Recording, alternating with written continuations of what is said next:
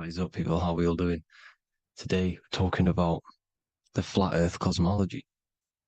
So let's jump straight into this. Please drop a follow and leave a like to help the algorithm. So we live in a torus field. Everything's made out of torus fields, and every torus field has motion. It's what it is. It's the motion of energy.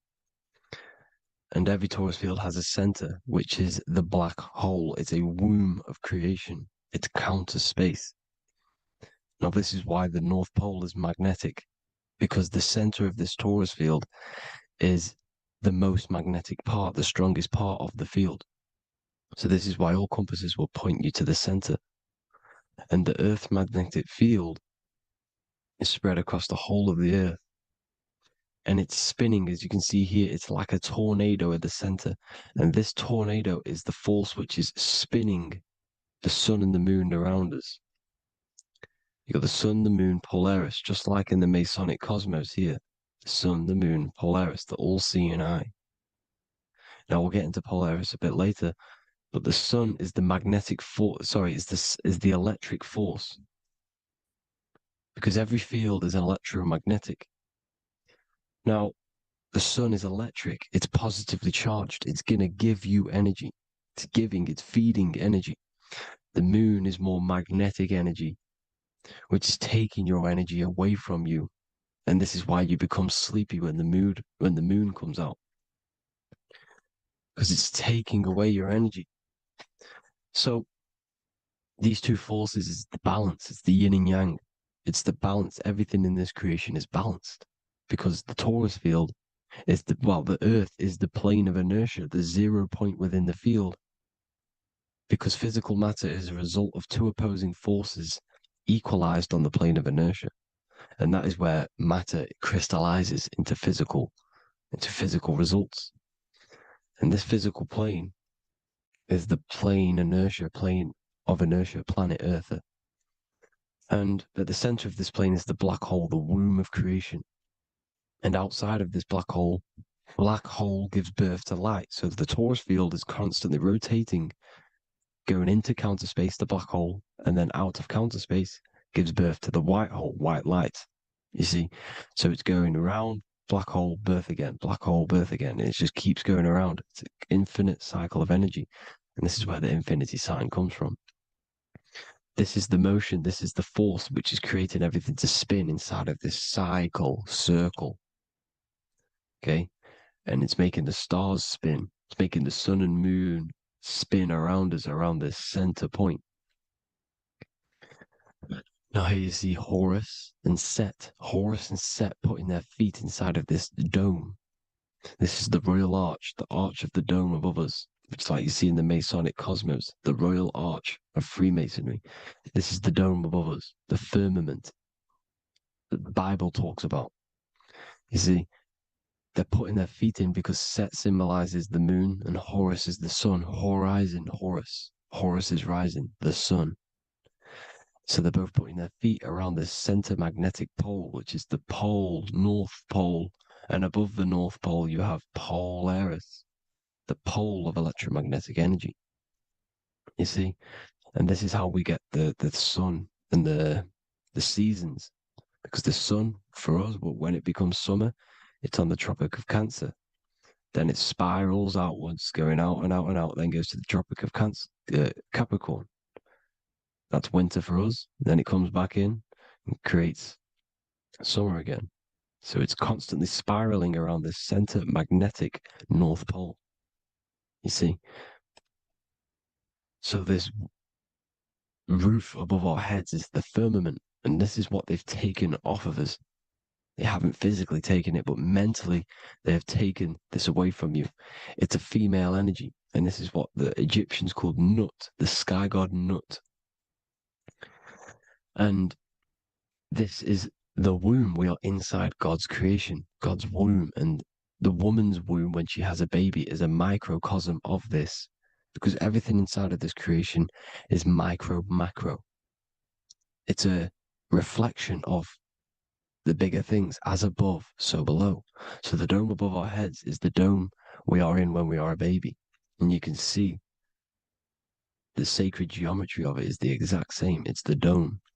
And when we are inside of the womb, the woman, the sacred maker, which is the M, the Masonic M, this is the Gmail symbol. The Masonic M is maker, mason, matter, male. She delivers the male, you see. She delivers the male because it's the maker, the female, the magnetic. The woman is magnetic in nature, the male is electric in nature. So when we are in this womb, the female, we are being fed by the center umbilical cord, by the center of the mother's stomach. We're connected to the center of the woman's stomach, just like we are when we are in the earth. The center is where the aurora borealis is being emitted from, the electromagnetic aurora borealis, the northern lights. This is our spiritual umbilical cord, connecting us to counter space, connecting us to the realms beyond this world. Because at the center of every Taurus field is counter space. And at the center of the earth is our spiritual umbilical cord. And this is the earth's belly button, as you see. As above, so below. We had a physical umbilical cord. We have a spiritual umbilical cord. And this gets cut when we die, when we're cut away from the physical reality. You see, here's the ancient Egyptian tablet showing this female. You can see the hair, it's a female above us because the female energy is nurturing, helping, looking after. And that's exactly what the dome is. It's protecting us. It's the Ark of the Covenant, the Ark covering us, you see? And this is what they've taken away from us. By you believing in space, it completely destroys the idea of this being a sacred creation. They've taken the roof off your head, whether if you believe in space, you believe that there's chaos, there's planets, there's asteroids about that could kill us at any moment. But this isn't true. They've made you fear your own creation that you're inside of. They've made you fear what's above you. You see, and it's to hide the power of astrology, the power of the lights in the firmament, which are constantly flowing through the ether. These powers which are above us are sending rays down to the earth, which are influencing our psychology and how we behave. And this is what astrology is. It affects human consciousness. It interacts with our consciousness. And there's a different energy every day because the planets are in different houses, different alignments. And this is, we'll go into this a bit deeper later on. So the world tree, this magnetic north pole, the pole of electromagnetic energy, was symbolized as a tree, the great tree at the center of the earth. You see? And this tree is symbolized everywhere. You can see here how the center person, this Egyptian person, is holding up the sky. This is the North Pole, the hyperboloid, at the center of every Taurus field. And this tree was in the Mayan cosmology. This is an ancient depiction. This is the Taurus field. There's the plane of inertia. Here's the center tree. Here's the tree in the center, the magnetic North Pole, the woman holding the stars. Here's the Hindu with the two birds symbolizing the sun and the moon revolving around this center tree. The Mayan tree, his Horus and Set around the North Pole. They all knew this flat earth cosmology. They knew these secrets. It's so sacred you understand the creation that you're inside of. Because if you don't, you'll be led astray. You don't know where you are. You're lost. You see? And here's the Masonic art with the rays of the stars coming down with the tree in the center. So it was personified as a tree. And we are in Asgard, Midgard, the middle garden, where there's good and evil. So the 7 layers of heaven, which is talked about in the Quran.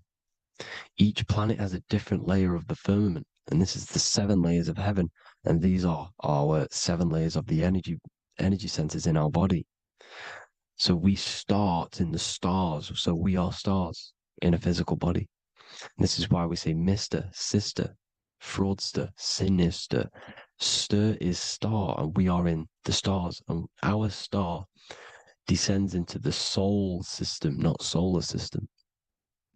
And as we descend into the soul system, We enter Satan's kingdom, Satan's world. As it says in the Bible, Satan is the god of this world. Well, if you've been into my research for a while, you know Satan is Saturn. Saturn's world, because Saturn's the outermost ring. He's the Lord of the Rings. And you enter his kingdom, the kingdom of time. And this is why Saturn's the time god. As soon as you go past the rings of Saturn, you're now in the solar system. You're now in time. You're now bound by space and time. And you're bound to the earth plane, the heart. Earth is heart. It's a rearrangement, it's an anagram for heart. And the heart of the electromagnetic color spectrum is green, and that's why the earth is green. And above green is blue, and this is why the sky is blue. In order to go to heaven on the macro scale, you have to go through the blue sky, through the 7 layers of heaven. In order to reach heaven in your body, whilst you're here, you have to go through the blue chakra to your head, which is heaven. It's micro, macro. Everything is micro, macro inside of this creation. Is an ancient. I think this is a French image, piece of art from the ancient French, with obviously the 7 layers of heaven, which they all depict. And notice how it's like a dome. We'll go into this dome symbolization, the Royal Arch of Masonry, which is next. But these 7 layers of heaven give us the 7 metals, the 7 days of the week, the 7 diatonic tones, the 7 chakras, the 7 everything. It's God's favorite number. And this is why the Masons use the G inside of the compass, because the G is the 7th letter and God starts with G. You see? So it's 7. God is 7. Here's another depiction of the heart, the soul system, the 7 layers of heaven. La fermente, la fermette. You see, la firmament, with the stars on the outermost layer. Here are the 7 planets: Jupiter, Mars, la Sophie, the sun, la luna, the moon. So Saturn. So we are in the heart of this soul system. In order to ascend, we need to ascend up our chakra system, reach 144,000 hertz, God consciousness, the God man. You have to unfold God man, master of the mind, mastery of the mind. So what are the stars? The stars make everything unique. The stars are constantly rotating around the center, magnetic North Pole, the tornado at the center, which is stirring everything. It's stirring the ether. The center is the ether, and the 4 elements are born out of this ether. There's 5 elements: ether, spirit, water, air, and earth. The ether gives birth to the 4 other physical elements, which the whole of creation are made out of. About them 4 elements. 4 is the number of stability. You know, a chair, a table has 4 legs. It stables things. It's a foundation, and these 4 elements are the foundation of this creation. You see, and this magnetic North Pole is stirring this, and the 4 vibrational states of the ether are the 4 elements. Now let me get back to the stars. I just wanted to give you that. The stars are being stirred around this center point, center. It's stirring everything, and they're always in different alignments. Every millisecond, they're moving in different placements of the stars. And the planets are called the 7 wanderers because they're not fixed. The stars are fixed, but the planets are called the 7 wanderers, the 7 layers of heaven, because they move faster and slower than each other. Each planet is slower and faster, has a different rate of speed it's moving. So these alignments are mixing in with the energies of the different 12 constellations. And this is why you have a unique characteristic. You have a unique look, a unique energy, a unique personality. This is because when you were born and you took your first breath, that energy which was in the ether, because the ether is all around you, and energy travels through the ether. The energy that the stars were casting down and the energy that the planets was mixing in with the 12 constellations was in the ether. So when you came out of the womb and your first breath, because breath is spirit, okay? So that first breath you took, that is the energy that is imprinted within your DNA, your soul. And you reflect that energy, you emit that energy. That's the energy that is with you forever. until you die, till this physical body dies off. And that's what the stars are. The stars are giving a unique energy, characteristic, personality to every living thing. Every dog, every cat, every animal has a unique personality because it was born at a different time and place in the sky. Okay, the stars are your destiny. Now, the stars are constantly changing as well. If you look at stars through a telescope, they're constantly changing and forming different forms. You can see here, it looks like water. It looks like light through water because it's the ether above us, a sea of ether.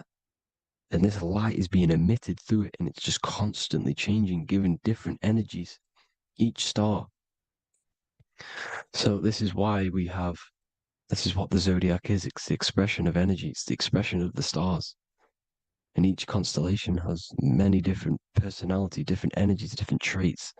Each planet has different traits, depending where your planets are, depending what energies you hold. No same person, no two person have the same energy. There's no one. It could be similar, but no one's the exact same. It's because of the stars. The stars are never in the exact same split place. The planets are always in different houses. So here's some Royal Arch symbolism. Here's the Royal Arch of Masonry. As it says here, the sun and the moon, the constellations. Here's Cancer, the 7 planets, the 7 stars. Here's the Royal Arch. This is the firmament. Here's the duality. Black and white, duality, good and evil, rest and motion, dielectricity, magnetism. See? So this is what the Royal Arch is. It's symbolizing the cosmic dome above us. The womb we're in. We're inside God's womb. And here's George Washington, the Freemason, inside of the Royal Arch. You see? With the G, the Masonic G, God, 7. Here you see another depiction of George Washington with the stars in the dome above his head, his Polaris, the sky vault, Polaris. We'll get into that later. Go inside of all of your ancient churches, you will see the dome. Go to the Vatican, you'll see the dome. All of your ancient churches have this dome because it's the dome above your head. The ancients knew this. This was known. We did not live in space. It was known back then. They all knew. This is Crown Court, which is one of the most important courts in the UK. You can see it's clearly so much Masonic symbolism. You've got the 4 pillars of Masonry. The Royal Arch is like an arrow pointing upwards to Polaris. His Disney World is under a dome. In his Polaris, the sky vault. You see? And also 666 in the symbol. There's more 7 layers of heaven. Here's an ancient depiction. The firmament. Here's the astral plane outside of the firmament. The Royal Arch. You see? It's everywhere. Here's Polaris, the 8-pointed star. Polaris is in between the sun and the moon. It's at the center of the Taurus field. And Polaris corresponds with the pineal gland as well because it's the all-seeing eye. See? So is Polaris, the 8-pointed star, which is at the very top. It's the very center. It's on top of the North Pole. And it's an 8-pointed star that's always symbolized as an 8-pointed star. Here you see the Vatican.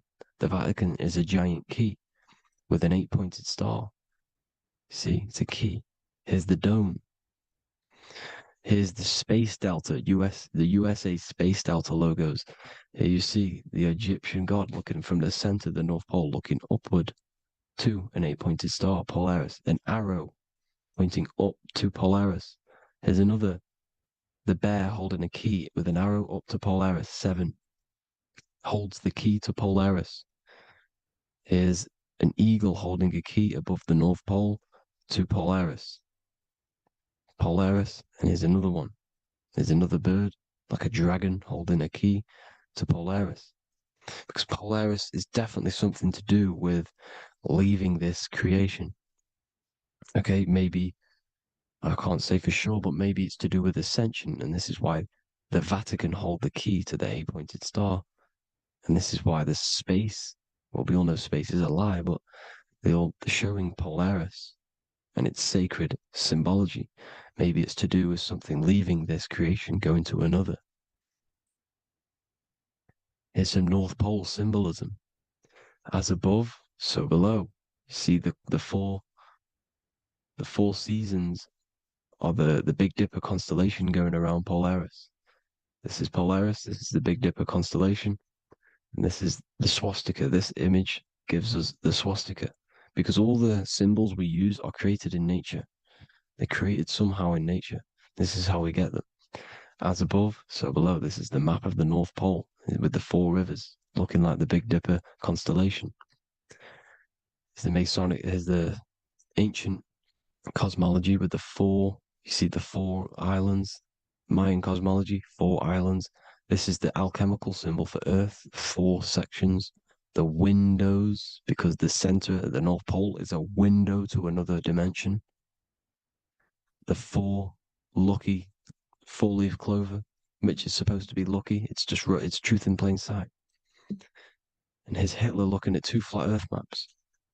So this swastika has been used for thousands of years, thousands and thousands of years, and it's symbolic for the most sacred land on this plane, the North Pole.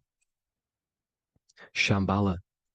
Do some research on Shambhala, people. It's a it's a Hindu mythology about the sacred lands at the center of the earth, and it's known to be full of enlightened beings, and it's all symbolized at the center. You can see their paintings of Shambhala. It's all at the center, the North Pole, and it's known to be the most godly place ever because it takes you to a portal to the higher places, and maybe this is something to do with Polaris, connecting you to this sacred lands at the very center. But anyways, people, thank you all for tapping in. Hope you all learned something. Have an amazing day. Please follow, subscribe, like, all the links in the description for the courses, the PDF. Please have an amazing day. God bless.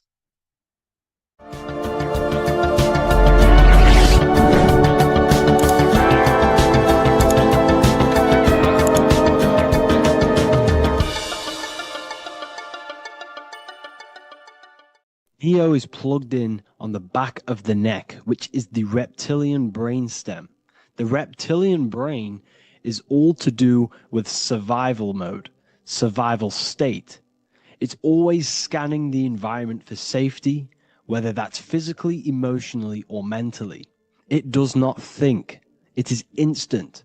For example, do I smack the guy or run off? If something happens to you, like a car's coming really quick to you, you do not think about this. The reptilian brain is the animal instinct that will instantly move your body on the instant reactions. Hence why it's the closest brain to the rest of the body. It has instant access to the electrical nervous system to control the body at instant reactions. Now, Neo is plugged in on the back of the neck, which is the reptilian brain.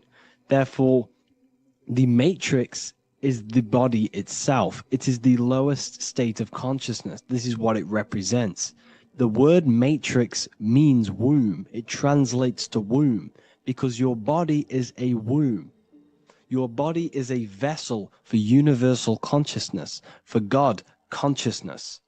And the body is also a womb where you can be born again outside of this body by raising your consciousness, by awakening the neocortex. This is why Neo is called Neo, because it represents the neocortex.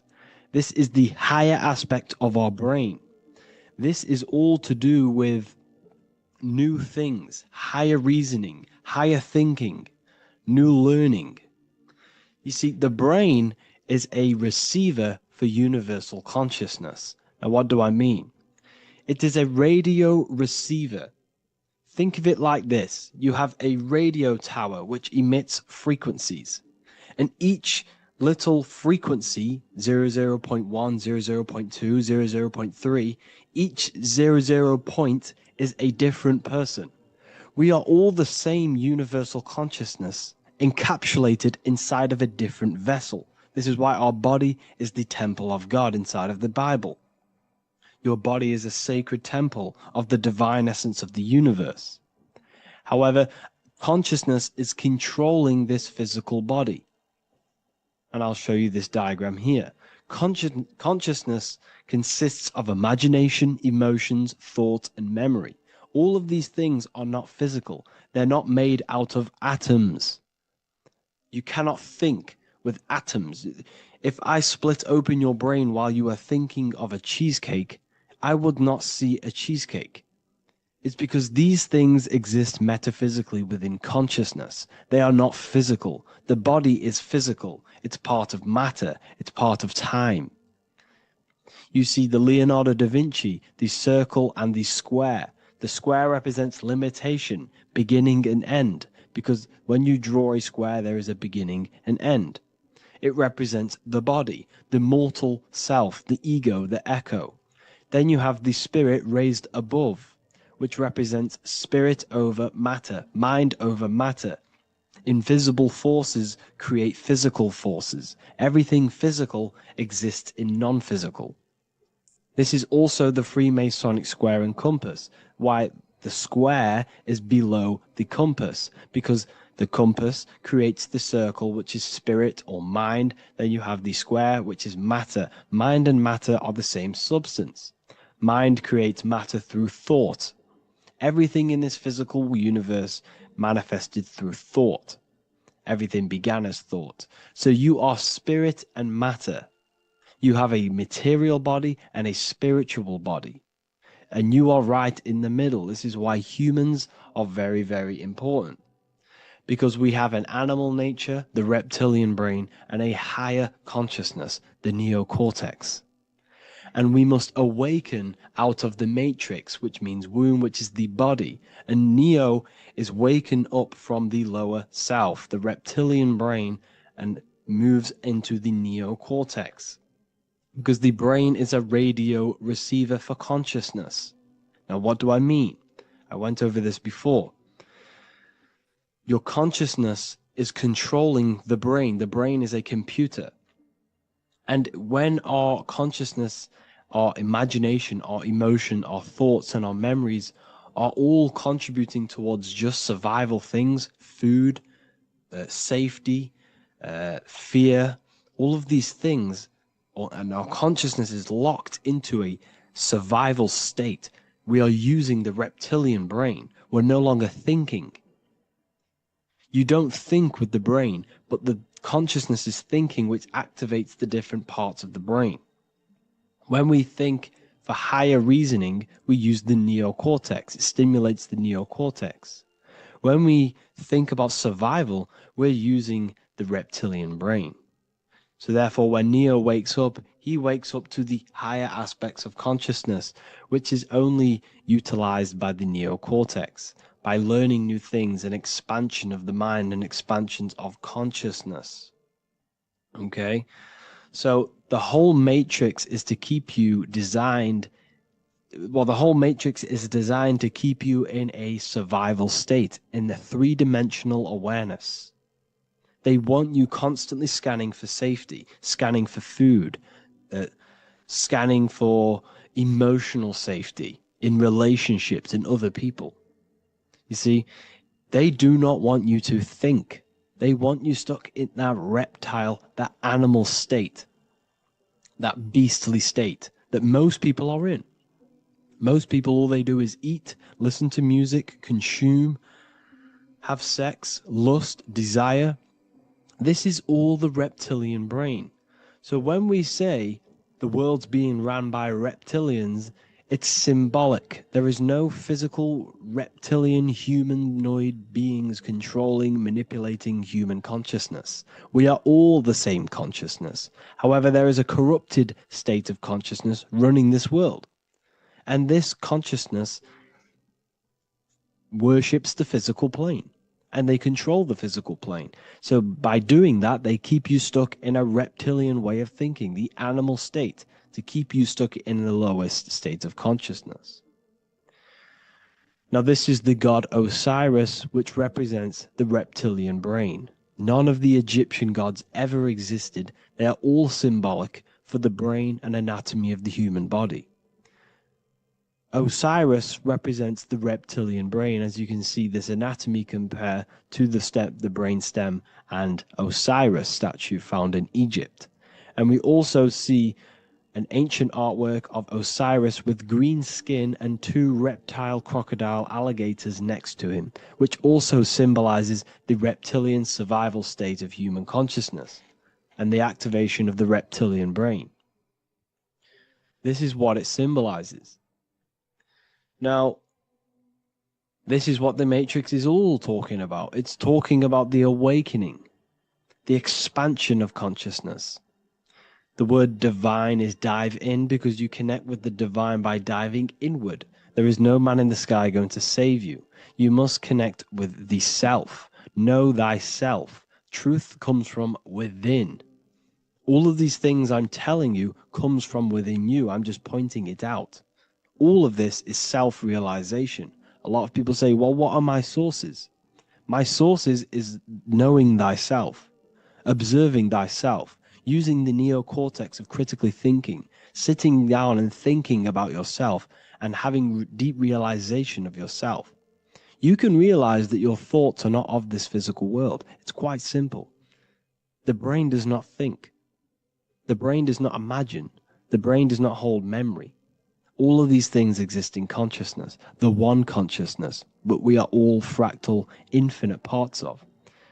This is the eye on the triangle, consciousness being given down to the rest. This is separate. Consciousness is separate from the rest of the pyramid. The pyramid is your body.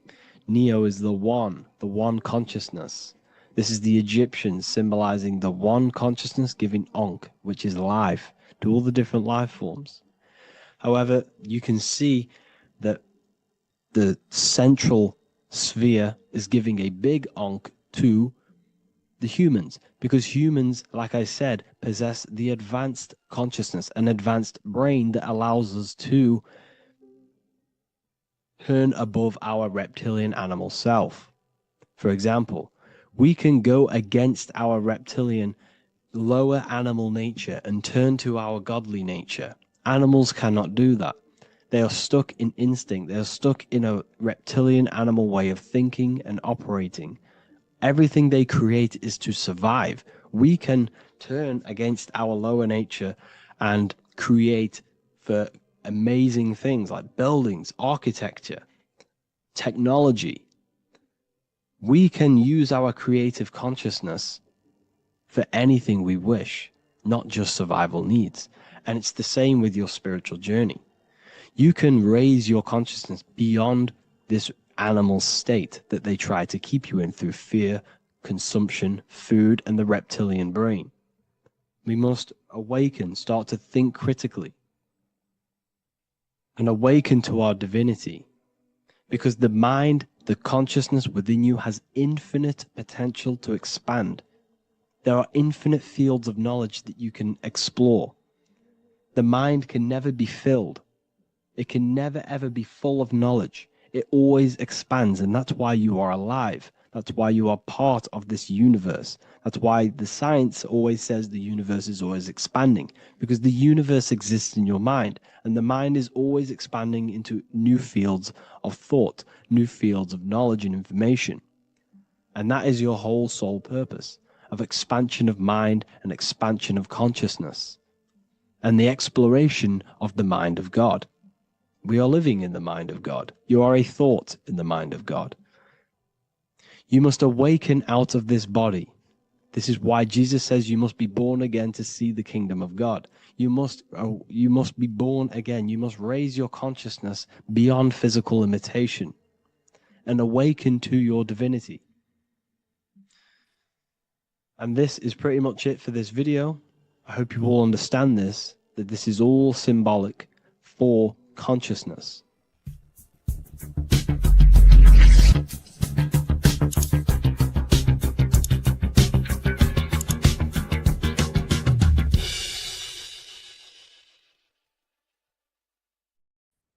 You are not breathing correctly. 98% of people only use a third of their lungs capacity, which is shallow breathing, which ages you. lowers your brain capacity, and also lowers your state of consciousness. So it's essential that you breathe consciously on a day to day basis because this is what truly elevates your consciousness. I am going to give you the key for you to raise your consciousness just through breathing alone. Such a simple thing, but yet the most effective way for raising your state of consciousness and becoming more spiritually and mentally advanced. So tune in for this video and I'm going to show you exactly how to do it and the symbolism behind breathing. Air is more than just air. It carries electromagnetic energy. So now I'm going to give you the science behind this spiritual truth. This invisible force is what sustains all physical life, providing the life force energy essential for existence. Electromagnetism. Everything is fed off electromagnetism. Your body is an electromagnetic battery. Now, we can prove that air carries electromagnetism just by doing a simple test, a simple scientific experiment by getting liquid oxygen and pouring it between a north and south magnetic pole, a two polar opposite magnets. We see that the liquid does not fall straight through it. It is sucked, it is magnetically attracted to these two opposing forces, opposing magnets. This is proof that air, liquid oxygen carries electromagnetism. When you are breathing electromagnetism, the essential life force behind all living beings. This is known as energy or prana, chi, ether, or spirit. This is all the same thing. Air is not just empty space, it is energy, it is prana, it is life force, it is spirit, it is ether, chi, prana. You are an electromagnetic being. Your consciousness is in direct correlation with your electromagnetic aura or biofield around your body. Your state of consciousness is mirrored within this field around your body. Now, your breath, when you breathe in, you're breathing electromagnetism or life force. Breath is the vital link between the physical and the spiritual, bridging the body with the soul. Through breath, we connect with both tangible world and deeper, the unseen realms of energy and consciousness. Breathing deeply and properly elevates our consciousness, enhancing the brain's functions, heightening the sensitivity of our five senses. It also brings a profound calmness to the mind, creating a state of clarity and inner peace. Like I said earlier, breathing properly is the fastest way to elevate your consciousness. It is the fastest way because breathing, when you stop breathing, what happens? You lose physical consciousness. Your body will shut down if you do not breathe in this vital electromagnetic energy in the oxygen. If your body does not get this for 5 minutes or however you can last without breathing, this makes you lose physical consciousness. Your body will not survive without this essential life force energy. Therefore, air is one of the most overlooked things. This is why we see the symbolism of Buddha having a big belly. Why does he have a big belly? Because it's symbolizing breath work, proper spiritual breath work, the, the certain teachings of breath work, of when you breathe in through the nose, you have to breathe in through the nose. You don't want to breathe in through the mouth because the nose acts as a filter which catches dust particles and filters out the air before it enters the lungs. The mouth does not do that. The nose is for breathing inward. We breathe in through the nose, and when we breathe in, we breathe into our belly, not our lungs. When we breathe into our belly and our belly expands outwards, we are then moving this energy down through from the nose down the spinal column. And when we breathe back out, the belly goes in, which is raising the energy up the spinal column. back out through the mouth. This is the true way of breathing, because when we breathe, we are moving energy. We are moving electromagnetic energy. When we breathe in through the nose, the energy travels down the spinal column. And when we breathe out, we are raising this energy back up the spine, some of it going out the mouth, and some of it reaching the brain, activating dormant brain cells in the brain. But when we breathe, we need to make sure we are using 100% of our lungs' capacity, because the lungs is what transforms this special energy into consciousness, physical consciousness. So this is why Buddha has a big belly. It's not because he was fat. It's not because he was overweight. It's symbolism. It's symbolism of breath work. So try this. Do this for 2 minutes while you watch this video. Breathe in through the mouth as hard as you can until you no longer can fill any more air into your lungs and belly. Breathe it into your belly, not your lungs. And breathe out through the mouth. Do this for 5 minutes or 2 minutes, however long. I promise you, breath affects your consciousness. You will notice the difference. If you do it quicker, the quicker it'll affect your consciousness, and you might go lightheaded. But that lightheaded is you activating your spirit, your energy body. So try this just when watching this video. When you breathe consciously, you are renewing both your energy body and astral body, aligning your consciousness with a higher state. This practice feeds new life force energy into the body, revitalizing and enhancing your overall well-being. Like I said, your brain requires the most amount of oxygen. When we have shallow breathing, this is reducing the brain's capacity. Because when we are not breathing properly, which 98% of people are only using a third of their lungs capacity, we are essentially only using a third of our consciousness, because your breath is directly correlated to your consciousness, your state of consciousness. When you breathe in through the mouth, out through the mouth, out in through the nose, out through the mouth, consciously and deeply for 5 minutes, you will notice that your senses are more powerful and sensitive. Your brain is quicker.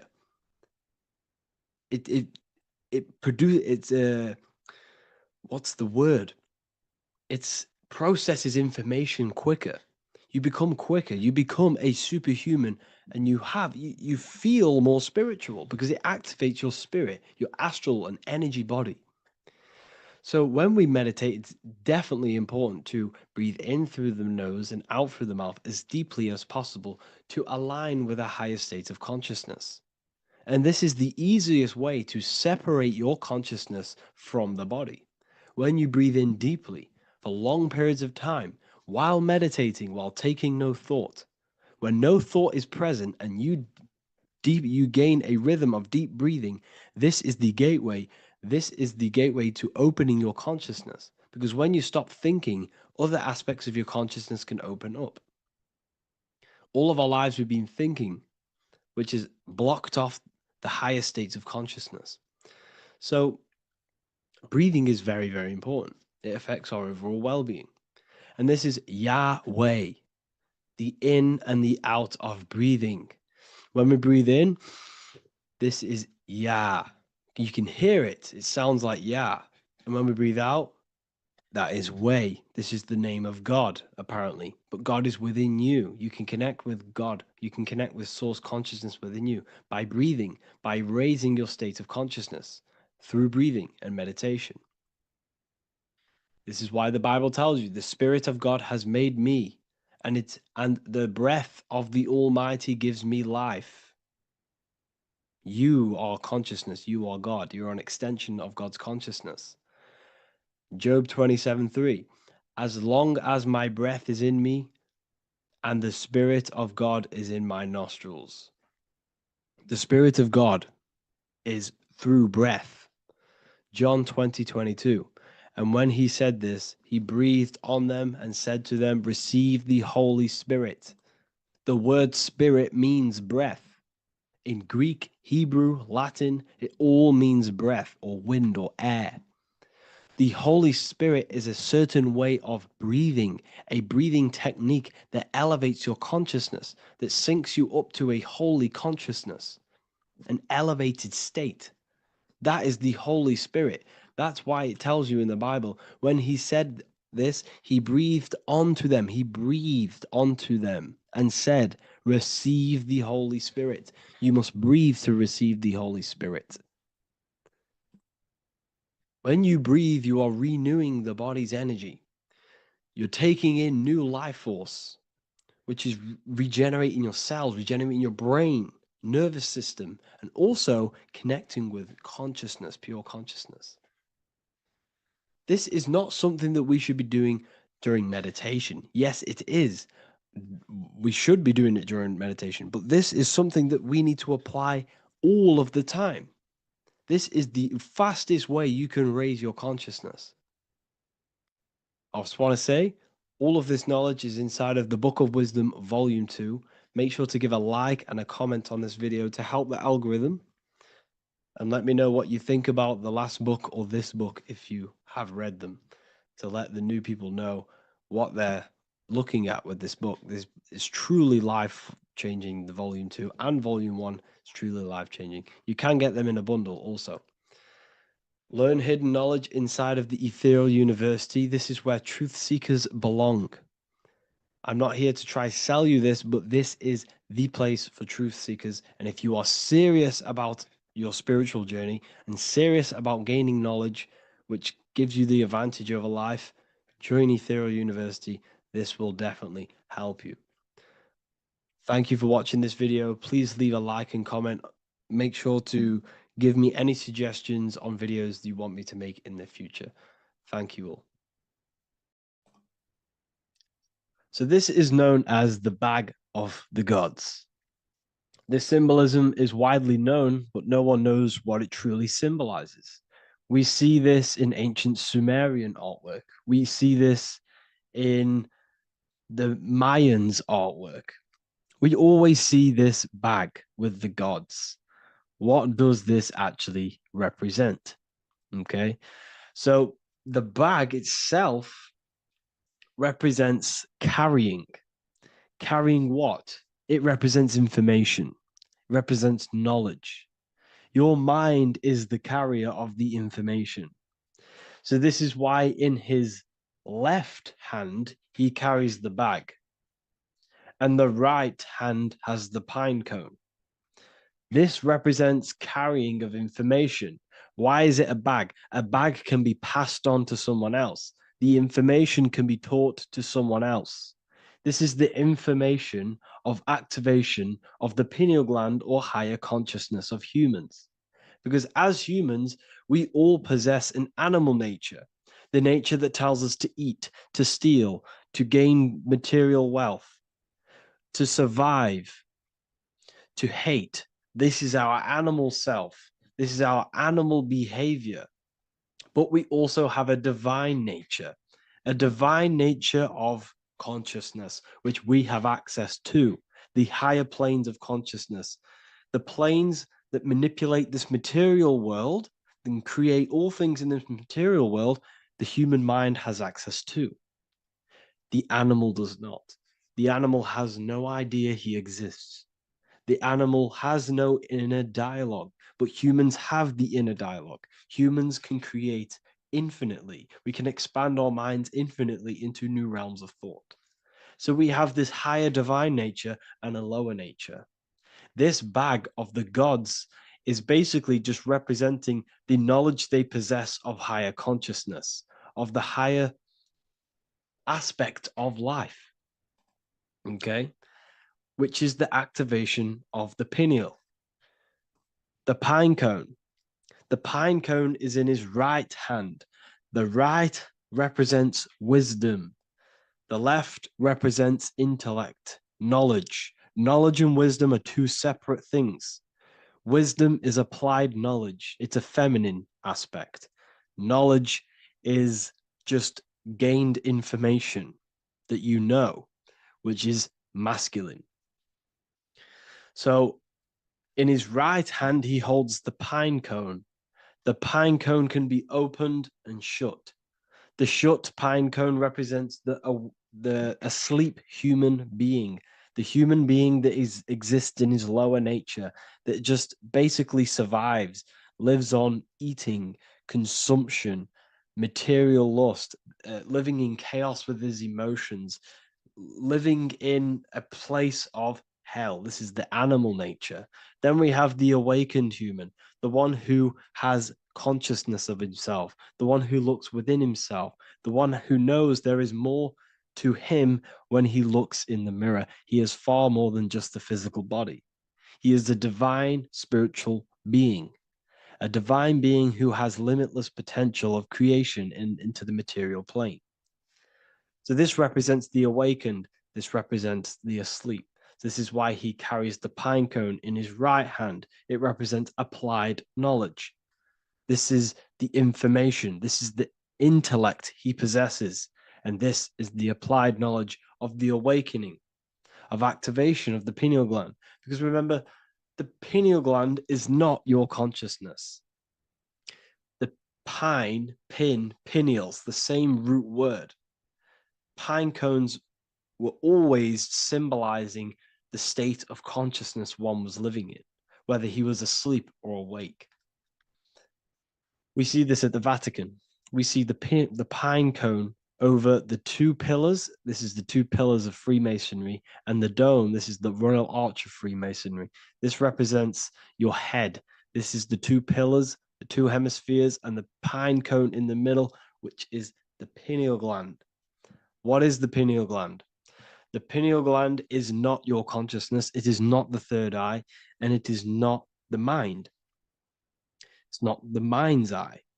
The pineal gland is a radio receiver. This is your body. Your body is an antenna. Most people think they are this body. This body is nothing but a receiver and a downloader of consciousness. Your brain does not produce consciousness. You are not this brain in your head. This brain is a downloader of consciousness. Consciousness comes from a way higher divine plane, which is what this image is showing here with the clouds.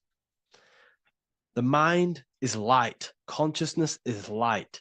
And this light is coming down into the material plane, and your body is basically a crystal antenna which is receiving and downloading this consciousness. So you can experience a three-dimensional reality. So God can experience himself in a divided, separate state. This is what this represents. Now, the pineal gland can be activated, okay, and stimulated because the pineal gland has phytoluminescent crystalline jagged-shaped cells on it.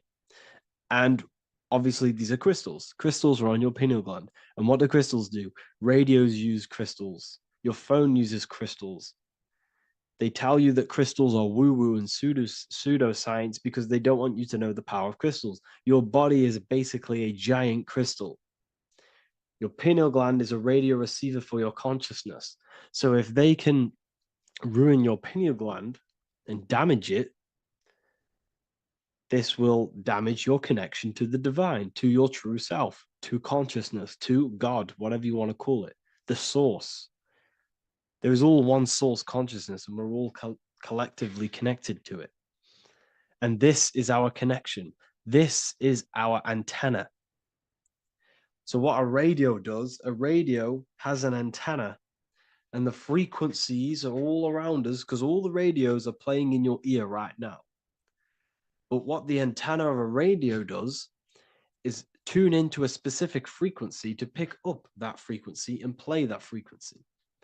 It's the same with your consciousness. You're all a fraction of God's consciousness. So that is essentially what we are looking at here. We're seeing knowledge, intellect in the left hand, and applied knowledge, activation of waking up to higher consciousness, to the higher human form. Because we can reach beyond our physical form. We can turn our animal self into a divine being, into one of these so-called gods. These gods are nothing but human beings. The Anunnaki were not gods. They didn't come from the sky. These are normal, regular human beings who activated their higher consciousness. This is what we have here. This represents spirit. Birds represent spirit. So, do we have any questions? I'll take some questions now. That was just a short lecture on what that symbol truly means. Okay. So, if we have any questions, feel free to go ahead and ask some questions. Anything that you don't understand, anything that you want to know. Okay.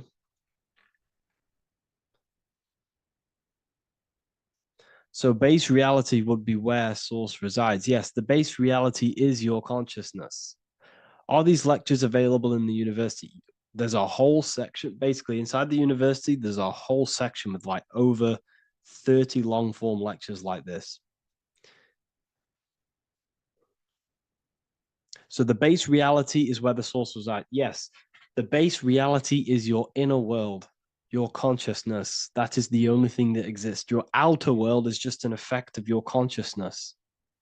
Your consciousness, everything that has gone on within the mind and emotion, is pushed outwards into your reality. You have thought and felt your way into your external circumstances. Your life is a direct correlation of every thought you thought in the past. Therefore, your inner world of consciousness is creating and molding your outer world.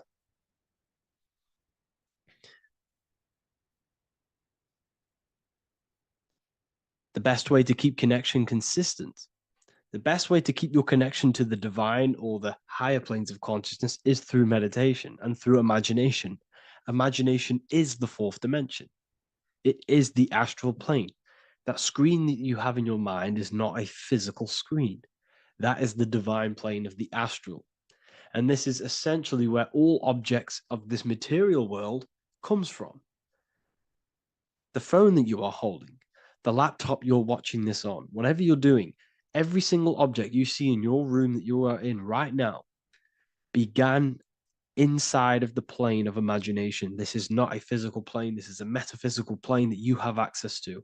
And you have the ability to bring down this plane into physical form. That's what we call manifestation. That's what the ancients called magic. This is what we now call in science metaphysics. It's all the same thing. So, yes, you all have access to the divine planes, unlike animals. This is why humans are so advanced.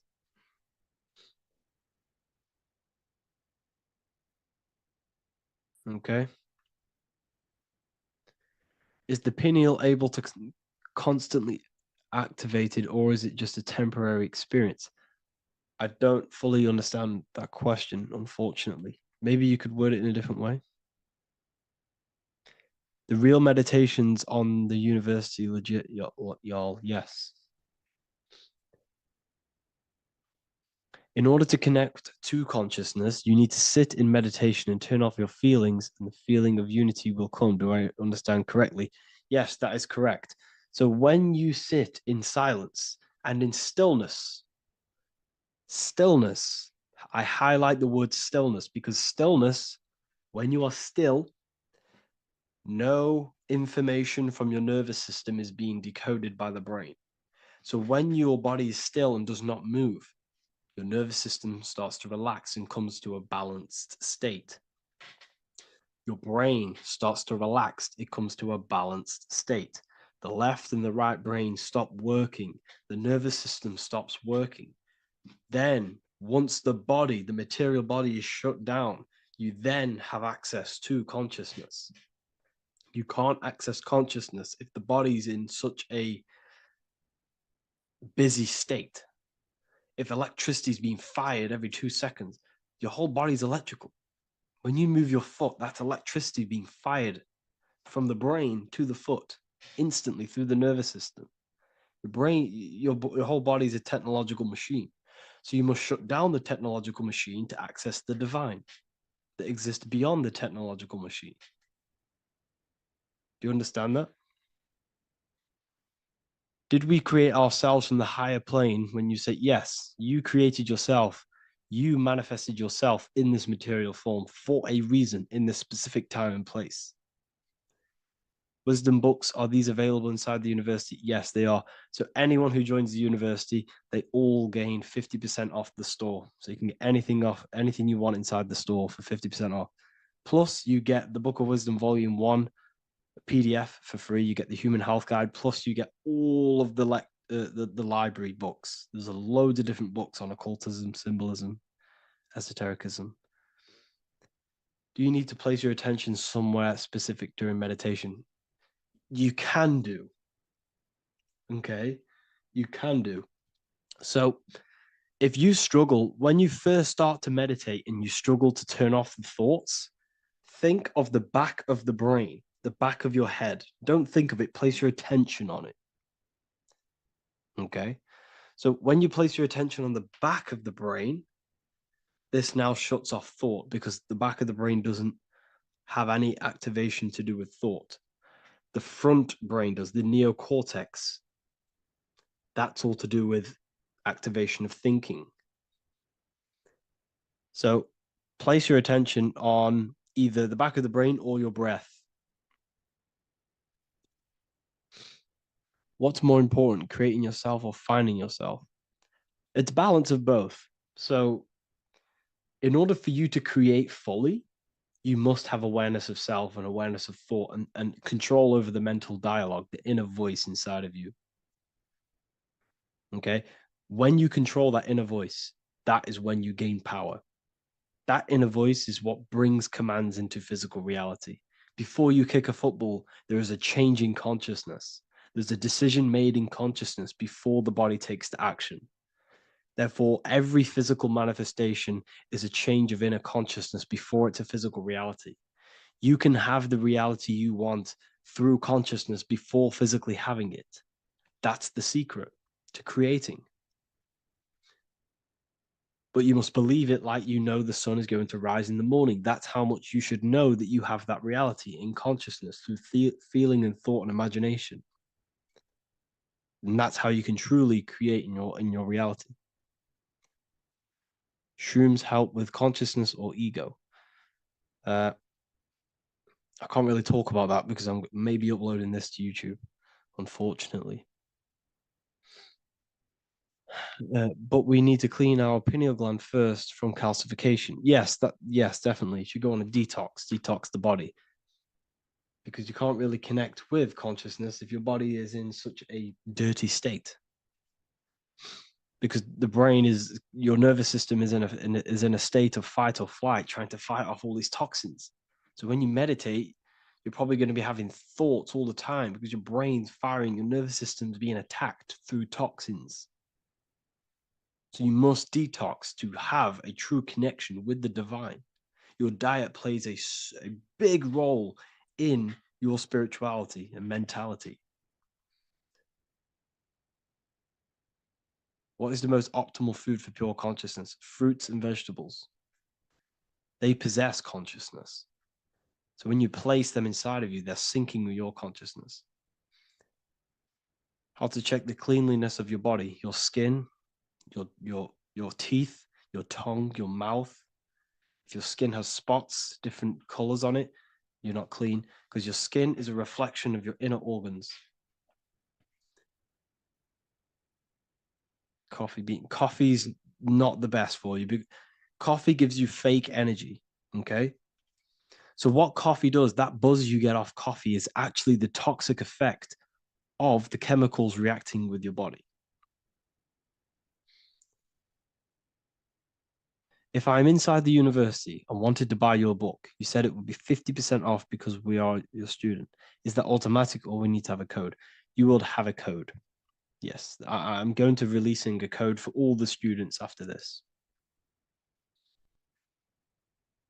Caffeine equals neurotoxin. Yes, it fries your brain, it fries your nervous system, it fries your dopamine receptors. Will the Q&A last week about money symbolism be posted? Oh, I didn't post that. That's my bad. I totally forgot. I will post that after this. Thank you for reminding me. How to detox the body. The best way to detox the body is going through a week cleanse of fruit. So only consume fruit, sea moss, and cayenne pepper, and lots of freshly pressed juice. Do that for a week or 2 weeks, depending on how you feel, and then start to fast. You will lose weight, but you're not losing weight. You're losing impurities. It's good to do this every couple months to just go on a raw fruit diet, cleanse the body, push everything out, and then start to fast while you know consuming sea moss and having lots of freshly squeezed juices. What is an alternative for coffee? Something with high energy levels. Okay, we're not taught the most simplest thing about the human body. It is an electromagnetic machine. It's electrical. It runs off electricity. The only energy you need is electricity, and that is found in fruits, vegetables. If you want energy, drink pure, fresh, pressed juice. That will give you more energy, more electricity than coffee. Can we cleanse ourselves through oil pulling? Do you recommend it? I do oil pulling every day with coconut oil in my mouth. Celery juice is a good one, very good one. Yeah, celery juice.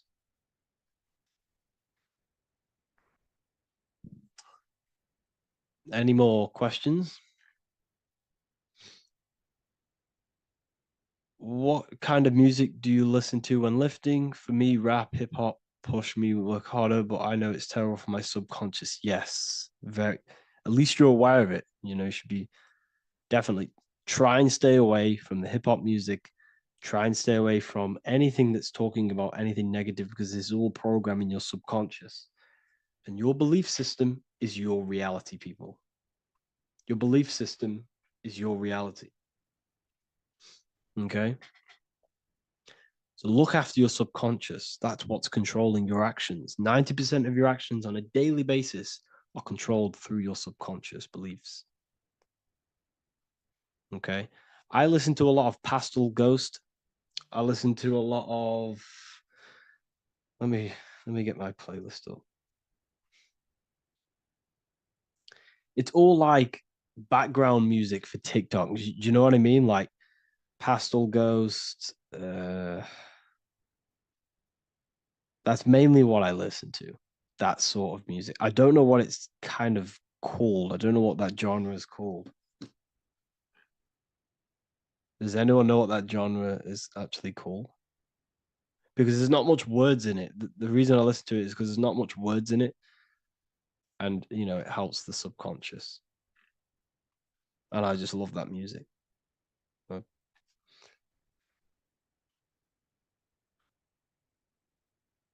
Like lofi, yeah, a bit of lofi. Uh, most people won't even know this type of music.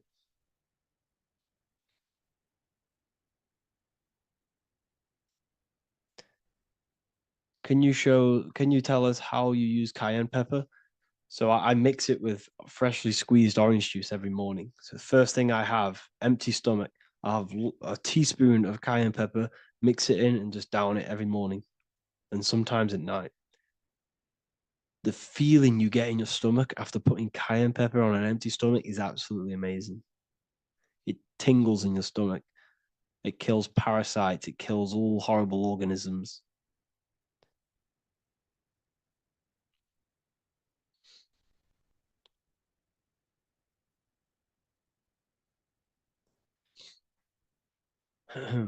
Mix it with hot water. Yes, hot water and key lime water. That I bet that's powerful.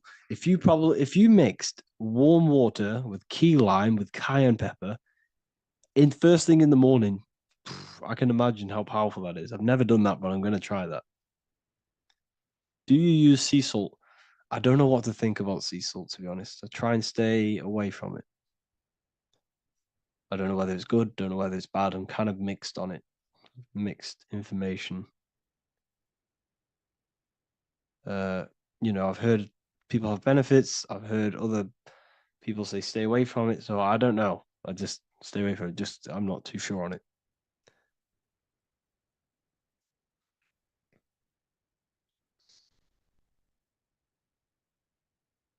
I drink fresh pressed celery juice every morning. Yeah, definitely. Uh, is there any chance we could like feel for, move to like esoteric occult questions? The only reason I say that is because I might be posting this to YouTube, so it's like I don't want them. I don't want them thinking I'm giving health advice because I'm not. This is what I do. I'm not giving anyone medical advice.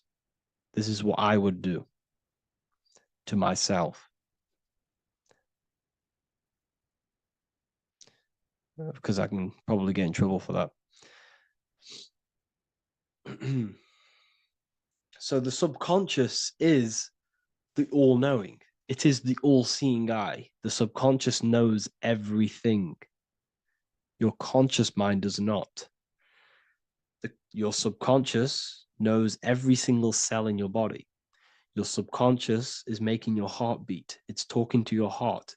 It's talking to every organ, every cell in your body is being connected and spoken to by your subconscious mind.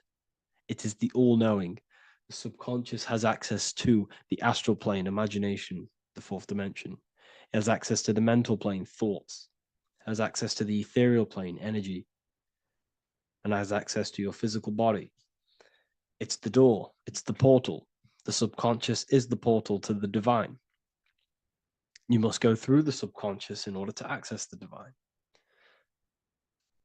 Any coupon codes for book 2? Yes, inside the university, there will be a 50% off coupon code. Speaking of ancient civilizations, why did they use symbols to give us true knowledge? This is a very, very good question. Very good question indeed. The reason they use symbols is because symbols are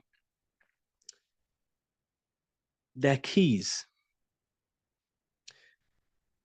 They hide meanings. They hide things. For example, if it was written down, if all of this sacred knowledge that I'm speaking now was written down, it can be easily taken. It can be easily misused. Someone can take it, read it, and steal it and misuse it and abuse the world and create horrible things. The reason they use symbols is because they're hidden. They hide the teachings.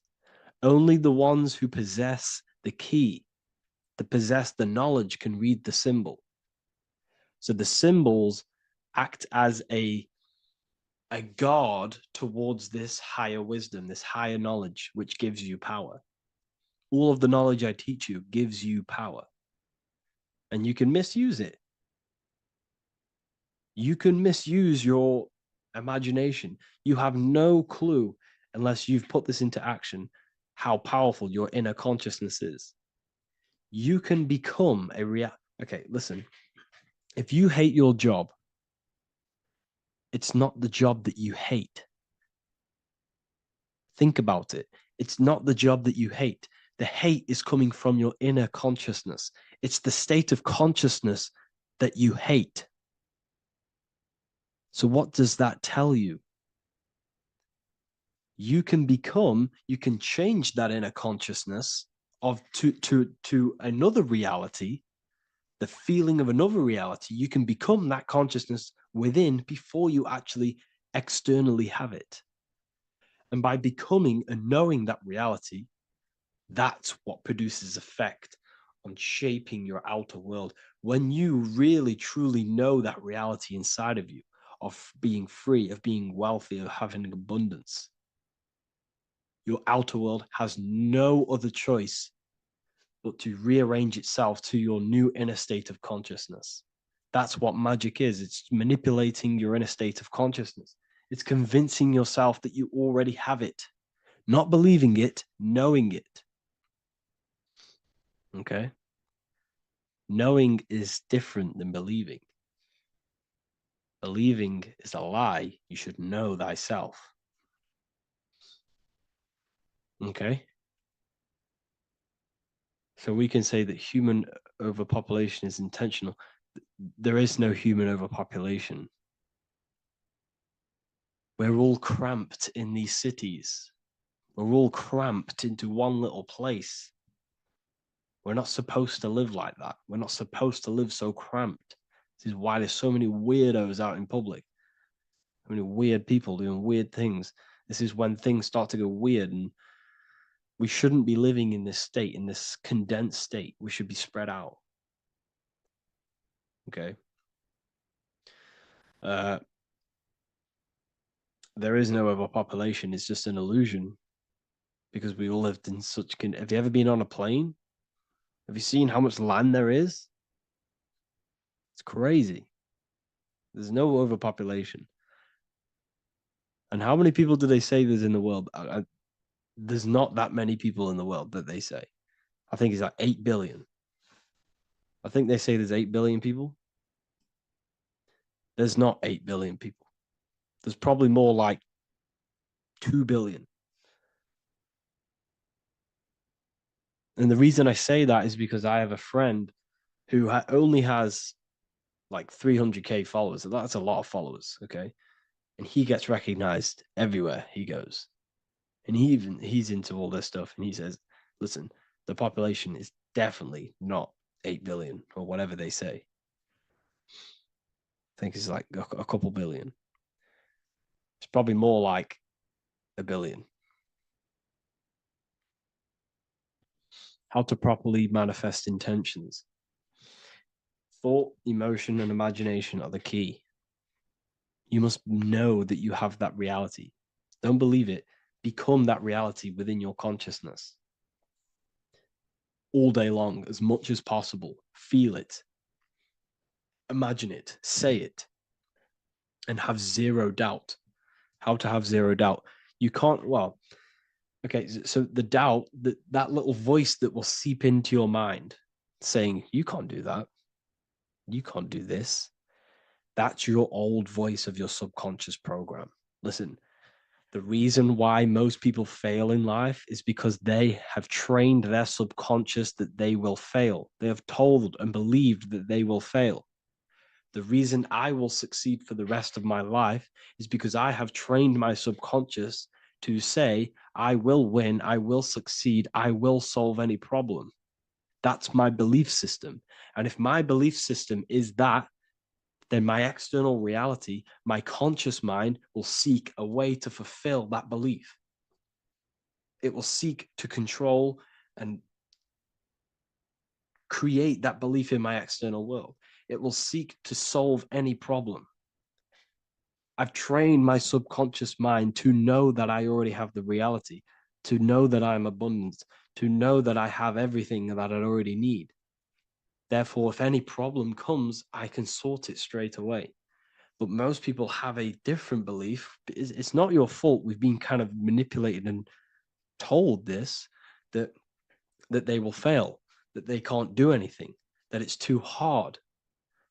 And that basically casts a spell on the conscious mind, where your conscious mind is just like, no, I can't do that, because of this subconscious belief that you hold. So you must reprogram your subconscious that you can do it, that you will solve any problem, and that you are abundant. That's the reason why successful people succeed. It's because they have a complete different mind state, a complete different belief system in their subconscious.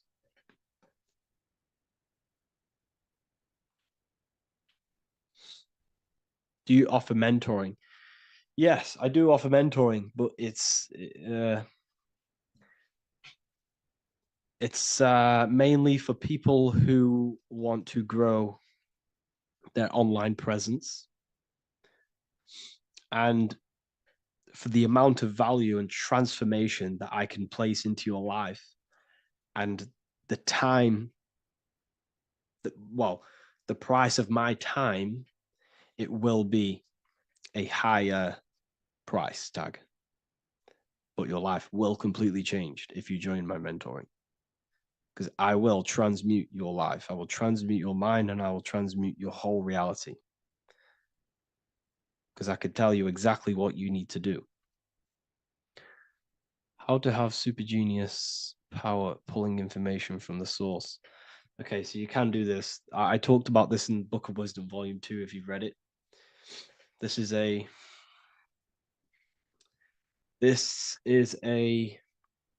technique that Albert Einstein used. This is a technique that Thomas Edison used. This is a technique that all of the ancient geniuses have used. So you get it on a chair, you place metal below you or plates, and you hold a metal ball in your hand, and you fall asleep. And every time you fall asleep on the chair, you're going to drop the ball because your body will become unconscious. And you will basically drop the ball and it will wake you up because it's going to hit and make a loud bang on the plate. And every time you go to sleep, basically what this is actually doing is shifting your consciousness from conscious into the subconscious. So from physical into the astral. Your consciousness is shifting between these two planes. And as you do this, you can bring down great ideas from these higher planes. So when you fall asleep, have an intention. And when you fall asleep, you'll drop the ball. And when you wake back up, you'll have an idea and you got to write it down.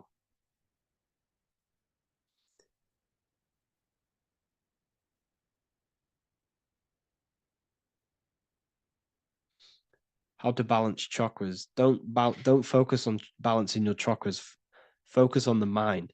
The mind is the cause of the chakras being blocked. If you have a blocked throat chakra, this is a problem in your mind, not the chakra. You see, the chakras are a result of the mind. You transmute the mind, you can transmute the chakras and cleanse them.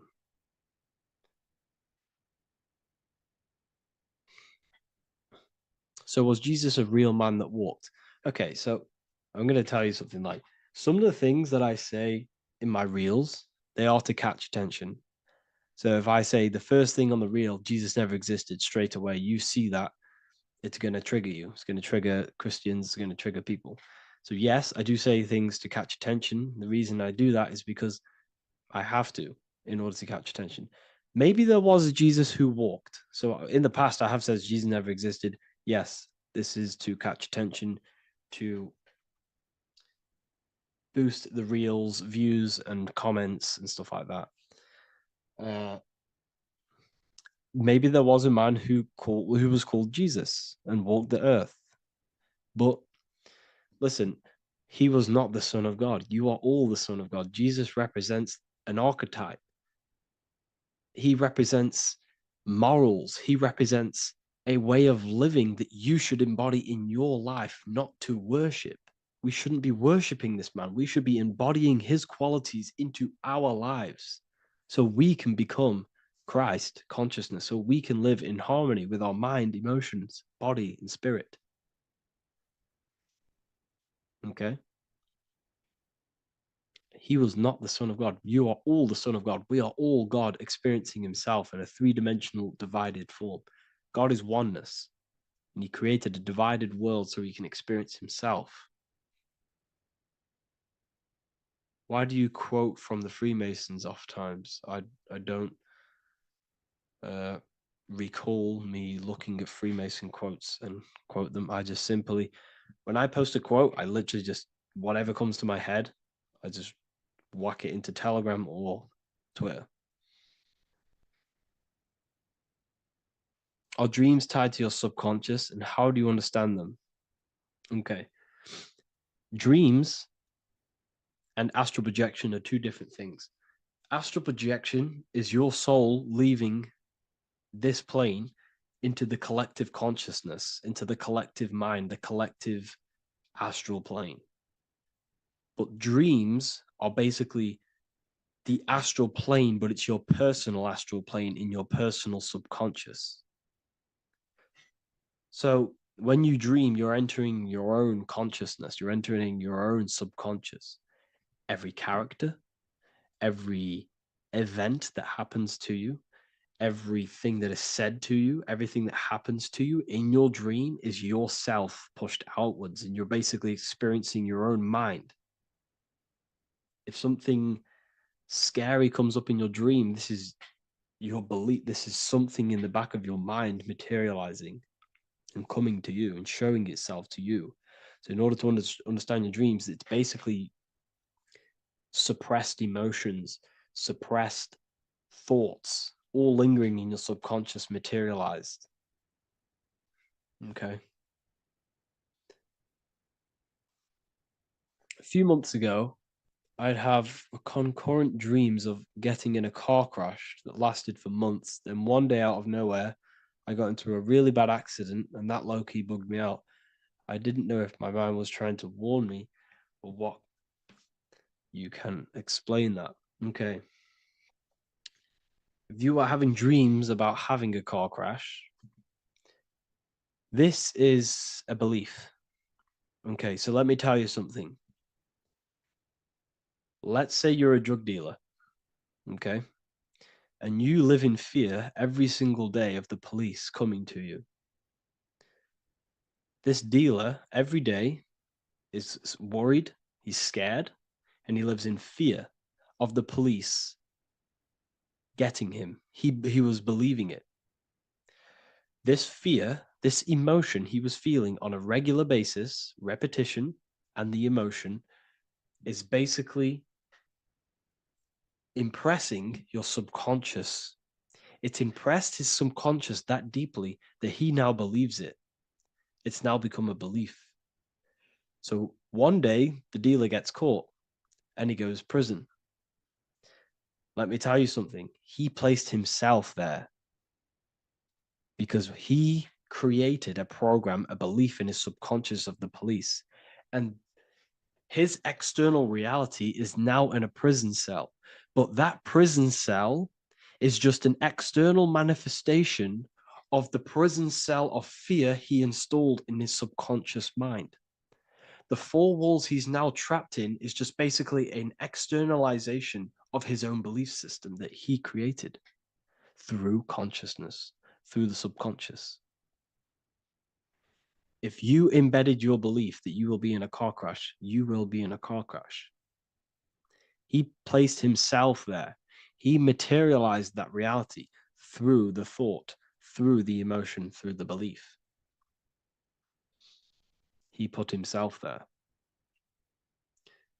You see? So if you were having dreams, this was maybe, it could have been anything. You could have watched a program when you were a child about a car crash and that maybe scared you. Or you saw a car crash when you were very young and that scared you and that impressed your subconscious. Then you had a dream about it. Then you started to believe it. And then one day, bang, it happens. That's the power of the subconscious mind. It holds control over you. It holds control over every aspect of your reality, of your being. So, I hope you all enjoyed this live. I'll see you all inside Ethereal University. I'll be posting another lecture this week. And yeah, let me hold on. In this video, we're going to be talking about the evolution of consciousness. You are born human, however, you possess consciousness, which is the awareness behind your being, the awareness behind your thoughts, the experiencer behind your five senses, the experiencer, the observer behind your thought, emotions, and senses. You are an eye, an invisible consciousness looking through a lens which is your body. Your body produces this physical world that you experience. Your brain produces this world. Your brain and body is a technological computer. However, you are an infinite, ever-expanding consciousness behind this physical body. And there is an evolution of consciousness, a cosmic journey of expansion. And this is why we see so much pyramid symbolism in the occult and esoteric world, and especially within Freemasonry.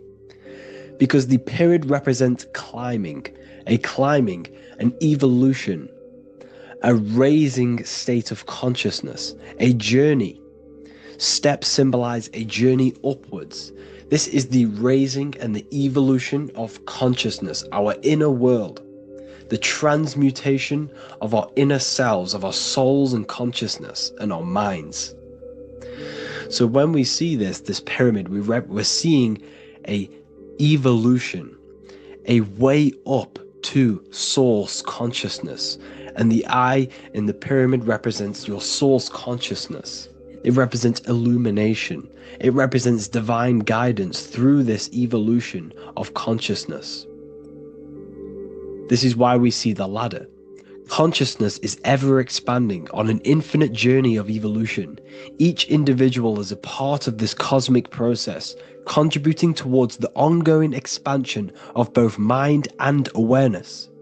As we evolve, we collectively explore deeper levels of existence, expanding the boundaries of thought and consciousness.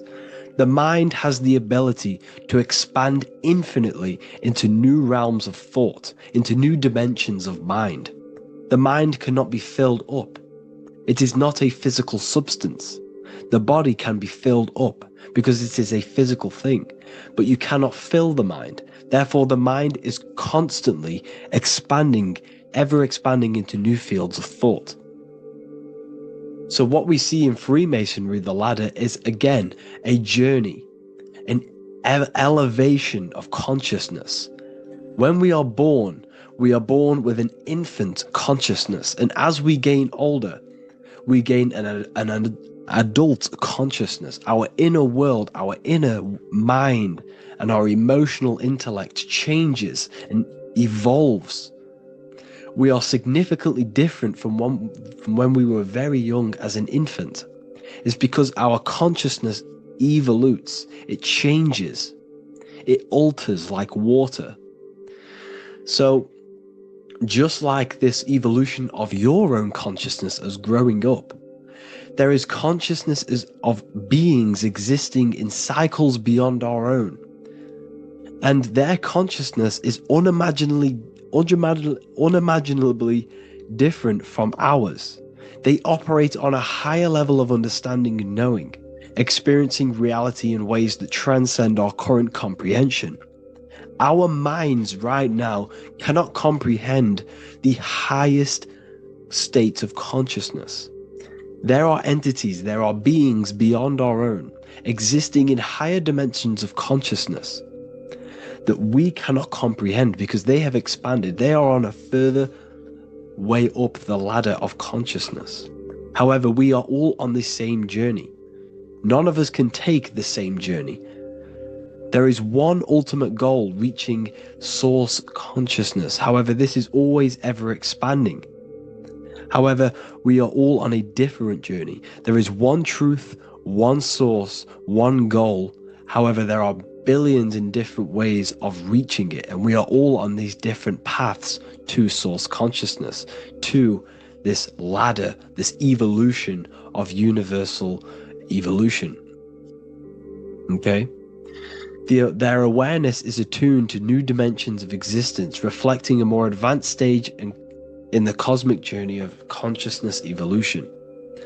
So when you take DMT, you are shot into these higher realms of consciousness where you meet these beings who look similar to these images.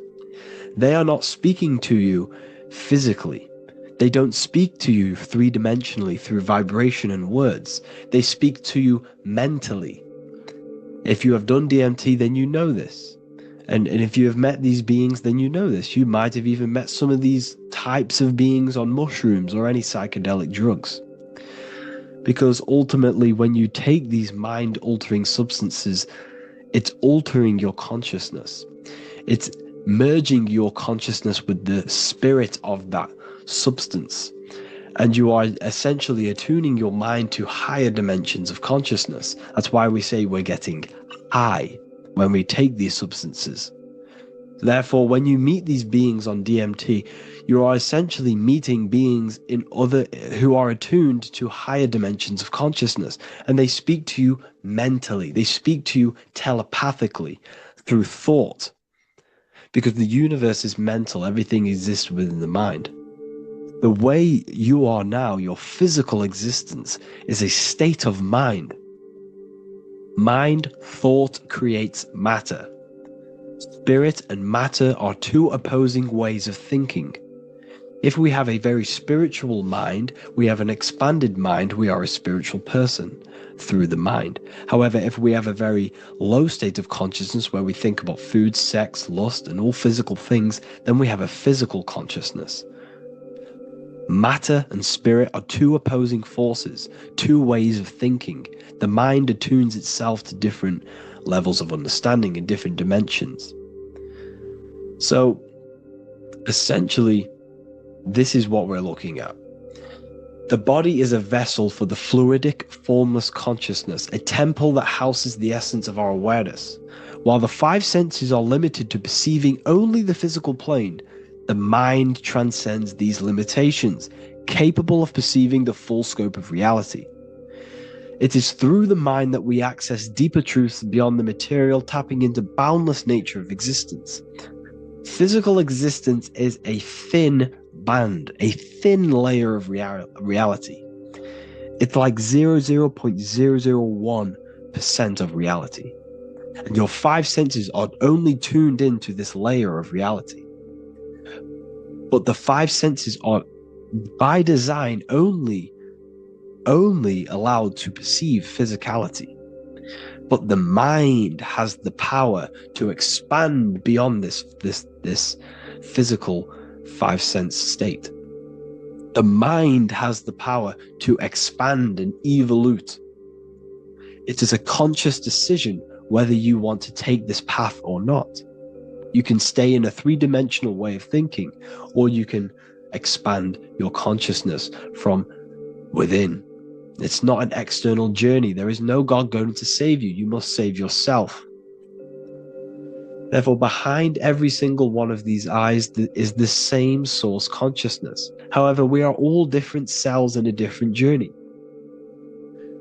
The organs in your body, the cells in your body are all alive. They all possess same consciousness, universal consciousness. However, we are all on a different journey of evolution. As above, so below. As the baby is in the mother's womb, when the baby becomes conscious, there is a world outside of its mother. What does it do? It presses and seeks a way out to be born in the other world outside of its mother. It is the same with your consciousness, your mind. When your mind becomes aware that there is realities beyond the immediate surroundings, it seeks a way out. And this is exactly what I'm doing to you now. I am now expanding your mind and telling you there is other ways of reality. There is other dimensions of consciousness which you can access through inner transmutation, through different ways of thinking, spiritualism and meditating and connecting with yourself and detaching from external things. We can upgrade our consciousness. Your body is a womb. Why Jesus says you must be born again to see the kingdom of God, because you are born physically and then you must be born again spiritually, awakening your inner consciousness. So like I said, as the baby is in the womb, it's the same principle. As above, so below. You were a baby, you were in your mother's womb, and you figured out there is a world outside of your mother, so you seek to way out your mother to be born in another world. It's the same now. You must do this now. This is your spiritual evolution. This is the evolution of consciousness. It's ever expanding. When you die, this is a transition. You must learn to not fear death. This is another part of your spiritual journey. You must master death.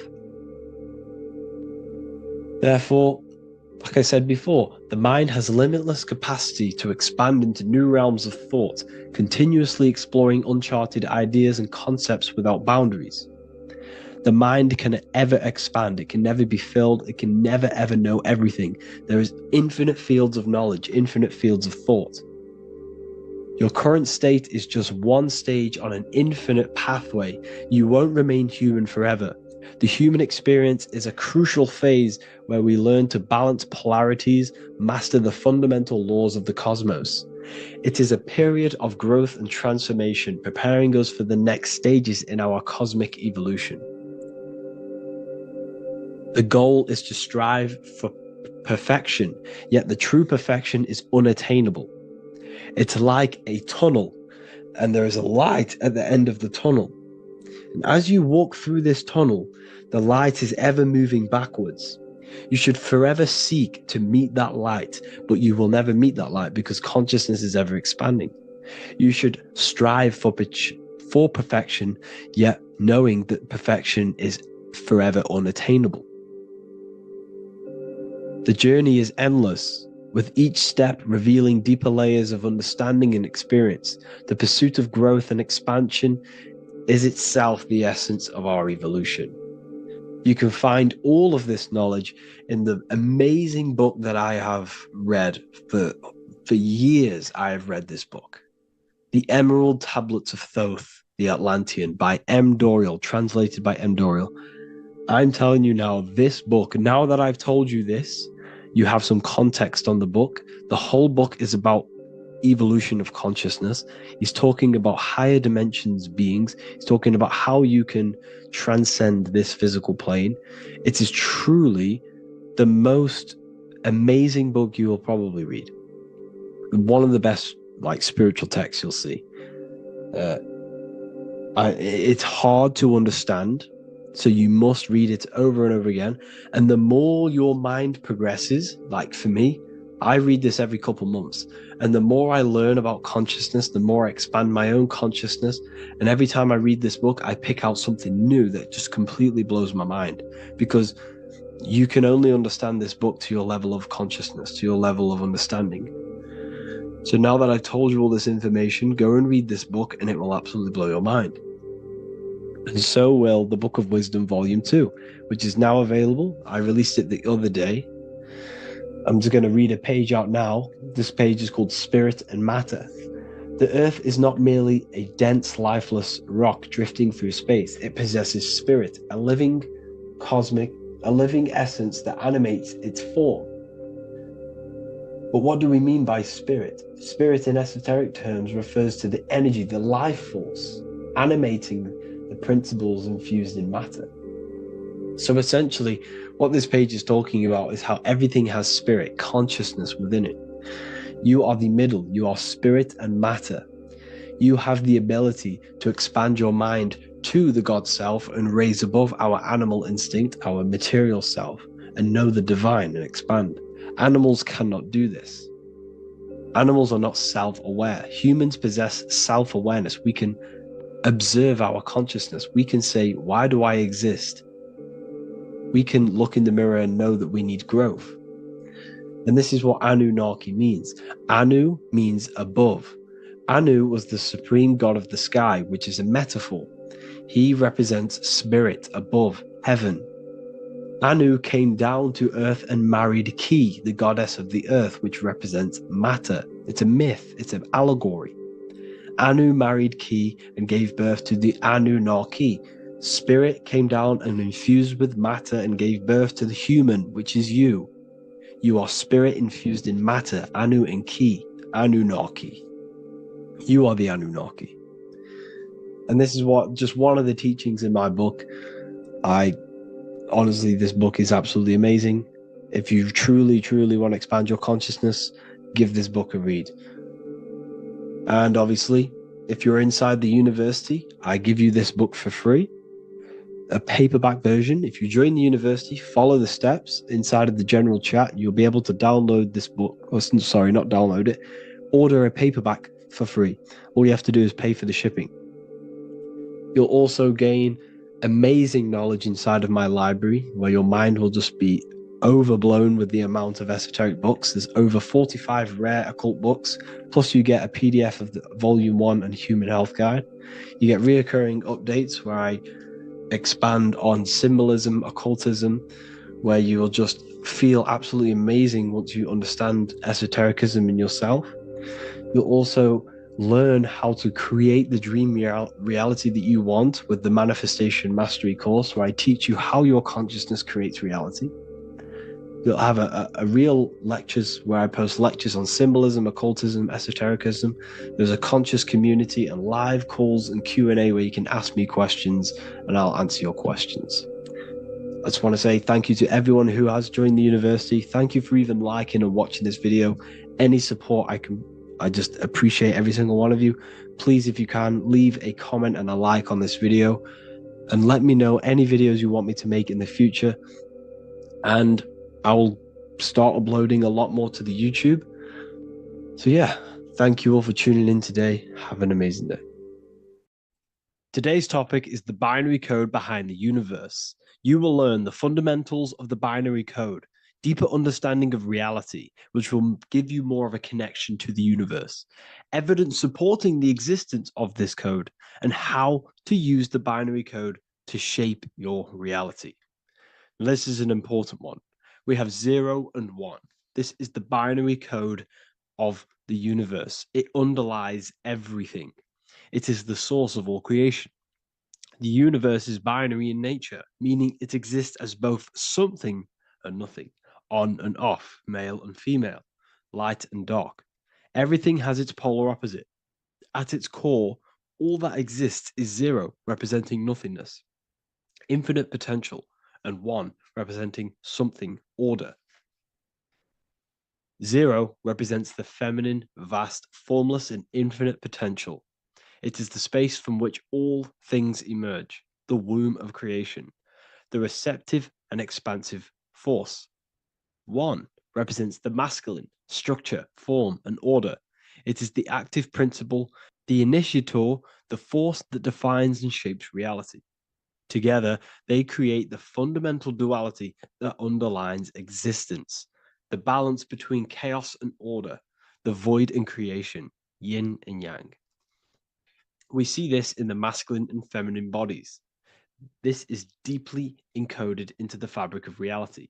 And once you see this, you will never unsee this. So please leave a like on this video if you love my content and you love the wisdom that I share with the world. So we see this with the masculine genital areas.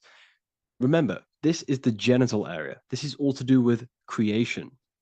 These are the generative principles, the generative organs in the body that allow creation to continually outfold into new life. The genital areas are all to do with the code. The male is the 1, the action. He's the initiator. The feminine is the 0, which is the infinite potential, the womb of creation. 0 and 1. This is why we have 10 numbers. 0 and 1. Masculine and feminine. We even see this in the bodies. The feminine body is made out of curves, which is 0, curves. And the masculine body is made out of lines. So please leave a like and comment if you love this. And if you have any lecture ideas, feel free and I can make a lecture on any suggestions that you have. So look at the word masculine. Masculine, line. Line is just one line, which represents order. 1. Feminine. 9. 1 and 9 equals 10. 0 and 1. The binary code of all creation. Why is feminine? Why the number 9 for feminine? Because the moon has to go around 9 times to create a human in the feminine's womb. And look at this image of nature. All nature is zeros and ones. Now you can tell. The stick is a 1. It's a line, and here we have curves. It's curves and lines. Curves and lines create reality, creates matter. Everything is 0 and 1. We even see this with the sky. The sky represents zeros. They represent curves, the heavens, the heavenly bodies, the sun. These are circles, the moon, circles, the planets, circles. Down here is matter, representing the square. We have the Freemasonic square and compass, representing lines and circles, masculine and feminine. We see this with Leonardo da Vinci, with the circle representing the spirit, the void, the womb of creation, and matter, which is the body, This is the soul in matter, infinite potential in matter. This represents spirit over matter. This represents the architect of reality, zeros and ones, spirit and matter. This is all the same thing. Understanding this binary nature of the universe, where zero, feminine, represents the infinite potential and one, masculine, symbolizes order and structure, can benefit you in several ways. Manifestation and creation is the first way it can benefit you. Now that you understand this, you understand that everything comes out of infinite potential. Zero, infinite potential. One, action equals manifestation equals creation. So you must pull things out of infinite potential. If you have ideas but don't take action, too much, zero, nothing materializes. You'll never materialize if you sit there imagining all day, visualizing all day. You have to take action. They both come hand in hand. If you only take action without tapping into intuition and creativity, too much one, your actions may feel hollow and misdirected. Using both effectively leads to greater success in life, work, and relationships. This is the 33rd degree motto, or this is on the 33rd degree of Freemasonry Scottish Rite logo, and it's called Order Ab Chaos, order out of chaos. Chaos is the zero, infinite potential. Chaos is the dimension of the imagination. This is where this all ties in now. Imagination is the dimension of infinite potential, pure potential, formless creativity, and the realm of infinite possibilities. It is the void, the unmanifested energy that contains all that could ever be. That is the imagination. The imagination is the dimension that you are connected to, and you can pull any idea out of and materialize it into a reality. Matter, on the other hand, is order brought out of the imagination, chaos. It is when raw potential is structured, defined, and crystallized into form. This is the fundamental principle of order out of chaos, the process of turning the unseen into the seen, the abstract into the concrete, the dream into reality. That's why we say dreams into reality. Dreams are in the imagination, infinite potential, and the human mind is connected to higher dimensions of consciousness, which we can pull ideas, things out of, and materialize it into our lives. Whether that's good or bad, that's completely up to you. But we have access to higher dimensions beyond the physical plane. And this is the secret that the human mind is connected to, and that you are not just a physical body. Okay? The universe itself was born from chaos. Before form, there was only energy and potential. Our minds function the same way. The mind is a microcosm of the universe. Our thoughts exist in an infinite field of possibility, but they only become real when we take action and give them form. If your inner world is filled with chaotic thoughts and impulsive emotions and negativity, then creating order within is essential for balance, clarity, and growth. What do I mean? Order out of chaos, zero and one. All creation comes out of infinite potential. The mind, the imagination, is the infinite potential. The material world is the order. It's the effect. Therefore, if your material world has chaos, if your room is messy, if your body is out of shape, if you do not look after yourself, everything in the physical world is just a reflection of what's going on inside of you, what's going on inside of you.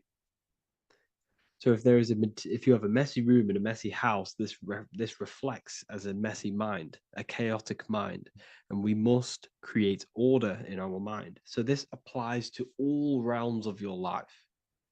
This applies with your mind, it applies with your emotions, it applies with your manifestation, it applies with the physical world, with the masculine and feminine. Zero and one is heaven and earth. It's everything. It's duality. It's on and off. It's everything. So it applies to all realms of your life. Okay. So in order for this to benefit our lives, we must one, have awareness and observe the chaos. Step back and observe your thoughts and emotions without reacting to them. Recognize that you are not your thoughts. You are the observer of them. You are the soul. You are in between them. You are the midpoint between the left and the right, the 0 and the 1. You are the soul. Journaling or meditation can help you identify patterns and negativity and impulsivity. So it's important that we recognize these patterns, we recognize the chaos within us, and we transmute it. 2, implement structure, mental discipline, mindful practices, meditation, breath work, and slowing down your reactions. Cognitive reframing, replace destructive thoughts with constructive ones. This is so important. For every negative thought that you place attention to, place your attention onto 5 more positive. Never think about something that you don't want to manifest, because whatever you're placing attention on inside that mental field of consciousness, you're giving attention to, which then can manifest into your action, and that will materialize into your world. Routine and ritual. Create daily habits that anchor you. Morning routines, exercise, or creative outlets bring stability. We must master the inner world of thought and emotion. We must bring chaos into order. In order to create anything in your life, you're turning chaos into order. Order out of chaos. You're turning 0 into 1. This is the binary code. All things underlie it, 0 and 1. So it's so important that we master our minds, we master our emotions, we master our inner world so we can produce effect in the outer world. We cannot create consciously and effectively if we have chaotic thoughts and impulsive emotions. So I hope this has made more clarity to you so you can implement this into your life. I know I haven't given you much strategic things to implement into your life, but now that you have a better understanding of how this world is pulled out of infinite potential, you can use that. Everything in your life is pulled out of your imagination. Every text you send, everything you think of, oh, I'm going to do this later, that is your imagination thinking about the future. So you just have to do this on a mass scale to create something big in your reality. So I hope this gives you a better understanding of how the universe works and has benefited your life. If you have any comments or any suggestions or how this video made you feel, let me know in the comment section. I would really appreciate it. And I'll see you all inside of the Symbolism Masterclass on March the 8th.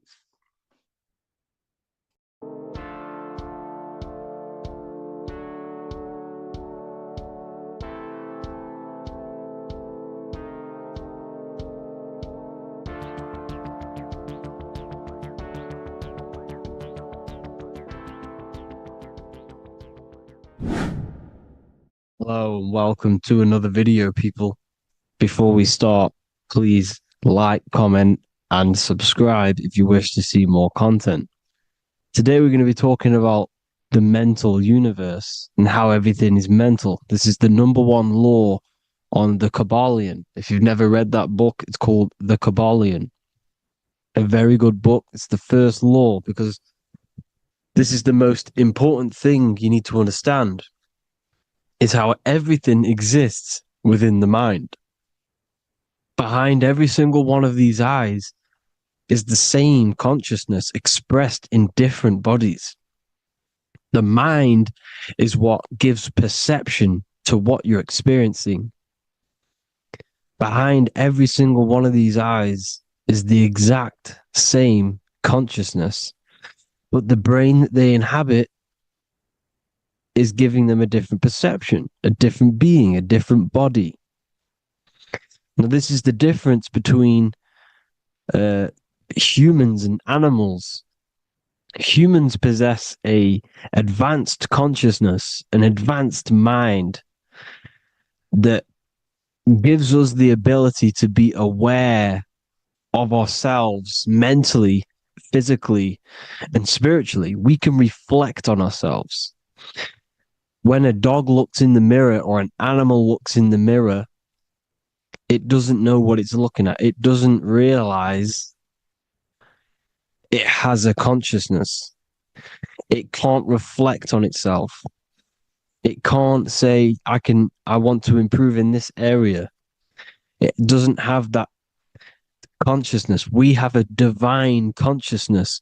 Take away the N for divine, and you get with a D, put it with a D, you get divide, because we have a divided two-way consciousness. An animal only has one. However, it's still the same mind. We're all mind. We're all mental. We all exist within the mental plane. Look at this person walking. The body, the brain is sending electrical signals through the 12 cranial nerves, which the 12 disciples that spread the gospel of Jesus, right? You have 12 cranial nerves in your brain. There are 12 disciples which spread the gospel of Jesus. Jesus represents the mind, the intelligence, the invisible intelligence that we all are, the same intelligence, the same exact consciousness, which then sends a command into the brain. Then the brain sends these 12 electrical signals through the 12 cranial nerves to control the rest of the body through the nervous system. This person walking is not, the body is not walking. The mind is telling it to walk. And the brain is it's a supercomputer which is decoding these demands given to it by the mind. Because the pineal gland will have something to do with the ether, because the ether is physical and non-physical. The mind is sending the commands through the ether to the pineal gland, which is then getting broken down into electrical codes within the brain and sent throughout the nervous system to control the body.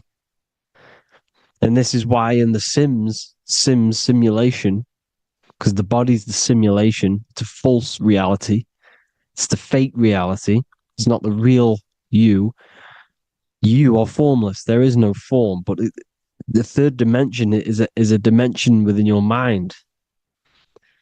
Matter, mind, light is all a product of your mind. It's all in the mind. Now, this is why The Sims has this green little diamond on top of the head. Because this is you. This is your invisible intelligence controlling the character. Okay? It's controlling the character. And this character is in the world. Your consciousness isn't in the world. The world exists within you, but the body is a vehicle for that realm that you land in. When you have a dream, your mind transcends this body into another body, duplicates your body into another universe, unite. Unite is one. We're all one. It's all one universe, expressed in many different ways, infinitely. And the vehicle that you land in is the body to operate in that realm. This is the all-seeing eye, as you see here. The eye, this is all the intelligence. This is the ball of consciousness, God, expressed in different bodies. We're all this same one in different bodies, as you can see here. And this intelligence is expressing infinitely throughout the universe. An infinite universe. There's no beginning, no end. There was no beginning of the universe. There is no end. It's infinite, always has and always will. But the mind is what gives you the ability to explore the universe, to make perception of it. We are God in disguise.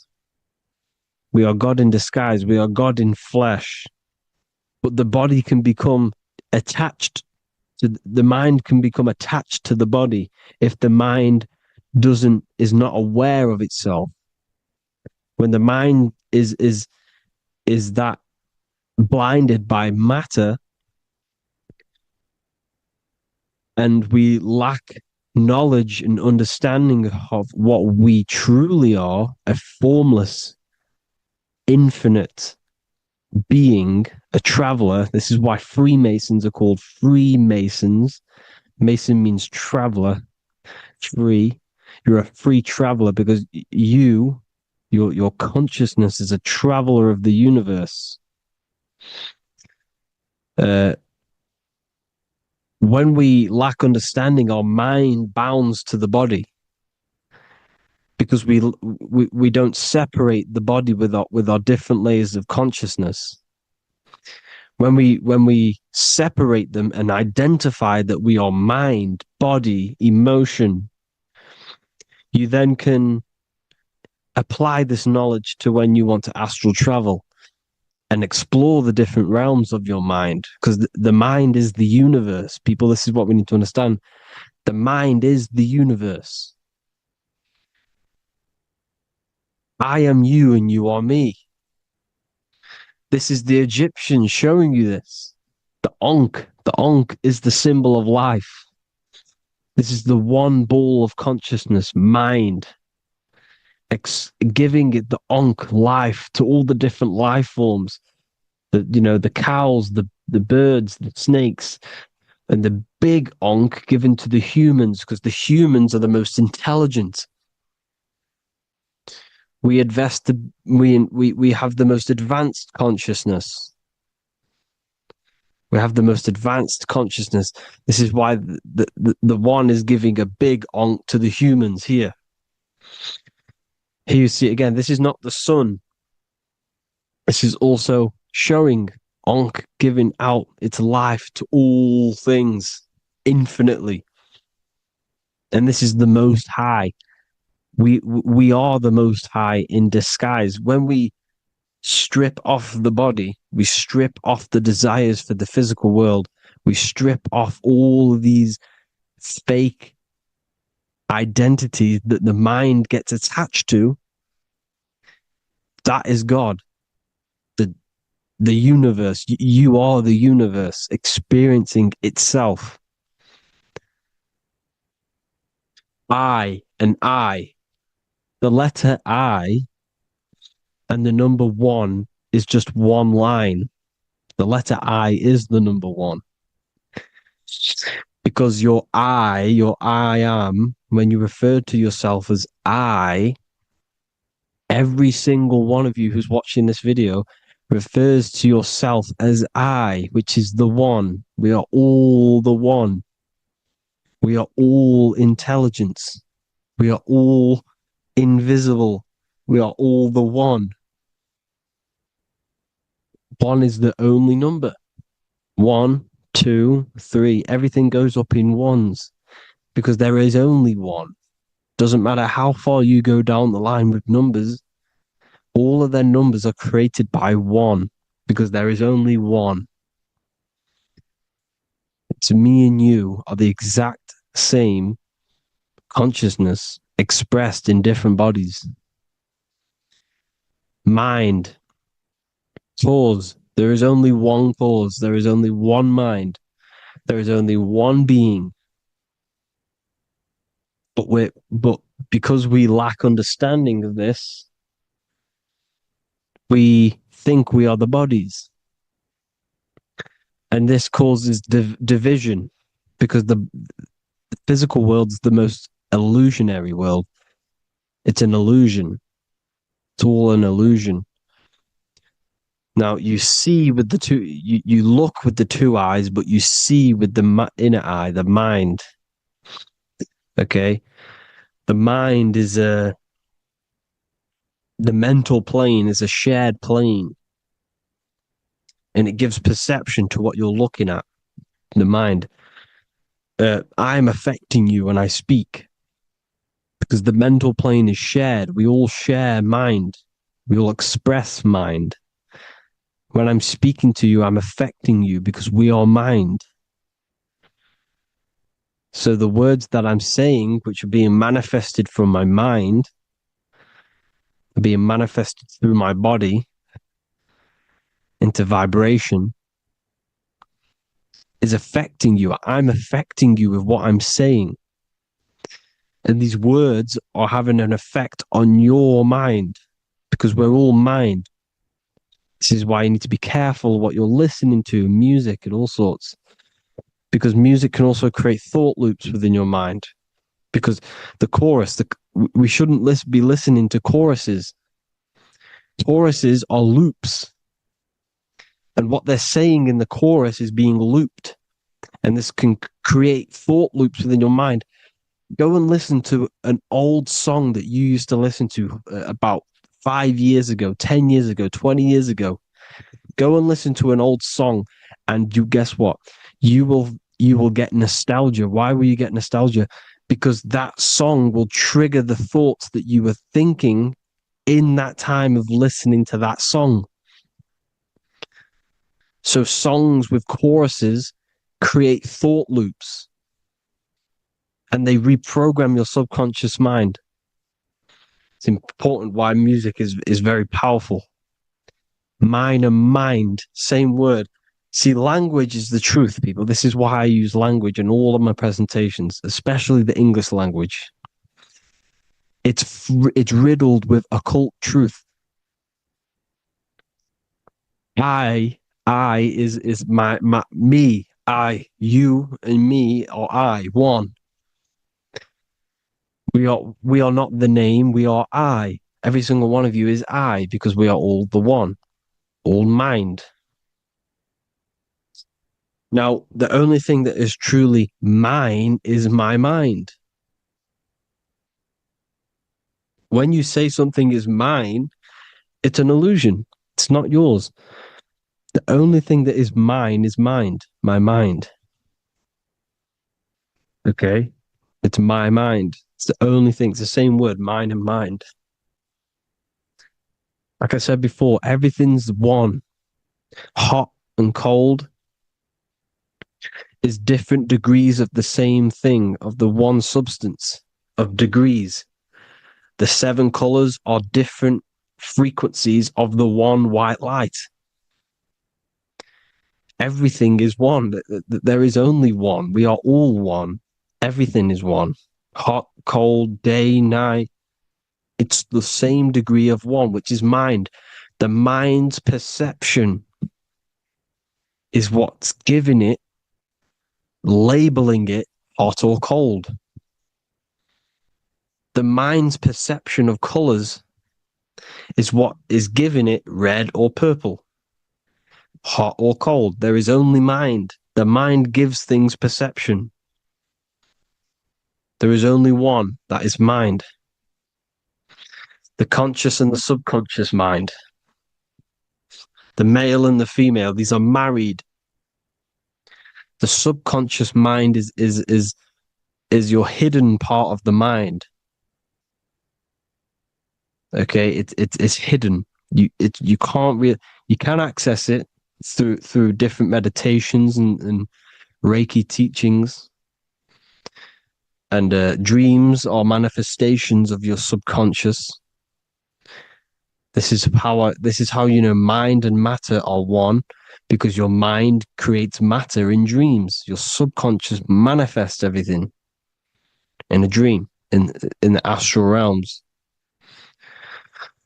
The conscious is what you're conscious of, what you're consciously thinking of. So me, I am conscious that I am speaking into this mic and creating this video. My subconscious mind is the hidden part of the mind, which is speaking to my heart, telling it to beat. It's telling my food to digest. It's regulating all my blood. It's doing everything in my body without me being conscious of it. Without me being conscious. The subconscious is the feminine. The conscious is the male. The Bible, of course. Proverbs 12:4. Helpful, not helpful, an excellent wife is the crown of her husband, but she who brings shame is like rottenness in his bones. In the same way, husbands should love their wives as their own bodies. He who loves his wife loves himself. You can take that physically, you can take that literally, or you can take it metaphysically. See, the Bible's written in such a way where you can take it as your level of realization. He who loves his wife loves himself. If you love your subconscious, if you love yourself, you speak good about yourself because your subconscious takes everything literally. If you say, I hate you to someone, your subconscious does not know the difference between me and someone else. It only thinks me, me, me. Why? Because mind is the only thing that exists. You are mind, I am mind. If I say, I hate you, you're saying that to yourself. Your subconscious picks that up and says, I hate myself. And that's telling your subconscious that's what you want. Because your subconscious manifests 90% of your behavior. The programs within your subconscious. Tying your shoelace is a program. You don't need to be conscious of it. You can just do it because it's a program. It's deeply interwoven in the subconscious. Driving your car, texting on your phone. You don't have to think about what letter. You just do it because you know where the letters are. It's a program. Therefore, if you look after your subconscious, they are a married couple. It's your wife. Your subconscious is your wife. And it manifests 90% of your daily basis thought patterns, actions, behaviors, emotions, all the things that you all the trauma that you've experienced is stored within your subconscious, which is affecting you. So let's say you were in a car crash 10 years ago and you had a really traumatic event, you really hurt yourself, and you had a very, very, very strong emotion that you felt of pain. That will still affect you today. And why? Because it will manifest into your behavior. How? Well, you'll be cautious of what cars to go in and who. You'll be cautious because of that event that stored within your subconscious, because of that feeling you felt was so painful and so strong. It's still manifesting into your behavior today. For example, you won't go in certain cars, you won't go with certain drivers. The subconscious stores everything, all your memories, the programs, and everything. So if you trick your subconscious, that's how you manifest your life. If you trick the subconscious, you already have something. And therefore, it will manifest into your life, into your behavior, thoughts, and actions. This is why the golden rule is to treat others like you want to be treated. Because I am you and you are me. We are all subconscious. We all have subconscious. Whatever I do to you, I do to me. Because my subconscious picks that up and thinks I'm speaking to me. Mind is very powerful. Whatever I do to you, I do to me. Treat others like you want to be treated. The golden rule. That is the only rule we need in this realm, in the universe. If everyone understood this rule and how the subconscious works and how karma works, we'd live in heaven on earth, the Garden of Eden, the golden age. As a man thinketh in his heart, so is he. Proverbs 23:7. Where your heart is, there will be your treasure. Your heart's the emotions. The storehouse of emotions is where you feel emotions. You have to let your emotions move through you, not become you. You can't let your emotions become you. Or except be like the sky and let them pass through you. Be like the clouds and the stars passing over. Let them pass through you. Do not let them become you. And this is how emotions can take over your mind. We are driven by, when a man is driven by emotions, he has no self to control. You must control the mind because the mind can be corrupted. Because your thoughts are electrical in the brain. Your thoughts come from the mental plane. So how the mind works is that you place your attentions on something in the mind and infinite information just flows in. Think about it. When you think of a certain topic, As soon as you think of that topic, information comes flying into your mind. Different ideas, ping, ping, ping. It's all connected.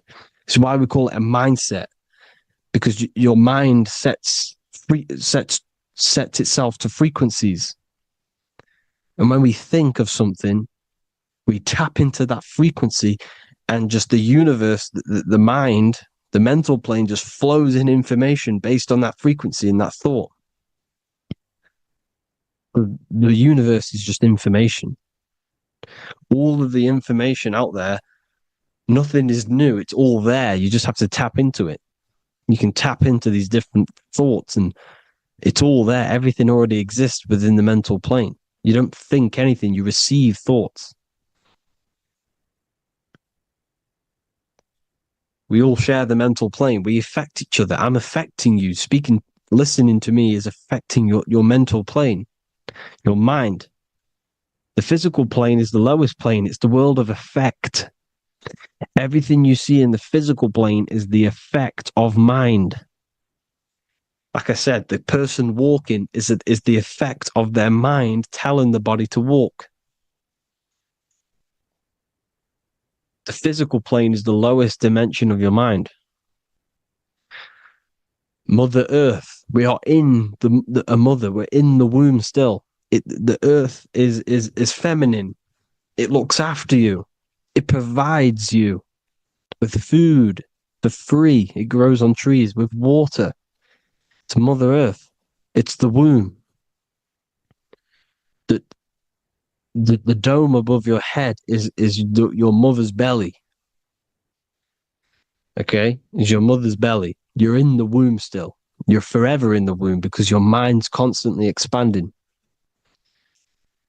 Because when the baby's mind figures out that there is a reality outside of its mother, it starts to hear the people on outside of its mother, what does it do? It figures a way out of the mother, and it becomes born again in the water, in a hospital, into the other world. It's the same with our minds. When our minds figure out there is other worlds beyond this physical, we explore them. The astral plane, for example. You figure a way out of the body. Because when you're the firmament, look at the word firmament, meant at the end. Firm is firm, something strong, something like a rock is firm. If your mind is firm like a rock, you will be stuck under the firmament. So, for example, people who are very programmed and can't think outside the box, they have a firm mind and they'll be stuck under the firmament because your mind is the only thing that's keeping you under the firmament. It's the only thing. When you're doomed, doom is dome. This is the dome, which is your head. Your head is the dome. Above your head, above the earth is the dome, the ethereal barrier. But that's just an external manifestation of your head. You don't leave the earth, you leave your body to leave the earth, because your body is the earth. It's a dimension within your mind. So when you're doomed, you're domed. Your reality is your level of realization. You realize something, or when you have an idea, the mind, in the EYE or I. Same thing, mind. It's all mind. Reality is your level of realization. You realize there's other worlds. That's your reality. Your perception's your reality. Mind in Latin is mens. Jesus was known as the fisher of men, which is the fisher of minds. He was fishing minds worthy of knowing the higher truth, the deeper occult knowledge. Jesus figured out that we are all God. And he got killed for it because in that age they were trying to suppress this information. Jesus figured out he was God because we are all God, every single one of you, and they killed him because we're all mind. We are not the body. We're the invisible intelligence, which is God. But you are not God if your mind is attached to this physical world, to the worldly pleasures. If you master your mind and travel the depths of your mind, that is God. Mental and men. Look at the word mental. It has men in it. Men in the Bible means mind. Here you see Masonic, the Masonic symbol with the eye, the mind. Looking over everything is the one. Everything comes from the one. All the lines coming off it, giving its life to all of the life forms. Down here on the bottom, you have duality, black and white. Up here, you have singularity. One and the two. Unification and division. The lower self is divided into the left and the right. So the Bible even says, I forgot what verse it is, but it says, it's better to go through life with one eye than to have two and be cast into the fiery abyss of hell. I'm not sure what verse it is, but you can research it yourself. It's better to go through life with one eye, to be unified consciousness, dimension. No brainer. No brainer. The language tells you the truth, people. Dimension. The dimensions are in your mind. Entertainment. Entertain the mind. Disappointment. It's all in the mind. Environment. The environment that you are in is a product of your mind. Within, rearranged spells high twin. Within is your mind, and your external world is mirrored from the decisions you make in your mind. Advertisement, commitment, it's all meant, it's all mind. Everything is mind. Everything. So, this is important. The collective thoughts and collective beliefs.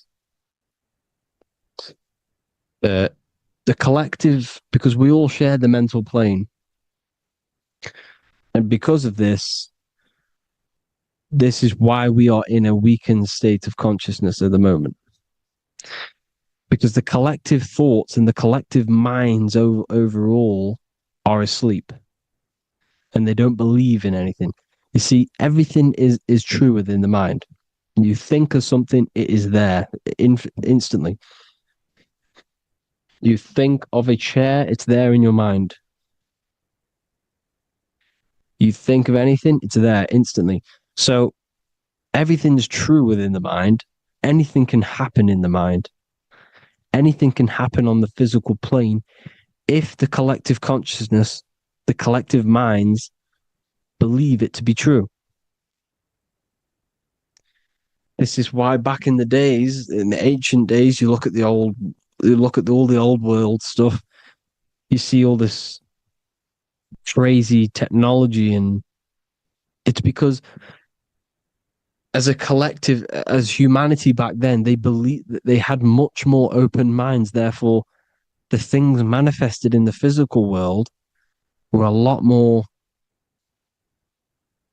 out of the box, so to say, compared to today.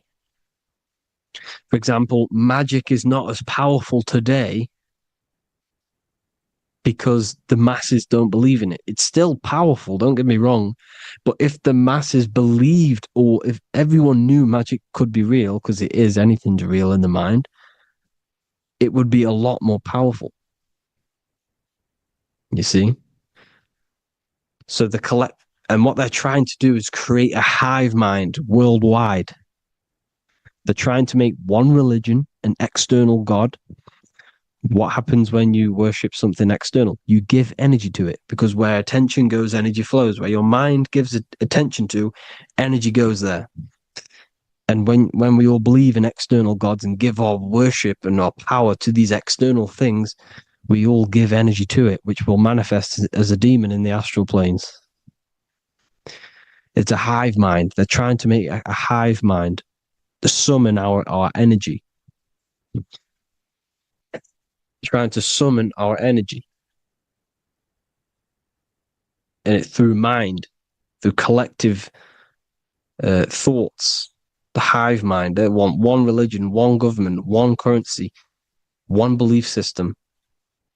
And that will create a hive mind, which will limit our consciousness, which will limit what we can do in the physical world. Because if everyone doesn't believe in certain things, it cannot happen, because it's all in mind. Mind is so powerful. I am you and you are me. I hope you all enjoyed this video, people. If you haven't already, join the Wisdom Academy. The Wisdom Academy, we have many occult lectures just like this one.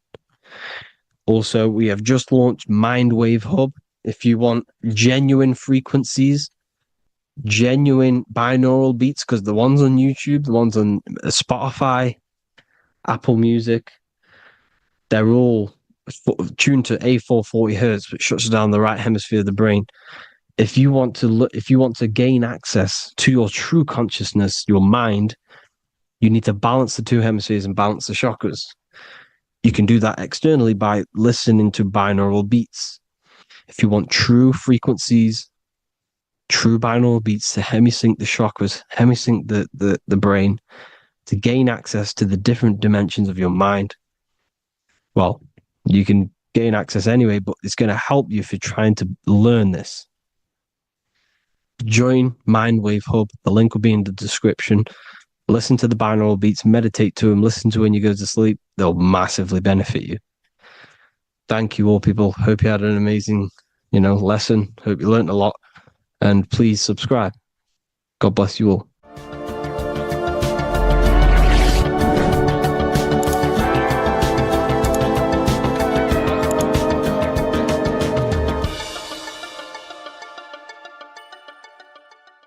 There is a secret meaning behind the number 666. 666 is 3 sixes. The number 3 in occult and esoteric numerology represents the 3 aspects of human consciousness. We see this symbolism in the all-seeing eye with the light and the triangle. The triangle is the number 3. The eye represents consciousness, observation, and the light represents the light of consciousness, because consciousness is pure light. The 3 aspects of our consciousness is thoughts, emotions, and actions. Every thought creates a feeling, and the feeling creates the action. All physical manifestation is driven from these 3 aspects of our consciousness. All physical manifestation comes from thought. Every object you see around you, this screen, the phone you're on, the laptop you're using, or the iPad, was a thought in the invisible realms of consciousness. Then it was brought into physicality through feeling and action. This is because man is made in the image and likeness of God. We are all mini creators. We are all extensions of God's creative consciousness. Therefore, the number 666 represents 3 sixes. 3 is thoughts, emotions, actions. The number 6 represents the cube, because cubes have 6 sides. This material world that we experience, everything has 6 sides. Everything's created by cubes. We can move forward, we can move backwards, we can move left, right, up and down. This is the cube that we are stuck in. Therefore, 666 represents our 3 aspects of our consciousness, thoughts, emotions, actions, all contributing towards our physical self, material world, material pleasures, completely cutting ourselves off from our spiritual, true, divine self, which means 666 is representing a state of consciousness. A state of consciousness where we only operate from a place of material needs and survival things. As humans, we possess a physical material body in the physical material external world, but we also possess an invisible inner world, which is what we call spirit. When we disconnect ourselves from our inner world, we become lost in this materialistic way of thinking and acting, which can lead to no life purpose, a feeling of emptiness and voidness in our hearts. Humans possess the ability to transcend our animal instinctual natures and turn to the divine mind, to the spiritual inner world. It is our inner world that is projecting our outer world. The outer world is just an effect of our inner state of consciousness. It's important as we go through this human life to not lose ourselves and look for our validations outside of ourselves. The external world is simply just a mirror, mirroring with mathematical precision what happens inside our consciousness. When we change our inner world, we produce effect in the outer world. To get back on track about this number, this represents when we are lost in our material self and we are completely cut off from our true divine self. The devil is always having goat horns, which represents a ground animal. This is the lower animal self of man. He's always red. The frequency of red is the lowest vibrational color, and it also represents the root chakra. This is all to do with survival mode and our physical needs and physical self. Red represents chaotic and intense emotions like hatred and anger. This is why the devil is always red, because it represents anger and an uncontrolled state of emotion and consciousness. You see, we've been taught in the church and all through religion indoctrinations that the devil is an external deity which influences humans. And in fact, this is nothing but a metaphorical story. The devil is a character which represents an aspect of the human mind, the lower aspect of the human mind, a facet of our own consciousness and psyche. The voice that we have in our head that tells us to do these negative things is not an external deity pushing us to do something bad. This is an aspect of our own mind. Jesus and Satan are just two characters which represent the two voices that we have in our own consciousness. In fact, the word devil was never present in the early Gospels. Instead, what was mentioned was a spirit of evil. A term spirit of evil was not meant to denote a specific deity or being, but rather any force of negativity, whether it manifests as a destructive thought, emotion, or action. The spirit of evil represents the darker sides of our mind, the part that leads us astray and brings forth negativity in our lives. The reason why they want you to believe in a devil is because they don't want you taking responsibility for your creations. They don't want you to realize that the external world is truly a mirror of your inner state of consciousness.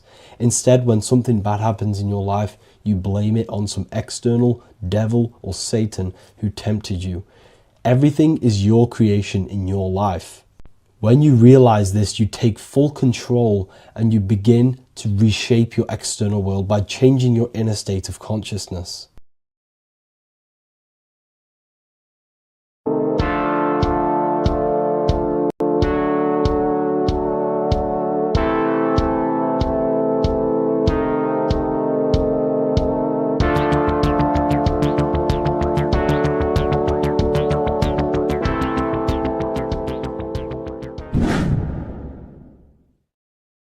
Welcome back, people. We're back with another video. Let's jump straight into this. Make sure to tune in till the end because this has got so much information in this video. So sit back and enjoy.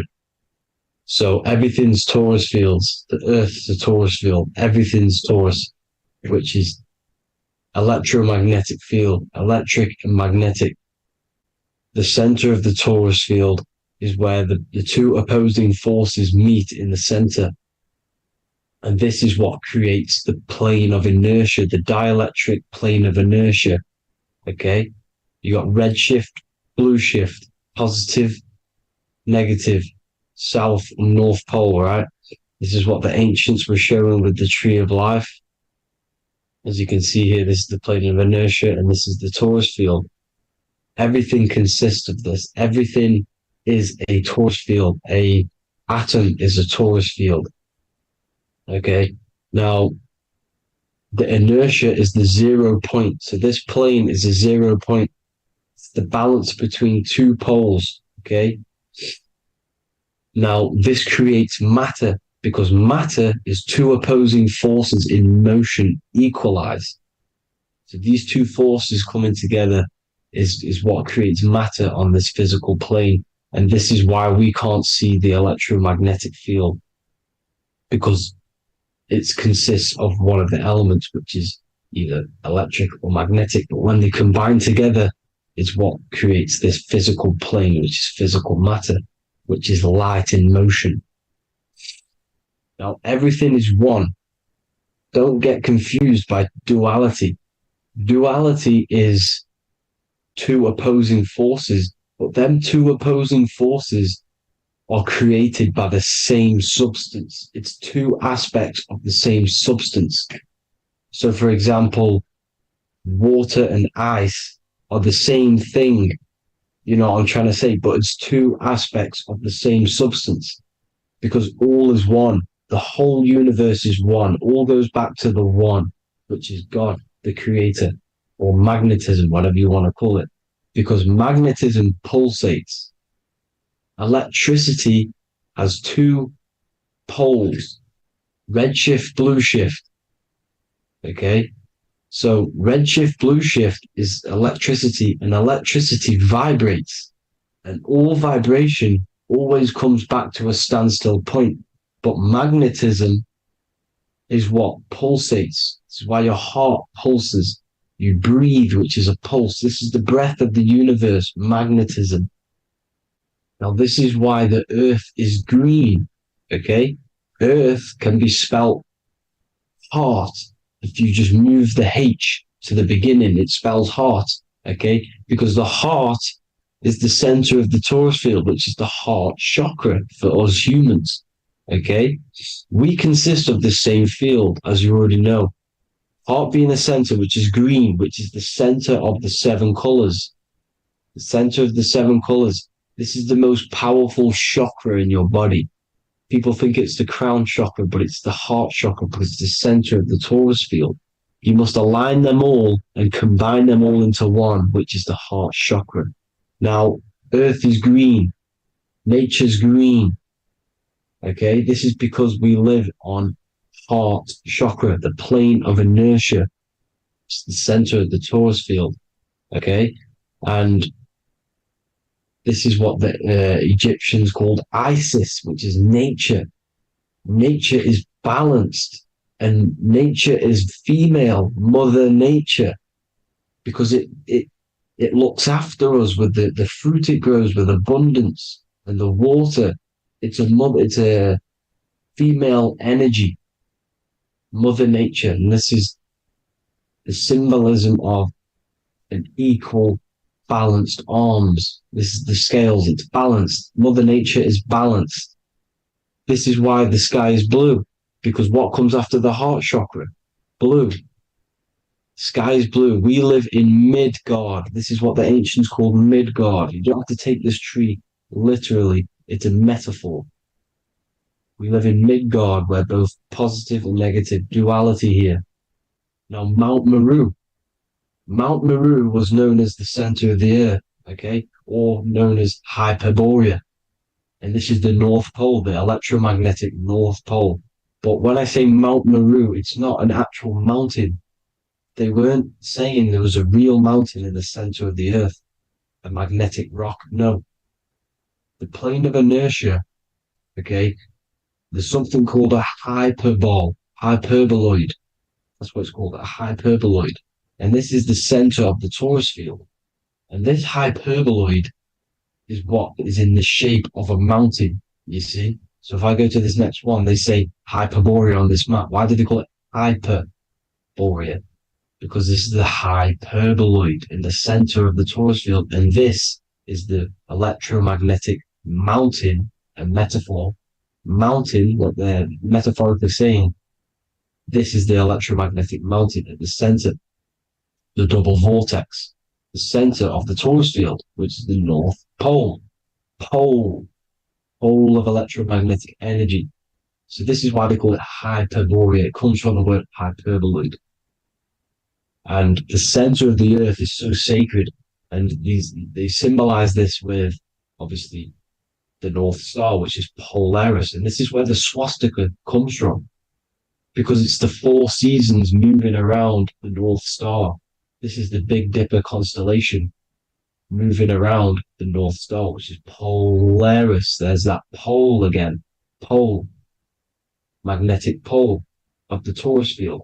And this is where the green, emerald green, aurora borealis comes from. It comes from this center hyperboloid at the center of the Earth, where the most electromagnetic energy is stored. The center of the plane of inertia, the center of the plane of inertia. This is the all-seeing eye as well. As you can see, they got the sun, the moon, this is the Masonic cosmos, the sun, the moon, and the all-seeing eye, because the eye is Polaris, the eye of the stars. It's all a big eye. Now, the eye means a lot more as well. It's not just that. There's different ways you can interpret symbols. Now, this is the emerald tablets. Deep in Earth's heart lies the flower, the source of the spirit that binds all in its form. Okay? The flower of life is thine own place of thine spirit, and stream through the earth as thine flows through thy form, giving off life to the earth and its children, renewing the spirit from form unto form. This is the North Pole. This is what he's talking about. He's talking about the aurora borealis. Aurora borealis. It's the earth's aura. Emerald green. Heart chakra. Plane of inertia. Green. Earth. Heart. You see? All related. Now, there's many symbolism of this. So much symbolism of the ancients. The 7 layers of heaven. 7 layers of heaven, which are the 7 planets. Okay? These planets are the solar system. It's the solar system because we are the soul. We are the sun, the soul. And we're inside of a solar system, which is the 7 planets. That's why there's 7 layers of heaven. Okay? The rings of Saturn, the rings of the planets are moving around us. Okay? So, this is what the ancients were depicting in their cosmology. Now, this is the Hebrew cosmology of the earth. This is the Mayan cosmology of the earth. You see, it's all an enclosed system. We live inside of a giant torus field. All is atum. It's what the ancients said, ancient Egyptians said. All is atum. Atoms are torus fields. Don't be tricked by the modern science today with the current model of an atom. It's completely wrong. They're hiding the torus field. They're hiding the electromagnetic field, which is in everything.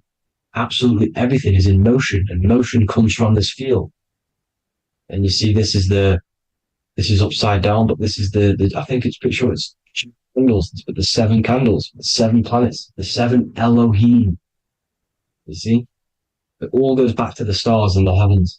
Now, this is how the earth really works, with the stars on the outside of the cosmic egg, and then the torus field spinning around the sun and the moon, the positive and the negative charge. The sun gives you energy, the moon takes your energy. The moon controls monthly cycles. Moon is mon. This is etymology. Mon, month, money, demon, monster. Stir is star, moon star. We are all stars. Youngster, minister, superstar, Hollywood star. We're all stars. We come from the stars, which is heaven. Our soul comes from the stars. You see? We are the universe. The image of man is made in the universe. We are a microcosm of the universe. The universe is a macro. We are micro. We consist of everything. The body, mind, and spirit. The sun, the soul. Moon, the mind. Earth, the body. Body, mind, and spirit. We have 12 systems in the body, which are governed by the 12 zodiac signs. Starting at the Aries, which is the ram, the ram of God, all the way down to Pisces and Capricorn, kneecap. It all goes back to the stars. We are the stars. We are the universe. Everything is inside of us. Everything. Like I say, the Temple of Solomon, the Temple of the Soul, and man, the soul. The temple is the body. The soul is the soul. And the man is the mind. The temple of the soul and the mind. Body, mind, and spirit. We consist of the 5 elements. Air, spirit, water, earth, and fire. We consist of everything. We are the universe. We're made in God's image, which is the universe. You see? Now, everything goes back to the stars. The ancients worked with the stars because the stars govern everything. They govern the systems in the body. They govern your life. This is why your zodiac is so important, your sign. Each zodiac has a specific element associated with it as well. Aries, which is the first sign, the Ram of God, the Lamb of God, which is a fire sign. Fire, first, fire, first, F-I-R, this is etymology. The cerebrum, ram, which is in the brain. Aries, the ram, control the head, the face, and the nose upwards. So it controls the cerebrum. The Torah, which is, I'm pretty sure it's the Hebrew Bible, which is the Taurus. Tornado comes from the Taurus field. You see? Everything's inside of you. It all goes back to the Taurus field, and the Taurus field is everything.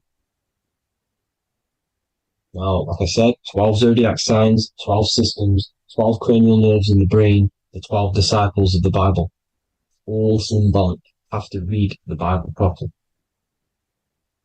Now, this center, at the center of the earth, right? This is what's stirring the ether. And the ether consists of the four elements. Because there's 5 elements. Spirit can be called ether. People call it spirit or ether. Ether is pure potential, pure energy. It's what connects the astral to the physical. It's the dimension between the physical realm, which we're on, and the astral. So it has pure potential. It's pure energy. This is why we say either. I either want to go there or there. It's connecting 2 scenarios. That's what the ether is. It's connecting the 2 worlds, the astral and the physical. The center is like the cosmic womb. There's a black hole in the center. This is the center of the Taurus field. This is the womb of creation. This is the womb of creation. And inside of this black womb are the 5 elements, and everything's being stirred around. Everything's in motion. Light is motion. Everything's motion. Now, like I said earlier, light crystallizes into physical matter. They are the same substance. Spirit and matter are the same substance, but different variations, different aspects of the same substance. Low vibrational spirit turns into matter. High vibrational matter turns into spirit. Or light, whatever you want to call it. Matter is light crystallized. This is where we get the 7 metals from. The planets. The planets are light. Specific frequencies and vibrations of light. When these lights, or the planets, materialize, material metals materialize, they turn into the 7 metals. Saturn turns into lead. That's why lead is red. Saturn is red. The sun turns into gold. That's why the gold is yellow and the sun is yellow. You see, Saturn is the time god. What happens in autumn?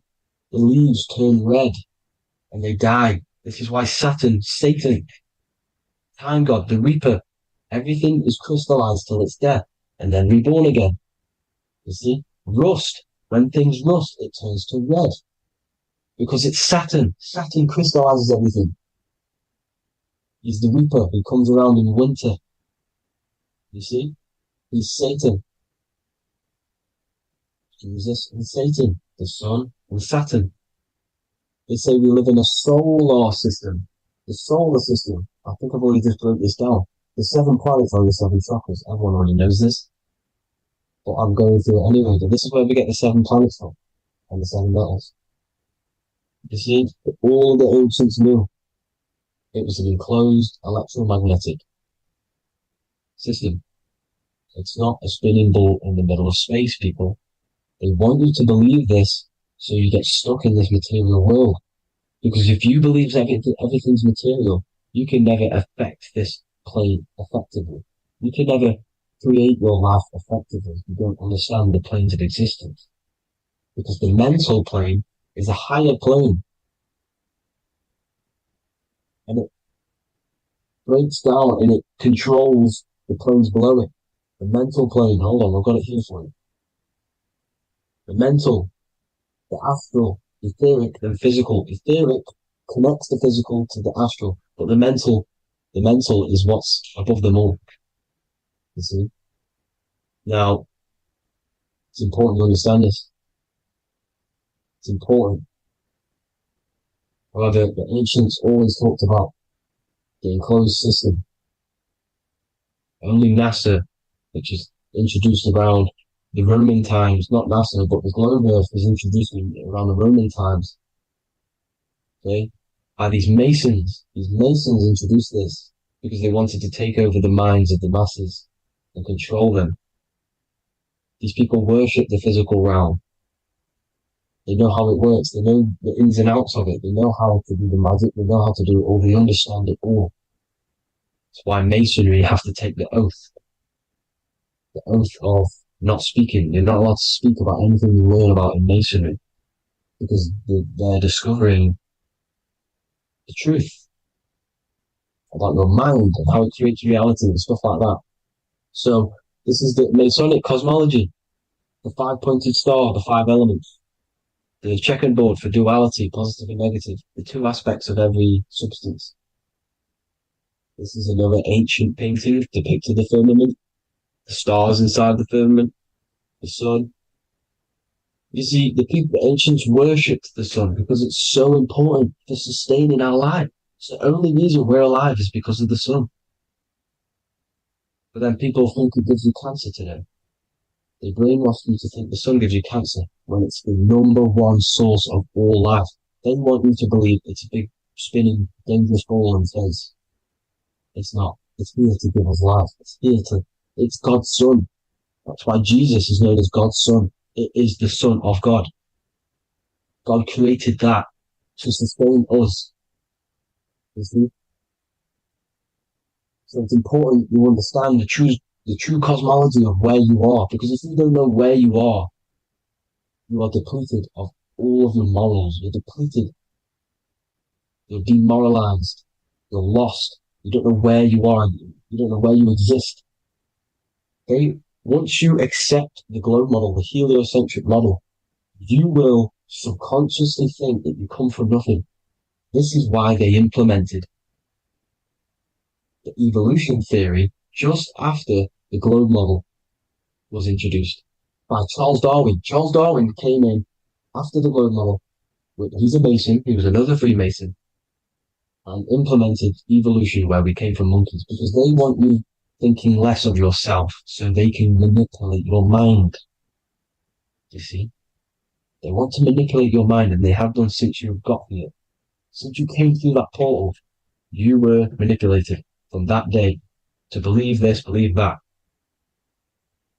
The true cosmology, the truth will set you free. You'll understand things better. You will feel better in yourself when you know the sun is here for you. You'll feel better in yourself that you know that you didn't come from a monkey. You were created as a human, a manifester, a creator.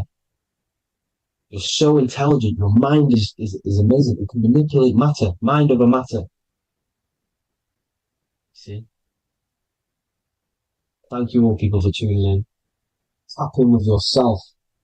Love yourself. Find the truth. Spread the truth. Nothing dies. Nothing in this creation dies. Everything's energy. Everything's light. Light can never die. You're a light being. That's why it says Hugh. Hugh man. Hugh is light in Hebrew or Latin. Either one of the two. You are light. You're a light being. You never die. Ever, ever, ever die. Ever. Stop thinking you're going to die. This body will die because it contains electricity. And electricity always goes back to a standstill point because of vibration. Electricity vibrates. You are pure light. You will never ever die. Thank you all people. God bless. Make sure to like, subscribe and share.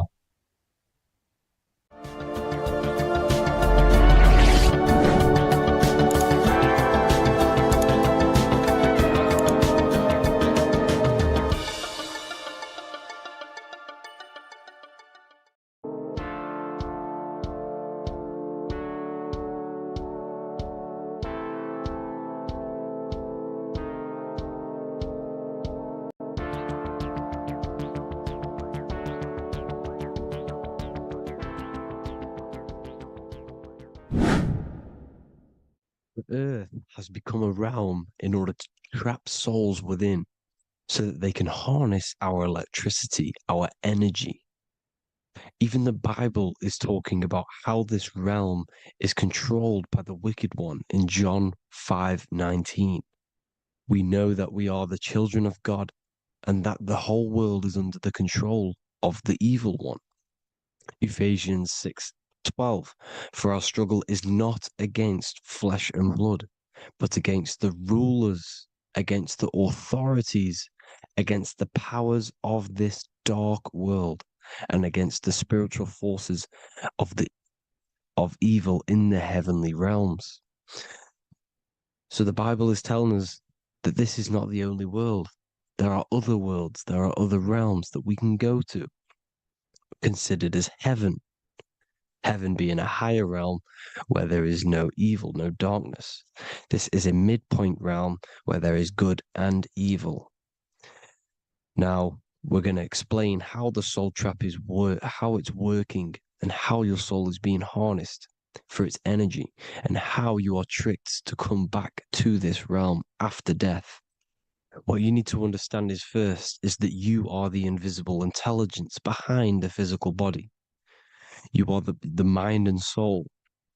The soul is the true you, the good you. It is pure love, pure bliss, eternal, never dies. The mind can be corrupted though. The mind is the intelligence of the soul. It is invisible. It has no true form. The intelligence inhabits the brain. The brain is the computer to control the electrical machine called the nervous system, which is choice, program, and action.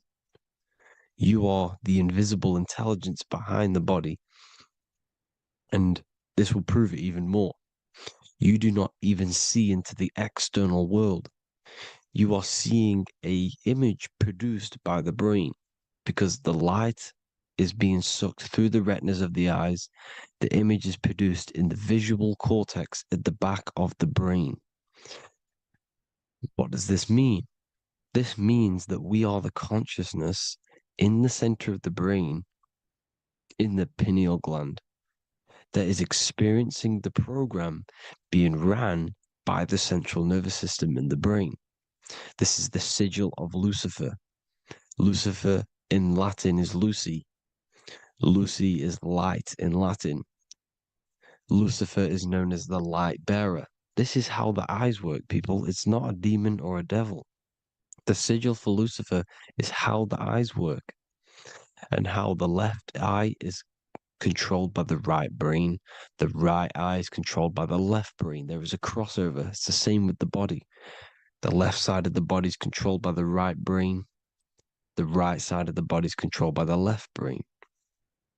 There's a crossover with our hemispheres in the brain. Now, this empty chamber in the center of the brain is where this universal cosmic intelligence is held, known as the most holy place in the Bible, the throne of God. Okay, this is above the 33 vertebrae on the spine. As you can see here, you are the being in the center of this point. All of the nerves are being sent back to this one particular point, which is the seat of our invisible intelligence. You can see it's an empty chamber. Our consciousness, our intelligence is not a physical thing. This intelligence is the true voice inside of your head. This is why your head is heaven, your heart is earth, your heel is hell. Your head is heaven because this is the seat, the throne of God. God is in heaven because the consciousness, this divine intelligence that's controlling the body, is sat in the center of the brain. The brain is taking commands of this invisible intelligence. When you close your eyes, you can feel your awareness, your consciousness, your intelligence is all in the brain. Your awareness is not in the feet, the heart, the legs, the arms. It's all in the center of the brain. Now, if you meditate deeply, you will find that you are beyond the mind. You are the being observing the thoughts. You are the soul observing the thoughts. Now, with this being said, you are the consciousness experiencing the program being ran by the central nervous system in the brain, because you're not seeing into the external world. It's an image, it's a simulated image produced by the brain and the central nervous system. You do not experience the external world. You do not feel the external world. You feel electrical impulses on your nervous system. Your nervous system is decoding what you are feeling. So the only thing that you truly feel is the electrical impulses on your nervous system. This is why the nervous system is the tree of knowledge of good and evil, because it gives your invisible intelligence, your mind, the knowledge of good and evil. It can detect good things, it can detect bad things. If it's hot, if it's warm, if I need to go, the nervous system is doing this. It is the tree of knowledge of good and evil. Okay? Now this universal intelligence is symbolized as the single eye. Okay? Matthew 18:9. It is better for you to enter life with one eye than to have two eyes and to be thrown into the fire of hell.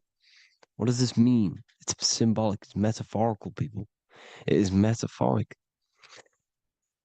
Your universal intelligence is the single eye, the one eye.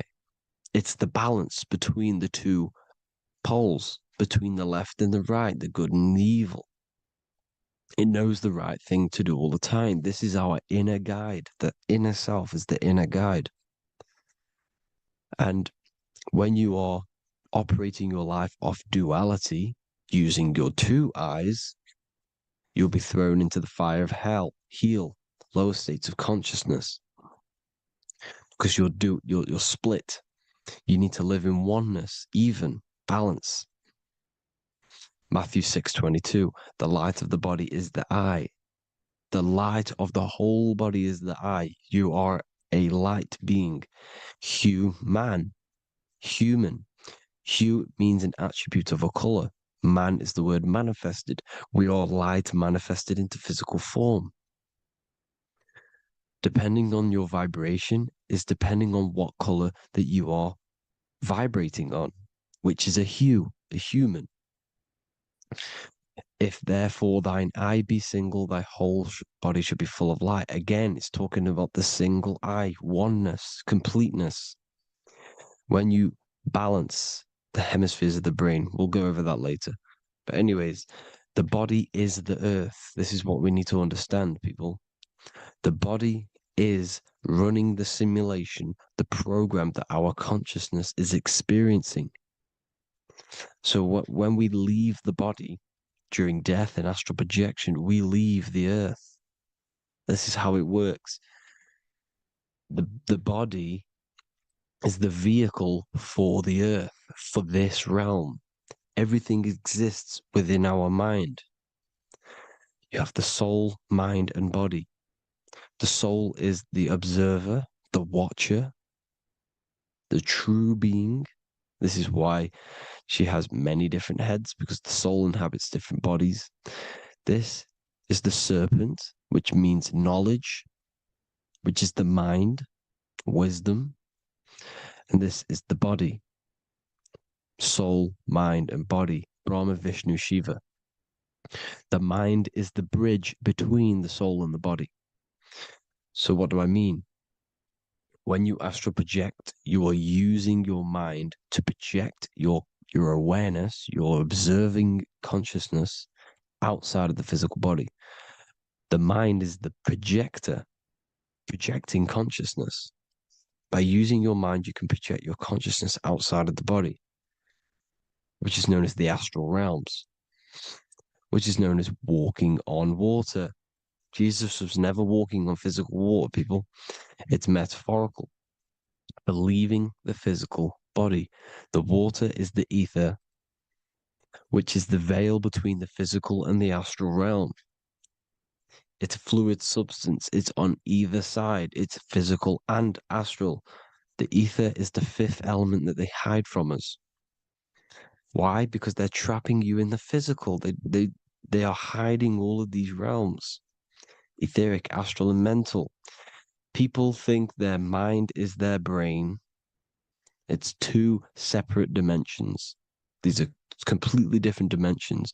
The mind is way more intelligent. The mind is formless. There is no form to the mind. You can think anything you want. You can manifest anything you want within your mind. It is not a physical object. The physical realm is being controlled by the mind. Everything's being controlled by the mind. Everything exists within the mind. This is why the Egyptian says the universe is mental. So when we project our consciousness outside of the physical, we go to the astral. The ether is the water that Jesus is walking on. This is the veil between the physical and the astral world. The word together has ether within it because it joins the two worlds together, together, the astral and the physical. The word either is ether because the ether is on either side, physical and astral, physical and spiritual, physical and non-physical. In the astral realm, the mind can manifest anything we want. We incarnate to restrict our minds. This is why Saturn, if you go and watch my video on Saturn, how Saturn is this simulation, okay? Our minds can manifest anything we want in the astral plane in the click of a finger. However, when we incarnate in matter, we now have to labor for our manifestations. This is why Saturn's known as the great teacher in astrology, because he teaches you a lesson. When your mind incarnates into matter, it's teaching your mind a lesson, the knowledge of good and evil. This is why the Bible says you shall be gods and know the knowledge of good and evil. When you incarnate here, you have to know the knowledge, you need to know the knowledge of good and evil to become a god. Okay? Now, the square is the physical plane. The triangle's the ethereal plane. The circle's the eternal plane. The circle has no beginning, no end. It's eternal. The physical plane is the square. It's limited. The square is limited. The cube is the geometric shape which gives rise to matter. Now, the term think outside the box has truth in plain sight. You have to think outside the box to project your consciousness, use your mind to project your consciousness outside of the box, the physical plane, into the astrals. The astral realm is the realm of the stars. Above us is the stars. Through the stars is the astral plane. This is why astral has the word star within it. The devil is the de-veil. When you sell your soul to the devil, quote unquote, it's metaphorical. The devil exists in the physical plane. It's the lowest state of consciousness. The de-veil, you de-veil yourself into the physical when you are the devil. The de-veil. The ethereal plane. Now, we all know what the famous symbol of the all-seeing eye, right? The all-seeing eye with the eye in the triangle. Look at the Masonic artwork showing you the triangle above in the sky. This is symbolizing the ethereal planes. The eye in the triangle symbolizes your invisible intelligence, your mind, which has the ability to see on either side. Because the triangle's the ethereal plane. The eye is your consciousness, your intelligence. And this intelligence has the ability to see in the physical plane and to see in the ethereal planes, in the astral planes. This is why it's above the earth. It's above the ground. Because it can see here, it can see in the heavenly realms. Now, the stars are, well, this is known as heaven, the realms of the astral planes. This is some quotes from the Emerald Tablets of Thoth. Out of the darkness ye must rise upwards, one with the light and one with the stars. Man is in process of changing to forms that are not of this world. Grows he in time to the formless, a plane on the cycle above. So there's other worlds. The Bible's telling you there's other worlds, there's other realms. Know ye must become formless before ye are one with the light, the astral light above, which shining through the stars. Not of the earth are ye, earthy, but a child of the infinite cosmic light. You are the invisible intelligence controlling the physical body. The body's not you. It's the vehicle that your soul lands in when your mind projects your consciousness into that realm. Free from the body, I flashed through the night. Unlocked at last for me was the star space. Wow, that's powerful. The star space, the astral planes. This is what he's talking about. We are all a star. We descended from the astrals, which is the star. We are all a star. Look at the ancient paintings of Jesus' birth. It's the star beaming his consciousness down into the physical plane. Here's another one. Here's some Freemasonic artwork showing you, again, the ether, that invisible intelligence, the I, manifesting itself inside of here, in the physical realm, where the people are. You see? It's the same here. This is Jesus. Here's the bird symbolizes the Holy Spirit, your invisible intelligence, descending into the waters, the ether, the ethereal, everything. The ether's the base of all physical matter. Here's Truth in Plain Sight. Mr. Bean, the famous TV program in England, in the UK.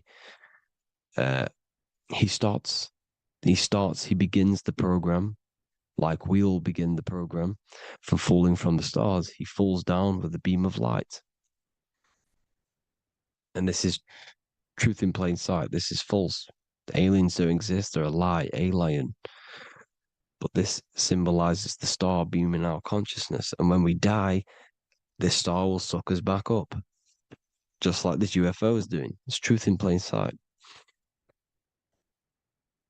So, this is some more Freemasonic artwork going from duality to singularity. Sun, moon, masculine, feminine.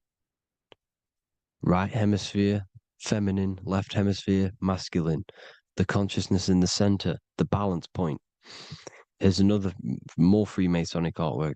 The two pillars, left and right hemispheres, and the invisible intelligence between the left and right hemispheres, the light of the body. This is why light's coming off it. Because it's light, it's pure light. The blazing star. The stairs go from the checkered board, the duality, up to oneness, in between the sun and the moon, the masculine and the feminine. This is symbolizing going into oneness. What did the Emerald Tablet say? You've got to become one with the stars, one with the one with the self. Balancing the two hemispheres so that you can gain, because when the two hemispheres are balanced, you can gain a more deeper connection with your invisible intelligence. Same with the chakras.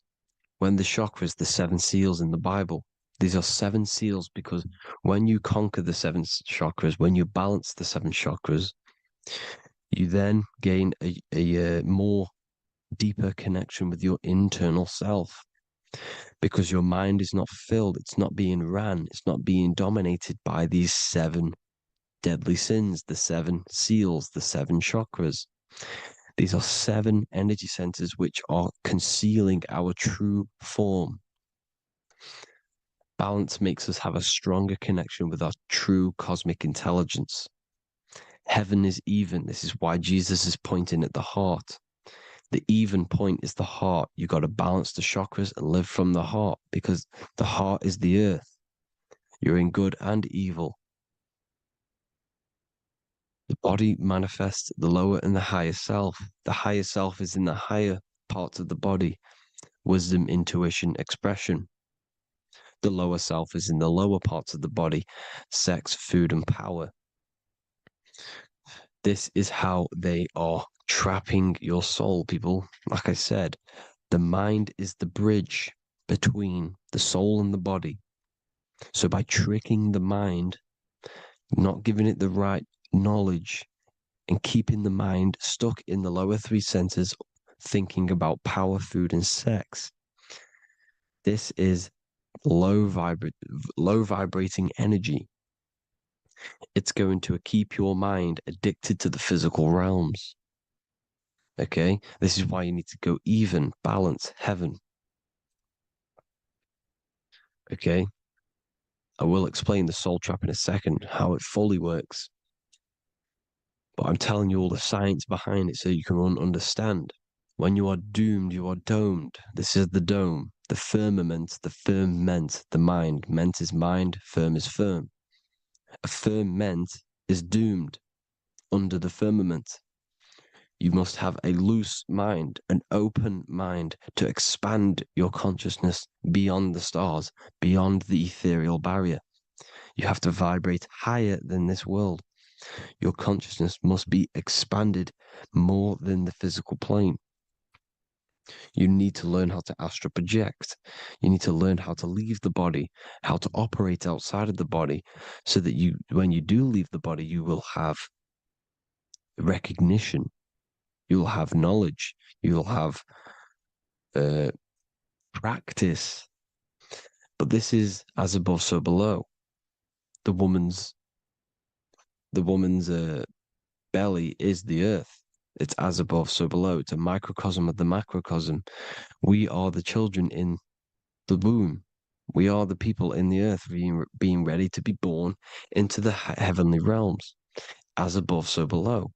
It's a microcosm, macrocosm.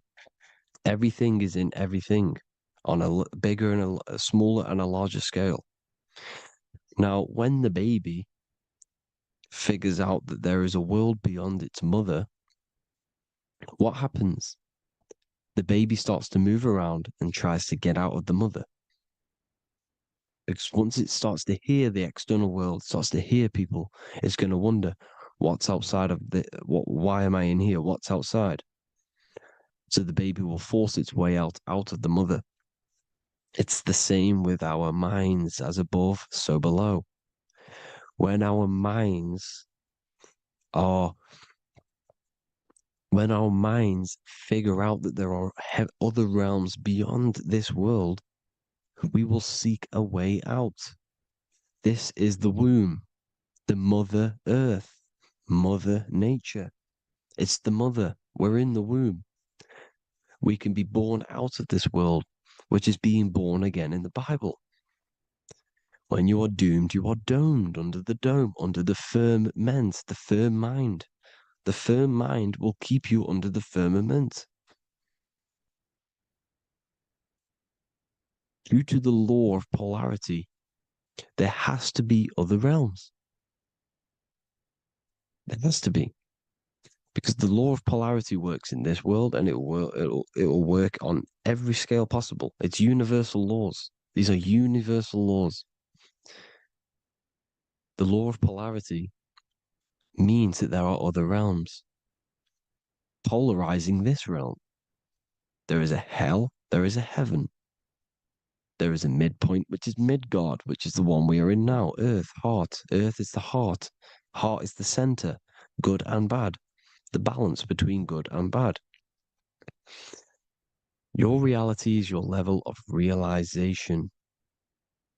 Your mind realizes other worlds, you will seek a way to them worlds. It's that simple. The soul trap is to keep you stuck in this physical body, which is the earth. This body is the earth. It's running the program, like I said at the beginning. It's running the simulation that your consciousness is experiencing. You are an electromagnetic being, and you're hidden in a cage, your rib cage, and you're stuck in cells, a prison cells. Look, you're in cells. We produce electromagnetic energy. Your soul produces this energy. And by trapping your consciousness inside of this physical realm, they harness this energy within the astral realms. They're using you to manifest demons because your mind creates demons through emotions and mental thought energy, which is a whole nother video. I can make a video on that. You're manifesting everything for them because they're trying to create a hive mind. This is why they want everyone to believe in one belief system, one government, one belief system, one religion, because they're creating a hive mind. This hive mind will manifest and be summoned within the astral planes because the mind manifests the astral plane. The astral plane is the realm of imagination. The mental plane is the realm of just thought alone. The etheric plane is the energy. The physical plane is the matter. So all of our minds together are manifesting these demons within these subconscious realms, the astral. Now,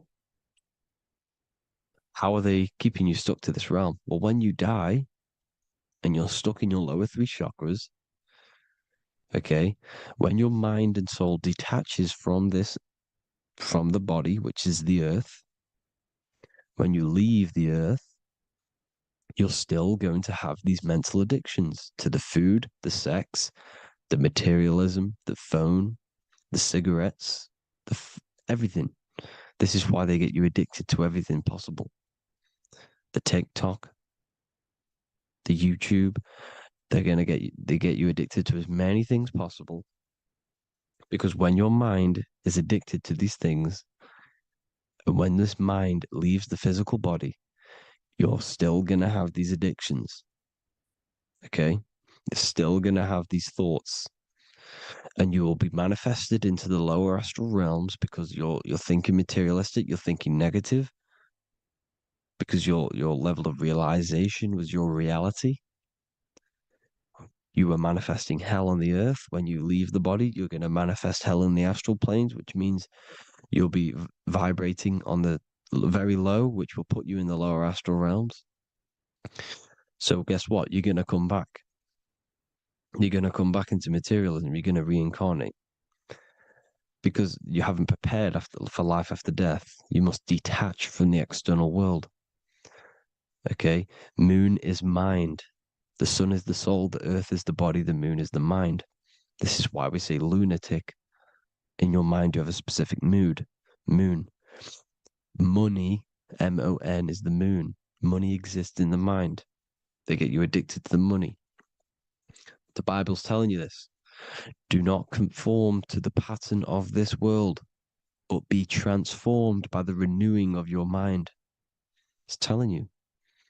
Of this world, but be transformed by the renewing of your mind.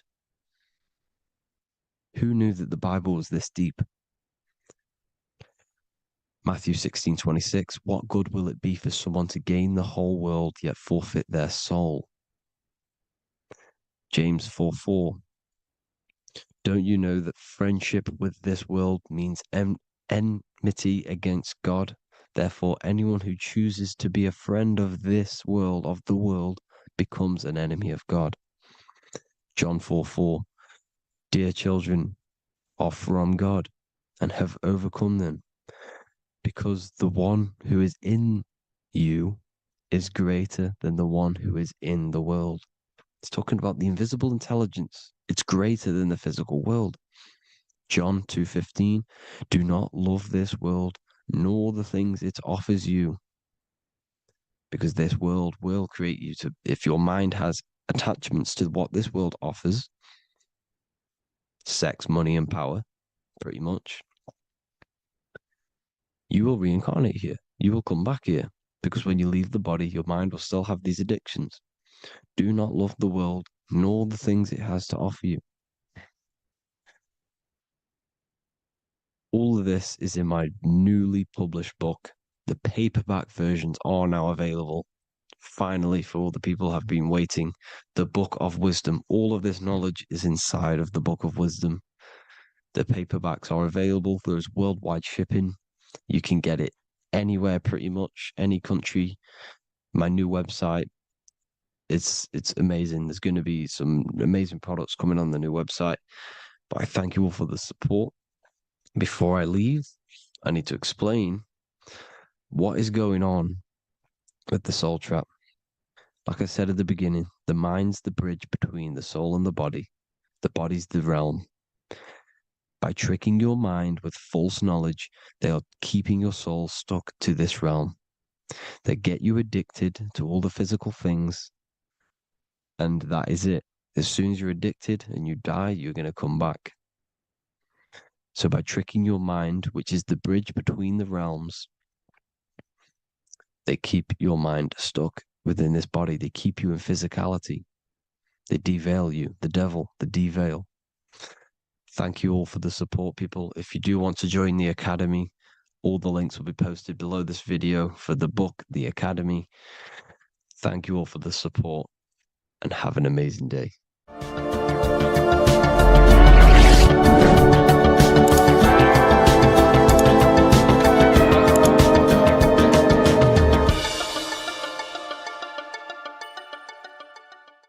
Mentalism, conscious and subconscious mind.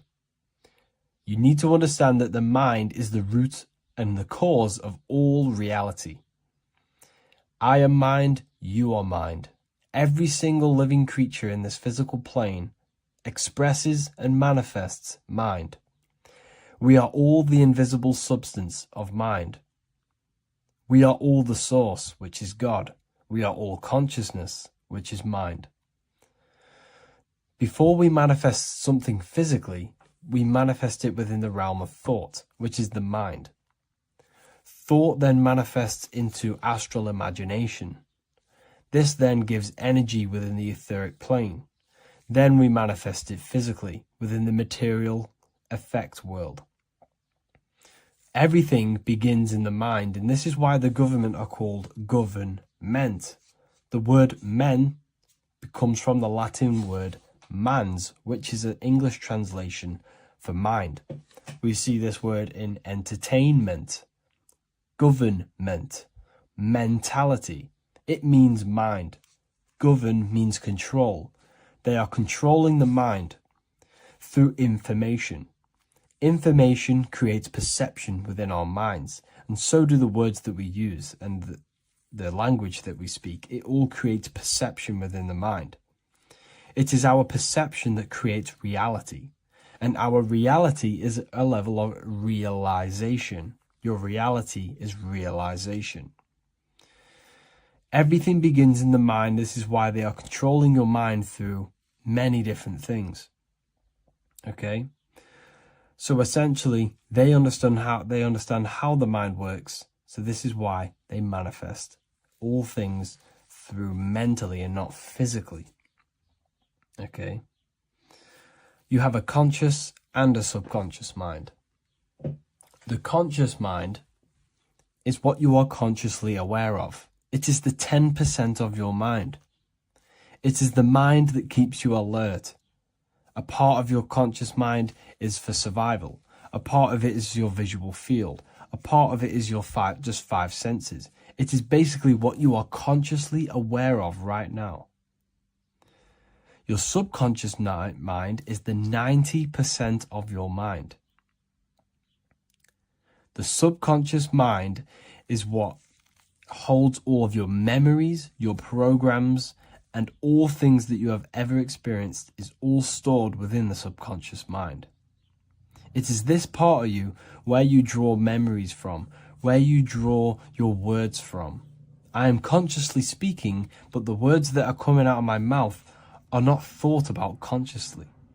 They are coming straight from the subconscious mind, where all programs and memories are stored. It is essentially this part of the mind which is manifesting our daily basis behavior, because the subconscious mind stores the programs which we are operating our life off. For example, if you tie your laces, you do no longer have to consciously do them. Your hands literally just know exactly what to do because you've done it that many times. So essentially, you create these programs within your subconscious mind through repetition and emotion. These are the two main ways your subconscious mind is programmed and installs things that you do on autopilot. The subconscious mind, like I said before, manifests 90% of your daily basis actions and 90% of your daily basis thought patterns. For example, if you were in a car crash 10 years ago and you had a very traumatic event, that car crash and that emotion that you felt in that time impressed your subconscious mind with a program. And even to this day, 10 years later, you are still wary about entering cars because of that program. Even though you may be not thinking about the car crash, you are still wary about entering cars because of that program, because of that emotion impressed upon the subconscious mind. You see, everything you say, everything you think, and everything you feel is telling your subconscious mind, that is what I want. The subconscious mind takes everything literally. Even if you are talking about someone else, your subconscious mind only knows you, and it only knows yes, and it only knows the now, the present moment. So this is why the golden rule back in the ancient days was treat others like you want to be treated. Because the way you treat others is telling your subconscious mind that is how you want to be treated. And this will create subconscious programs within you, affecting you. So, before you go to sleep every single night, what you want to do is to impress your subconscious mind with thinking and feeling of something that you want to become. Become that reality. Think and feel that reality. And by doing this, you are impressing your subconscious mind, and you will wake up in the morning with ideas. Because when you install a program within your subconscious mind, like I said before, it manifests into at least 50% of your thought patterns. So let's say I created a program within my subconscious mind of how to become financially free. Well, I created the program that I am financially free. My conscious mind will start to slowly think about that program and how I can achieve that program, because the conscious mind operates on survival. So if you create a subconscious program of I am financially free, your survival conscious mind will start to operate and think and act on this program subconsciously. You won't even know that you are doing it, but you are. And this is the power of the subconscious mind. You have to reprogram it properly. You have to be careful of the things you think, say, and feel, because all of this is contributing towards molding your subconscious mind, which essentially molds your reality. It draws things to you. You don't just have a physical body. You have a physical, mental, spiritual, and emotional body. Each one of these aspects are a body of its own. Body does not just refer to a physical substance. You have a mental body for thinking, an emotional body for your emotions, a spiritual body for your energy in your astral form, and a physical body to encapsulate all of these. Each four of these aspects are essential for the human experience and essential to balance.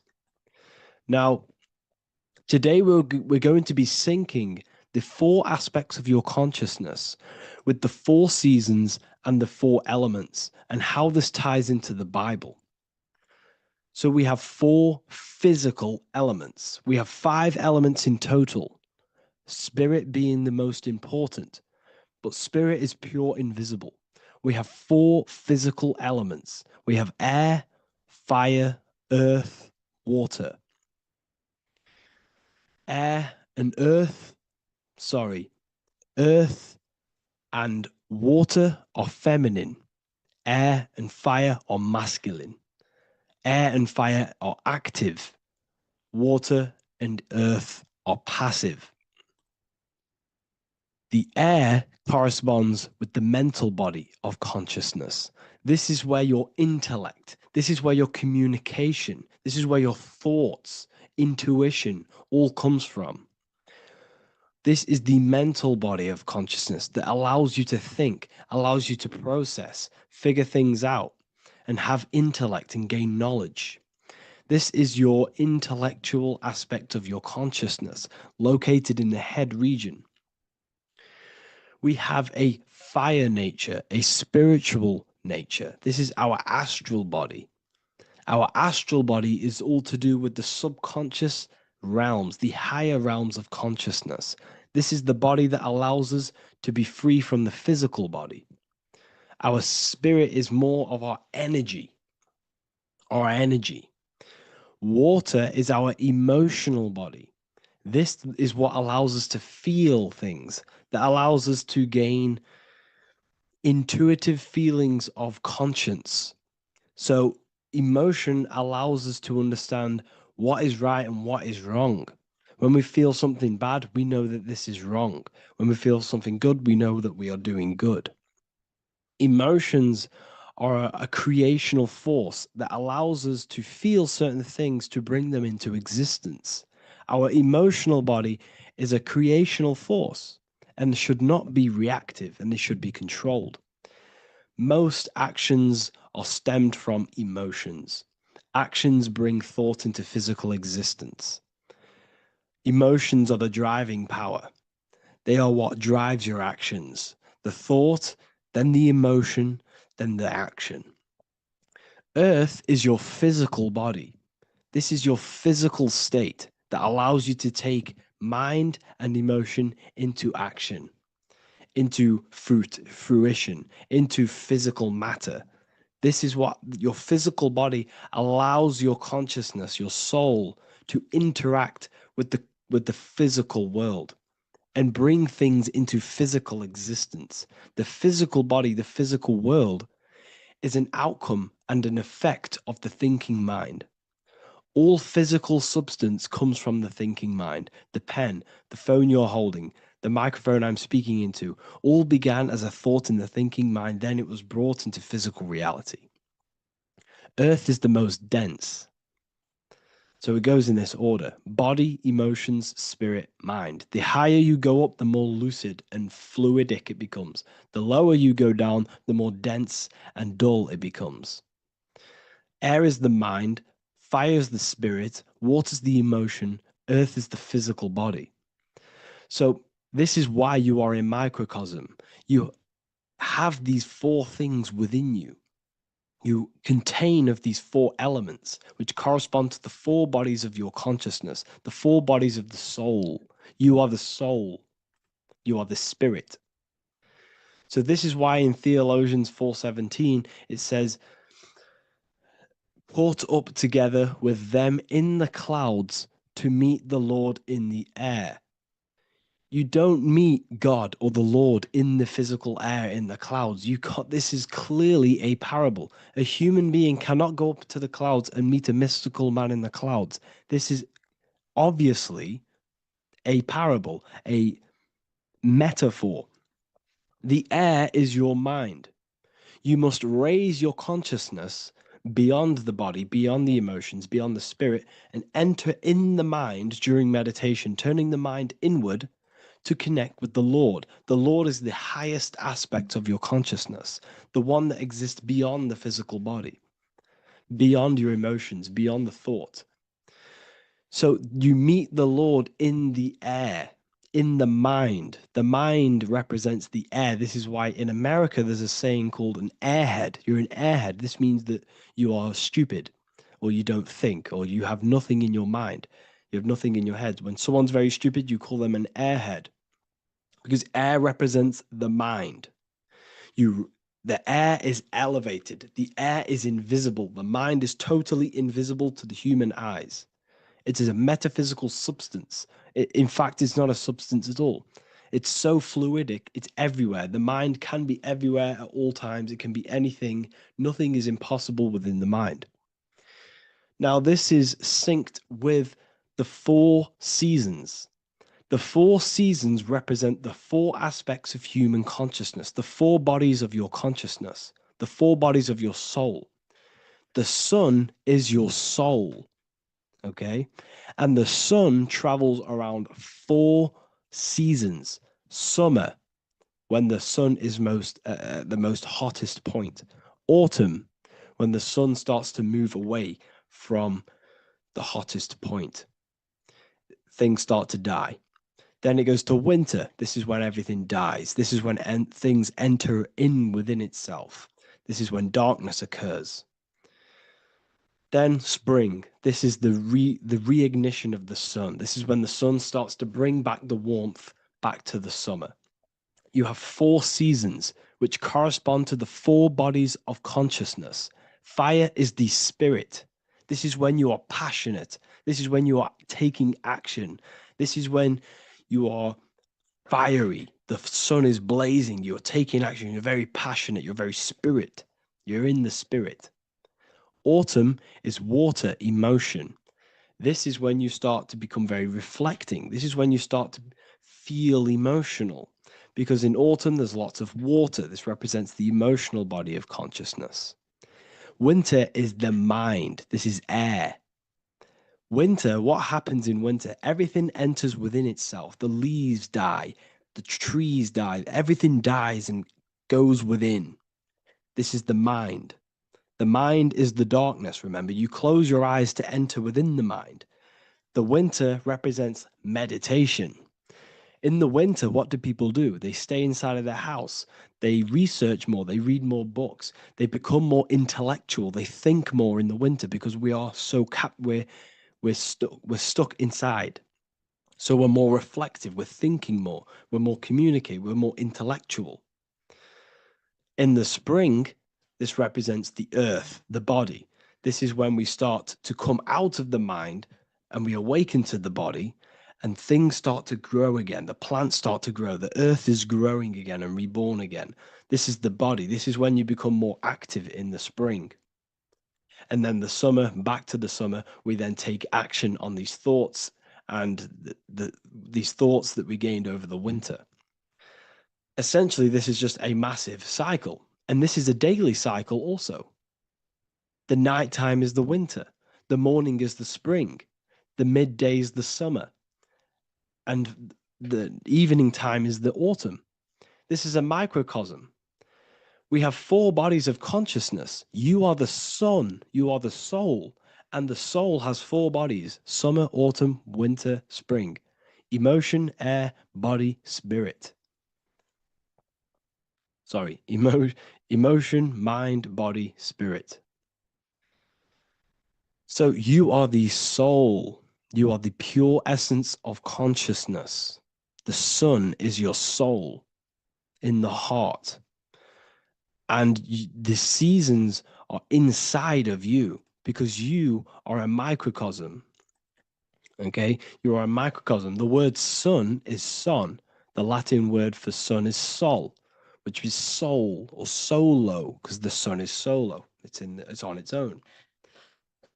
You are the soul, and the soul has the 4 different bodies of consciousness. So before we move on any further, if I've blown your mind, please, if you can, leave a like, a comment, a share, and a subscribe. Let me know what videos you want me to make in the future. Please drop a like. It definitely will help me. You are a microcosm of the macrocosm. Man is a miniature universe that goes through its own cycles. The seasons of the summer, winter, spring, and autumn do not occur merely outside of him, but within him as well. The summer is within you. You feel different in the summer. You feel different in the winter. You feel, depending on the body of consciousness, it's your soul's interacting with. So the sun in the sky is your soul inside, and the sun goes through these cycles, which is affecting your bodies of consciousness, because the cycles represent your bodies of consciousness. Now, this ties in with the Bible. This is why we have 4 Gospels. This is why Matthew, Mark, Luke, and John are always seen with the 4 different zodiac sign animals or symbols. So you always see each one of the Gospels. If you just type in on Google Matthew, Mark, Luke, and John, type in ancient pictures, paintings, or pictures of them, and you will find these 4 zodiac signs are always standing with each one. Taurus, the bull; Leo, the lion; Scorpio, the eagle.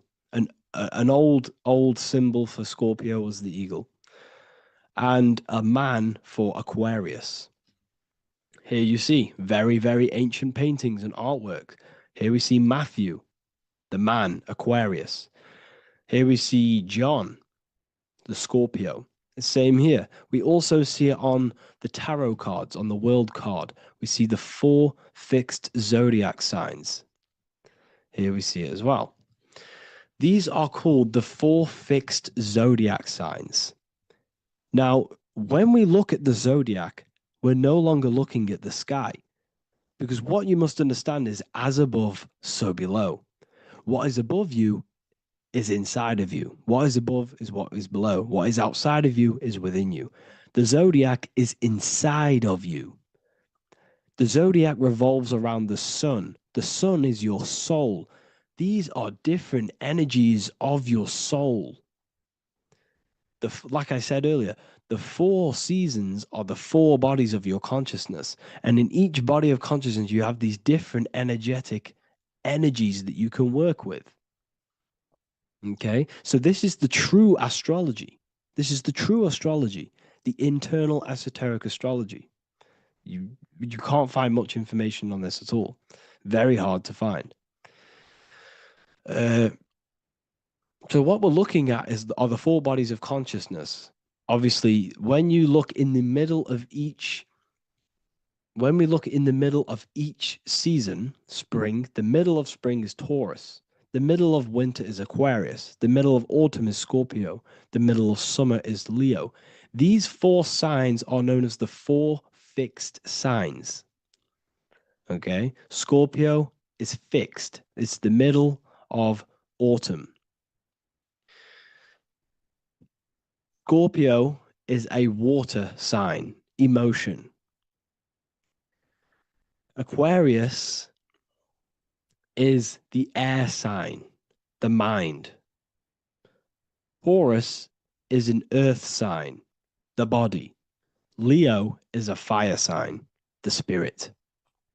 This is why we see Matthew, Mark, Luke, and John with the 4 fixed signs of the zodiac, which represent the 4 bodies of consciousness. Leo, the spirit, fire. Luke, Taurus, earth, body. Matthew, Aquarius, air, mind. John, Scorpio, water, emotion. Each gospel is depicting Jesus and showing Jesus in each gospel.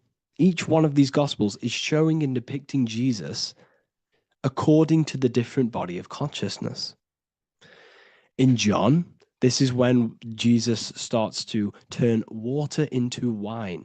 Water is emotion. Wine is transmuted emotion. This is when he does miracles with his emotions, water into wine. Aquarius, which is Matthew, air, the mind. Inside of the Gospel of Matthew, this depicts Jesus as an intellectual person, a person who's communicating and using his mind, his mental body a lot inside of the Gospel of Matthew. Go and read it, and you will see this. Luke, Taurus, earth, the body. Luke shows and depicts Jesus according to the body of consciousness, the physical body. He shows Jesus as a human, being a human being, helping people physically and helping people's physical needs, like giving away food and doing all sorts of good things for other people. Leo, Mark, inside of the Gospel of Mark, this shows Jesus as a spiritual teacher, a passionate person who is taking action. Each gospel is showing Jesus according to the different body of consciousness. And Jesus represents you, the sun. That's why it's called the Son of God, the light of the world.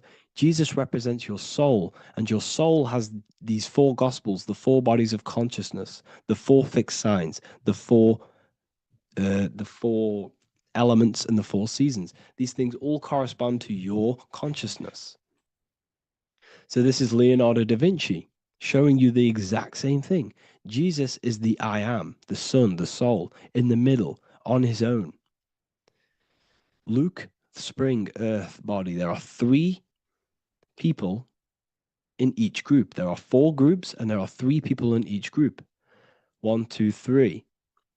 1, 2, 3, 1, 2, 3, 1, 2, 3.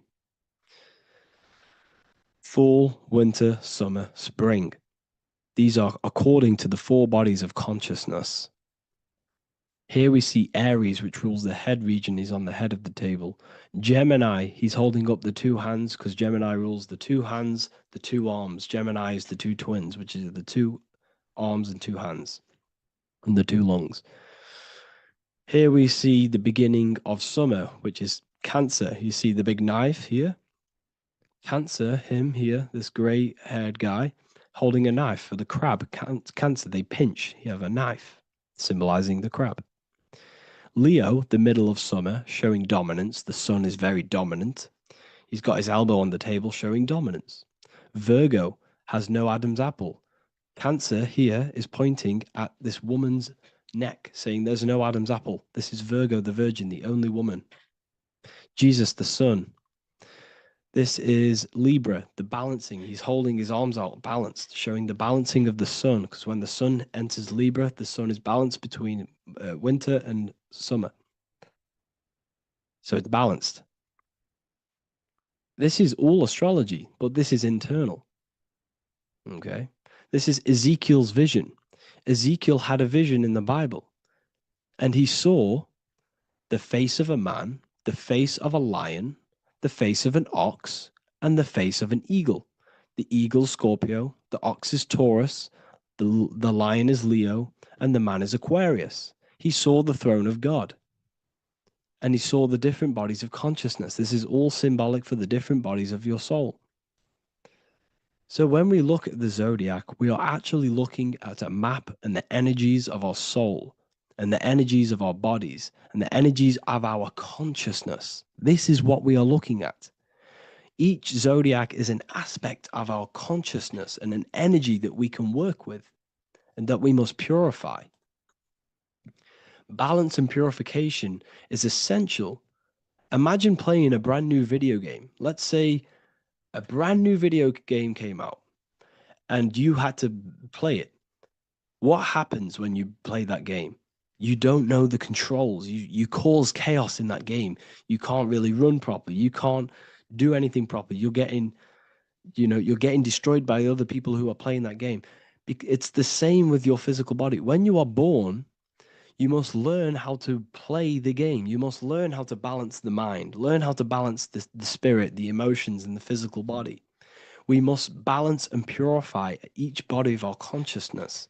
We must look after our physical body with our physical health by eating physical, electrical food like fruits and veg. We must look after our minds by being conscious of what enters our eyes, enters our ears, enters everything. Whatever enters our five senses is affecting our mind, our mental health, our environment, mental. We need to look after our thoughts, control our thoughts by purifying our thoughts, only positive thoughts. Then we must purify our emotions, feeling only gratitude and love and not feeling these negative, dull emotions.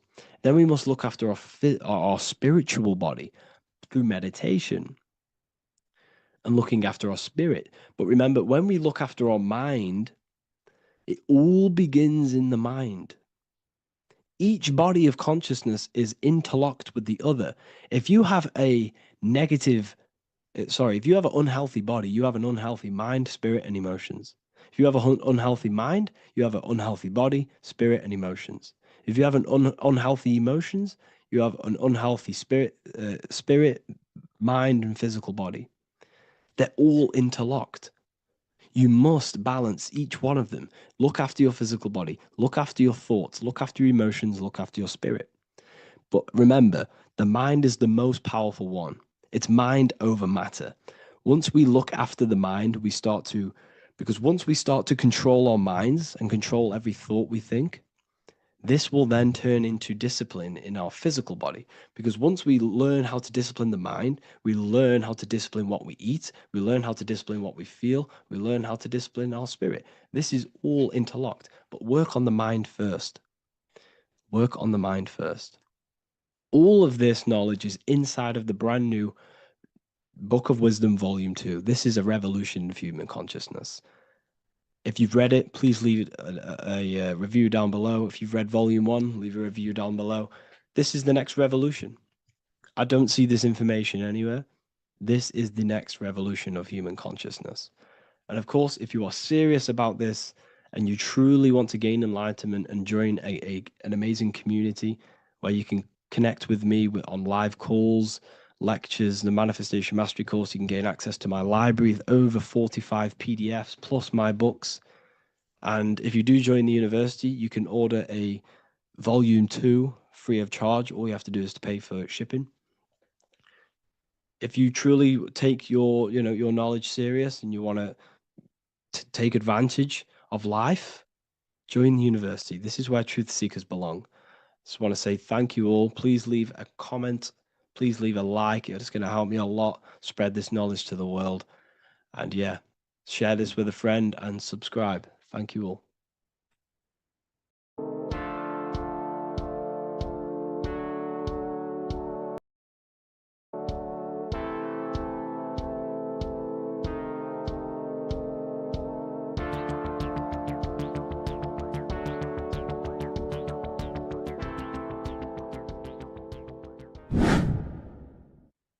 How are we all doing, people? It's Revival of Wisdom from the Wisdom Academy.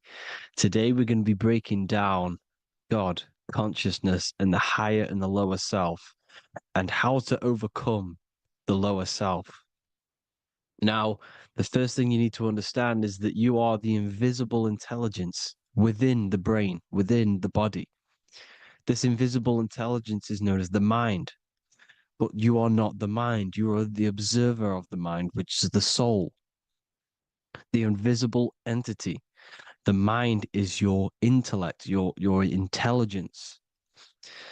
Now, the mind is, it's hard to put this in words, but the mind is something that gives you the ability to explore the universe. And this inner self is the I am. It's the quiet, the inner self, the voice you see in you hear in your head. This is why within spells high twin, inside, internal. The I is also the number one, which is one line. Because the one and only, is the inner self, which is the I am. This is why you say, my name is Harry. You are not Harry, you are the I, the inner self, the intelligence. Okay, this is why Jesus in French is I am. You look with the two eyes and you see with the inner eye. I and I, the same thing. Okay, because the I inside is what gives you the perception of what you're looking at. So when someone's trying to explain something and then you catch on saying, I see now, it's because you're seeing with your inner eye, the one that gives you perception, gives you intelligence, gives you the the ability to understand things. This is the internal eye, the invisible self, which the physical body is nowhere near as complicated as this inner self. It's in infinite potential, infinite potential. God, God, generator, operator, destroyer, soul, mind, and body. Brahma, Vishnu, Shiva, the Father, the Holy Spirit, and the Son. They're all the reason why you see God is always a triad is because it represents yourself. Your invisible intelligence is God. Me and you are the same invisible intelligence. We are the invisible intelligence experiencing the program being run by the central nervous system and the brain. I always say this in my videos, but I have to, in order for you to understand the things that I'm going to say later on in the video, you need to understand this concept, is that you are the consciousness experiencing the nervous system, the tree of knowledge of good and evil, which is you here. You would be in this invisible intelligence right here in the center of the brain. Now, this is why the ancient Christians show God is in the brain. This is the brain stem. This is the brain. This is also the brain stem and the brain. The brain stem and the brain. It's all depictions of the brain because the brain's the computer, the electromagnetic computer, which decodes the demands created by the invisible intelligence, the I, the inner self, you, your true self. The person move it if you observe what someone moving, this is going to sound, but if you observe someone walking, it's not the body. The body is moving, but the thing telling it to move is the invisible intelligence. Before you kick a football, a decision is made within your invisible intelligence, your mind. And this consciousness, this invisible intelligence, is either stuck between the lower self and the higher self. Okay?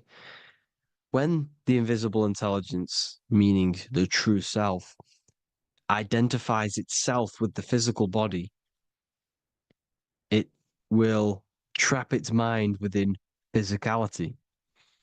This consciousness that we have is either operating in the lower self or the higher self. It's either feeding the material body or it's feeding the spirit. Okay? But because we are physical and spiritual, we need to be even. We don't want to be meditating all day long because we do have a physical body as well whilst we are here. We are playing a game in physical matter. Okay? Now, the reason that you incarnated here is to learn a lesson because the mind can manifest anything it wants within the astral planes, within the world of imagination. It can manifest anything it likes, but it incarnates into matter, into this game, so we can understand labor, because anything in matter, you have to labor to manifest. But in the astral, you can manifest at the click of a finger. You come here to learn the knowledge of good and evil. And your consciousness, I came out a bit off topic there, but your consciousness is experiencing the lower or higher self. The lower self is manifested in the lower parts of the body. Sex, food, and power, the lower three energy centers. These centers are like mini brains. You are literally thinking with these centers. And when your mind is stuck within these lower centers, you'll think, have you ever heard the term of thinking with your penis or thinking with your, you know what, as a man? Even females maybe, but mainly this is a boy saying, you're thinking with your penis. This is a truth, it's truth in plain sight. You think with these energy centers. When you're living off the lower three centers, all you care about is sex, food, and power. Eating, sleeping, and greed. Power's kind of like greed.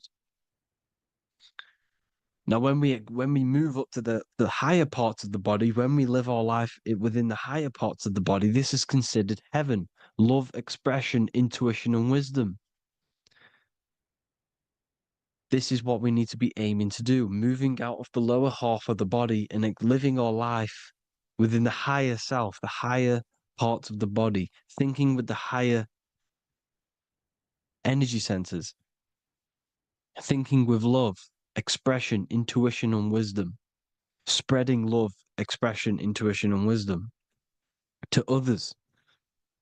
Heaven is even. This is why Jesus is pointing at the heart chakra, always pointing at the heart. Earth rearranged his heart because in earth you're manifested as a physical being. You're in the heart, good and bad. You need to be balanced between the good and bad. Because love can be a demon too. That's a whole nother video, but love can be a demon. Now, the seven chakras are known as the seven seals in the Bible. When the Lamb opened the seventh seal, there was silence in the heaven for about half an hour. This is a verse from the Bible. The Lamb is Aries, which is the higher brain, the cerebrum, Ram, Aries. Because when the Ram opens the seven seals, you enter the kingdom of heaven. Because these chakras seal your invisible intelligence. They seal your true self. You are behind these seven seals, your true invisible self, your true consciousness, Because behind these 7 seals, you do not think about anything materialistic. Your intelligence is not material. It's not physical. It's not from the physical world. It does not desire the physical world. The body is the beast. The body's the animal, the lower self, which can corrupt our intelligence. It can corrupt the intelligence. Okay? Now, we need to balance these chakras so that we gain a deeper connection between this intelligence and the brain. Because when there's a strong connection between the brain and the intelligence, your body and the intelligence, you have a strong connection. Therefore, you can manifest what the intelligence is saying at all times. Meaning, when, for example, your higher self, this is intelligence, the higher intelligence is always speaking to you. It's always guiding you. It's always telling you the right thing to do. You can feel it when you're doing something wrong. You can feel that you're doing something wrong because this higher self, this intelligence knows what it needs to do here. And when there's no connection between the body and this our intelligence, our true self, when we strip away, when you close your eyes for long periods of time, you will figure out you are this invisible, infinite, creative being. There's no words that I can't describe what it is, but it's the voice inside of your head that you can feel when you close your eyes. You are this being inside of the heaven, because this is heaven, this intelligence. And when there's a strong connection between the body, you can manifest everything it's saying.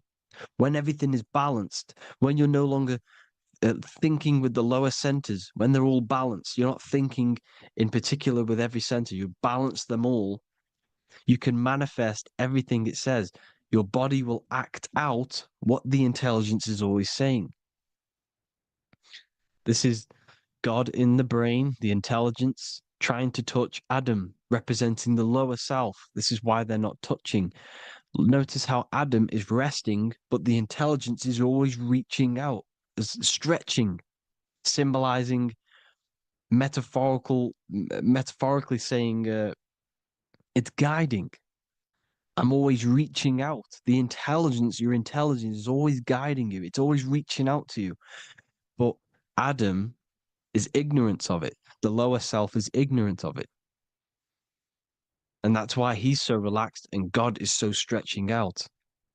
Because at our highest self, that when you think of when you want to better your life, that highest true version of yourself is God. When you're manifesting this, your highest self, this is God. Your truest form, your most perfect form, that is God. Your highest version of yourself, that is God. Emotions. Emotions are not what you've been taught. Emotions are not something that should be reactive, okay? You should not let the emotion be you, except that you should experience them instead of letting them become you. You need to understand there's a separation in our consciousness. You have the soul, which is the person who is observing your thoughts. When you think a thought, who's the one observing that thought? The soul, you, the I am, the I, the inner self, the one and only. And inside of every single body, inside of me, inside of you watching this video, there is this same intelligence that is inside of me, inside of you. And it's the exact same experiencing a different body. And this is what we mean by the universe is mental. We are all sharing the same ball of consciousness in a different body. The animals, the fish, the cells, all expressing this one consciousness. Me and you are the same. This is why the golden rule is treat others like others should be treated, because I am you and you are me in a different body. Now, going back, you need to identify that there's different levels of consciousness: soul, mind, emotion, and body. Okay? Your emotions are on a separate layer than the body, the mind, and the soul. So when you identify there's a difference between all of these, you do not let them become you.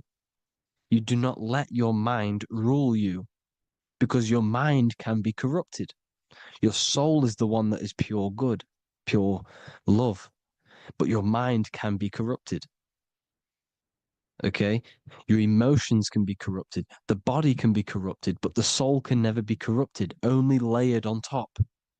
You can only throw piles of programs within the subconscious, layering the soul down, but deep, deep down inside of every single one of you, there is a loving being. Because the love comes from the heart. Love is the universal emotion, expression. Now, your thoughts can become bondage, your emotions can become bondage. Now, what do I mean by bondage? By conquering the lower self, we need to conquer our own mind, because the mind is what's manifesting the lower self. When you're thinking with the lower half of the body, when you're becoming your emotions, you need to experience the emotion, not become the emotion. Do not let the emotion become you. Do not let your thoughts become you, because your thoughts are tools that you can manifest. Your thoughts are the idea. Your emotion is the energy that you can use to manifest that thought. Your emotion is energy in motion, emotion. You use emotion to manifest, to feel as if you already have the thought. Therefore, you become that vibration.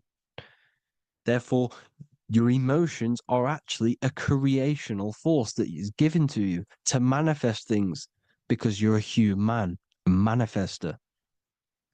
You're here to manifest things. You're a creator. You are a god. Your inner self, your intelligence, your I am, the one and only inside of you, the inner self, the quiet one, the one that's deep down, the invisible intelligence, is it's creating things all the time. All the time. Speak no evil, see no evil, hear no evil. This is the astronauts, they're Freemasons, but they understand this, because thinking, seeing, and hearing can corrupt your mind. And when you have a corrupted mind, you'll have a corrupted subconscious. The subconscious will manifest into the body, because 90% of your behavior comes from the subconscious mind. So you got to speak, see, and hear no evil. But sin, what is a sin?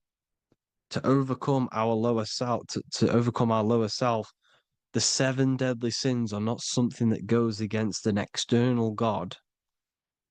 A sin is something that goes against your inner guide, your inner conscience, the inner self that is always speaking to you. It's always telling you the right thing to do. A sin is something that goes against this inner guide. And this is why you can feel something where you can feel you're doing something wrong, because the inner guide is speaking constantly. And when you commit these 7 deadly sins, which are 7 internal states which keep your invisible intelligence bound to your physical body. Because evil, right? Evil love bondage. This is why they stay in this realm and they control this realm, because they love the bondage of the body. They like matter. They want to stay in matter for eternal life. They don't want to ascend back into the heavenly realms where you do not have a physical body. You can explore the universe within the astral planes. They stay bounded to the body, bounded to the 3D construct of the physical world.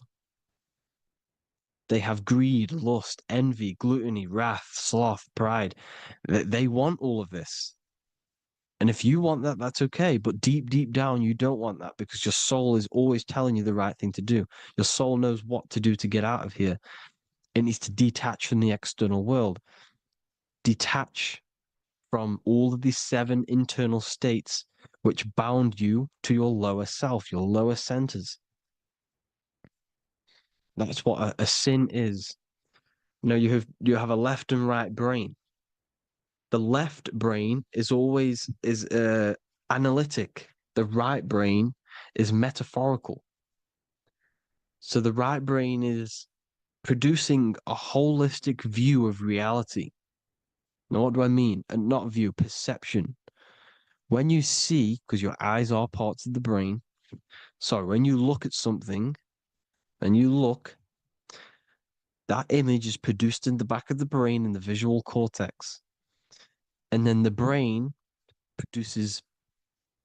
right brain produces a perception, a holistic, it breaks down what you're seeing into a holistic image, a holistic perception. So, for example, if you're in a woods, the right brain sees the whole woods as one big woods. The left brain is breaking that perception down into individual trees, branches, and leaves. So the left brain's to do with duality, the right brain's to do with wholeness, unified. The left brain's dualistic, analytic. This is necessary so that we can pick things up and manipulate them and break things down. We need the left brain, we need the right brain. I'm not saying any of them's bad, but the left brain, sinister in Latin, means left. Because when you're left brained, you see everything in dualistic. You see everything is dual, when everything's actually one. We need to be focusing and strengthening our right hemisphere. I'm not saying sit in the right hemisphere all the time, but we need to be strengthening our right hemisphere. And this is why left is sin and right is right. Because when you focus on the right hemisphere, you see the holistic perception of creation. The right hemisphere sees humanity as one unified consciousness. The left hemisphere sees everyone as individual persons and egos. Because the left hemisphere is dualistic. And this is why the Bible says, cast the net onto the right side of the ship and ye shall find. John 21:6. What does that mean? Cast your energy, cast your perception into the right hemisphere of the brain, and ye shall find unified consciousness. You shall find your higher self, the one and only. If then you have been raised with Christ, seek the things that are above, where Christ is seated at the right hand of God. Wow. Powerful. What does this mean? Seek the things that are above, where the Christ is seated at the right hand of God. God is your consciousness, your invisible intelligence between the 2 hemispheres. The right hand of God is the right hemisphere. Seek the things that are above the heart. Love, intuition, expression, and wisdom. Seek the things that are above the heart, the higher self, the higher part of the body. Because when you seek the things of love, expression, intuition, and wisdom, you create a strong aura. You attract the same frequency. And this frequency is heaven, God. This is the Sumerian artwork showing the lamb. This is a step symbolizing stepping upwards, raising up. He's stepping over the lamb up to the bird. His hand is going to the bird. The lamb symbolizes the lower self. Okay? The bird with the wings is in the sky. It represents the higher self. This is why angels always have wings, because it represents the higher self in the sky. The lamb is a ground animal, symbolizing the lower self. He's stepping over the lamb to the bird, his higher self, his invisible intelligence. Horus and Set, Jesus and Satan. Look, Horus has an evil brother, Set, just like Jesus and Satan. Horus is a bird, higher self.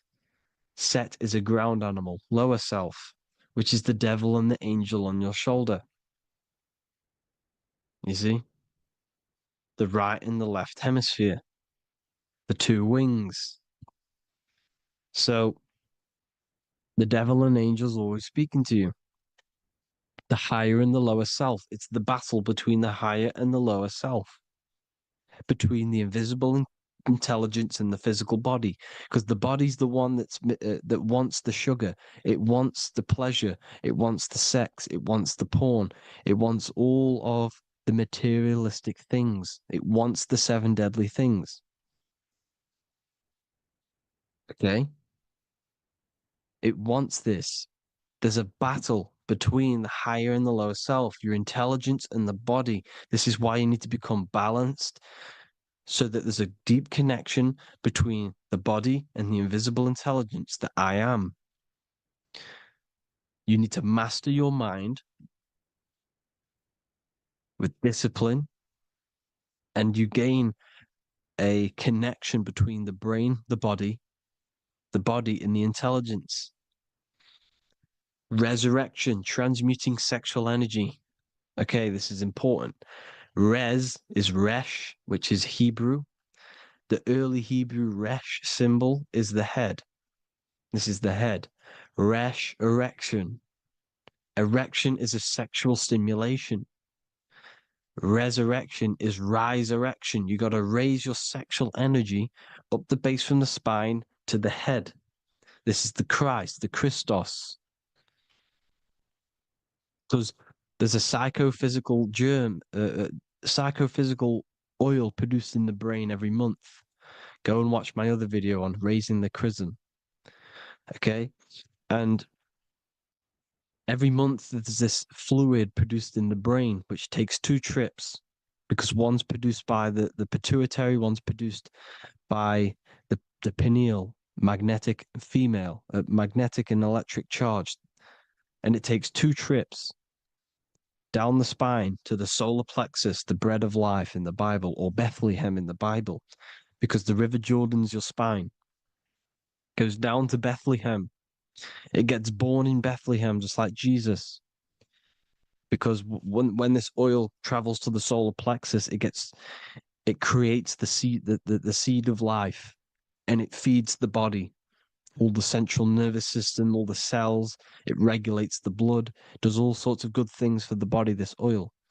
Now, when you save your sexual energy and you raise your resurrection, you awake the Christ, you raise it from the solar plexus or the sacrum bone up to the brain, you activate 100% of the brain, and this is the true resurrection of Christ. Instead of wasting the energy and giving away your sexual fluids, because behind the fluids is the energy. So when you release that fluid, the energy is out there. You've released the energy. Your sexual energy is the most potent emotional force a human could possibly feel. Same with any animal or anything. The sexual urge, the sexual emotion is the most powerful, potent emotion that you can feel. It takes over the whole body. When you feel sexually aroused, it takes over everything because it's so potent. And when you fight the serpent, when you fight the sexual energy, which is shown here in the Egyptians, the cat cutting off the head of the serpent, or Hercules fighting the serpent, or in the Greek mythology fighting the 7-headed dragon, the 7 chakras. The serpent is your sexual energy because it symbolizes your kundalini. When you fight it and you transmute this energy, instead of releasing it, instead of acting sexually on it, you can transmute the energy, transfer it from the solar plexus up to the brain. You can do this with other tasks. Instead of releasing it, instead of raising it from the solar plexus to the brain, you can use it for other things. So, for example, you want to think critically. You can use it for critical thinking. You can use it for going to do exercise. You can transmute sexual energy into anything, but you can do this. You can raise the sexual energy, and you can use this energy to push the cerebrospinal fluid from the solar plexus up through the spine, up the 33 vertebrae to the brain, and it'll activate 100% of the brain. And this is the resurrection of Christ. Jesus was never dead. Jesus was never rose from the dead. It symbolizes the Christ, Jesus Christ. Christ is Christos, which means oil in Greek. The resurrection of the Christ, the Christos, the oil. And when it activates 100% of the brain when it's raised, and it can regulate all the systems, it can regulate all the blood, it can regenerate the body. And this is the true antichrist. They don't want us doing this process. The antichrist is not against Jesus, it's against the fluid in our body that makes us live hundreds and hundreds of years and makes us live as gods. This is the true resurrection. And when you fight the serpent, you fight your sexual urges, your sexual emotion, the most strong emotion that you could ever feel. You can do this process. And this is the true secret of transmuting sexual energy. Because when you transmute the sexual energy, you can become a god. And this is why Hercules is fighting the serpent. Notice how the serpent is low. He's reaching down to it. It represents the lower self. Because the lower self wants the lust. It desires sex. The body desires sex. There's a fight between the higher and the lower self. But when there's balance, there's even. Heaven is even. When there's evenness between these, this is the kingdom of heaven. This is when heaven is on earth. So at our highest levels of ourselves, the highest level of our intelligence, this is God. God is something that we manifest. We need to achieve Christ consciousness by battling the body. There is no battle outside of the physical body. It's an internal battle. Jesus and Satan have been externalized. Nothing exists outside of you, because I explained in the beginning how you are the consciousness experiencing the central nervous system. Therefore, there is nothing outside of you. It's all internal. Jesus and Satan have been externalized. Why? Because it's business. The church is a business. It's all a business. They've created these figures to be historical when they're not historical. The Bible's not historical. It's all externalized. It's called exoteric, when the truth is esoteric, internal teachings. So anyways, people, balance the chakras, balance the two hemispheres of the brain, balance the conscious and the subconscious. Balance is perfect, the yin and yang. You are spiritual and physical. You live in day and night. You need to be balanced. Oneness. Seek oneness. And this is the true kingdom of heaven. And when we all realize that we are all the same intelligence, the same consciousness expressed in different bodies, when we all realize this, we all realize we're all one. Doesn't matter what race you are. It doesn't matter what race you are, where you're from, your nationality, because none of you are actually from here. None of you are from the physical world. You're manipulating the physical world through the physical body. You are the I am. We all have a soul. Every single one of you has a soul. We all have souls. The reason why they say some people don't have souls is because they're trying to suppress your mind. They don't want you to know that you have a mind. That sounds crazy, I know. But a lot of people haven't realized that they have an infinite intelligence called a mind. And behind that mind, if you can observe your thoughts, the person who is observing the thoughts, you have a soul. Everyone has a soul. Don't listen to all these people saying some people don't have a soul, some people do. We all have a soul, every single one of us.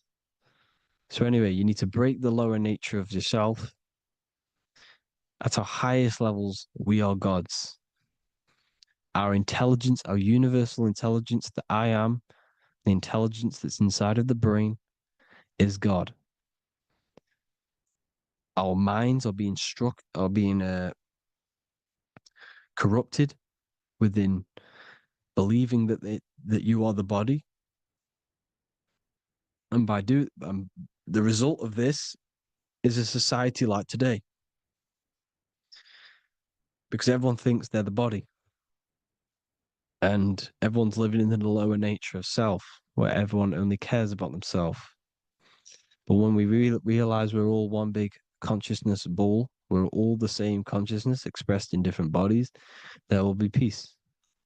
So thank you all, people. If you do want to learn more, if you do want to read my book, it's called The Book of Wisdom. I'll put it in the description. It's an amazing book, people.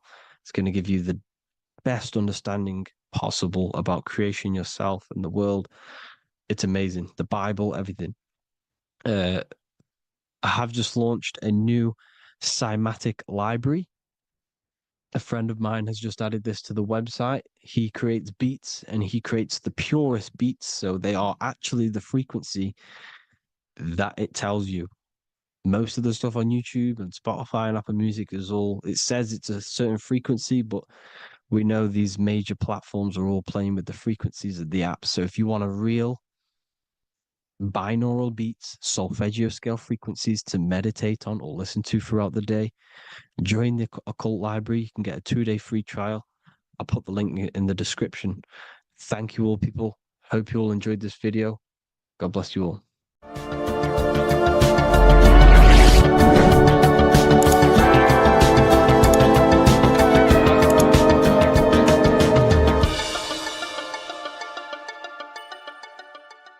Welcome to Revival of Wisdom. Welcome people, we're back with another video, and this video is about Freemasonry and their connection to the Illuminati. Please, as always, to make sure to hit that like and the subscribe button and turn on the notifications to never miss a video. On May the 1st, 1776, the founder of the Illuminati, Adam Weishaupt, founded this secret organization, and this date can be found in Roman numerals underneath the all-seeing eye pyramid on the $1 bill. This $1 bill also says Anut Coptus Novus Ordo Secularum. This is Latin for announcing the birth of the New World Order.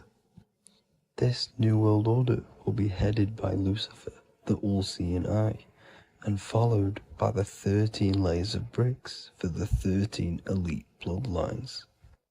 So your Orsini's, Rockefellers, Rothschilds, Soroses, and the other 9 elite families. So when Adam Weishaupt created the Illuminati, he made it consisting of high-level degree Masons, French and Latin philosophers, and many more powerful people to all become one society. So this is why you see Masons using this same symbol of the all-seeing eye inside the pyramid. But not all Freemasons are part of this Illuminati secret society. As the 33rd degree Freemason Manly P. Hall said in his book The Secret Teachings of All Ages, Freemasonry is a fraternity within a fraternity, an outer organization concealing an inner brotherhood of the elect. So what he's saying here is that Freemasons have to go up the degrees of Freemasonry, and once they hit the top, they either get elected or not into these secret societies like the Illuminati, Skull and Bones, and Knights Templar. So when you see celebrities doing this one-eye symbolism, either covering one eye, doing the triangle, or doing 666 over one eye. This is showing and reflecting the symbolism of Freemasonry. They have taken the oath to never speak on anything they learn about Freemasonry. Duncan's Ritual of Freemasonry book states the oath they have to take. Quote, I ... of my own free will and accord, that I will ever conceal or never reveal any of the secrets, arts, points of Master Mason's degree to any person whomsoever. All this most solemnly, sincerely promise and swear. Now, this is what happens when they break the oath, stated in this book, quote, myself severed in two, my bowels taken from thence, and burnt to ashes. So this states that Freemasonry comes first, before any law of the land. It has the right to kill you if you break your oath. This is the hand gesture they have to do every time they enter the ritual room inside the Masonic lodge. This is the cutthroat symbol, showing you and reminding you of the oath and what will happen if you break it. Now in this book, Richardson's Monitor of Freemasonry, it states, if you break your oath, binding myself under no less penalty than to have my throat cut across, my tongue torn out by the roots, and my body buried in the rough sands of the sea. If they do not decide to kill you, this book states this by pointing him out to the world as an unworthy vagabond, by opposing his interest, by dearranging his business. In other words, they have the power to frame you and destroy your reputation to the world, and destroy your business if you break this oath. So yes, they do kill to keep this truth hidden, because this truth of this reality is what keeps them in power. They have the ability to manipulate people, because people do not know what manipulates them. This is why they call themselves the government. They govern the ment, which is the mentality, because the mind is the root cause of reality. They control what you perceive to control what you manifest. By knowing the truth, you are set free, and you no longer need no controller above you. So this is why they are willing to kill and do whatever it takes to keep the truth concealed within these high-level degrees of masonry and these secret societies. However, going back to Manly P. Hall's book, it states, part of the symbols are displayed here to the initiate, but he is intentionally misled by false interpretations. So this is saying even Freemasons are intentionally misled and told lies to conceal the truth, to make sure the truth is hidden in the high degrees of masonry. So that's it for this video, guys. Thank you all for tapping in. Please leave a like and a subscribe. God bless.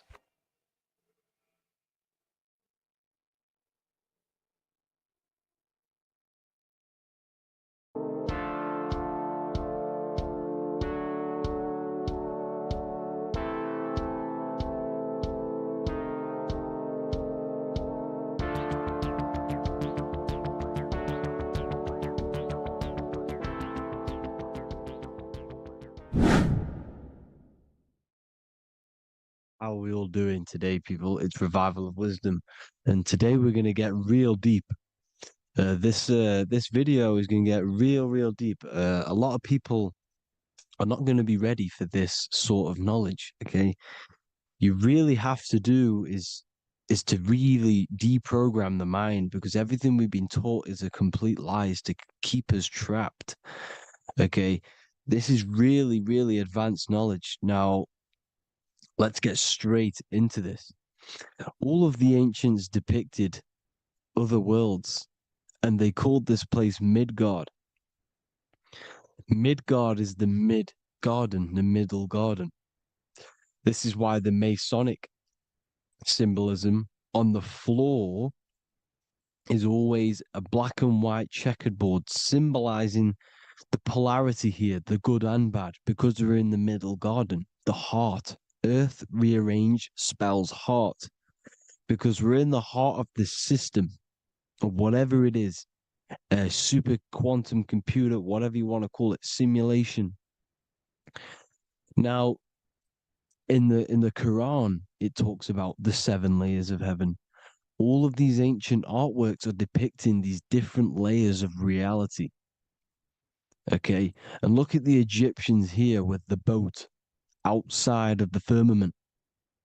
Boats travel on water, and this is exactly what the Masons are doing. So they're still using the same symbols. Why? Because it's the same knowledge, just hidden. The Egyptians have the same knowledge as the Freemasons. It's just hidden. Now, this cosmology that they're showing here, which was probably made maybe 100 years ago, this painting or artwork, is the exact same as the one we see here with the arch, the boat. It's similar because the boat is symbolizing traveling these other worlds because the ether is also symbolized as water. Because if you look up at the stars through a telescope, it looks like it's water. It's shining through water because this ether, whatever this substance is outside of this world, was symbolized as water. Okay. And look at all these ancient depictions showing these different layers of reality. Now, we are being trapped within this 3D dimensional world, which is the cube, the Saturn cube, because there are 6 sides to everything in this world: front, back, left, right, up, and down. 6, which is the cube, because we're in the Saturn's world. Okay. Now, always been depicted as a tree of life, the tree of the universe has always been depicted as this tree. Because let's get a bit deeper. Now, the cosmology of this reality is the sun, the moon, and Polaris, always in the Masonic art. The sun, the moon, and Polaris, the all-seeing eye. If you go inside of the temples of the Masonic temples, they always have this star in the middle, shining light beams. Okay? Look here. The light beams coming from the big star in the middle, which is Polaris. This eye is God. It's God's light shining down from his abundance. Now, when you astral travel, you will see this big ball of light above you, and this big ball of light is God. But you cannot travel towards it until you are pure. It doesn't work like that. You have to become formless. You have to become pure before you can become one with the light. In all these Masonic artworks, it's all depicting the star in the center. This star is Polaris because Polaris is the way out of this place. And this is why you see the stairway to heaven all the way up to the light beam, the light source. What does it say in the Bible? God is light because everything is made out of one substance, and that substance is light. And it symbolizes the eye because God is an eye. All things that are alive have an eye. And we all say, I am. We all see these realities through eyes. God is an eye. He's the all-seeing eye. He sees all things at all times. And he is projecting this light. And this light comes down to create all the different levels of the worlds. And this is what the 2 pillars symbolize the number 11. 11, the number 1, is just a vertical line. It's the 1. It's a 1 point. 11 symbolizes the mirror nature of reality. Everything's mirrored, as above, so below. Now, the 11 also symbolizes openings, doorways. And as you can see here, an opening to the all-seeing eye. And you see here again, an opening to the stairway all the way up to the light. This light is the light of God in the astral worlds, beyond this world. Now, Polaris has also been symbolized as the UFO. They put the truth in plain sight. So, you know, in the films, how the UFOs suck people up. That's what Polaris is doing. If you ascend beyond this world, if you do not ascend beyond this world, you will be reincarnated in this world. The whole thing is to outgrow this consciousness to the plane above. And I'm not just making this up. I'm going to be bringing in scriptures after this. But you can see with the Christmas tree, we always put a high, big star at the center, at the top, which is the star of Polaris, which is exactly what the Masons are doing here. The star at the top. And it's on top of our Christmas trees. And all of these symbolize the other stars, because Polaris is the most high star. And all the other stars are wrapped around the firmament lower than Polaris. And that's exactly what the Christmas tree is. And it's a triangle. It's a triangle, just like light beams travel from one point in the triangle, just like the all-seeing eye. It's a triangle. The light is coming from one point and sending its rays downward. You see, it's kind of like you see here with the water. And the lower you go, the darker it gets, the more evil it becomes. And this is what the ancients would call hell. Now, this all-seeing eye is Polaris. And below Polaris is Mount Meru, the North Pole, the magnetic North Pole. The Tower of Babel, which is in the Bible. The etymology of the word Babel, Ba meaning spirit, which gives the ability to move the soul through the worlds, which is that's the ancient Egyptian description of the word Ba, meaning of the word Ba. You have the Ka, the Ba, the Ak, but the Ba is the one that gives the ability for the soul to move through the worlds. Your soul can't speak into a world without incarnating into it. Now, the Tower of Babel symbolizes Mount Meru because it's the word Ba is the spirit which gives the ability for the soul to move through the worlds. The Tower of Babel is the magnetic North Pole, Mount Meru, which gives the ability to move through these different worlds. And you can see the ancient Tibetans always showing this depiction of these different worlds coming from the center. Because we have to ascend our consciousness. It's not about how good you are to reach heaven. It's about how you expand your consciousness, you expand your mind. So they teach now that you have to be good in order to reach to heaven. It's about expanding the mind, expanding your consciousness to these different planes, these different realms. So that's what it's about. And Jesus was known as the fisher of man. Now, Jesus is a massive part of this. He was known as the fisher of man because he was fishing. He could have been fishing. He could have been one of these deities that had come down from these different higher realities and pull people up. So they would so they called Jesus the fisher of man. And he says unto them, follow me and I will make you fishers of men.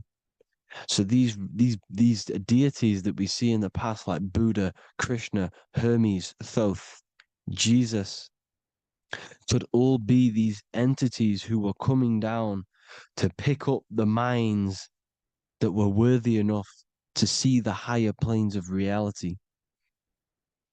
And this is why they called him the fisher of man. Now, when Jesus walks on water, there is a parable with Paul. And he says, but Jesus immediately said unto them, take courage, it is I, don't be afraid. He's talking about astral travel here. He's talking about leaving the body. Because when you leave the body in astral travel to see these alternative realities, you can't be afraid because fear is a bondage, which is what the Emerald Tablets talks about. Lord, if it's you, Peter replied, tell me to come to you on the water. The water. Come, he said. And Peter got down from the boat, walked on the water, and came towards Jesus. But when he saw the wind, he was afraid and began to sink. When you become afraid in astral travel, you sink back into your body. Lord, save me. So this is talking about Jesus pulling people up into different realities. And you can see the fish is the symbol of Jesus, is another symbol of Jesus, a fish. Because fish symbolize deep occult knowledge, because fish travel the depths of the ocean. And they symbolize us because we are fish underneath the ethers. And Jesus was pulling people up. You see, so the Bible is a people today believe the Bible is a book telling you how to reach to heaven, how to become godly and reach heaven. But you've got to become the Jesus Christ to see these alternative realities. Now look at the Emerald Tablets is a massive part, and it speaks so much about these different realities. Look what it says here. This is in Emerald Tablet 3. Then in my heart grew a great longing to conquer the pathway that led to the stars, which is exactly what the Masons depict in all of their art. Look, the ladder to the stars. And then he goes on to say, years after years, I sought after wisdom, seeking new knowledge, following the way, until at last my soul, in great travail, broke from its bondage and bounded away, broke from the bondage of the body. Free was I from the bondage of earth men. Free from the body, I flashed through the night. The stars. The stars are a massive part in the astral world. Each star is a different reality. And the true astrology is the star that you came from. You came through a star to reach this, to reach here. There is a reason why you are here. There's a reason why you have the personality traits, because your soul came from a specific star. This is why we call them star gates, because they are gates in and out of this reality. And Polaris is the way out to the higher worlds. Now look, far into space, my soul traveled freely into the infinite circles of light. Beyond knowledge were some planets and great gigantic beyond dreams of men. Then he goes to say, lift up your flame from out of the darkness, fly from the night and ye shall be free. Lift up your flame. Your flame is your soul, because it has to be lifted up out of the darkness. This is the darkness, this world, this body is the darkness. Because it's a bondage. You need to break free. You need to learn how to astral travel, people. You have to learn this. If you want to get out of this world, you have to learn how to astral travel and see the other realities. Traveled I through space-time, knowing my soul at last was set free, knowing that now I must pursue wisdom until at last I pass to a plane hidden from knowledge, known not to wisdom, extension beyond all that we know. So he's talking about he went to a place where we cannot even comprehend here, a place that is not even known to Earthmen. He's telling you he's ascended out of this world to the planes that are beyond. And it says here in the Emerald Tablets, man is in process of changing to forms that are not of this world. Grows he in time to the formless, a plane on the cycle above. Know ye, ye must be one, ye must become formless before ye are one with the light. The light, the same light that I was talking about, the Masonic light, with the triangle, God, the one source. Ye must become formless before ye are with the light. Formless, you have to leave the body. You have to leave the body. You have to gain the ability to leave this body and travel to these other worlds. Now, it says here, not as man am I, for free have I become of dimensions and planes. In each I take on a new body. In each I change my form. Know I now that the formless is all there is of form.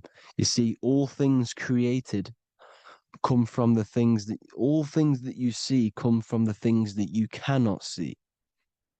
All of us have the same spark of consciousness, the same I am.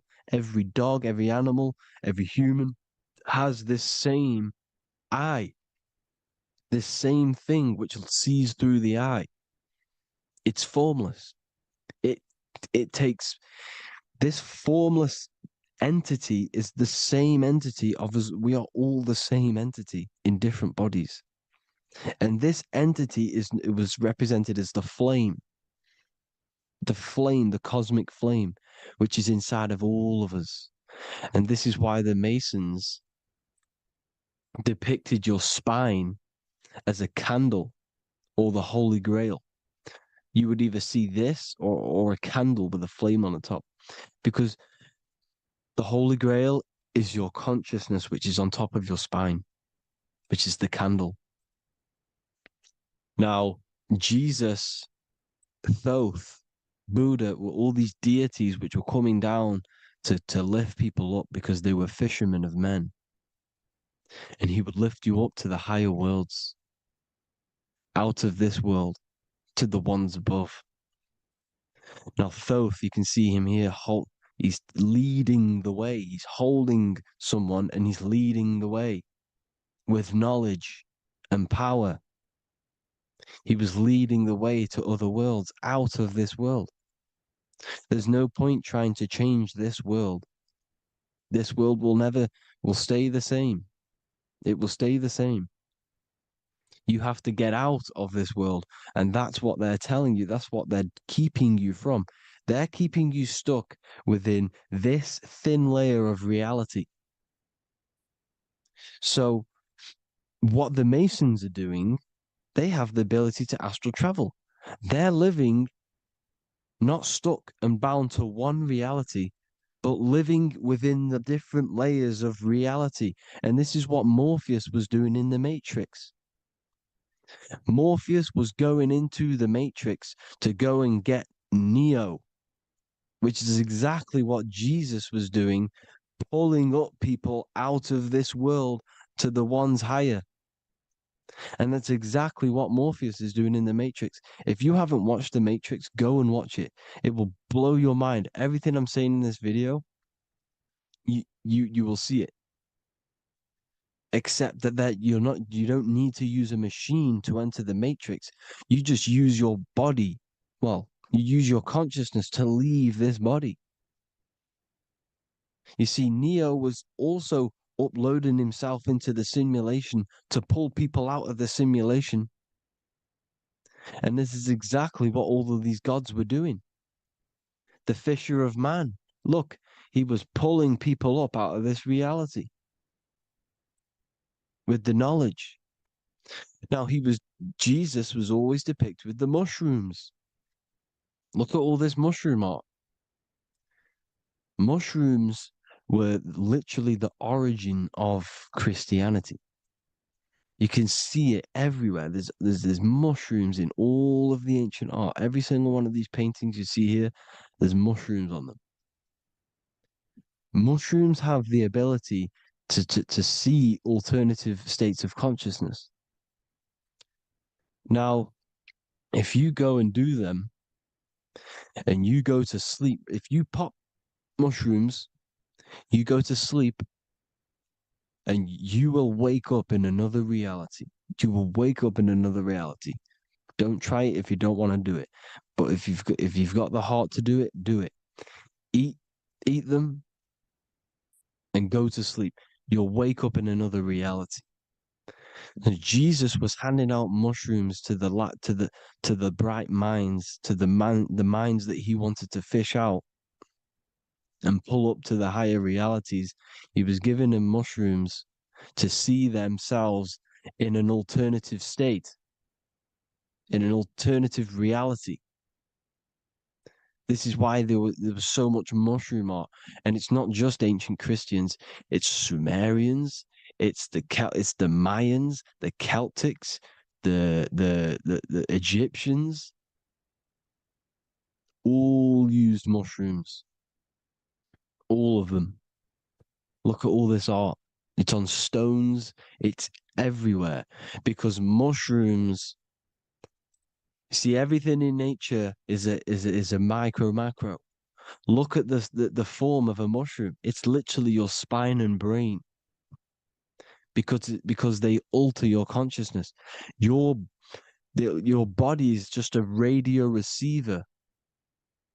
Everything that you're experiencing is a program being ran by the central nervous system, and your consciousness is experiencing this program, these electrical impulses of the nervous system, because it's all feeding back to one point, which is the pineal gland. And this is the candle with the light on it. Type in Masonic candle and you'll see it. It's your spine with your spark of consciousness on top of the spine. And it's a mushroom because this sends you to alternative states of consciousness, alternative realities. Now, they were all doing this, the Egyptians, the Mayans. Now, there's more symbolism which goes into this. Look at the Christmas trees we use. The Christmas tree with the presents underneath them. Magic mushrooms grow under trees. And these are the presents under the trees that we symbolize today with Christmas. Santa's red and yellow for the red and yellow mushrooms. The same mushrooms Mario has to collect. And when he gets enough mushrooms, he levels up. And then what does he do when he go past the world? When you win that world in Mario, you go to another reality. You go inside of another world. It's truth in plain sight. And it's using mushrooms. It's using mushrooms.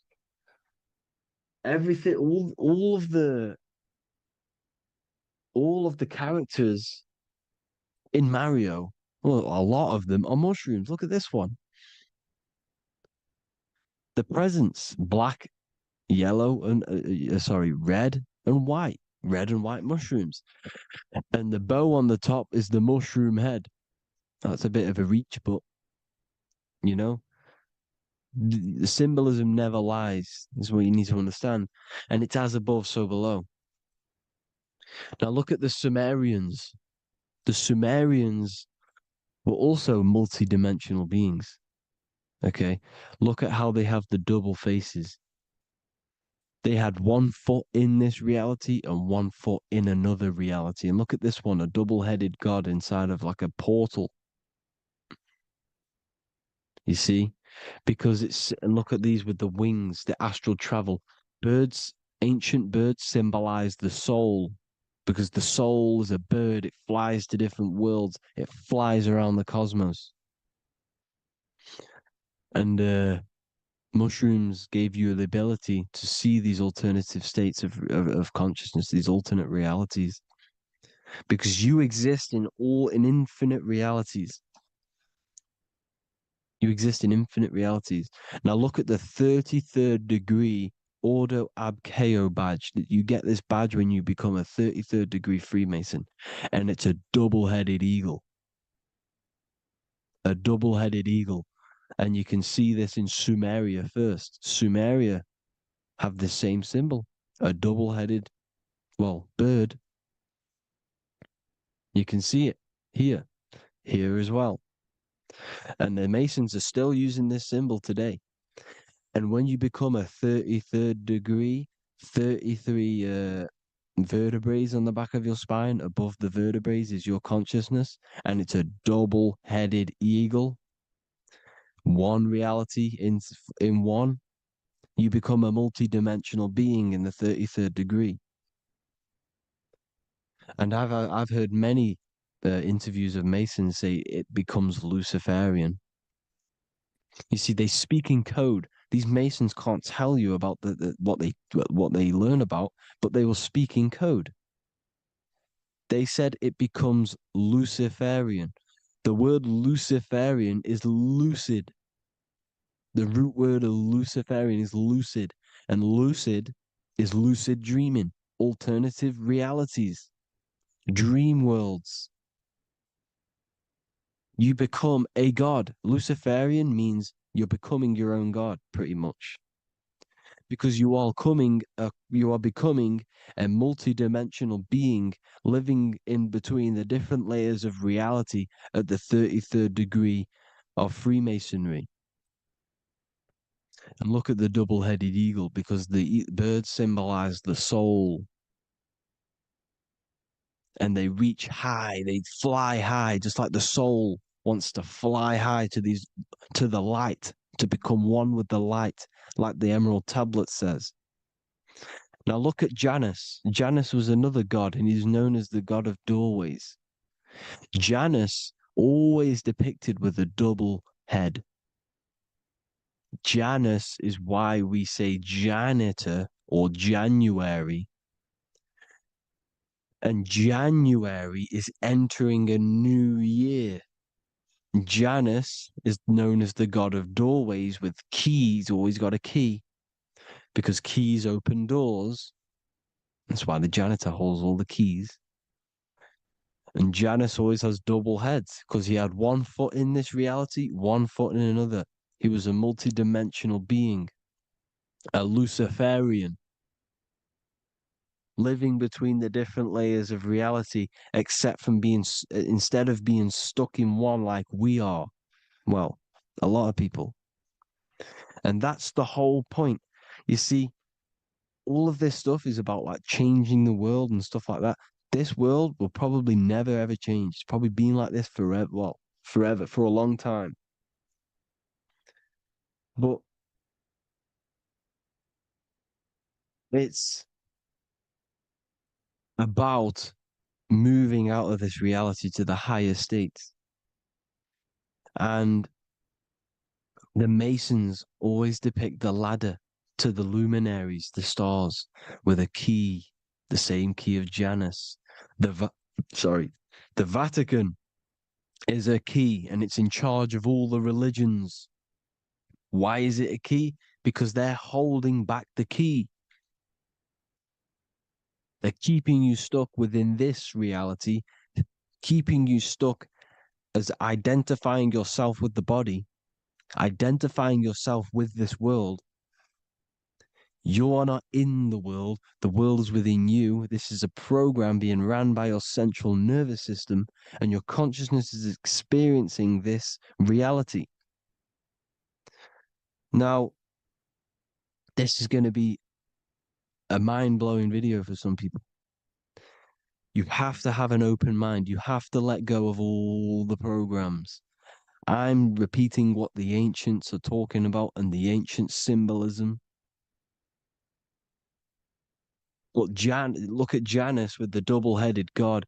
He was just another god coming down, giving keys to people who had the worthy mind to be pulled up out of this reality, to be pulled up to heaven, just like Jesus was teaching how to reach heaven. But really, it's an encoded scripture. But anyways, hope you all gained some insight on this video. Have an amazing day. Please like, share, comment.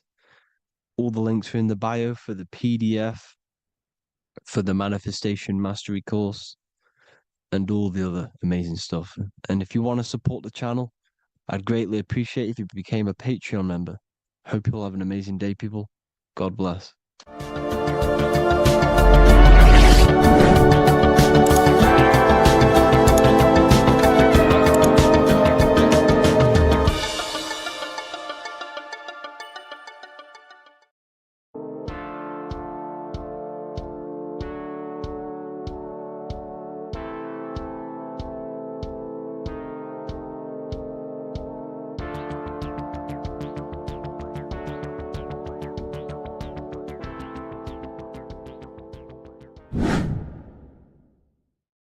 What is good, people? It's Revival of Wisdom. Today we're going to be talking about Saturn.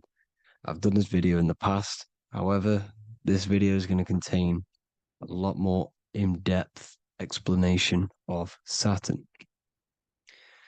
So the 33rd degree Mason, Manly P. Hall, said, Saturn is the key to crystallization, physical matter. Light is matter, matter is light. They are interchangeable. Low vibrating light turns into matter, high vibrating matter turns into light. And Saturn is the god of this world, this physical world. He crystallizes light into matter. This is symbolized as the Masonic checkered board, matter and spirit, matter and light, light and matter. He's also the god of time, destruction, justice. He creates and destroys, because all things in time die. He creates and destroys you. So, because we live in this physical world, which is the electric world, this is why we say electricity, because it comes from the root word of El, Saturn. They used to call Saturn El, E-L. This is why we used to say Elohim is God. The real God of this world is Saturn, but it's being hid. This is being hid. Jesus is Saturn. All of this is Saturn. It's all Saturn worship. It's the real God of this world,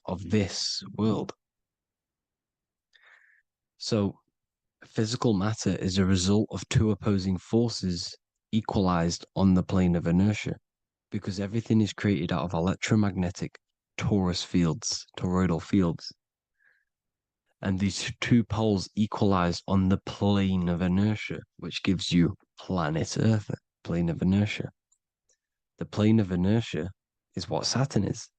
It's the ring around the center of the plane of inertia.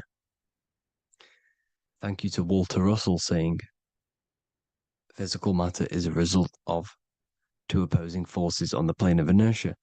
This is what Walter Russell says, so please check out his work. He's got many books, many books on light and electromagnetism and stuff like that. So I advise you to check him out. So the torus field gives you the binary code 0 and 1, the female vagina and the male phallus. This is the code for this world. Saturn crystallizes physical matter. Now Saturn is the most outermost layer of the 7 layers of heaven, where it says in the Quran, it says, Allah, it is He who created the 7 layers of heaven. Saturn is the outermost layer. He's the top. He's the most high. So when we say the most high, we're referring to Saturn. He's the most high before the firmament, before the stars. So Saturn is the god of this world. He's the Lord of the Rings. He wears the crown. The crown is the rings. Crown, Kronos. So the planets are luminaries. They are lights. They are beings. They are energy, conscious energy. And we're in the heart of the solar system. Saturn is the outermost layer. He is the one of this world. He's the god of this world. Now, on the North Pole of Saturn, you have the hexagon. Add up all the sides. It creates the 6-pointed star. Or it can be created as a cube. The cube is very important. The 6-pointed star is very important. 6 points, 6 triangles, 6 side, 6, 6, 6. Black cube adds up to 6 in gematria. Now, what did I say in the beginning? Saturn crystallizes the physical world. He creates physical things. out of light. You are a light being. This is why we say human. Hue means the light spectrum. Hue, man, we are light manifested into physical forms. Human. And we are incarnated through Saturn. Satan, same thing. The number of the beast is 666, and the 666 comes from the 6.6 triangle, 6 sides of Saturn, 666. We are all known as carbon-based life forms. Carbon, the atomic structure of carbon, is 666, 6 protons, 6 electrons, 6 neutrons. We are materialized into our physical bodies through Saturn, through the number of the beast. These bodies are the beast, it's the animal. The divine, the Christ, is the consciousness within, because you are a physical, spiritual being combined into one, hexed into one. Hexagram. This is a hexagram. You're hexed into physical matter, spirit and matter, light and dark, combined into one. Now you contain of the mark of the beast, the mark of your body. Your body's the beast. It says in the Bible, Satan, who is the god of this world. This world. There are many different worlds, but this world is run by Saturn, and it says that in the Bible. Saturn is Satan. It's the same thing. And look at the crown of thorns are wrapped around the heart. The soul is in the heart. The mind is in the brain. The soul is wrapped around the rings of Saturn. You're wrapped in physical matter. This is what it's showing you. This is symbolizing the rings of Saturn wrapping you. And the cross on top is the cross of the cube. The cube, the black cube of Saturn, unfolds into a cross. So Satan, who is the god of this world, Corinthians 4:4 in the Bible, Satan, who is the god of this world, has blinded the minds of those who don't believe. Satan blinds your mind because the god of this world materializes you and he blinds your mind when you incarnate into physical matter. When you enter this soul system, not the solar system, you hit Saturn first. He materializes you. And look at the symbol for Saturn. This is the symbol for Saturn. All of the planet symbols are created out of the Holy Trinity. The Earth, Moon, and Sun. Body, mind, and soul. The sun is your soul, the moon is your mind, the earth is your body. Your body's made out of the 5 elements. The sun is your soul because the sun is life force, gives life to everything. Your sun is a soul. Your soul is the sun of your body. The moon is the mind. The moon is the moon of your body, the mind of your body. Intelligence. So all of the symbol of the planets are created out of these. The Saturn symbol is created out of the Earth cross, matter, and the moon crescent, moon, mind, matter over mind. This is why Satan, who is the god of this world, has blinded the minds of those who don't believe. He blinds your mind. Look at the symbol, it's showing you. The Saturn symbol is matter over mind when it should be mind over matter. So we descend into a soul system, into our 666 Saturn carbon suit bodies, and we are matter over mind. Then we have to move up the spine to go back up to spirit, to mind over matter, where you manipulate your own reality. Now look at this. It creates the number 5. 5 is the number of change. You're moving from this side of the number sequence over to the right side. You're moving from the spiritual into the physical world. You're incarnating into the 5 elements, the 5 senses. So the cube, the black cube of Saturn, is another major symbol.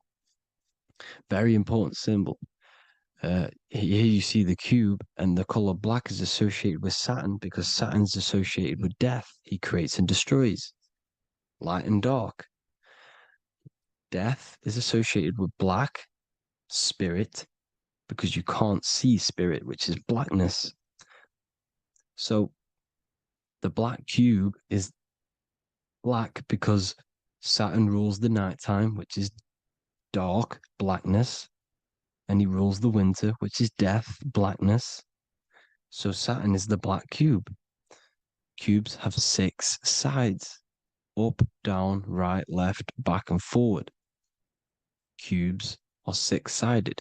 Everything is 6-sided inside of this creation because you're incarnating, you're materializing, crystallizing into the cube, the world of the cube. Everything's a cube. Everything's got 6 sides. Here's Leonardo da Vinci showing you that you're in the cube. Leonardo da Vinci did this famous painting. You're in the cube, you're hexed into physical matter, where you're incarnated into the 3rd dimension, the 3-dimensional world, which is a cube, 3D. And black cube adds up to 6 sides of the black cube. The Kabbalah means cube god in Arabic. And look at what they do. They worship the cube, the black cube, and they stand in rings like the rings of Saturn. Australia, Denmark, Manhattan, Santana all have these black cubes. You go to New York, you will see the black cube there as well. These black cubes are everywhere because it is the real God of this world, So look at the cross. The cross unfolds into the cube. Xbox, Nintendo GameCube, Sega Saturn, anything to do with a simulated gaming reality, they put Saturn in it because we're in the simulation of Saturn. This is a simulation. And this is why they reflect this through the Xbox, GameCube, Sega Saturn, anything to do with gaming, simulations, is all Saturn. Because we're in the cube of Saturn, the black cube. We're in the GameCube, the Xbox, the Sega Saturn. As above, so below. So they reflect it through the simulations that they create inside of this simulation. Cubes have 8 points for the 8 points of time and space. 8 is the number of time. Everything's cycling, infinity. So look at the cube. The cube is symbolized as in Judaism. The Judays have the black cube. They wrap themselves in a black band and they cover their eyes into blackness. The black cube, for the black cube of Saturn, they use the star as Saturn, and they worship their god on Saturn Day because it's all Saturn worship. Look how the Saturn god is wrapped around with these thorns or leaves, just like Jesus is wrapped around his heart. And Jesus on the cross is us on the cross. We are in the cross. We are in the cube. The cross is the cube. And the cross is even in the Saturn symbol. This is another symbol for Saturn. There's 2 symbols. You got this one, the one I've just broke down. And there's this one. This is the cross of Saturn, the cube god, the simulation, the game cube. Now, Chronos is another word for Saturn. Chronos means time. When you clock into work, you go to the Chronos machine. Well, I did anyway. And I'd tap my card on the Chronos because Chronos is time. Anything to do with time is Saturn. He creates and destroys. Look at the artwork of Saturn with the sand, the time. Look at this, how he's cutting off the baby's wings. He's crystallizing the spirit into matter. He's cutting off your wings. Satan, in the Bible, he falls from heaven into earth and he loses his wings. He becomes a serpent. You see, it's all symbolic for us. We are the fallen angels, fallen angles of light. We're fallen angles of light. We are light beings. Now we're fallen into physical matter. Saturn's chopped off our wings. He's chopped off our spirit wings because when you astral project, you can fly. You will fly around. He's got the Reaper staff here, always depicted with the Reaper staff. Now look at the clock. Saturn Day is the 6th day. The number of the beast, 666. Look at the clock. 6 take away 12. 12 take away 6 equals 6. 7 take away 1 equals 6. 8 take away 2 equals 6. 60 seconds in a minute, 60 minutes in an hour, 24 hours in a day. 2 plus 4 equals 6. That's 666. Everything's 666 because it's time. Saturn. All goes to Saturn. He's the god of time. We're in time now. We're in time. We're in the time, which is God, the God of this world, the God of time. Now look at this. The Reaper is also depicted as the Reaper with the staff, the black cloak, black symbolizing death, spirit. Judges wear black because Saturn is the law. He's the God of this world. He's the law. This is why they wear black cloaks. When you graduate from university, you wear a black cloak and a black cube on your head. You've been hexed. Funerals, you wear black because it's all to do with Saturn, Father Time, Father Crystallization. Now, Saturn, here's another one of him cutting off the wings of a child because he cuts off the wings. He creates and destroys your body. We're in the electrical world. Everything that is electrical vibrates. All vibrations have to come back to a standstill point, which is death. This is why your body dies. Your atoms stop vibrating. Corona. Look at the crown. The crown is the corona. Corona means crown. And look at this is an alcohol brand for beer. You can see the staff of Saturn in the symbol with the moon crescent. Corona, which is the crown, Saturn, the crown on Saturn, the rings. And then you've got the staff. It's all Saturn worship.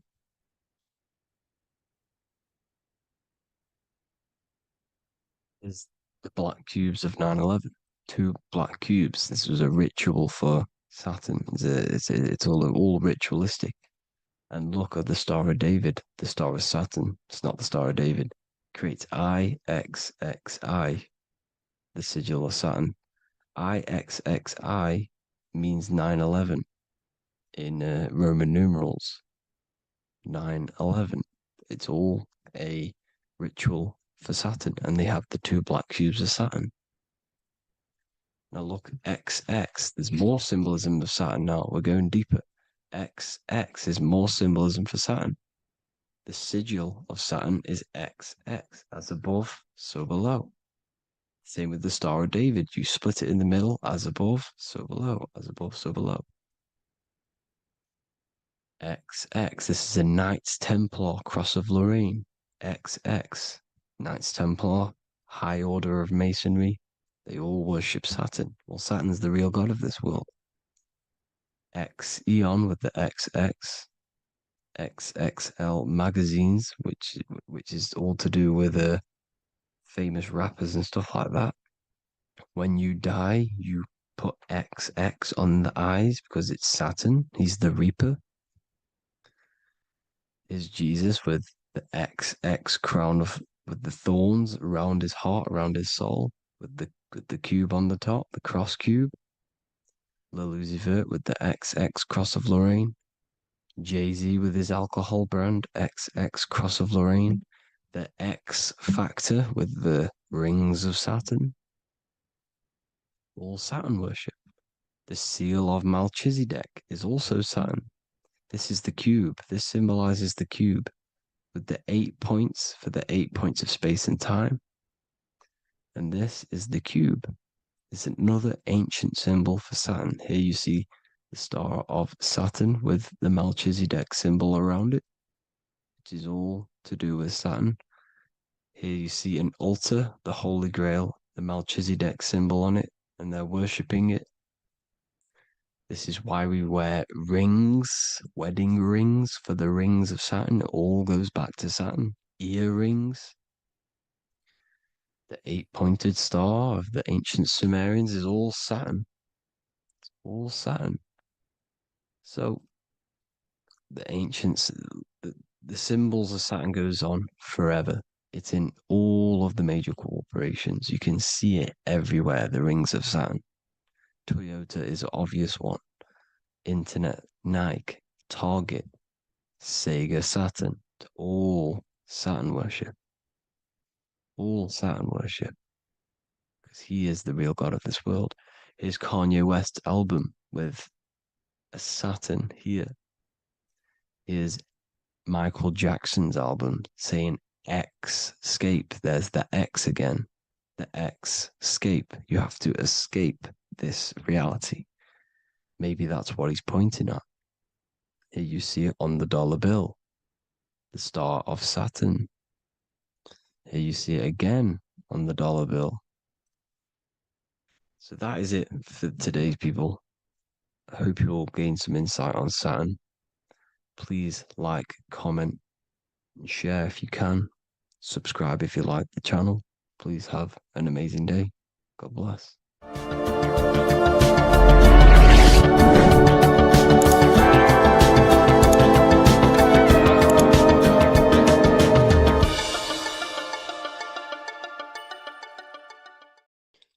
What if I told you you don't have one body? You in fact have four. There's a secret hidden right in front of you, and most of you overlook it. And by learning these teachings today, this will change your perspective on life, on yourself, and completely change the conception of yourself. This is the key to your highest potential. If you stay with me today, you will find secrets about yourself that will change your life. But I warn you, once you step this path of esoteric knowledge, there's no going back. Once you see, you can't unsee. So stay with me, and we will discuss the four bodies of your soul and how you can master yourself to reach your highest potential. The first thing we must understand is that there is a sun. And just like the sun gives life to the earth, there is this life force within the sun that gives life to all matter. We must understand that that matter itself is dead. It has no life potential. It has no ability to create or destruct anything. All of the life comes from above, from the sun, from the life-giving power of this infinite energy source we call the sun. No matter what model you believe, the sun still gives power to this physical realm, giving life to all of the crops, giving life to animals, giving life and growth to all things that the rays come in contact with. This is a macrocosm process. We must understand the teachings of as above, so below. This means that the macrocosm repeats itself in a microcosm form. Now, what do I mean? Humans are made in the image and likeness of God. You are a miniature version of God, a spark of the divine consciousness made in human form, in physical form. Just like the sun gives life to all physical matter and growth to all crops on the earth, your soul is a miniature sun. And your soul is giving life to the body. Your body is a miniature earth, which also goes through the cycles of the 4 seasons of the sun. We feel different in each one of these seasons. It's because our body does not only go through these cycles externally, but these cycles happen within ourselves, within consciousness. Your soul is the sun. The sun you see in the sky is an externalization of your soul. Your soul is the life force. You are the soul, not the body. And like the sun gives power to the earth, the soul gives power to your body. So first, let's look at the etymology of the word sun. The word sun comes from it's a Latin word solis or sol, which means the sun. Sol then became soul, sun, soul. And in fact, S-O-N and S-U-N in the old etymology dictionary mean the exact same thing. They are interchangeable. So when we look at the symbol of the sun, we look at a circle and a cross, which represent the 4 aspects of the sun, the 4 seasons of the sun: summer, winter, spring, and autumn. These are the 4 states of the sun. Like we said, this is why we get this symbol. You have the 4 states of the sun, which represent the 4 bodies of the soul. Now, this is where we get deep. Like I said, the sun you see in the sky is a macrocosm of your soul, an externalization of your soul. Just like your sun has 4 seasons, the 4 seasons within us are the 4 bodies. Our soul is incarnated and split into 4 sections. We have a mind, we have a physical body, emotions, and spirit. These are all interchangeable and they are all linked. In ancient alchemy, we have the exact same symbolism of the 4 stages of alchemy.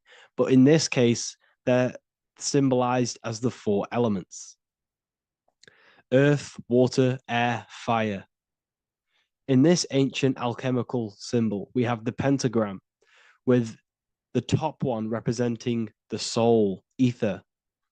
Our soul then has the 4 bodies with the human here. We have the man, the eagle, the bull, and the lion. We see this on the tarot card, the Wheel of Fortune. The man, the eagle, the bull, the lion. We see this in Matthew, Mark, Luke, and John. The lion, the bull, the man, and the eagle. We see this with depictions of Jesus. Jesus, the man, the bull, the lion, and the eagle. These represent the 4 fixed signs of the zodiac: Taurus, the bull; Scorpio, the eagle. Scorpio was symbolized as an eagle. It's an ancient symbol. Now it's been changed to a scorpion, of course. Leo, the lion; Aquarius, the man. These represent the 4 fixed signs, which are 4 different elements. Taurus is an earth sign. Scorpio, a water sign. Leo, a fire sign. Aquarius, an air sign. Taurus is the earth. As above, so below. The earth is the physical body. Leo is fire. Fire is the spirit. Scorpio is water, which is the emotions. Aquarius is the mind, which is an air symbol. Air is the mind. That's why we call people airheads. Okay? So what we're actually looking at here are the 4 aspects of our soul. We have the sun in the middle and the 4 bodies of the soul. This is what Jesus is symbolizing. Jesus represents you. God made flesh with the 4 aspects of the soul. The 4 gospels are all depicting Jesus in 4 different ways according to the different body of consciousness. The Wheel of Fortune are representing the 4 bodies of the soul. This represents the 4 bodies. Now, how are they 4 bodies? They are 4 dimensions of consciousness. The mind is not made of the same substance of the emotion. The emotion is not made of the same substance of the physical body. The spirit is not made of the same substance as the physical body also. They exist in 4 dimensions of consciousness. They are 4 bodies of our soul. And the most important teaching here is what I'm actually getting to, is the powerful one. This is what gives you power. Most of us live in chaos. Our mind is thinking of doing something.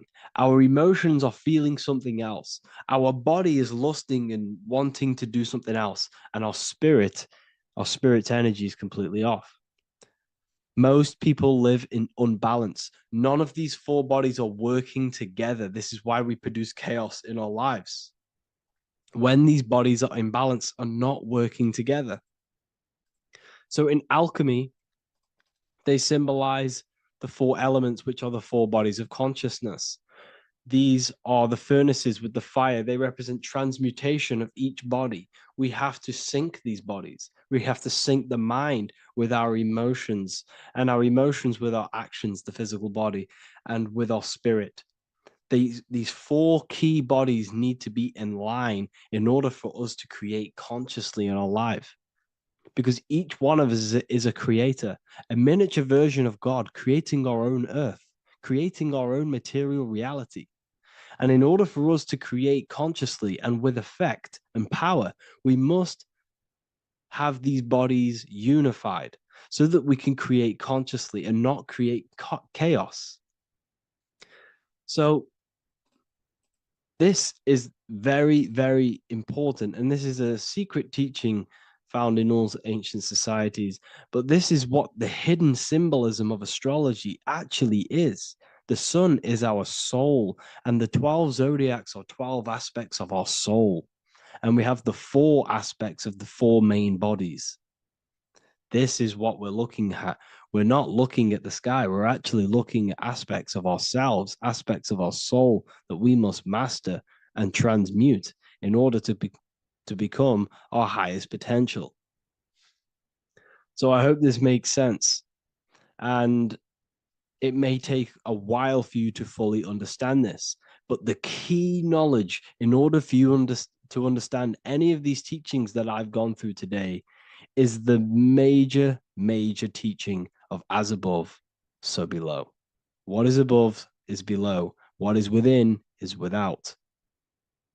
Your inner reality projects the outer reality. What is inside of you is outside of you in some form or way. Whatever trees, whatever roots that go down will always shoot up. When you throw a bouncing ball, you shoot it down, it will go up. As above, so below. As within, so without. God did not make a creation separate from himself. We are all extensions of the divine made in physical form. And we are incarnated into 4 sections. Our soul is separated into 4 sections. These are the 4 corners of reality. These are the 4 pillars of reality that we must control. So in order to access our soul in meditation, we must turn off these 4 things. Turn off the mind, the emotion, the spirit, and the body. And then we access the soul. So I hope this video helps today. And you can learn all about this in the Book of Wisdom, Volume 2. This book is a revolution in consciousness. I do not recommend everyone reads this book. This book is only for people who are serious and want to transform their lives. This book is a book that will change the scope you see reality. It will change your perspective on yourself because you will resonate with this. This book does not just give you information. It gives you a sense of well-being. It gives you truth, and you will find your power from this information. This information is not just information, it's a key to your path of enlightenment and transformation. So you can find this book in the description of this video. And if you are part of the university, I will see you on the live calls. Thank you, everyone. Please leave a like, subscribe, and a comment, and let me know whatever videos you want me to make next. Anything that you fail to understand or have any confusion with, I can make a video on it. So let me know in the comment section any reviews or anything I should do. Thank you all, people. Have a great day.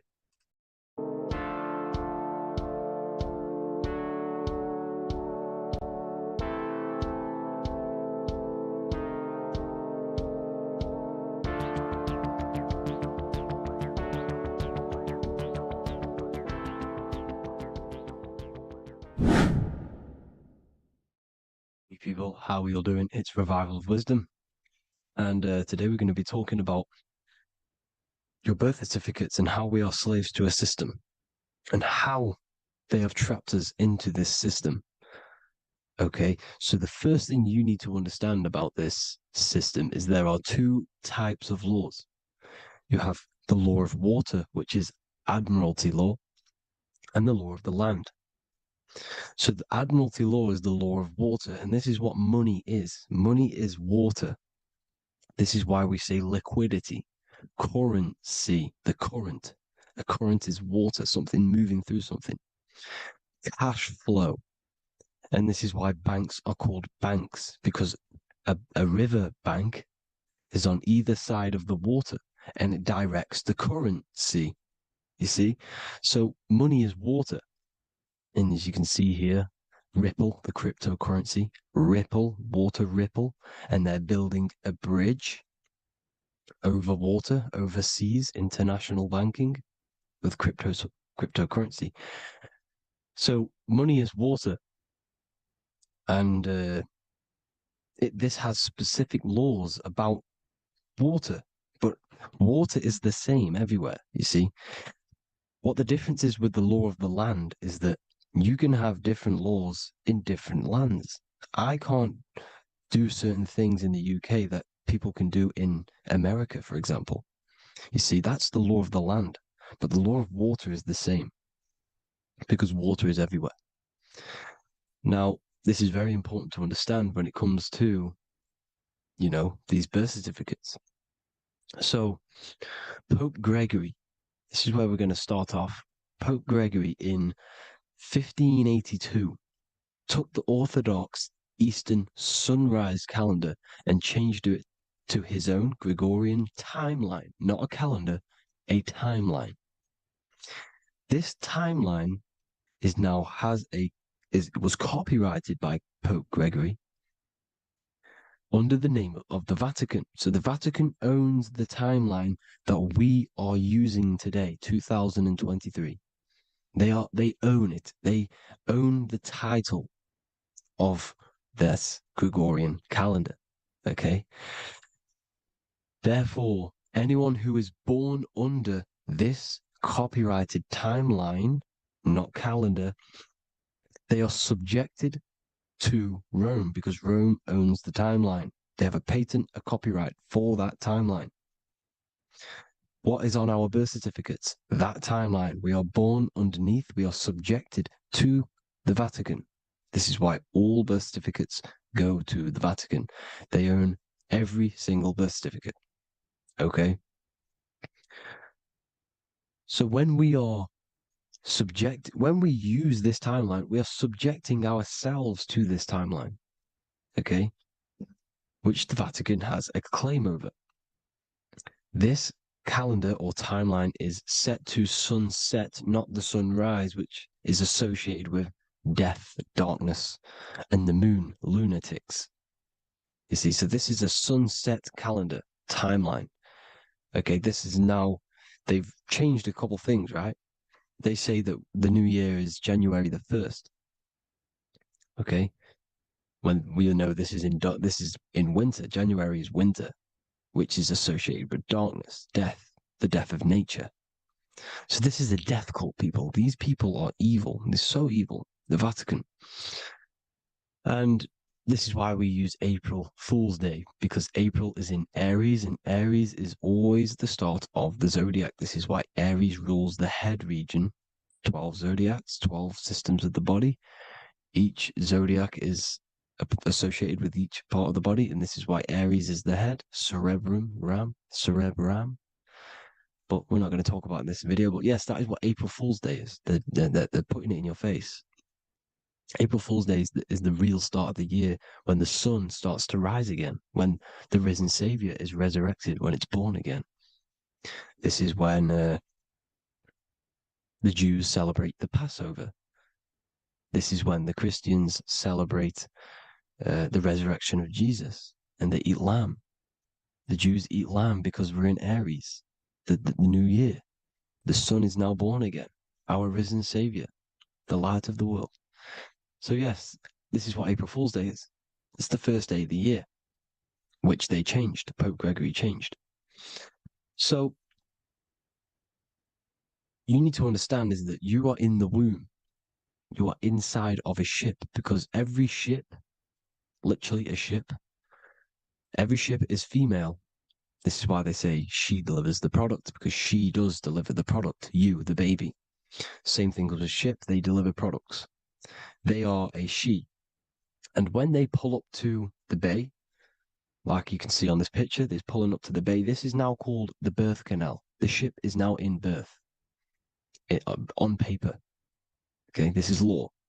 And when they pull up, they tie up to the bay, and now they get a certificate of manifest certifying all of the products which are on the ship and what they are bringing into that nation. Okay, so you're bringing in this many of that, everything's on the certificate of manifest. And this certificate as manifest is also your birth certificate, because you are traveling through water when you are in the birth canal of your mother, because you are in water when you are in the womb. And you travel through the birth canal, and when you arrive, you get a certificate of manifest with the name, how many, the quantity, you know what, that's your birth certificate. Okay. And this is what it is. We are a well, we're not a corporation, but we represent a corporation, which is your name in full capital letters. That is your corporation. You cannot physically tax a body, but you can tax a corporation. This is why we get charged. This is why we get taxed, because it all goes down to the corporation, which our name represents, which we are subjecting ourselves to. We are my name. I am subjecting myself to this name, and that name has a corporation which I represent, which I subject myself to. You see, this is how we are attached to this straw man, this character that they have built on paper. So it's a character which is on paper. This is what we represent. So when the woman gives birth, she delivers the baby, and then she has another substance. Now I'm going to break down how they attach this name to us, how they do it. Okay. Our mother is carrying us the product in the womb, the water. And it goes, for example, it goes from the United Kingdom into a state-owned, corporate, federal-owned hospital, which is government-owned. She does not declare the package when she enters the building. Aha, so keep that in mind. When she delivers the package in the federal territory, she does not declare the package either when she leaves. Therefore, there is no evidence that we exist when we arrive on paper. On paper, there is no evidence that we came into the building or left the building. We have not been declared. So we do not exist on paper at this point. When the woman gives birth, she delivers the baby, and then she has another substance, which is called the afterbirth material. Okay? This afterbirth material has the same DNA as our physical body, with the body, mind, and spirit.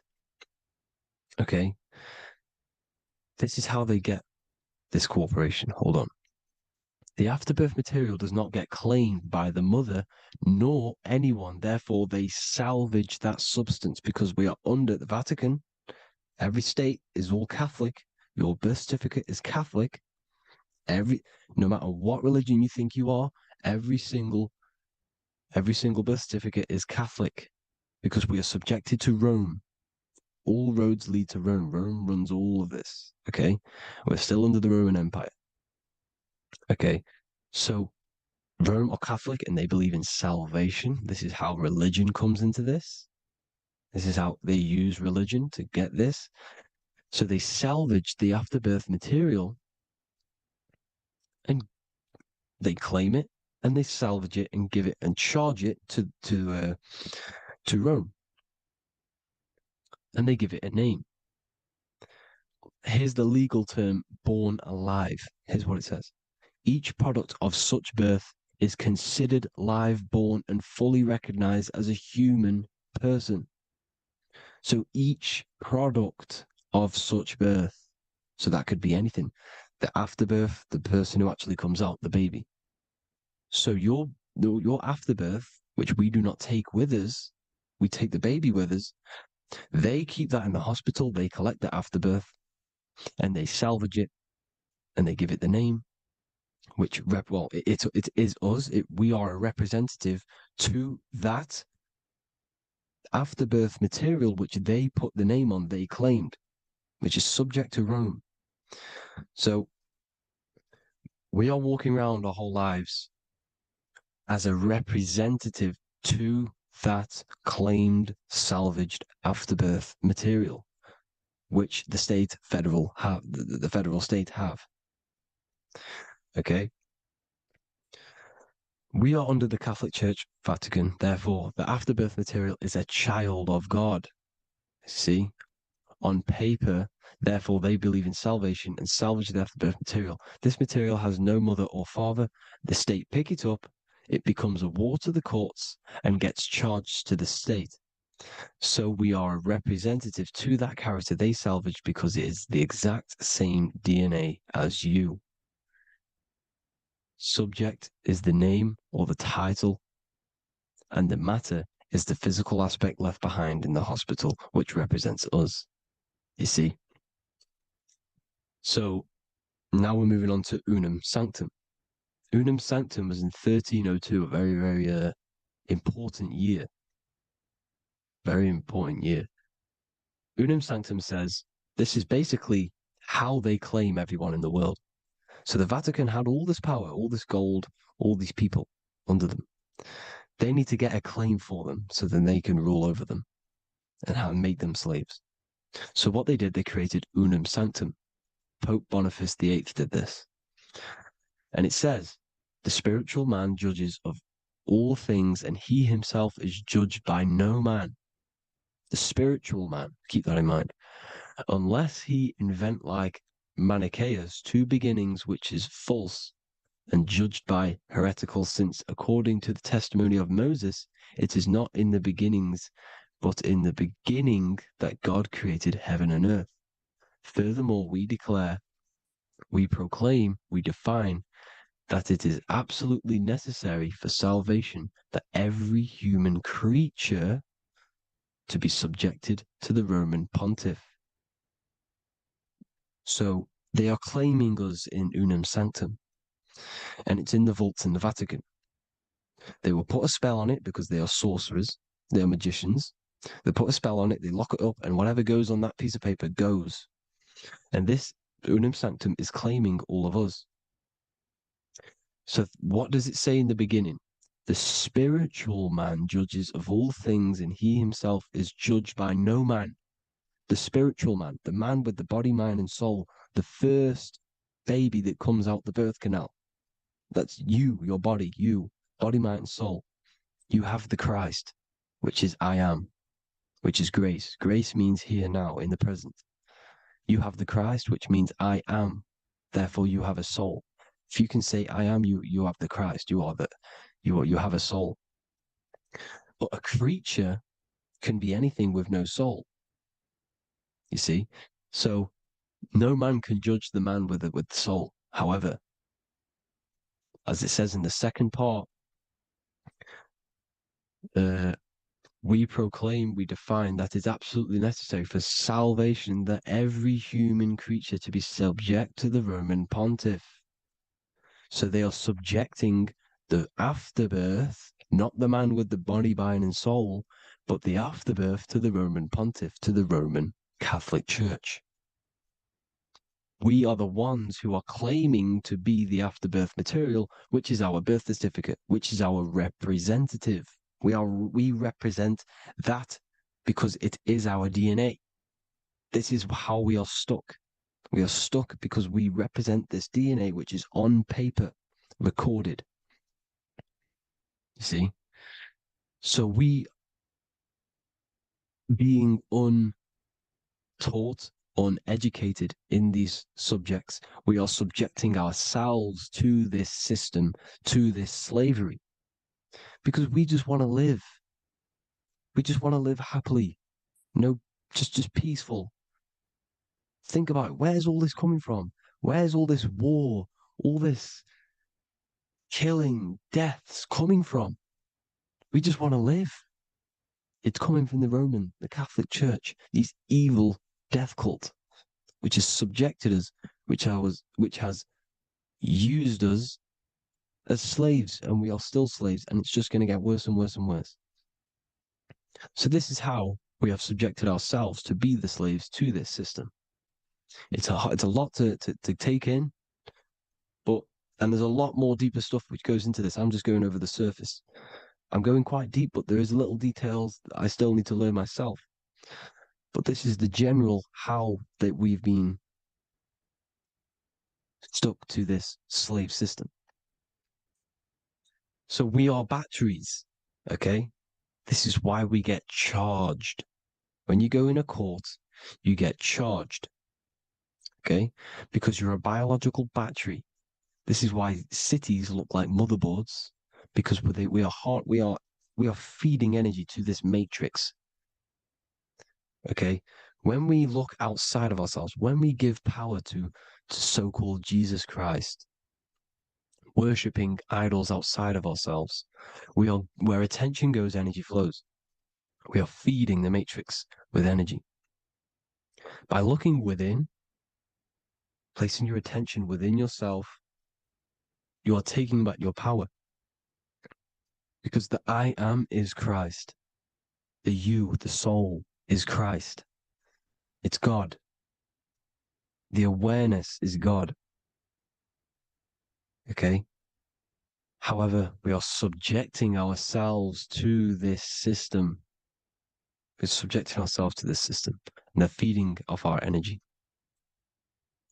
So what we need to look for the future is that, think about it, with the end goal is to change our DNA, is to literally make us robots, transhumanism, slaves. This is why we have smart cars, smartphones, smart watches, smart meters, smart cities. And all of this is going to be connected by the smart grid, which is 5G. This is why 5G is rolling out. 5G is going to connect all of these technologies to one. It's like a big net system. And you know why they're doing this? It's because all of this is going to be connected through AI, through this 5G, and that 5G is going to be controlled by the elites. So you say anything wrong, you do something wrong, you say the wrong thing online, they'll turn off your car, they'll turn off your phone, they'll turn off your smartwatch, they'll turn off your TV, because it's all going to be connected and controlled by the smart grid. And this is what the Great Reset is, people. But they're going to trap us inside of these 15-minute smart cities so we can't leave the area, because they're going to use climate change as a tool to enslave us to not travel because of so-called climate change and the fumes that we are putting into the air, which is all BS. They're doing this to push these new cities, to push all of it. But listen, they're trying to get inside of your body. The only way they can do that is to get you addicted and using this technology. First, they got on the body with the smartphone. Well, first of all, we use the technology. We get used to it with it in our hand. The next step for them was to get on the body, which is the Apple Watch, as you see down here. They have now successfully got onto the body. The next thing is to get inside of the body. This is the brain chip. You see how they've slowly lured their way in, slowly got you addicted to this technology, got you dependent on this technology. And what they're going to do is that they're going to mold society to be dependent on the brain chip. So in order, for example, if you want to go and pay for food, you're going to have to get a chip to pay for the food, because it's all going to be digital money. And that digital money will be connected to the chip, and you'll need the chip to pay for things. You see? So this is how they're slowly transhumanizing us. These phones, these apps, these things which are all we are which are all using was created by Freemasons. Mason means traveler, because they travel the depths of the mind. They understand human consciousness. They understand the brain. They understand the mind. By the deepest root cause, they understand it. This is what Masonry is. It's the occult. So these technologies is designed by these people. This is why they're so addictive, because they understand how it works. They understand how to get people addicted, because they understand human consciousness, the brain, the body, and the mind. So this is the advantage Freemasons have over us, and these secret societies which have gone through the orders of Freemasonry and progressed onto these secret societies, which are the evil side, because I'm not saying Freemasonry is evil, okay? But the societies which they go beyond Freemasonry, because you can go beyond the 33rd degree into these secret societies, and they use this knowledge for the bad, to enslave people. And this is what's going to happen. Transhumanism. So I hope you all learned some insight for today. Please do a bit more research on, the birth certificate and stuff like that, the straw man. And have an amazing day, people. Please like, comment, and subscribe. Peace.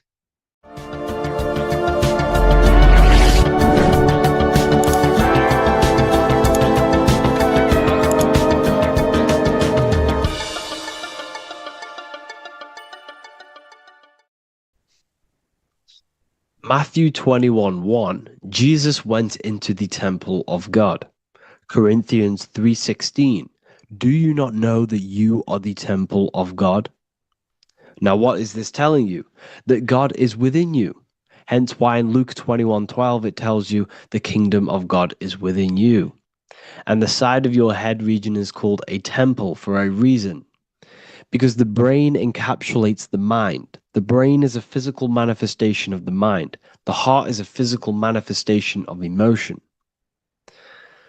So we have these different layers of our consciousness. We have an intellectual, communicative aspect of our consciousness, which we would call the mind. We have an emotional aspect of our consciousness, which is the heart. And to communicate with the divine, it's all to do with the mind. Hence why the ancients always symbolize the mind being God. This is why Michelangelo always placed God inside of the brain on top of Sistine Chapel in the middle of the Vatican. He understood that God is in the brain. God is within you, not outside of you. The church tells you that God is in the sky because they are creating a externalization of the truth to create a business and a distraction so that you don't find the divinity within you, so that you don't find your power. Now you have Adam, the physical man, the physical body, the ego, the lower self. And he is resting. He's not trying to reach to God, but God is reaching because the higher consciousness within you is always trying to communicate with you. It's always trying to wake you up to your divinity. But the lower mind, the lower self, Adam, the physical self, is always in ignorance of truth, always in ignorance, and stays in a materialistic way of thinking, which is the lower animal self. And this is what we call a sleep or an NPC. This is the lower mind of man. But all you have to do is to move your finger to touch God. You have to look within yourself, within the brain, meditate, and you can find God.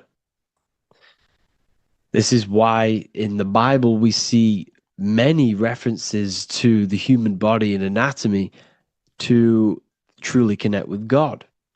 Kings 6:8, the door to the middle chamber was in the right side of the house, which is the right hemisphere of the brain. The middle chamber is the pineal gland, where the seat of your consciousness is, where the seat of your higher consciousness is, the mind. And they went up the winding stairs, which is your spinal column, into the middle chamber, and out of the middle chamber into the third. So they went up the winding stairs. This represents raising your consciousness up the winding stairs. Your spinal column acts as a stairway of consciousness. Depending on what sort of consciousness you are operating in, depends on what part of the spinal column you are using. Because the spinal column ascends and descends consciousness. What do I mean? If you are in a reproductive way of thinking and you're always thinking about sex, you're jerking off all the time and you're always eating, all of your brain's power and your mind's power is being descended into the lower aspects of the spinal column, which represents hell, the physical state of man, Adam, the ignorant state. We're basically living off low-level pleasures like an animal. And the stairway to heaven is your spinal column. They went up the winding stairs into the middle chamber, which is your mind, your pineal gland, and out of the middle into the third stage of consciousness, physical, etheric, astral. When you meditate and you start to raise your consciousness during meditation, you enter the astral plane when you turn off thought. But this is the middle chamber inside of the brain. Here we see another painting inside of Sistine's chapel of God inside of the brain. This is the brainstem. This is the brain. This is the frontal lobe. This is the back lobe. This is the back lobe. This is the cerebellum. Here's the reptilian brainstem. Here's the claustrum. This is what we are seeing here. Anatomy. Here is another one in Sistine's chapel in the middle of the Vatican. This is depicting the brainstem. God's neck looks exactly like the brainstem. Here we see a real brain compared to God's neck, because the neck is just below the brainstem. And this is what they are symbolizing, because they knew that God is within you. God is a part of the human body. God is inside of the body, because the body is a vessel for consciousness, for universal consciousness. Inside of you, inside of me, is the same spark of consciousness. And this same consciousness is spread out into every living essence, because everything comes from the one source, the one God, the one consciousness. Matthew 6:22-23. The light of the body is the eye. If therefore thine eye be single, thy whole body shall be full of light. Practicing the single eye. What is this? This is meditation. This is entering within yourself. So the Bible's telling you to practice the single eye. But if thine eye be evil, thy whole body shall be full of darkness. What does this mean? If your consciousness is in an evil way of thinking, if your mind is filled with an evil, negative mind space, then your body shall be filled with darkness, with evil, with negativity. Because negative thoughts destruct the body. Positive thoughts heal and regenerate the body. So he tells you to be, the light of the body is the eye, your consciousness, the inner eye of consciousness, the eye that lets you see. And what do I mean? You look with your two physical eyes, but you see with the inner eye. What you see is perception. You look with the two eyes, and what you see is perception. You are seeing, you are understanding, and that's what consciousness, the mind, gives you. Consciousness, or the mind, is the force that allows you to be a human being, that allows you to understand things and interact with things and make decisions. It's an infinite intelligence. See, the mind is not the brain. This is a big confusion with people. Hence why the eye on top of the pyramid is separate from the bottom half of the pyramid, because the consciousness is separate from the body, the eye, the all-seeing eye. It represents the observer, the eye that sees into this body, into this world, into this. You are the perceiver. You are the invisible spirit within the body. Theologians 4:17. After that, we are still alive, and our left will be caught up together with them in the clouds to meet the Lord in the air. You don't meet the Lord in the physical air. Okay? This symbolism of the ancient Christian artwork is showing you this is symbolic. These things never happened. There's no man in the sky. Moses didn't go on a mountain to meet with God. The air represents the mind. This is why you say you're an airhead when someone's very stupid. Earth is your body. Water is your emotions. Fire is your spirit. Air is your mind, the invisible mind.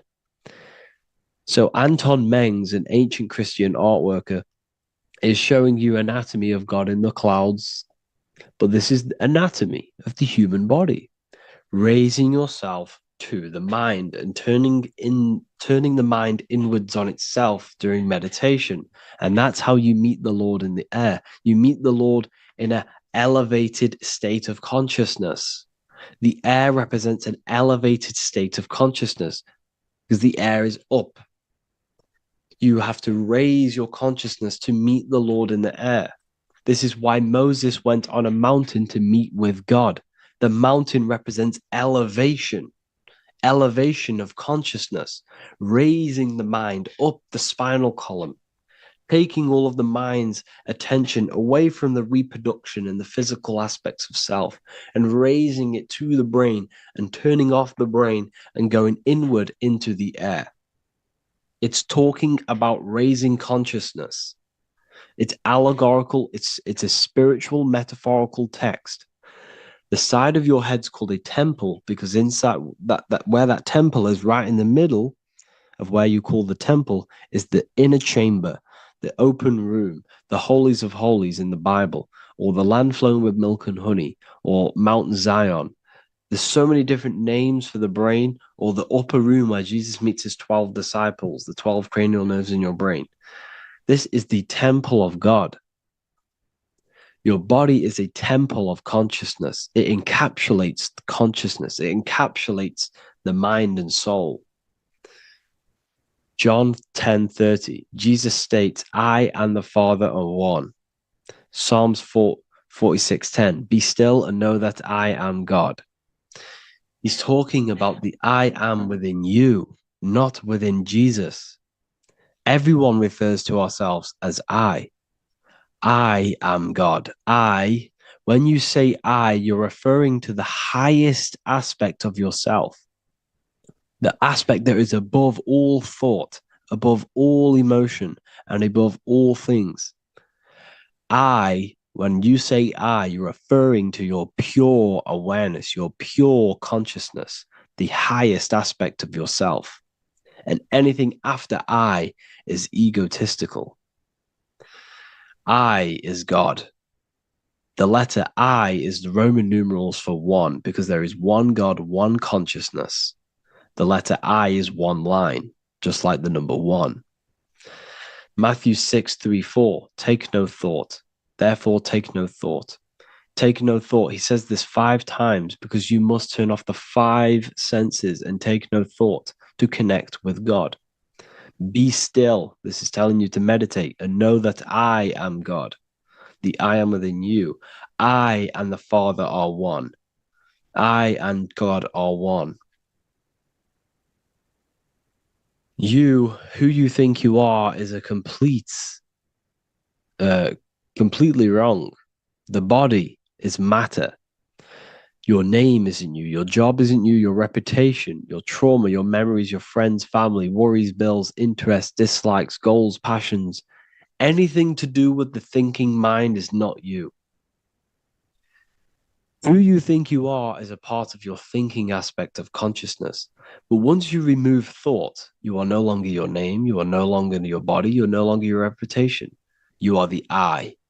You are pure awareness, pure consciousness. Pure consciousness. And this pure consciousness has latched on to this name, this job, the body, and your traumas. Your pure consciousness has attached itself to this character who you're playing in the physical world. And this is essentially who you think you are, but you are not. You are the I, you are the self, you are pure awareness. So, in order for you to detach from these things, you must learn how to detach from your name, your job, your reputation. And you do this through meditation by turning off the thinking mind. Turning off the thinking mind allows other aspects of your consciousness to open up. What do I mean? Your whole life you've been thinking, and all of these thoughts has attached you to this physical body. You haven't allowed your consciousness to open up. And you can only do this by taking no thought. That's why Jesus tells you, take no thought. When you turn off the thinking mind, other aspects of your consciousness starts to open up. Other aspects of your being can open up. And this is how you astral project. This is how you do all these mystical things and things to do with consciousness. It's taking no thought. Imagination, emotions, thought, and memory are all to do with consciousness. These things are not physical. You can't touch thought. You can't touch emotions. You can't touch these things because they are not a physical thing. So you must turn off these things for other aspects of your consciousness to open up. Okay. So essentially, the Bible is a metaphorical, astrological, numerological, metaphysical, spiritual, encoded text that talks about human anatomy, spirituality, and the true nature of the human experience. Everything they teach you in school is to make you think that you are this body. Everything they teach you in church is the externalization of the true teachings of Jesus. Jesus was telling you to meditate. Jesus was telling you to practice the single eye. Jesus was telling you to look within yourself and find God. He wasn't telling you to pray to him. Mark 16:19, he was taken up to heaven and sat at the right hand of God, the right hemisphere of your brain.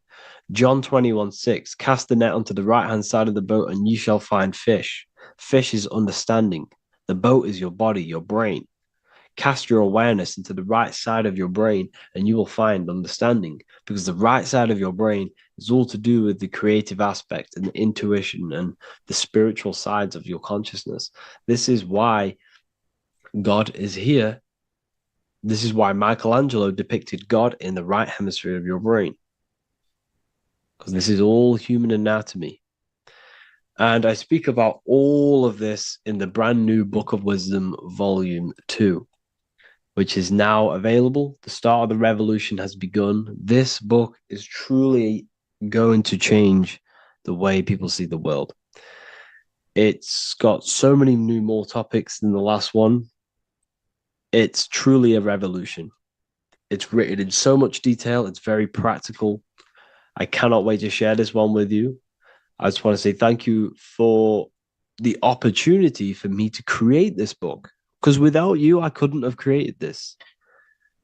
And I just love sharing my work with you.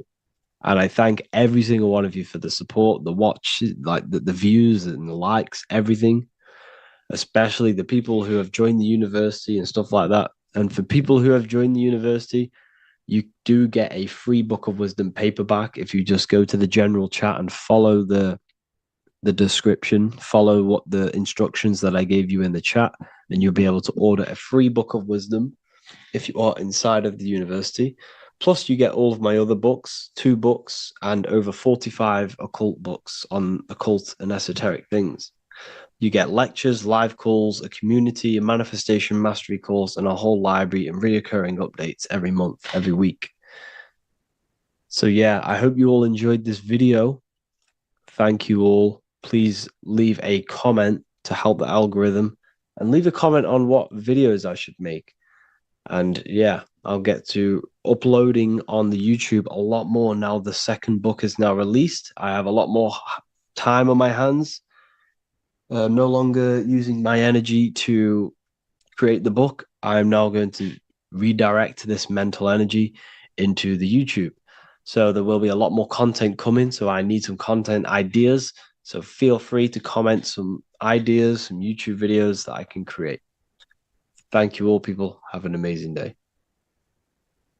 What if the word Yahweh is proof that God is embedded in our very own being? Stay with me, because what I'm about to show you might change the way you see yourself forever. Today's topic is decoding the mystery name of Yahweh, the sacred name of God from the Hebrews. By the end of this video, you'll uncover the true meaning of the word Yahweh and how your connection to it unlocks your own personal power. When we look at the word Yahweh in Hebrew, we flip it on its side. We're actually looking at the human body. These are the legs, this is the torso, here are the arms, and here's the head. So if we actually switch this on its side, we see the human body.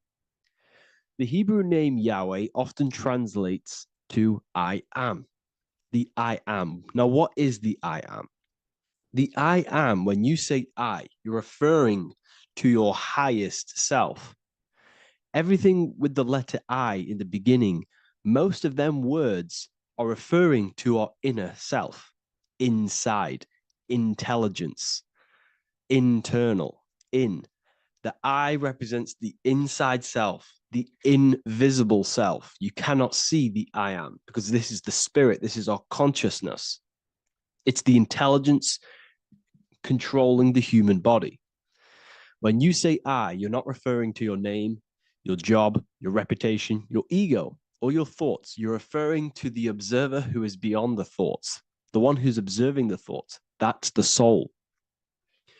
Look at the word Yahweh, Yahweh, the sacred name of God. Yahweh can be observed in the natural rhythm of the human breath. When inhaling, we subtly hear Yah. When exhaling, we hear Wei.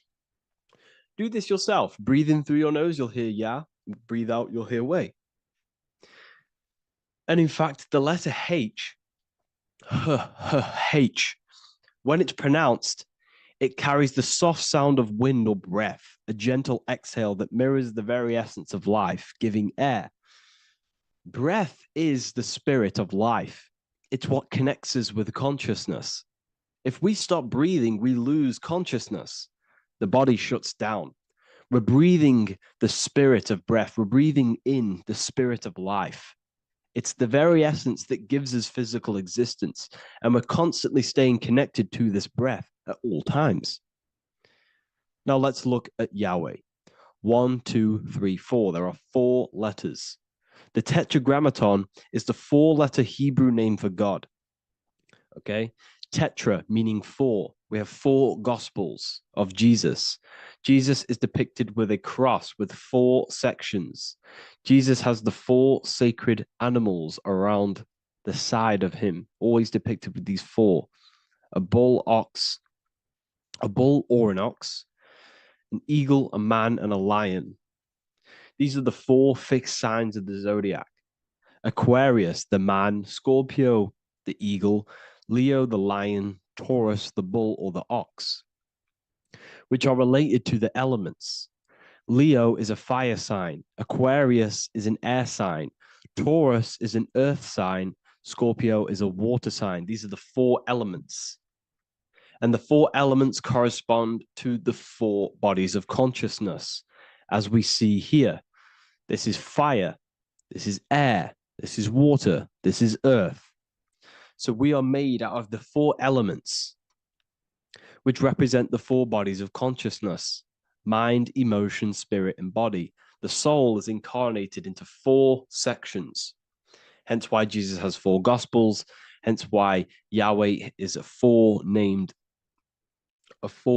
word, because we are tetraform. We have 4 bodies of consciousness. There are 4 pillars to reality: the mind, emotion, spirit, and the body. So what we're actually looking at here is the name of the very essence of the self. Yahweh represents the universal consciousness that we're all tapped into, because the body is like a radio. The body is basically a radio antenna, which is picking up the stream of consciousness, and we're all the same consciousness, just experiencing it in a different body. And Yahweh is the name for this intelligence that we're all acting out, that we're all manifestations of. So now let's look at the word Yahweh, where we read it this way in Hebrew, which is 10565.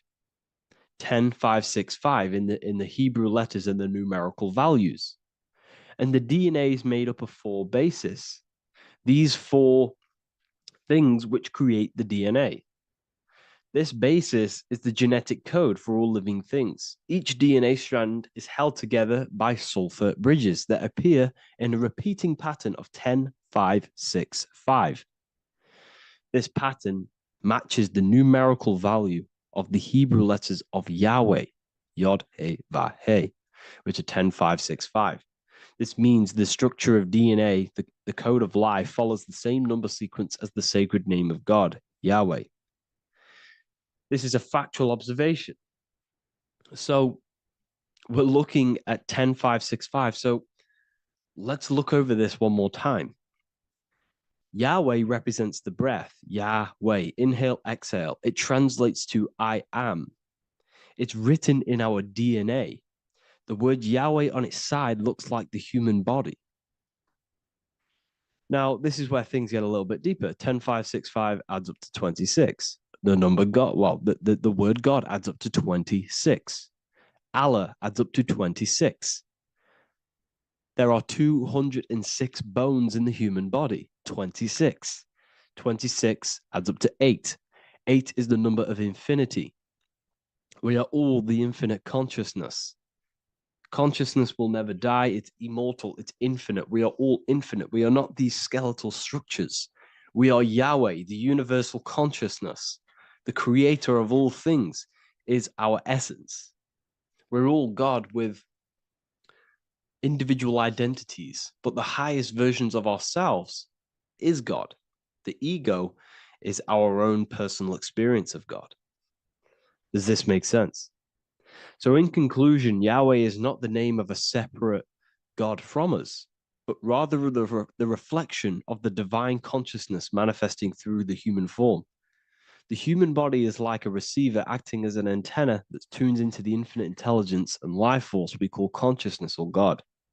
This means that rather than being external, the divine presence is within us, expressed through our very existence. It's very interesting when we look into this, and what religion has done has flipped all of this knowledge. All of this sacred knowledge has been externalized. They've externalized God so that we worship God and we view God as something separate from the human experience. They do this so that we don't find the God within us, so that we don't find that we have the power of creation. The mind is the creative force of God. The body is the will to act out that thought. They don't want us to figure out that we are creators and we're all creating our own earthly experience. We're all projecting this reality. And they don't want us connecting with the divine intelligence within us because they want to be the creators. They want to keep this knowledge. They don't want the masses to wake up to this powerful knowledge. So what they've done is that they've taken the scriptures, they've externalized it so that we start worshiping and giving away our power to these external things. And when God is external, we start to fear God because we start to think that God has power over us. He can send us to hell or heaven. So this is what's going on. They've been externalizing this for thousands of years to keep us in a suppressed state. Okay. Humans are very advanced because we possess self-awareness. We possess the ability to move our awareness and our thoughts outside of the instinctual nature. For example, a cat or a dog. These things can only live in their instinct. They live based on instinct. They smell, they eat. That's pretty much what they do. But humans, we have the ability to rise above that nature and turn to our infinite selves, our higher selves. We can move beyond our instinctual nature and create very advanced things. That's why humans are made in the image of Yahweh. We are literally God in human form. So this is what we all need to realize. And I hope this video has helped. Please leave a like, a comment on inside of the description. I'll have some links to my books and my university. The people who have read them have just absolutely changed their lives. You could probably see that in the comment sections if someone leaves a review of the book. We also have Trustpilot. But yeah, I thank you all. And I'll see you in the next one.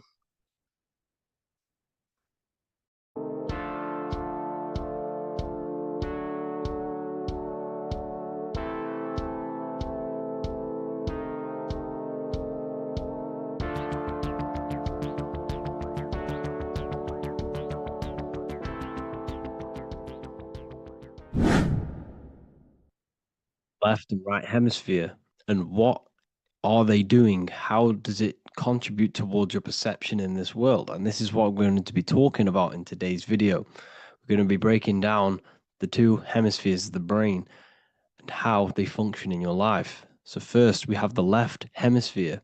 This is the logical hemisphere. This is the analytical, divided, scientific, or verbal hemisphere. The right hemisphere is creative, wholeness, artistic, symbolic, and metaphorical. The right hemisphere does with non-verbal things. It produces a holistic perception. It is more to do with creativity. Because what you must understand is that we are not in the external world. The world is produced by our brain. We see with our brain. Our eyes are a part of the brain. What we touch is the brain's interpretation of electrical signals on the nervous system. What we smell is the brain's interpretation of smell through the nose. What you taste is your brain's interpretation of chemical reactions on your taste buds. So what you are experiencing is the brain. The brain is a computer creating a simulation. And you have two hemispheres which breaks down this reality. So essentially the brain is the perception creator. It creates perception. So if the brain is creating this, who is the one experiencing the brain? Well, that is you, the consciousness, the mind, the all-seeing eye. You are the all-seeing eye experiencing the brain, the observer behind the brain, behind reality, behind the emotions.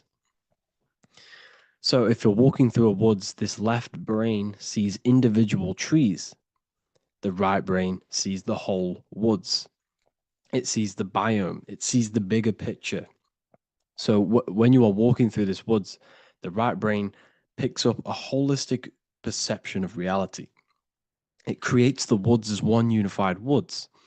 The left brain's job is to break this down and analyze it so that we can see individual things. And this is also necessary for humans to have the ability to break things down and manipulate things in this world. So without this left hemisphere, we could not manipulate things and break things down. So this right hemisphere is important because it sees the whole woods. It sees humanity as one unified consciousness.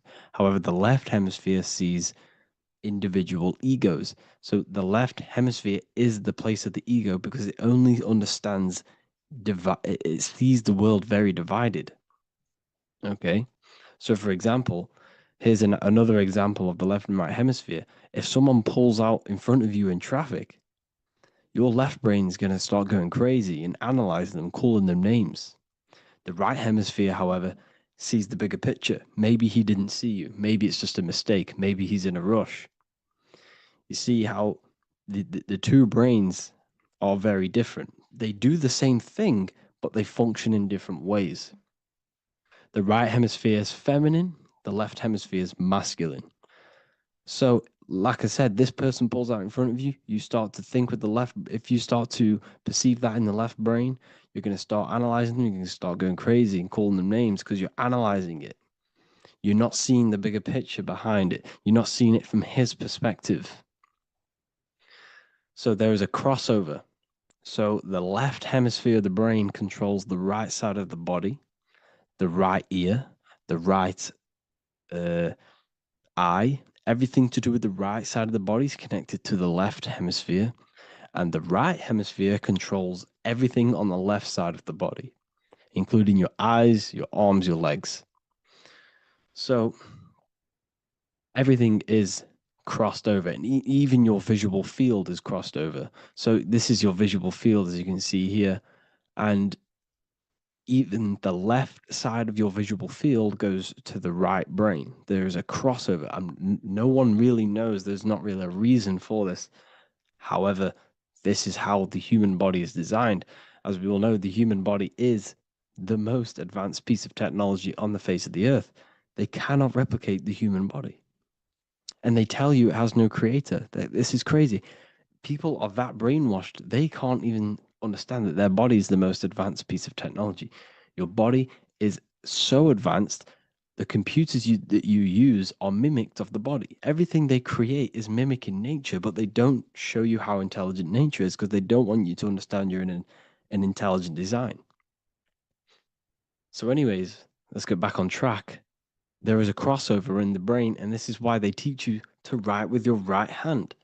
And I was speaking to someone who's in a nunnery, or whatever you want to call it. They were a nun, or they knew someone who was who was a nun, and they forced these people, these nuns, to write with their right hand. You had to write with your right hand. This is why, I'd say at least 70% of the world, or 80%, is right-handed and right-legged, because they taught us this to activate the left hemisphere more, because of this crossover that happens in the body. So when we are using this right side more, we are using that left hemisphere more. Why? Why are they doing this? Well, they also called it writing. Writing is a spell, to cast a spell on you, to use that right side of the body so that you use this left hemisphere, because they want you to see the world as a divided perception. They don't want you using the right hemisphere, using that left side of the body to activate the right hemisphere to see the bigger picture and see how everything is all one and everything is created. This left hemisphere domination keeps you from seeing the connections between everything, because that left hemisphere analyzes, it breaks things down. So when we are left hemisphere dominated by using the right side of the body, we are essentially seeing everything as divided. And this is why so many people will not understand my work, because my work connects dots and connects fields of knowledge, and makes you see the bigger picture. So people who are left hemisphere dominated will see my work and think this guy's crazy. But everything, it's all about activating that right hemisphere. So they called it writing, because every word you say is molding your mind in some sort of way. The things you see is molding your mind. Everything you take in through the five senses is molding your mind. And language is a massive spell, especially the English language. They called it writing, so that you use that right side. It's a spell, because your subconscious mind picks up everything you say. And 90% of your daily basis behavior and thought patterns is produced by these subconscious programs within the subconscious mind. Essentially, your conscious mind is only the 10% of you. The conscious mind is just what you're aware of, what you're wearing, how you're feeling, what you're thinking. That's your conscious mind. The subconscious mind is controlling every system in your body. It's telling your heart to beat without you being conscious of it. So essentially, this is what they're programming. They're programming this system in the back of the mind, which is controlling everything through the words. And this is what spells are, because it's all about creating perception in the subconscious. So they want you to use that right side more.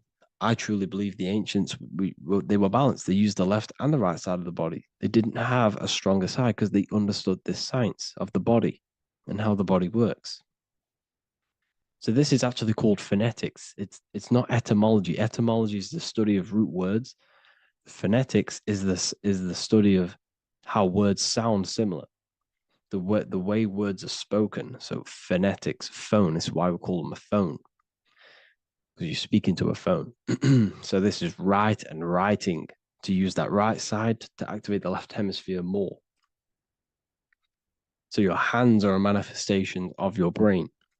The left hand is the right brain, the right hand is the left brain. And as a child, we were always taught that when you place your hands together like this is the size of your brain, which is true, because your hands are a part of your brain. They're an extension of your brain. Every part of your body other than your brain is an extension of the brain. Everything's working and feeding back information to the brain, because you're experiencing the brain. So another trick that you can do, or another exercise, is looking in the mirror and closing one eye at a time. If you close your right eye, if you take your top off, for example, you'll analyze your body if you close your right eye, because you're using that left hemisphere. Sorry, other way around. If you look at yourself through your right eye, you'll use that left hemisphere, which will analyze yourself. You'll see individual body parts. If you close the right eye and use the left eye, you'll see your body as a whole. You won't really analyze it. This is how you can analyze yourself, using these two hemispheres. So this whole system is created to keep you thinking logically, and to restrict you from creating, and restrict you from understanding symbolism, allegories, metaphors, and teamwork. They want you stuck in a logical way of thinking and a logical way of seeing the world. This is why when you go to school, you are told exactly what to do. You're told to think this way and no other way. You're told to do orders, do this. It's a very left-brained system, because if we all started to open up this right hemisphere, we'd all see, wow, everything is all one, everything's all connected. And this is what my work is doing. I'm showing you everything is one. The physical world is an illusion of duality, but everything comes from the one source, the one mind. The universe is a giant mind. I am mind, you express mind. We all possess mind. Behind the physical body is the same mind consciousness. And we are all expressions and fractals of this infinite consciousness called mind. And this is what they don't want us to figure out, is that we are all just one consciousness expressed. It's an infinite consciousness. It's even in the squirrel, it's in the dog. All of these different animals, they're just different bodies, but behind the bodies is the same consciousness, which is mind. That's what the pineal gland is. The pineal gland is not the mind, and it's not the third eye. The third eye is your mind. If you have a closed third eye, it just means you have a closed mind. If you have an open third eye, it just means your mind has expanded from beyond physical things through astral projection and mystical experiences. This is how you gain an open third eye. It's just an open mind. A mind that has astral traveled, that has explored the realities within the mind. So everything they do is to keep us in a divided state. Divide and conquer, right? That's their motto. All to keep you thinking how everything is divided. Everything they've done is division. Postcodes, countries, everything is divided. Like football teams and all this stuff. It's also a natural process when you grow up, because as you grow up, your brain is constantly analyzing the world. So this is sort of a natural process of how you become more left hemisphere dominated, because your brain is always analyzing. And unless something awakens you, you can awaken that right hemisphere where you can start to see the bigger picture. Even the music, all tuned to 440 hertz, shuts down the right hemisphere of the brain. 440 hertz, Spotify, Apple Music, the radio. Every time you turn on the radio, it's tuned to 440 hertz. This was specifically tuned. It never used to be tuned to this. It was in the 1950s. It was changed. The standard music tuning was changed to 440 hertz because it shuts down that right hemisphere of the brain. They don't want you thinking, seeing the world in this way and perceiving things as one. And I'm going to show you. It tells you this in the Bible. Cast the net onto the right-hand side of the boat and you will find the fish. What was Jesus saying? You see, people read the Bible and they don't understand it. If the Bible is not talking about you, then it has no meaning. The Bible, everything you read in the Bible is about you and how it can better your life. It occurs to you. So if Jesus says, cast the net onto the right-hand side of the boat, this is an allegory. The boat is your body. Cast the net. It's the awareness, the perception onto the right hemisphere of the brain, and you will find the fish. What's fish? What do fish do? They swim deep in the ocean. It represents the knowledge, deep knowledge. Cast the net onto the right-hand side of the boat and you will find fish. You will find the wisdom. You'll gain understanding when you cast that your awareness into that right hemisphere. You will see that I am you and you are me. We are all one consciousness. You will see everything. You'll see that the trees are the same patterns as the nerves in your body. You'll see everything is connected. Everything is a fractal of the one infinite consciousness. And how many fish did they catch? 153. That adds up to 9. This is now numerology. The Bible's filled with numerology.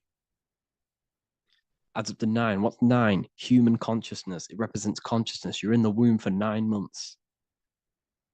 Feminine. It's all about consciousness. And in Revelation 14, and I looked and behold, the Lamb standing on Mount Zion. That's the spines, the mountain. With him, 144,000, 144 adds up to 9, represents consciousness on top of the spine. You see?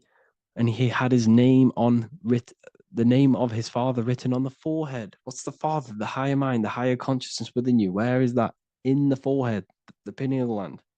The pineal gland is the radio receiver for the higher consciousness. Because every body part of the body has consciousness. Your heart has consciousness. Your gut has consciousness. You are thinking with these different consciousnesses. You think with the gut. You think with your penis. You are thinking with all these consciousness. And it's about raising your consciousness to the higher consciousness, which is the father, the mind in the head. Don't think with the lower parts of the body because that is your animal nature. Think with the higher parts of the body. It's all representing consciousness. How to activate the right hemisphere of the brain? Well, it's all to do with non-verbal things. So music will activate the right hemisphere. Make sure it's tuned to the right frequency though, 432 hertz, 528 hertz. Any frequency that adds up to 3, 6, or 9 is good for you. Meditation, turning off the thoughts, and you raise yourself to the higher brain. Symbolism. Symbolism is all right hemisphered. Reading between lines, metaphors, determining the Bible, it's all right hemisphered. Seeing the bigger picture, it's reading between the lines.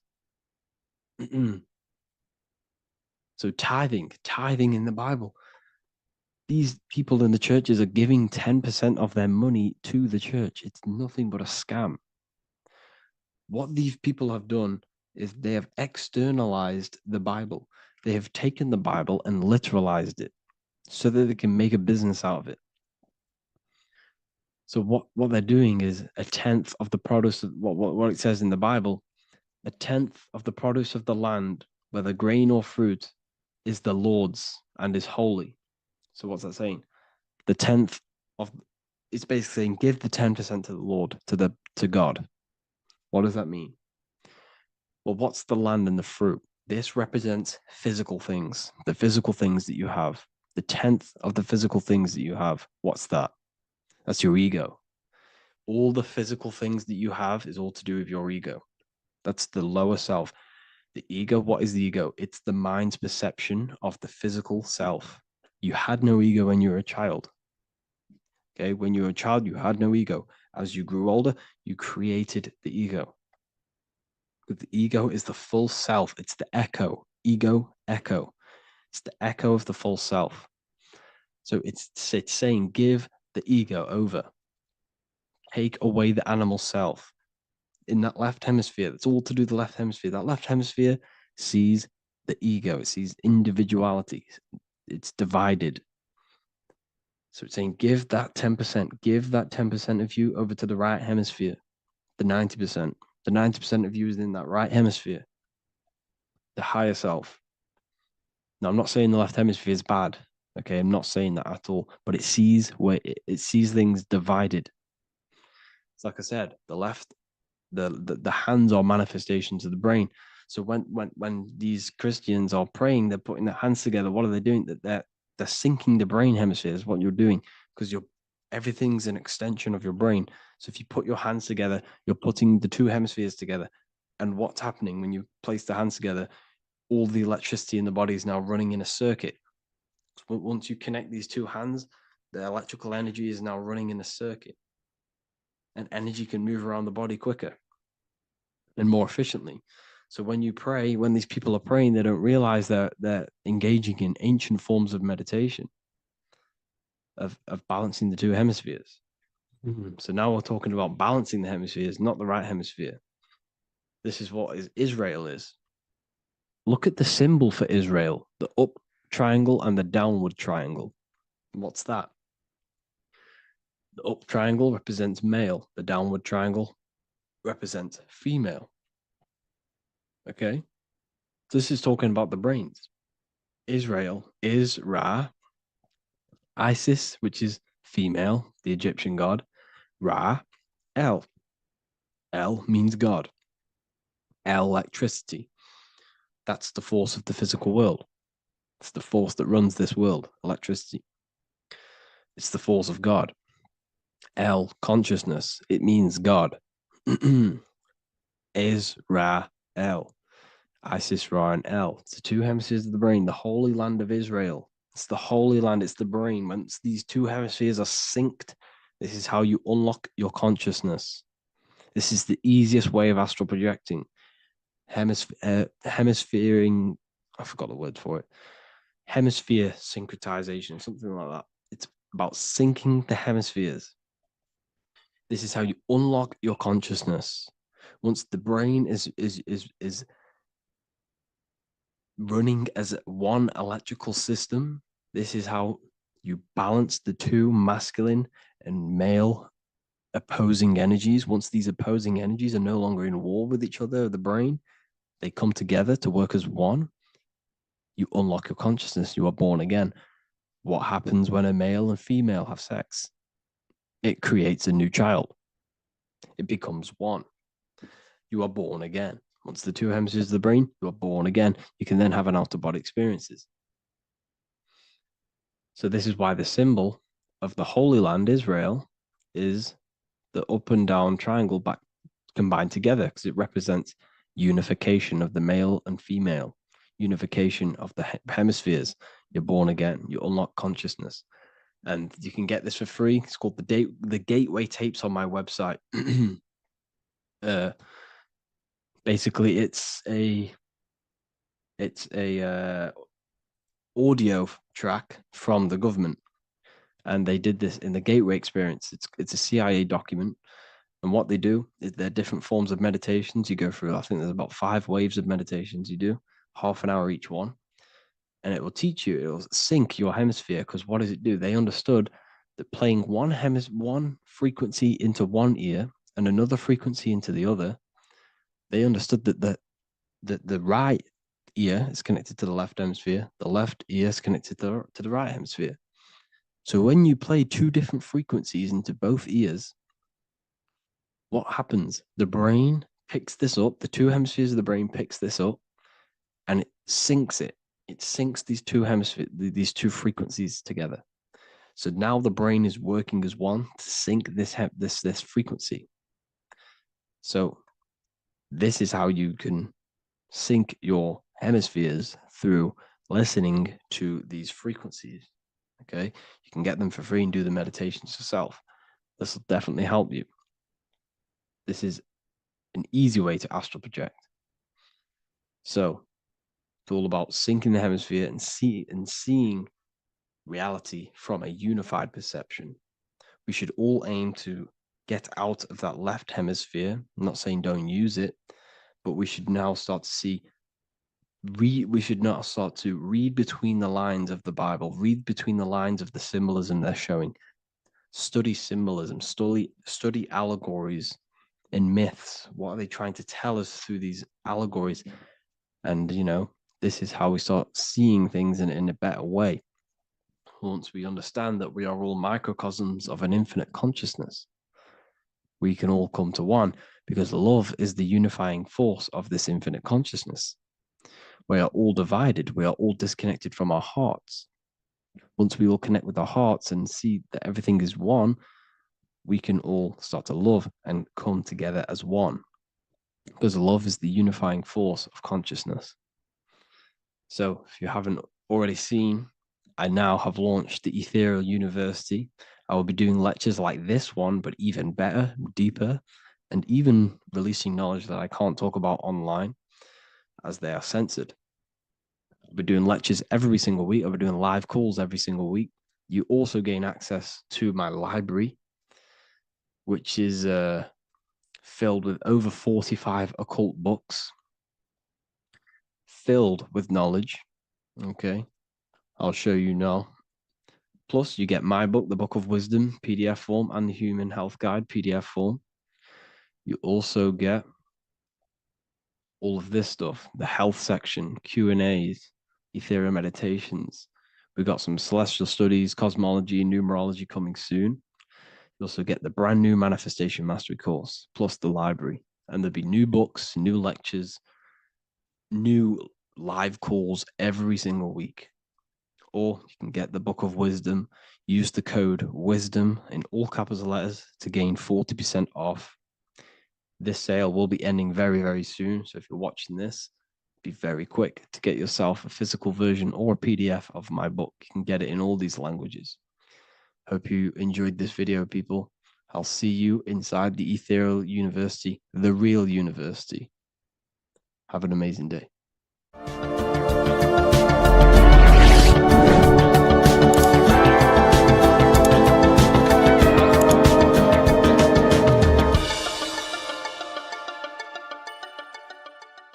You're living in 4 planes of existence right now, but most people are only aware of one.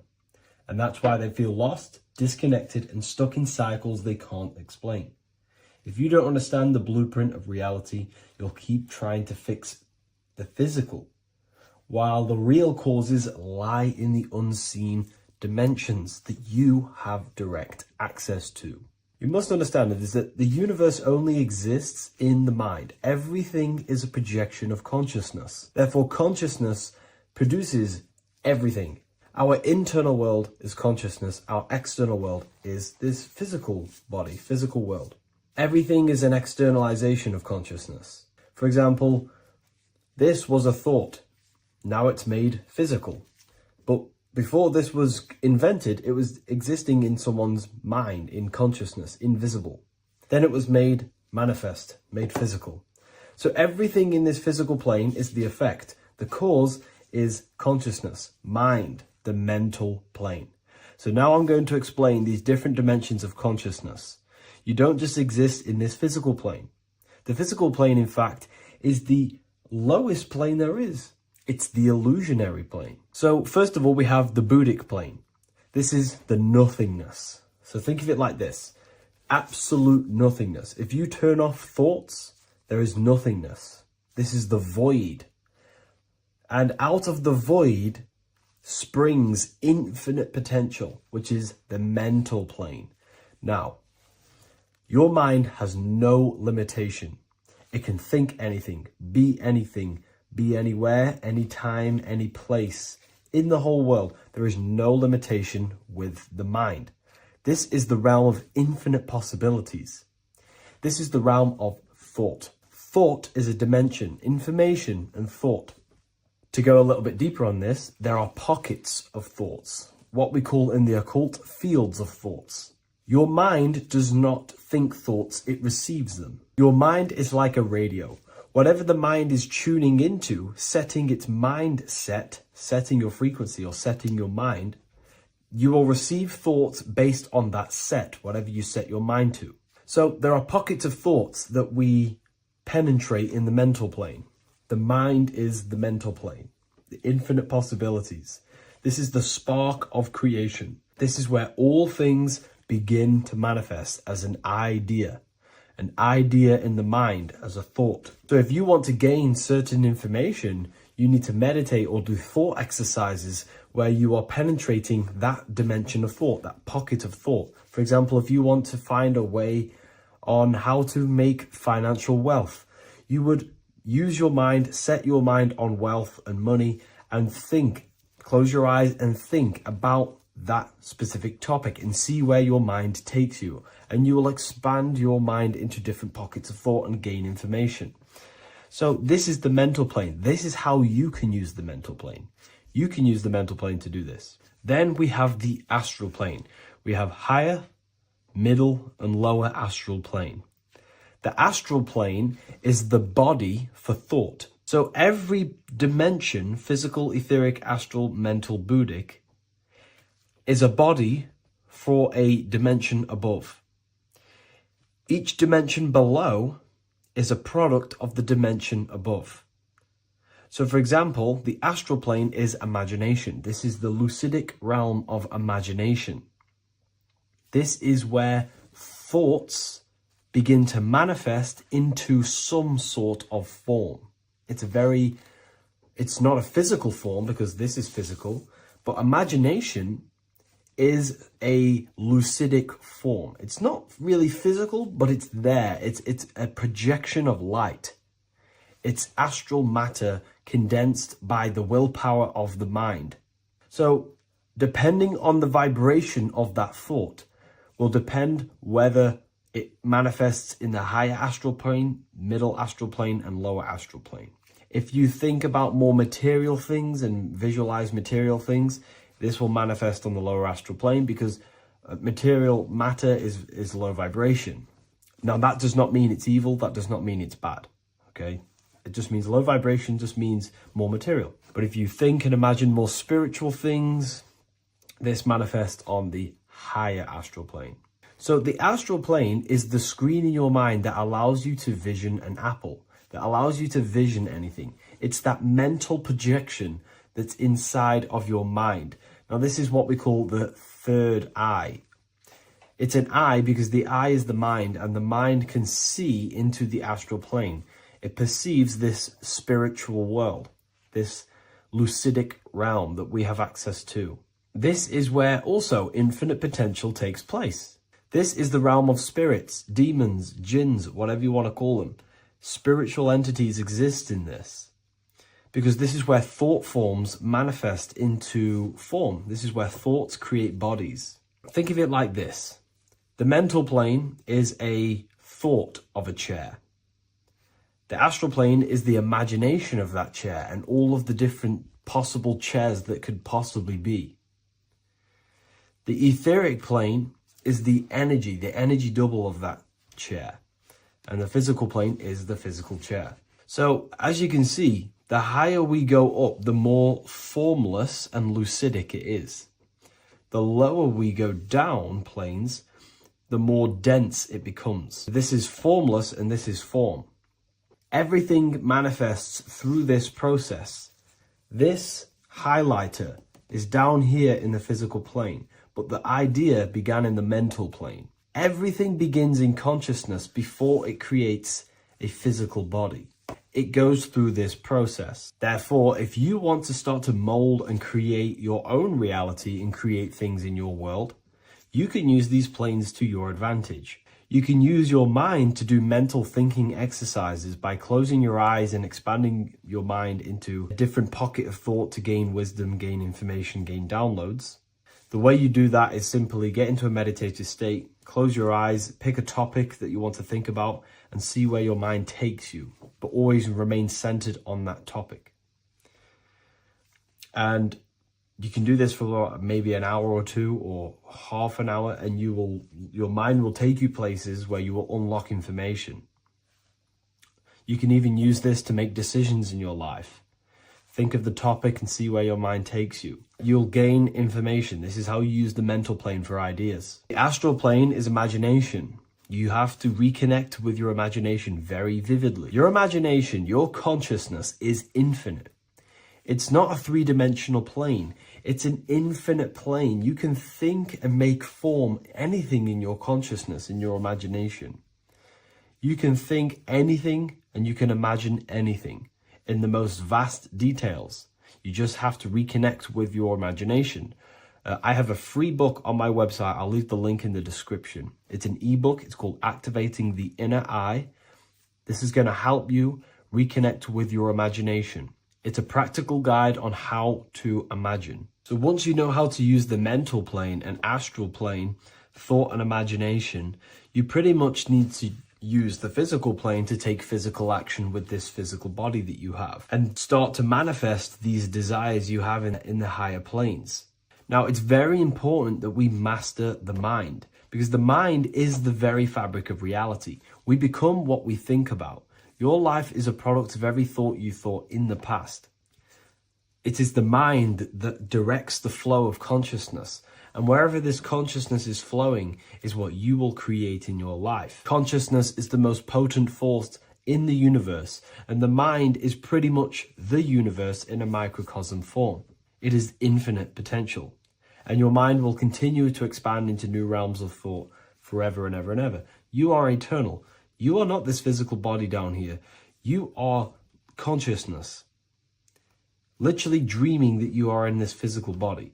So everything begins with the mind. We need to be conscious of the thoughts that enter our mental field of consciousness. There is a level of self-awareness that you can reach where you can become conscious of pretty much every single thought that enters your mental field.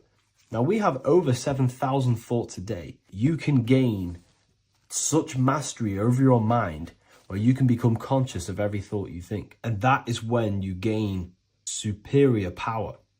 Because when the mind is fully under control of self, you can direct the mind's potent force into a specific goal.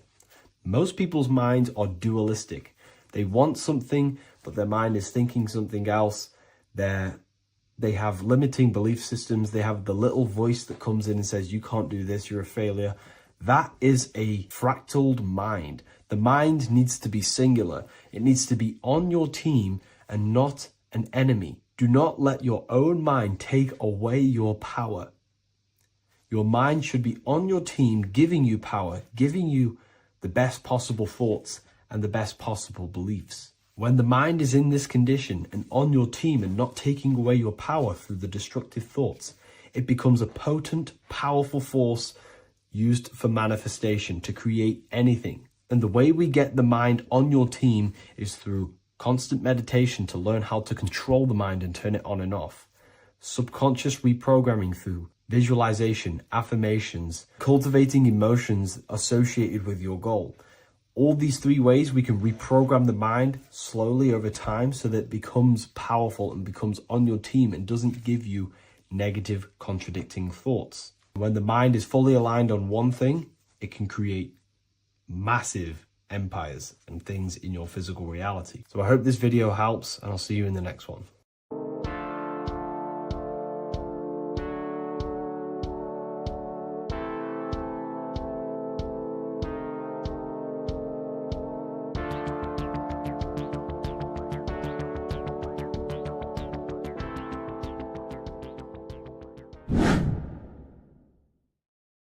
What are we all doing, people? Survival wisdom. Today we're going to be breaking down the Bible and its real, true metaphysical meaning.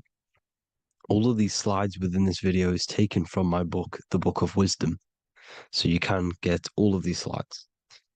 So the Temple of Solomon, you are body, mind, and soul, which is the Holy Trinity, the moon, sun, and earth. The sun is your soul because the sun is its infinite source of energy. It is its own source of energy.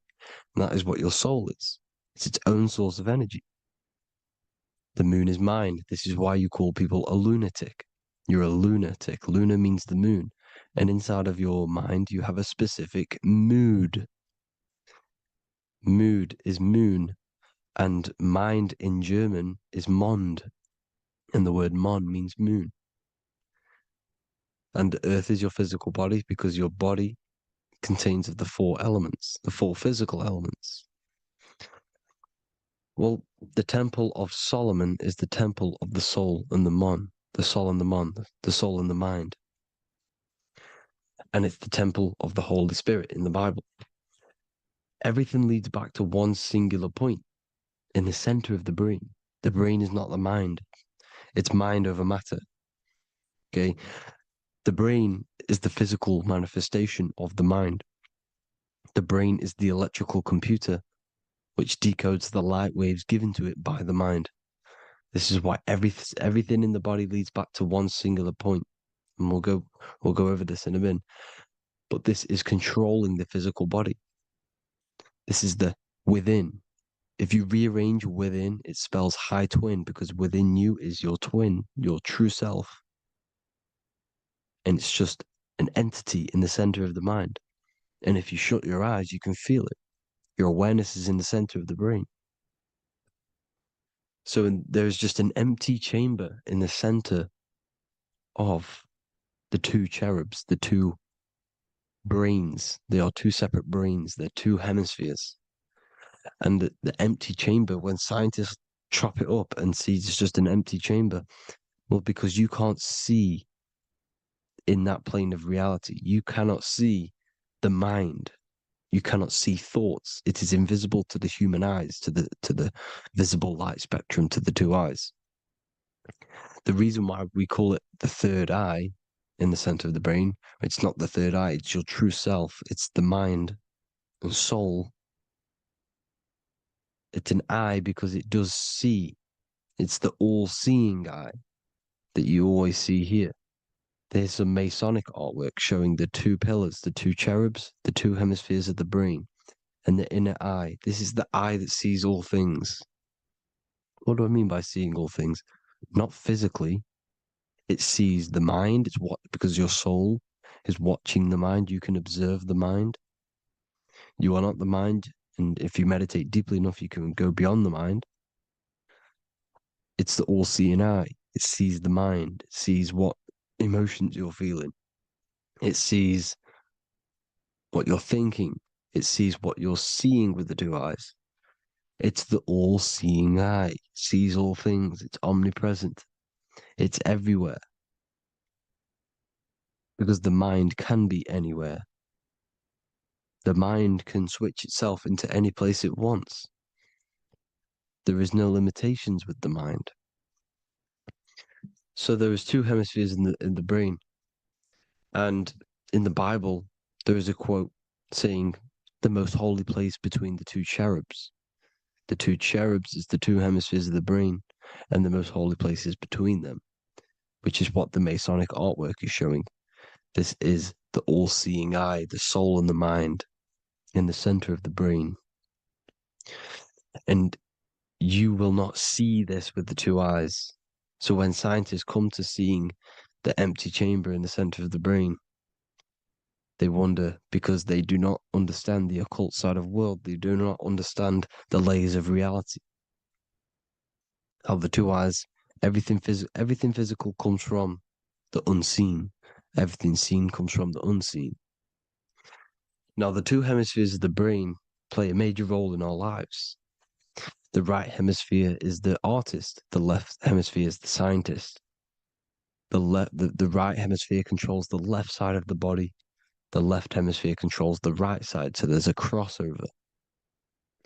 Now, the right hemisphere is to do with your feminine energy, creativity, unification, metaphors, visualization, intuition. The left hemisphere is to do with sequencing, facts, materialistic details, language, and logic. So they keep us normally trapped within the male aspect of our mind, which is the left hemisphere. You know, if you listen to Spotify, Apple Music, and radio, they're all tuned to 440 hertz, which shuts down the right side of the brain, makes you left brain dominant. And we learn, well, 90% of people learn to write with their right hand. They're taught to learn with their right hand, which is to do with the left brain. You see, so we are being trapped within this left side of the brain, which is all to do with logic, thinking logical, not creative. You know, very analytic. But the right side of the brain is to do with your creativity. So the right side of the brain is perceiving reality as a holistic perception. Now, what do I mean? If you're riding through a woods, for example, if you're riding through a woods, your right hemisphere is seeing the whole woods as one unified woods.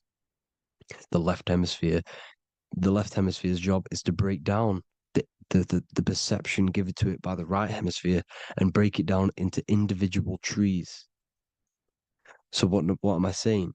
The right hemisphere is seeing humans and everything in creation as one unified consciousness. The left hemisphere is seeing individual egos. This is why the left hemisphere is the place of the ego, the right hemisphere is to do with the higher self.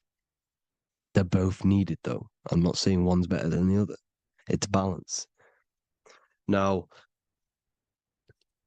they don't want you to see the unified picture, perception of creation. They want you to think everything is individual, everything doesn't come from the one, because all things come from the one.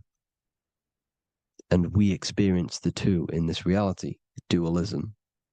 In order to understand the one, we have to experience the two to advance. So, anyways, let's get away from the two hemispheres. The right hemisphere, like I said, is to do with the higher self. And this is why in John 21:6, it says, cast the net onto the right-hand side of the boat and you will find fish. Meaning, cast your energy, cast your perception into the right hemisphere of the brain, and you will find God, unification, and higher self. You will see things from a unified perspective. How we are all one, because we are all the same consciousness. The same spark that is in me is in you. This is why I am you and you are me. We are all the all-seeing eyes of God, just split up into individual bodies. We are all made up of the same essence, consciousness. And that consciousness, that mind and soul, is in the center of the brain. You are just in different avatars.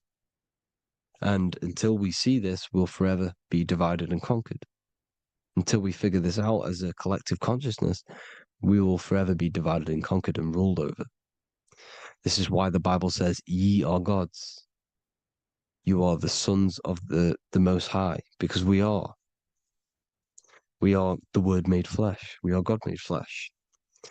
Mark 16:19. So then after the Lord had spoken unto them, he was received up into heaven, head is heaven, H-E-A, and sat on the right hand of God. God is the consciousness in the center of the brain. Heaven is the head, and the right hand of God is the right hemisphere of the brain, meaning he sees things in unification, creativity, intuition, the higher mind, the higher brain. When Moses crosses the Red Sea is the corpus callosum, moving from the left to the right hemisphere of the brain to see unified perception of reality. Head, H-E-A, heaven, same root word. This is why the ancients always depict God in the center of the brain. Here you see ancient Christian artwork showing God in the center of the brain, the light. Here you see it here. Here you see Ganesh, an Indian god, which is the brain. Here you see the Father, the Son, and the Holy Spirit in the dome, the brain. This is the brain, because you are God made flesh. That's what consciousness is. The upper room where Jesus meets the 12 disciples. It's the upper brain on the upper room. The upper room is the chamber, the empty chamber in the center of the brain. That's the room. And the 12 disciples are the 12 cranial nerves in the brain, which pretty much rule the body, all the cranial nerves. The tree of life, the cardiovascular system. This is why in Genesis it says the tree of life was in the midst of the garden. Midst meaning middle, because the middle of the body is the cardiovascular system, which is controlling all of the systems in the body. The tree of knowledge of good and evil is the nervous system. It's the spine and brain. This is what's detecting good and evil. The brain is the electrical computer with the left and the right hemisphere, decoding the dualistic world, decoding the light waves given to it by the external world. It is an electromagnetic computer. It is artificial intelligence. It is very intelligent, the brain and the nervous system, the human body as a whole. But the tree of knowledge of good and evil is the nervous system, because it is the tree that detects good and evil, makes you learn good and evil in this dualistic reality. Here you see Adam and Eve around the tree of knowledge of good and evil. Adam and Eve, male and female energies, with the serpent in the tree, and the tree of knowledge of good and evil. Well, this is the spine, the brain, and the serpent is the kundalini up the spine. The serpent is the S. That's why S, serpent, the letter S is the serpent. Sex and serpents make an S noise. You know, the Bible cursed the serpent. So we don't figure out the true religion. The true religion is raising the kundalini and becoming God-man and reaching our higher states, our true God self. Because once the kundalini is saved and hits the pineal gland, it activates 100% of the brain when we're only using around 20 to 10% as of right now without the Kundalini awakening. So when you use it, you're activating 100% of the brain. You're activating all the dormant brain cells. You're regenerating the body. And this is the serpent in the tree of knowledge of good and evil. This is the spine, brain. This is Adam, Eve, the male and female energies. The light of the body is the eye. Therefore, if thine eye be single, thy whole body should be full of light. Matthew 6:22. This is the single eye in the center of the brain. It is not the pineal gland. It is what's inside the pineal gland. You have to go beyond the physical world, and there are no words to describe things that are not physical, metaphysics. And the whole body should be full of light. Well, this light is the same pyramid that you see. You are the pyramid with the all-seeing eye on top. This is why the ancients built the pyramids with the stairs in the middle symbolizing the spine, because once you open all the chakras and balance them and raise the Kundalini, you activate all of the brain, which gives enlightenment. The word enlight in ment. Ment means mind, light in the mind. Enlighten the mind. And this is enlightenment. We are the temple. And Jacob called the name of the place Peniel, for I have seen God face to face. Within spells high twin. Within you is the God self, which you need to manifest into the external world. And he's seen God in Peniel, the consciousness. He's seen his true self consciousness in the pineal gland. Genesis 28:10, Jacob's ladder. Jacob, he took a rock there and laid his head on it to sleep. Jacob had a dream. He dreamed there was a ladder that was on the ground and reached up into heaven. Head is heaven. The rock he fell asleep on is the sacrum bone, because he's symbolizing the oil that comes down the spine, hits the sacrum bone and rests there, falls asleep, and it looks up and it sees the ladder to heaven. Because when you raise this oil, you become God man. You become God in heaven. You can leave the body at will. Do you not know that your body is the temple, that your body is the temple of the Holy Spirit? Corinthians 16:19-20. Or do you not know that your body is the temple of the Holy Spirit within you? Your body is the temple of the Holy Spirit, the soul and the mind within the center of the brain, the temple of Solomon, temple of the soul and the mind. Romans 8:10. Christ is in you. It's not external. When you give where attention goes, energy flows. When you give your energy to external things, your attention, your worship to external things, you're giving energy, meaning it's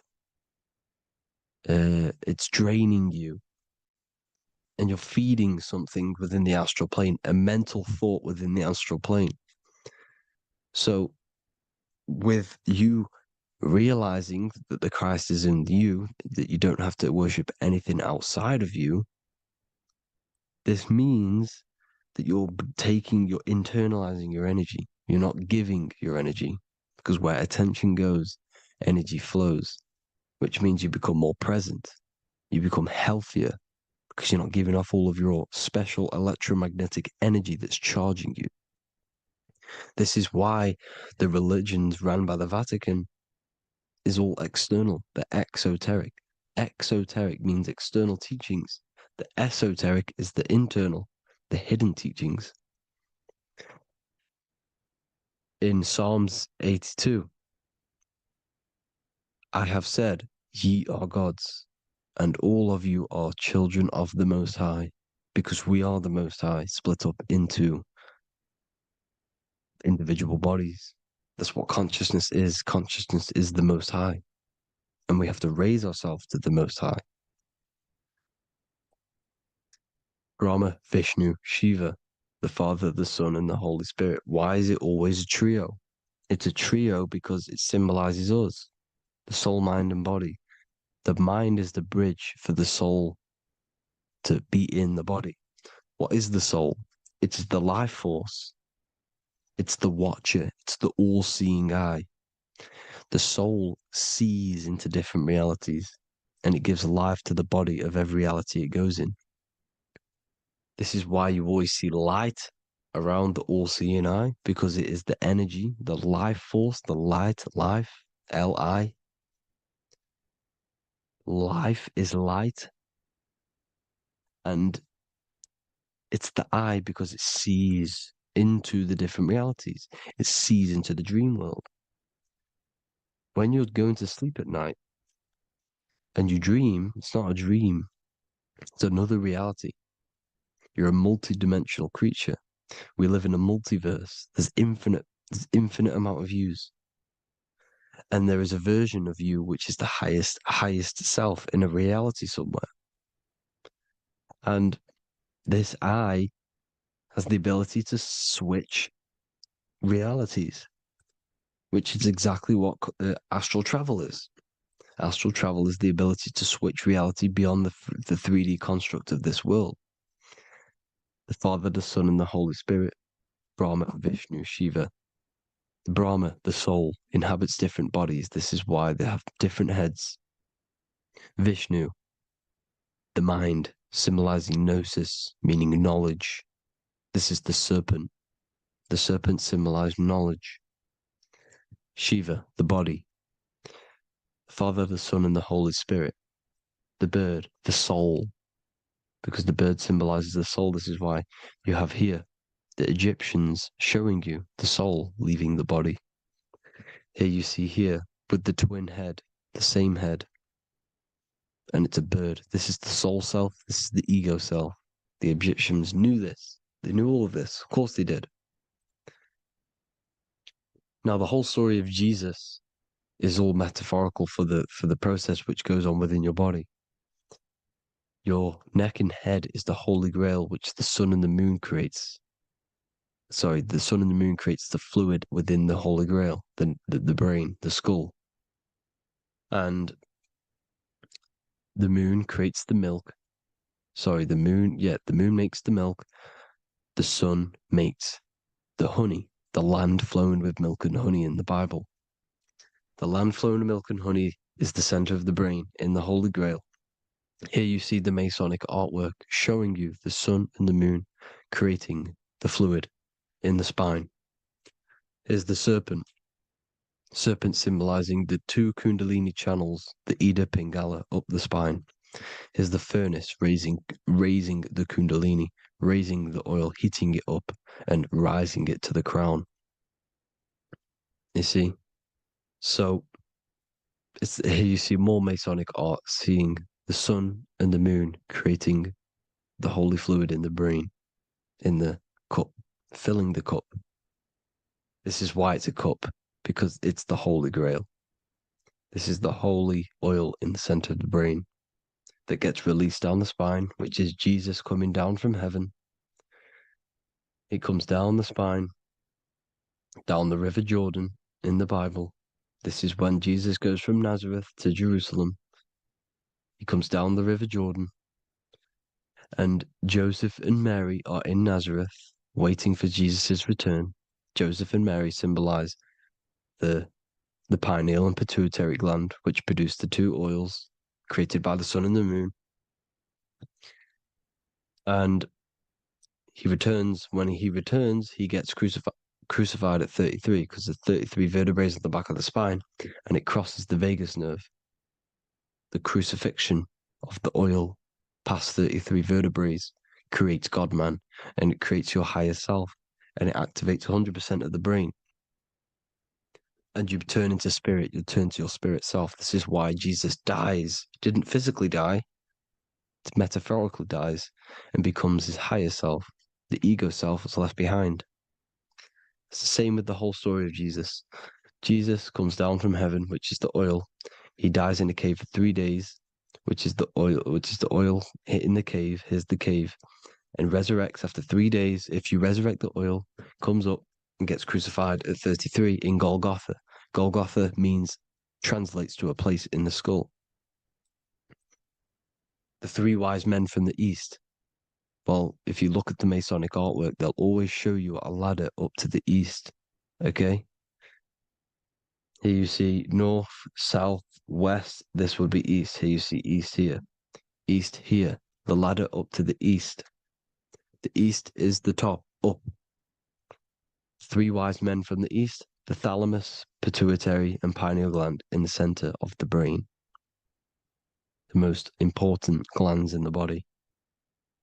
Here you see the Egyptians with the spine, the sun, and the two hemispheres of the brain. What did I say at the beginning? The sun is the soul. The sun is its own source of energy. It's the life force, which gives life to anything it inhabits. The soul is the same thing. That's why sun and soul mean the same thing. So, what I'm saying is consciousness is God. And this is why when it refers to as God in the Bible, means your higher self, pretty much. And returning back to this higher self, because God is something that you need to manifest. Consciousness is God, and your body is a reflection of the creation by God. This is why everything in the body corresponds with the stars. The stars rule the body. We are an image of the stars. This body is an image of the whole of creation. Aries rules the head. This is the cerebrum, the ram in the brain. Here's the ram, Aries. And we have something called the cerebrum, Aries, the ram. This is the Lamb of God moving to the higher mind. Taurus, which is the lower brain and neck, the cerebellum, the bull Taurus, the lower mind, and the cerebrum and the cerebellum, the ram and the bull, is what makes you ramble on. Ramble meaning walking. The higher mind and the lower mind working together makes the body ramble. Ramble is what makes you walk along. Thank you to Santos Bonacci. Gemini, the two twins, rules the two arms, the hands, and the lungs. These are the two twins of the body. Sagittarius, the horse, which rules the hips. Hips means hippo. Hippo means horse. Hippopotamus means water horse. Hippo means horse, and this is why we call them hips, because horses have massive hips. Capricorn, the kneecaps. Pisces, the two fish, the 2 feet. Then they make us swim. We are an image of the stars, people. Well, the body is anyway. Consciousness is God, and the body is the image of the whole of creation. It's a reflection of the whole creation, as above, so below. 12 systems in the body, 12 cranial nerves for the 12 constellations, 12 cell salts. The body's made out of 12 cell salts. So, this is where it gets kind of deep. You know, this is where we get deep. And he said, Jesus was known as the fisher of man.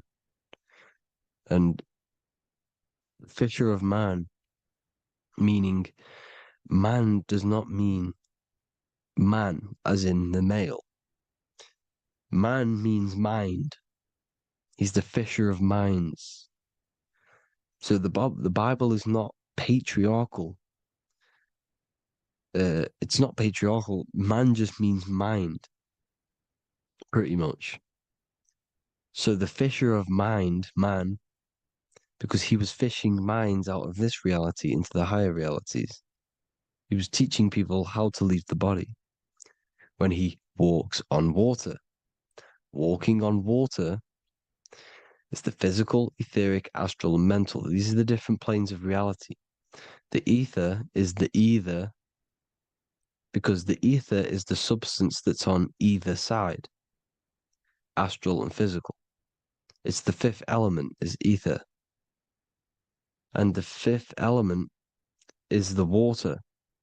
The same water at the beginning of the Bible when it says, let the firmament divide from the waters above from below. The water symbolizes the ether. It's the base of all physical matter. And the ether symbolized is known as the water. So when you're walking on water, you're walking on the ether, meaning you're leaving the physical body. So when Jesus walks on water and he's teaching Paul to walk on water, Paul becomes scared and falls back into the water. Well, when you astral travel and you become scared when you're projecting, you'll fall back into your body. So he's pretty much saying walking on water is leaving the body, and walking on the ether, because the ether is the veil between the astral, and that's what devil means. Devil has the word veil in it, because the devil is trapping you between one veil, which is this world. They're trapping you in this world, this thin layer of reality. Your dreams are different veils. The ether, the astral, the mental are different veils. Devil is the veil. The veil. You need to escape being stuck in one reality and live in between realities. And this is when you truly become a multi-dimensional being, because your soul is just the eye. That's what you are. You're just an eye, and you see into different worlds. And it also, when Jesus means the fisher of man, the fisher of minds, he is. I truly believe, because of my research, that there is other worlds. It's not just this one. There's higher worlds. There's an infinite amount of you, and you've been in you, in them dreams you call dreams. Them dreams are other realities that you are in. That's why when you're there, you don't feel like you're in a dream. You feel like it's 100% real, because it is real. So this is why the ancients always depicted the many different heads, because there's many different versions of you. And this I, the soul, the watcher, is switching itself into different bodies at all times. Well, when you sleep, when you astral project. And this is what the ancients were doing. They understood the multiverse, and they could switch bodies at will. And this is what the 7 seals are in the Bible, also known as the 7 chakras. These are literally portals within us to these different worlds. We're in the heart at the moment. Earth rearranged spells heart, meaning middle. This is where good and evil exist. It's the middle point, the midpoint of realities. So I hope you all enjoyed the video. All of this knowledge that I've give you in this video is inside of my book, the Book of Wisdom. The Book of Wisdom gets updated every single month with new pages. It's a one-time payment for a lifetime worth of research and knowledge by me. So if you do want to get it, the link will be in the description. But I hope you will gain some amazing insight. Please like, comment, and share to help the algorithm, and drop a subscription. And for more lectures, every 2 days, I drop lectures and knowledge within the Patreon. If you want to support the channel, join the Patreon. Everything's in the description, because we are not monetized on YouTube. Thank you all. Have an amazing day.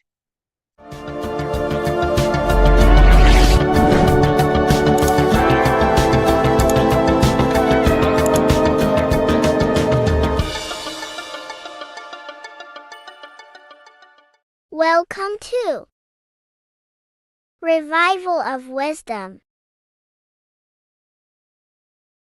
This video is going to be about the flat earth and the breakdown of the whole cosmology. We're going to be digging very deep. I've got a lot of pictures and images to show you, and a lot of dots to connect. So let's start with the Freemasonry art. So this artwork we have here is the Freemasonic cosmology, as they know and believe. So what is it symbolizing? obviously have to start off with the 4 pillars representing the 4 corners of the earth. The 4 corners with duality. You see, there's everything on earth. There's good and evil. Good, evil, positive, negative. Good, bad. This is the checkerboard. This is what it symbolizes. Okay. Obviously, we have the sun, the moon. The sun gives you energy. It's the anode. The moon is the cathode. It's the opposite. It takes your energy. So therefore, you become sleepy when the moon comes out. You see, everything on Earth, everything in the universe is balanced. There's complete balance symbolized by duality. There's always 2 opposites. We have the all-seeing eye, and obviously 7 stars representing the 7 planets, but not planets as in we know planets. They're not physical spinning balls of gas. They are energies. They are lights emitting from the realm above this realm. They are lights through the firmament, through the electromagnetic field. So let's go through that again. The 4 corners, duality, positive and negative, cold, dry. Everyone on Earth has an opposite. Everyone, there's 2. Okay, and then we have the sun, the moon, the 7 planets with a 5-pointed star. What's the 5-pointed star? Of course, it's the 5 elements: spirit, water, earth, fire, and air. Okay, that's what the 5-pointed stars symbolizing, the 5 elements of Earth. And then, most importantly, we have the compass. The compass is very, very important, hence why it's in the center. The compass is symbolizing many, many things. And one of the most important things, but we'll get into that after. We have a boat with water outside of the earth. So we have a boat on water, symbolizing the waters separated by the firmament, the waters above, separated by the firmament from the waters within the firmament, the earth. So this is what it's symbolizing. So the compass, what's the compass? This is where the compass comes from.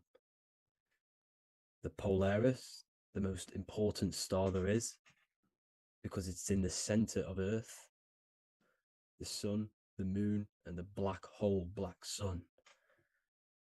Because all creation comes from center, the seed center. Okay, but we'll get into this after. But also, this is a very important Masonic symbol because they use this symbol a lot. This is one of their main symbols, hence why Neil Armstrong has the Masonic ring with the compass on it.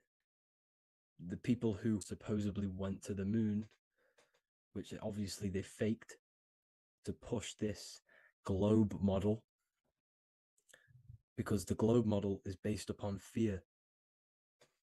Because the globe model, if they can sell you the globe model, they can sell you anything then. You don't know where you actually are. The globe model is to push fear upon the masses, because the globe model means there's not enough resources. There's also risks of asteroids hitting the planet. There's also risks of space extraterrestrial invasions, global warming, asteroids. You see, this is all the fear that they can gain off selling you the globe model. Okay, because they don't want you to know that this is an intelligent design. And also, they're hiding God, the creator, the source. This is why they are satanic. They are opposites. They are lefty, Lucifer, right, righteous, godly. Hence why they do the symbolism on their eyes. 666. This is another famous, famous astrologer. Astronaut. This is another famous astronaut. doing 666, showing that he's in the alliance of the occult. But even look at their 10th anniversary stamps. They have a Masonic compass on there. Also, the Order Out of Chaos. Order Out of Chaos, double-headed eagle. Okay, the Order Out of Chaos ring, which they wear. So all of these astronauts are in the occult. They are lying to you. They are in with this order, this Masonic New World Order, whatever you want to call it. So let's break this compass down a lot more. Because as I showed you here, the center, okay, this is what the compass is symbolizing. Let's go into the North Pole map. This is from 1595. This is a rough estimate of where this map came from. It's from around the 1500s to the 1600s, maybe 1400s. There's not an actual set date on this map because obviously our history has been tampered with. But let's break down this map and the symbolism that they use towards this map, because this map is the map of the North Pole. Okay, so in the center, we have the black rock symbolizing the tower, the pole, North Pole. And what's on top of the North Pole? Obviously, it's Polaris. North Pole and Polaris. Okay, with the 4 islands around the center. Okay, 4 islands around the center. And this is what blew my mind, right? They say that Santa sounds similar. And if you look at this pole that's pointing to the North Pole, you see this line here. So this is obviously from the 1600s. What color is Santa? He's red and white. Just like this map pointing to the center is red and white, and Santa comes from the North Pole. So it's not a coincidence that they use red and white. They're mocking this map because obviously they took over after the 1500s, 1600s. They took over around the 17, 1800s. So they're mocking this map with Santa coming from the North Pole with this red and white line to the North Pole. Notice the 4 islands. Okay. Like windows, their symbol, they obviously in the occult, they're part of the New World Order, is symbolizing these 4 islands with the blue behind it for the water. Okay, so this is another occult logo. They're symbolizing this center because the center is so important. Okay, we'll get into that. Also, we have the Mayan cosmology.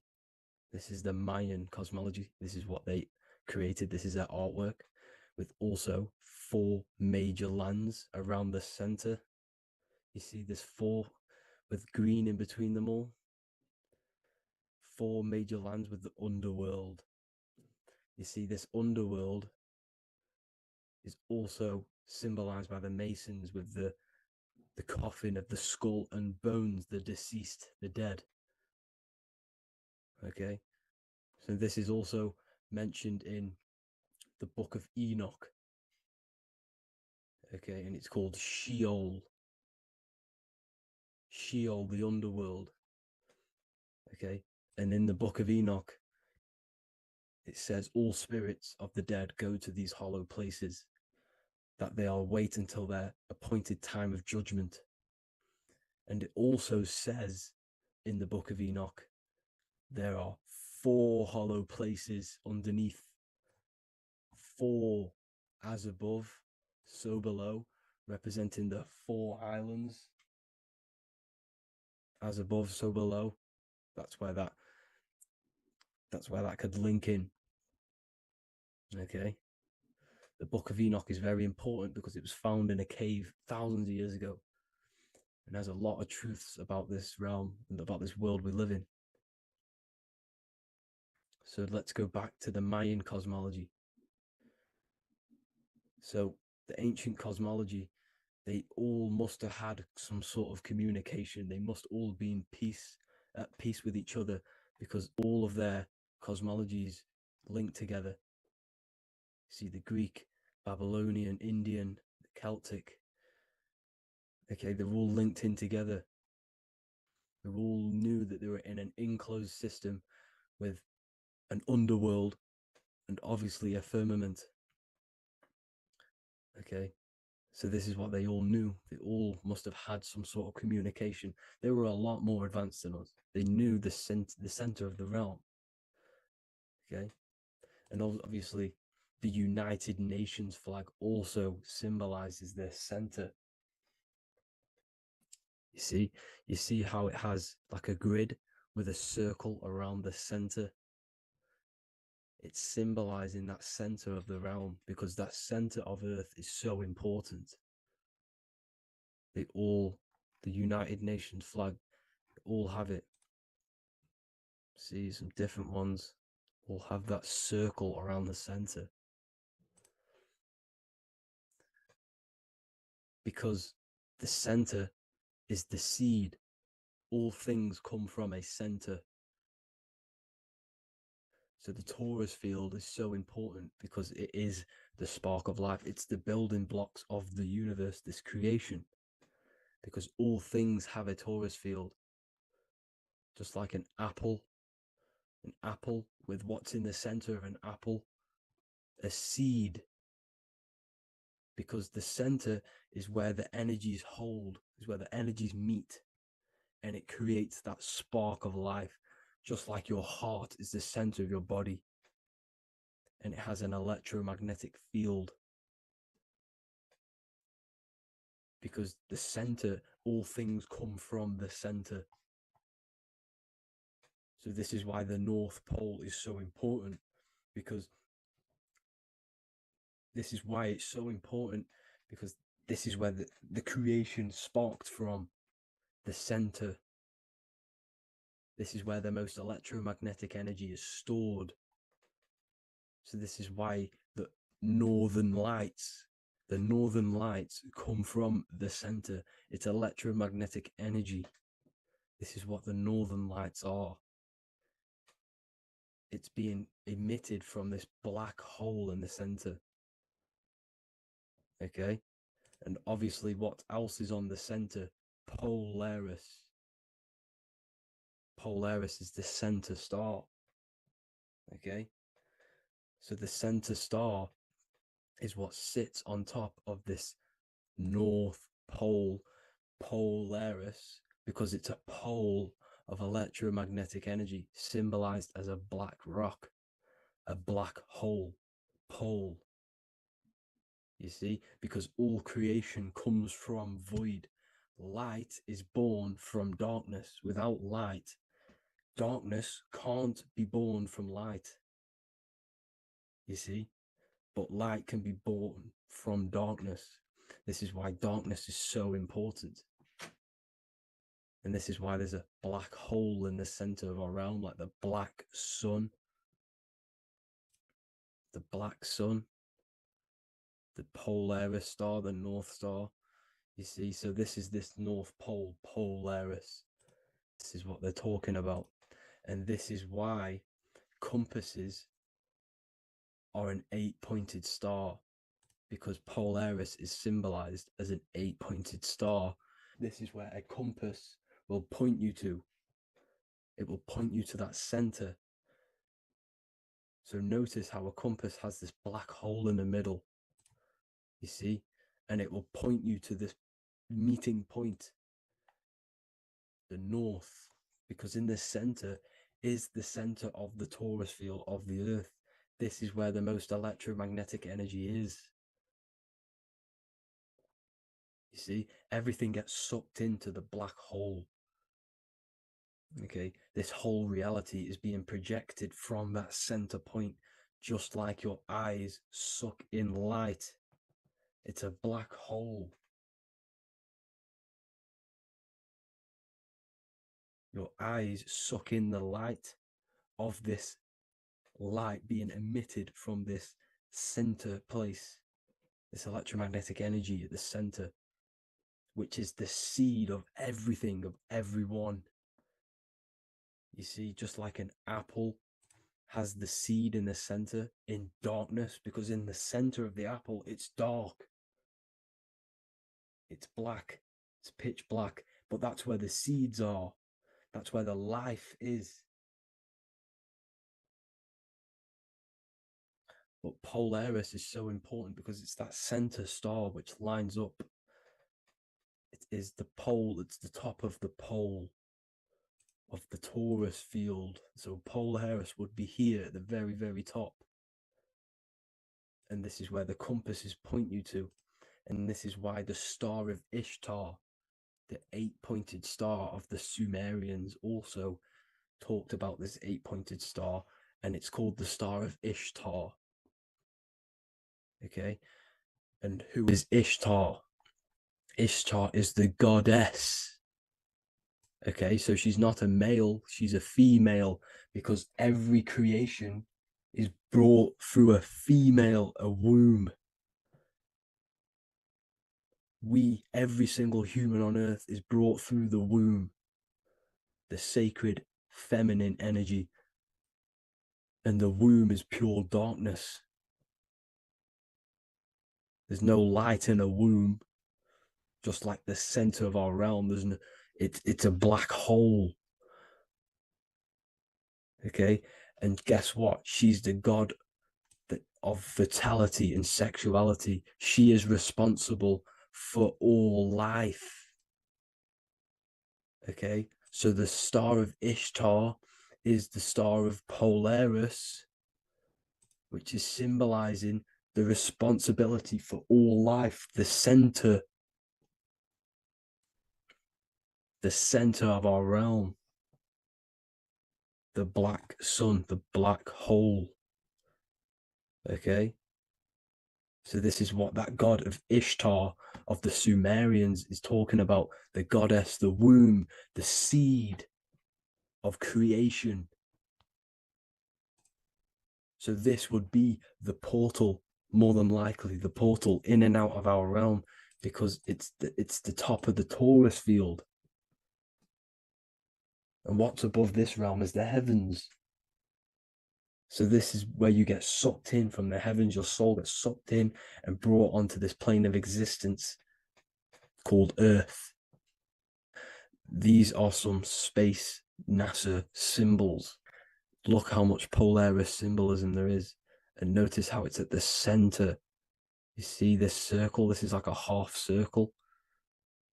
And at the center is an 8-pointed star of Ishtar.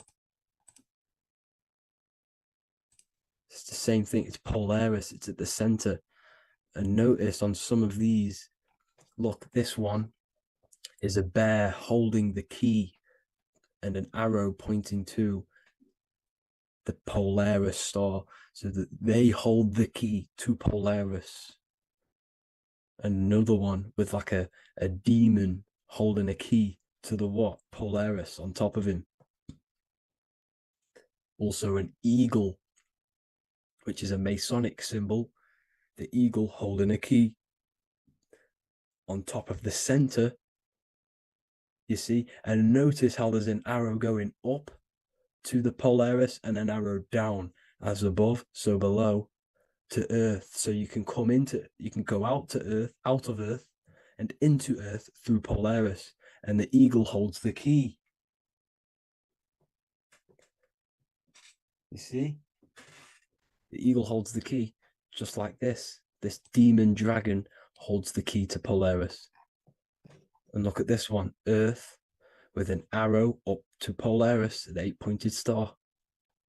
So Polaris is more than likely that portal which the Anunnaki used, the Sumerian gods used, because the Anunnaki symbol is also an 8-pointed star. Okay, and like I said, that center is the seed of creation. The center is the black hole.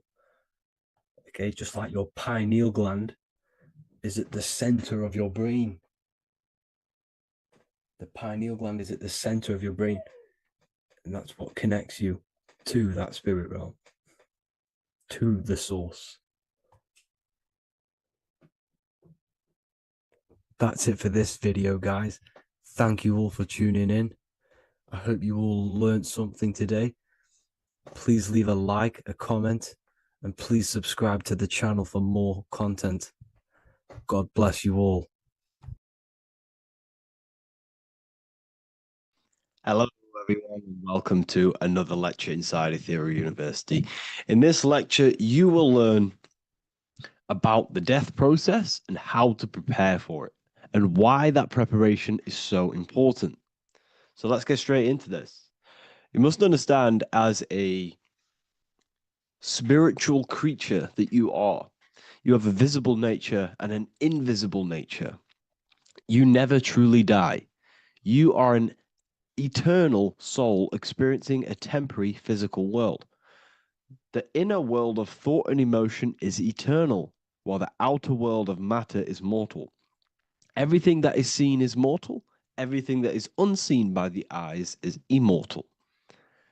When you die, your external physical world will be stripped away, leaving only your pure consciousness in its raw form, drifting within the astral plane. So here you see your physical external body and your internal world. And your internal world is your state of consciousness. It's your state of consciousness. Your thought and emotion is one overall state. Okay? So you must understand these planes. You have the physical body, the etheric double, an astral body, a mental body, and the Buddhic body. When you die, you leave the physical plane. Then you will more than likely leave the etheric plane, because the ether acts as like a portal. Everything comes out of the ether and returns back to the ether. I can break that down in another video in electromagnetism. But electromagnetism is ether, energy coming in and out of the ether. You will, every single day you die, every single day. There's a cycle of life and death occurring all the time. Every single day, you go to sleep, you go back, your consciousness slips back through the ether. And then when you wake up, your consciousness comes back through the ether into the physical plane. Death is just a bigger macrocosm of the microcosm cycle of life and death. So you will return back to the astral, which is the realm of imagination, infinite possibilities. And this is where thought forms start to manifest. Okay, so depending on how advanced you actually are mentally and emotionally, will depend how long you stay in the astral. Now, what we must understand is that there is many different components to the astral. We have the higher astral, the middle astral, and the lower astral. These are all vibrational states. So if your mind and soul is operating in lust, lust, desire, hate, food, physical addiction, smoking addictions, then these are quite heavy. These are quite heavy attachments to your consciousness, and they're quite low level desire, which means they have a low vibration. You will manifest in the lower astral when you're stripped from your physical body. The lower astral is not inherently evil. However, there's just low vibrating things going on there. Low vibration does not mean evil. Okay? So, just like bad doesn't mean evil. Okay? In the lower astral, you are going to see lower astral beings. You're going to see spirits, souls with low level desire. Okay? People who are attached to the physical plane, people that lust, people that do these things. Technically, this is hell, but you can escape it by escaping yourself. Now we're going to break all this down. I'll break all this down properly once you understand the full context. So depending on your level of desire, you will manifest in a corresponding layer of the astral plane. If your mind is still attached to the low physical desires, you will find yourself in the lower astral realms. But if you have few desires and have detached from the worldly attachments while you are encased in a body, then you will rise into a higher or middle astral plane, mainly the middle. Okay. The higher astral plane is very formless. So as I broke down here, this is, well, the physical plane is the lowest dimension. This is the most form, the most matter. It's quite heavy. The higher you go, the lighter it becomes, the more fluid, the more formless it becomes. So you see here it says denser down and lucidic up. So this is more lucidic in these higher realms. This is more dense in the lower realms. So this is why the ancient Egyptians were always talking about, I'll show you this. This is showing you death. So first of all, we have Anubis, which represents death. Here you have the heart, which represents the soul. And here you have a feather. And this is a scale. You see how this is a balanced scale? So what this is symbolizing, this represents death. This represents your heart, and this is a feather. So when you die, your heart must be as light as a feather, which means your emotions, your soul, should have no attachments to the world. It should be light. It should be detached.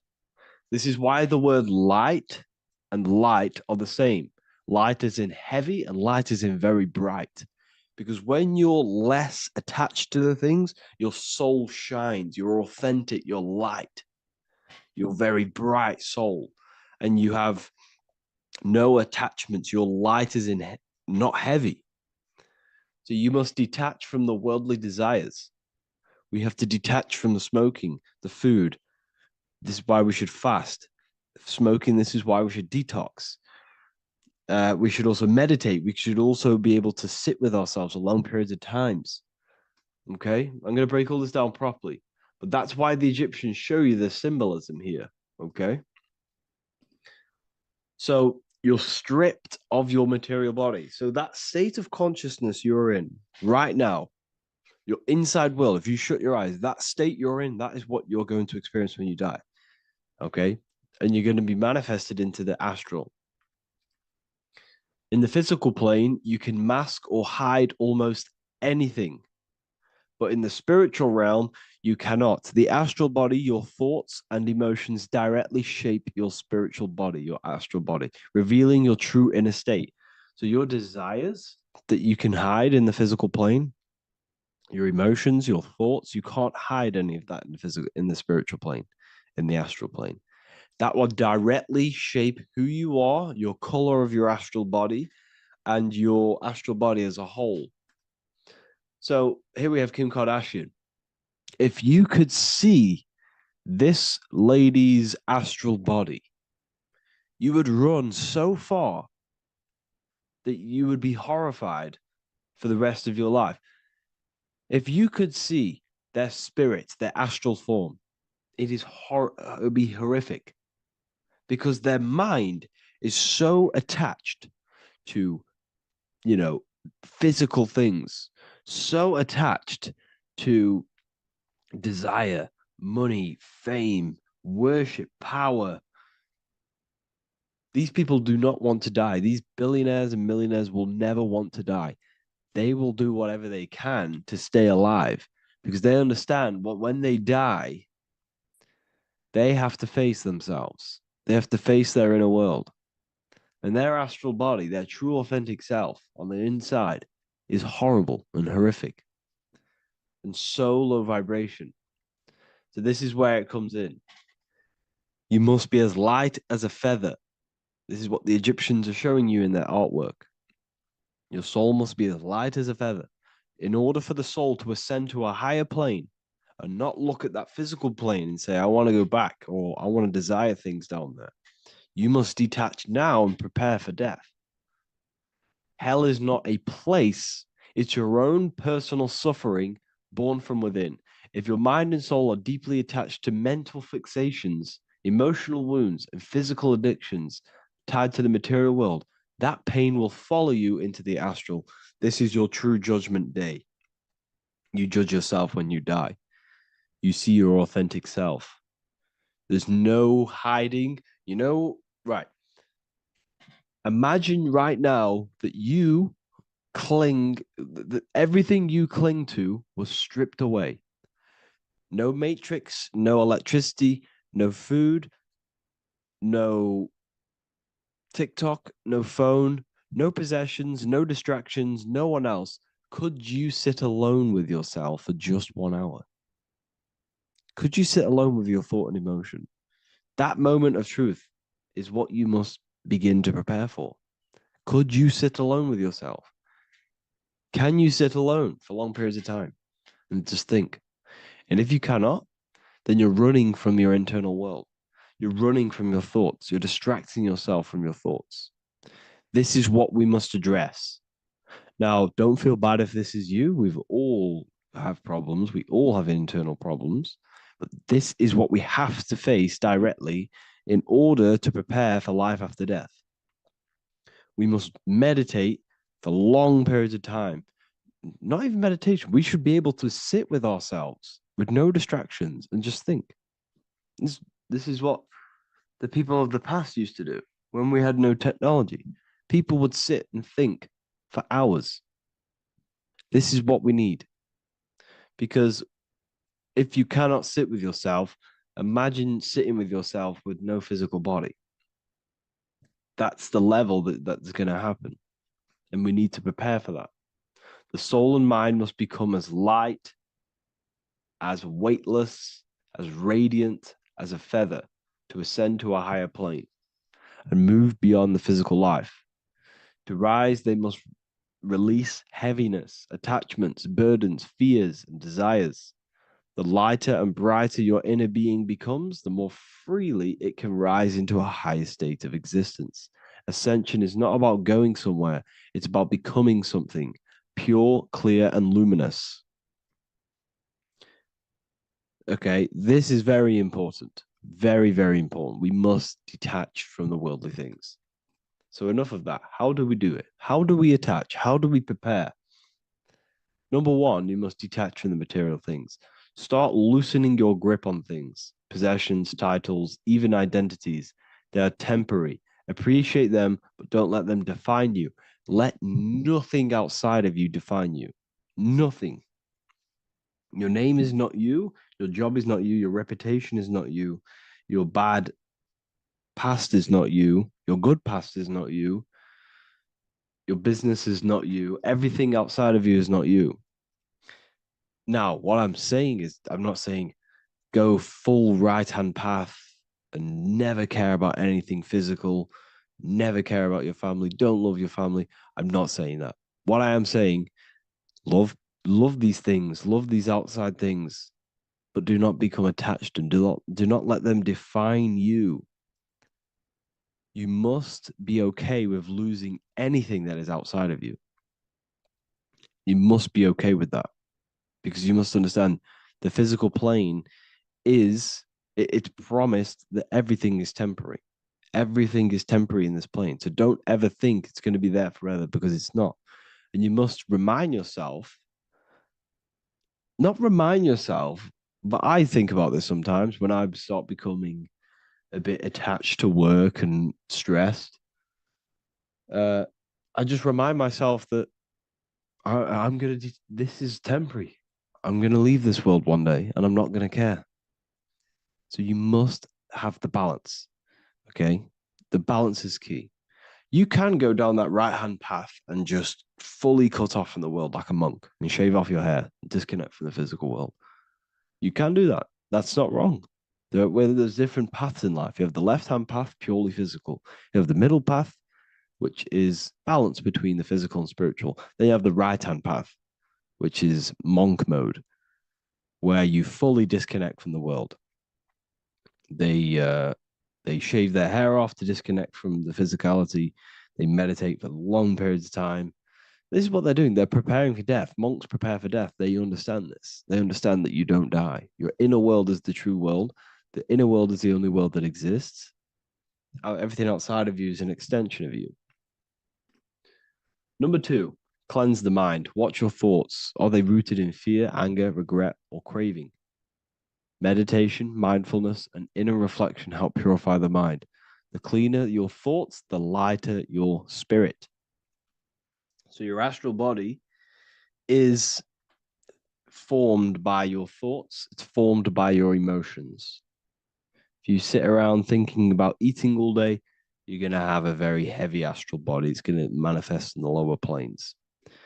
But if your mind is thinking about good things with good intentions, love, knowledge, expansion, you're going to manifest even the middle or the higher. And there are ways to even ascend out of your astral body. Yes, you can ascend out of your astral body and out of the mental body, but that's all very advanced, and I'm not going to teach that yet. I'll make another video on that, but you can ascend from them bodies. The astral plane is not the end. You can keep ascending as a soul until you're left with just the pure essence of the soul. But we're going to, anyways, cleanse the mind, reprogram the limiting belief systems, let go of mental attachments. And the way you do this is by getting a piece of paper and writing down every single attachment that you have. And you're going to realize, dude, there's more than you think. Okay. We have to detach from these. We have to. 4, practice presence. Can you sit in silence with yourself? The more at ease you are with your own inner being, the less you'll feel death. The afterlife is just an extension of your inner world. It's so important. This is so, so important. Can you sit with yourself? If you cannot sit with yourself, you have some inner work to do. You have some thoughts to address, some beliefs to address, and some feelings to address. Okay, so practice sitting in the present, meditation, or just literally sit there and try and be okay with yourself. And if you can't be okay with yourself, then there's something you need to address, whether it's a belief system, whether it's an emotional trauma, or something.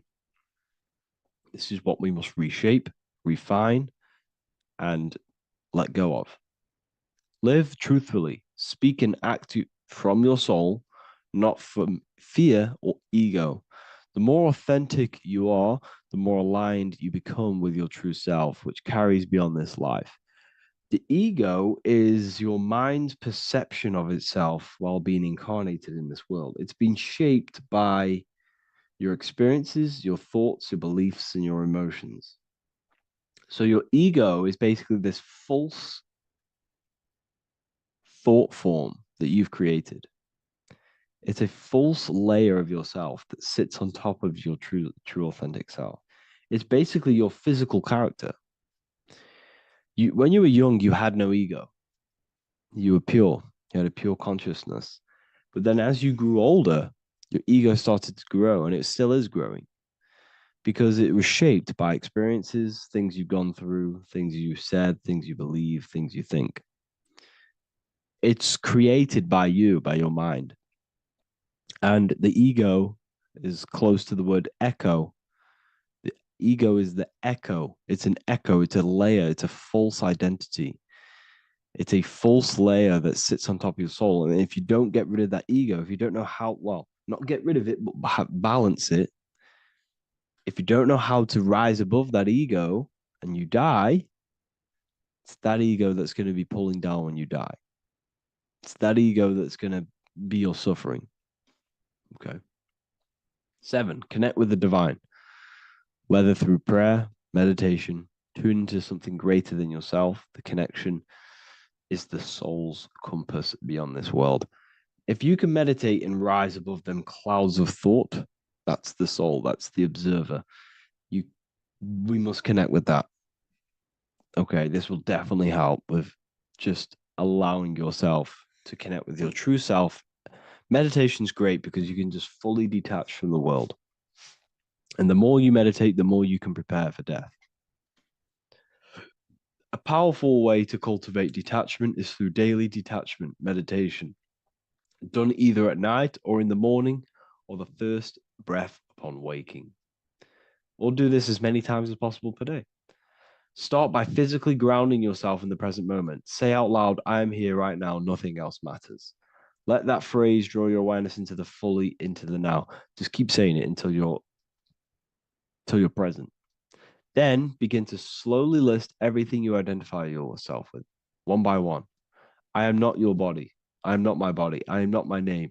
I am not my possessions. I am not my house. I'm not my children. I'm not my everything. I am not my thoughts. Release each layer gently. Imagine, if you want to, if you have a good imagination, imagine placing these things into a big box. Placing your body, placing your name, placing your possessions, placing your house, your car, your thoughts, your beliefs into a box, and then shut that box. If you have a good imagination, do that. That can help. And you'll be left with yourself. And you're not even that. It goes even deeper. Eventually, you'll reach the mind itself. Detach from the language that the mind is even using. Now, that's very difficult. And not many people have ever thought about that, and they've ever even been there. Detach from the language that the mind is using. Think about that for a second. Your mind is not what you actually think. It goes very deeper. Your mind is not that little voice. It's that voice that the language is using. So even the language is a spell on your mind. Okay, it's an attachment. Eventually, you'll reach the mind itself, detached from the language it uses, the voice in your head, the need to define. What remains is something beyond thought and beyond words. I can't even describe what's left, because words, once the language is gone, it's purely metaphysical. All I can say it is pure awareness, and it's symbolized. This is why symbols are so amazing, because they can symbolize things that are beyond words. A flame, it's just a flame, and you won't be able to understand that until you've been there. It's just a flame. It's pure cause. Words can't describe it. You'd have to experience it. Connect with this essence daily. This is truly who you are. So this is a great way to detach. We can do these detachments every single day during meditation. This will definitely help over long periods of time. Of course, you're not going to be ready tomorrow for death, but just try and prepare for these things. This is the whole reason people used to meditate. It's the whole reason why people do these spiritual practices, because they understood that this plane is temporary and your soul moves on from this plane. And you'll never truly believe in the soul until you experience it. So I can show you these things, but you must go out and experience it. The soul is real, but you won't understand unless you cast off everything else. Okay. So I hope this video helps. It's a very deep video. I'm going to be making more of these stuff, of more self-mastery. And of course, we've made the self-mastery section now. So I'm going to start filling up this place with lectures. And I think it's a great time to start this, because a lot of people have been asking on how to master yourself, prepare to death. So hope this video helps. See you in the next one.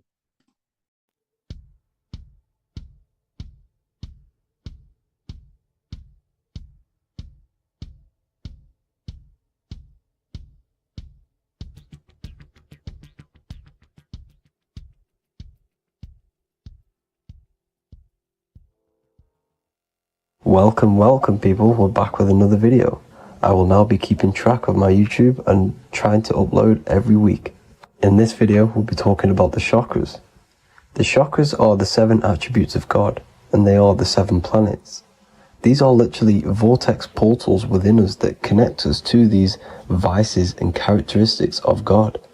Each one of these energy centers are a spinning wheel of energy which controls the cells and organs in that particular area of the body. For example, it's literally a mini brain for that area of the body.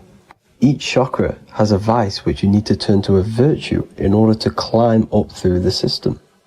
They work like a stairway system. You have to go through each chakra in order to unlock the one above. This process is turning matter into spirit, as you descended from spirit to matter. Saturn is Satan, that's why it's the lowest chakra, and that's why the devil is red. because red is the lowest vibrational color. When you are in these lower states of consciousness, you are in your animal nature. This is your physical side of your nature, and you are mainly being driven by your animal instincts or your ego. Moving back to your higher self or your spirit self is not an easy process. It takes a while. However, with discipline, consistency, and motivation, you can achieve this, and this is what the ancients called Christ consciousness. Once you have achieved this, it is basically a state of mastery of the mind. You no longer lust for the lower animal nature things. Now, let's start with the root chakra. This is located at the base of your spine, and you can feel this chakra by tensing your anus. This energy center is in control of your survival needs, your vitality, your stability, and security. Now, if this chakra is unbalanced, you will feel insecure, fear, anxiety, unstable, low self-esteem, anemia, over or underweight, and constipation. In order to balance this chakra, you need to feel grounded, embodied, stable, calm, centered, a sense of safety, and trust in yourself and the world around you. The next chakra is the sacral chakra, which is located around the belly button area. You can feel this chakra just by sucking in your belly. This chakra is to do with relationships, self-worth, creativity, empathy, and most importantly, sexuality. This is the most important one in order to start to raise your vibration overall, is giving up the over-sexualized nature. In order to balance this chakra, you need to come into harmony with all the toxic relationships that you have. Get rid of the fear, the anxiety, the isolation, and 100% get rid of the over-sexualized nature. Lust is one of the most lowest vibrations you could possibly feel. It is literally manifesting hell. In order to work on this chakra, you need to feel self-worth. You need to do creative things, empathy, healthy relationships, and 100% being confident. The next chakra is the solar plexus. This is to do with personal power, will, metabolism, eating, happiness, and your self-esteem and self-identification. You can feel this chakra just above your belly, below your ribs, and you can suck in this area. If this chakra is blocked, you will feel lack of confidence, difficulty in manifesting your desires, low self-esteem, misuse of power, misuse of dominance, weak will, and shame in yourself. Biggest one for this chakra is overeating, as it's to do with metabolism. If you are overeating, you are literally unbalancing a lot of your lower chakras, not just the solar plexus. In order to work on this chakra and balance it, you want to have a positive self-identification. You want to feel happy, a happy self-esteem, effectiveness to people, not overeating, and a strong willpower. Now for the heart chakra, one of the most important chakras. Chakra is to do with love, understanding, trust, hope, openness, compassion, balance, and forgiveness. The most important because your heart is the tree of life in the body. It is the center of the toroidal field. It is the most powerful chakra. Your heart is 5,000 times stronger magnetically than your brain.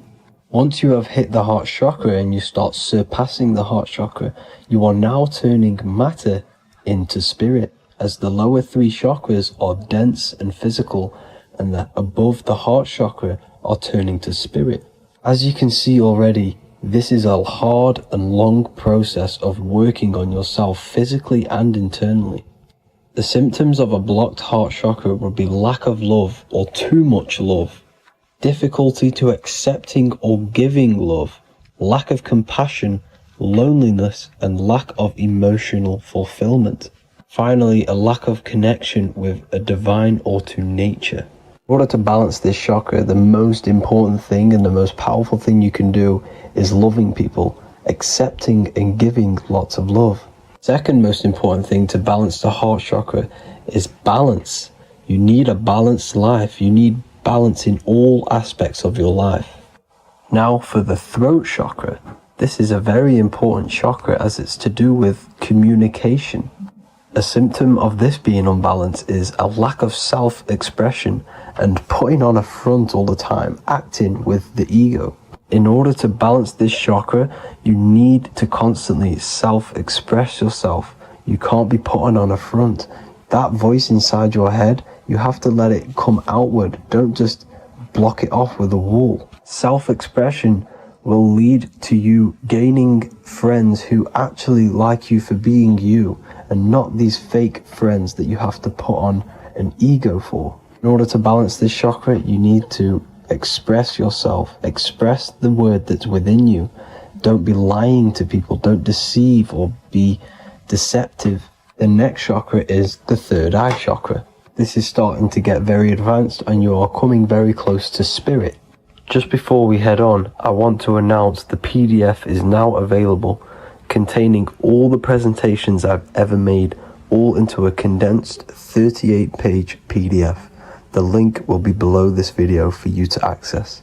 And if you want to learn how to create reality using your mind, how to attract your desires, how to get out of the situation you are in, the link will also be there for the Manifestation Mastery course.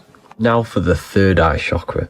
The third eye chakra controls the pineal gland, which is your first eye. It's to do with your psychic abilities, channeling, telepathy, astral travel, visions, and connection to the higher self. You need all of the chakras aligned to get the full potential out of your third eye or pineal gland chakra. For example, if you're astral traveling and you fear something, you will be instantly shot back to your body. So you need to master all of the chakras before you go on and try and do these higher spiritual activities. Symptoms of the third eye chakra being blocked is lack of imagination, lack of vision, lack of concentration, blocked or clouded intuition, can't see the big picture, and especially overly reliant on logic and intellectual thinking. A good way to work on this chakra is imagining things, vision things. Trust your intuition at all times. Always follow that inner voice. Cut out the tap water, which contains fluoride. Fluoride blocks the pineal gland. And cut out all junk food, because all of this is affecting your pineal gland. When in meditation, you want to focus your eyes and your attention to the center of your head between the two eyebrows. This is where the pineal gland is located. This will help and awaken the pineal gland over time when you keep doing these meditations. Finally, for the crown chakra, this is to do with universal consciousness, all-knowing, enlightenment, cosmic connections, the God source. This chakra is blocked by being cut off from spirituality, plagued by the senses, being tricked into the five senses and being tricked into thinking you are the body. In order to work on this chakra, you need to feel grounded. You need to know yourself, your real self, the voice within you. Have common sense, have specific decisions that you're making, be very direct. Now we've got out of the way all of the chakras, I can now introduce methods and meditations which will help you unblock them spiritually. When meditating, you want to get into the present moment in a nice, comfortable position. Bring yourself to the present moment by saying, I am here right now, nothing else matters. Keep repeating this over and over with your eyes open or closed. After a couple minutes of bringing your attention to the present moment, you can now start to breathe in through the nose deeply and breathe out through the mouth slower than you breathed in. Place your attention on the chakra that you want to balance. Think of a high vibrational emotion like love, and think of this while placing your attention on that chakra. You can do this exercise every day for 10 to 20 to 30 minutes. The longer the better. Another practice you can do is by chanting the Bee Gees for each chakra. They are here starting from the root chakra all the way to the crown chakra. Or you can chant the 7 vowels. There are not 5, there are actually 7. A, E, A, O, U, M. A, I, O. This is the proper way of pronouncing the 7 vowels. These are so powerful because these are the only things that exist. It is literally the sound of God. By pronouncing them right, you can actually create a lot of power within you and align your chakras. That's it for this video, people. I'd appreciate a comment and a like to help the algorithm. I appreciate you all. Love and light.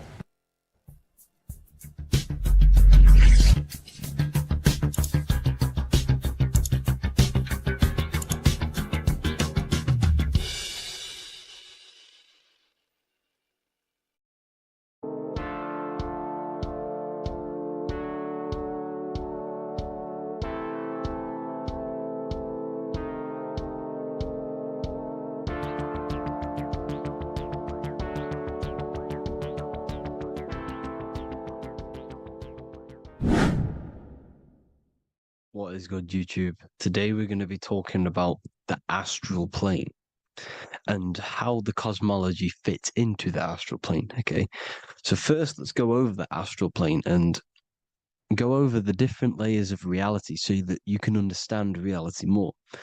You are a multi-dimensional being. You are not in these, you are in all of these realities at the same time. They all interweave into one big reality. But there are different planes. They are different vibrational dimensions. There are different dimensions of reality. The mind is the root cause of reality. We're living in the mind of God. Everything is being thought into existence from the root cause, from the universal mind. This is why the ancient Egyptians said, all is mind. We're living in the mind of God. And we are a microcosm of this mind. This is why we all have the same mind. This mind is the world of thoughts. Now, this world of thoughts is just the thought alone. For example, it is the thought of a chair. But then when you start to imagine this chair and you start to mentally see the chair, you're now manifesting the thought, the singular thought, into some sort of form. So now you're imagining the chair. You're imagining the form of this chair, which is then manifesting into the astral plane. The astral plane is the world of thought forms manifesting. So when you are imagining something, you are seeing into the astral plane. Okay?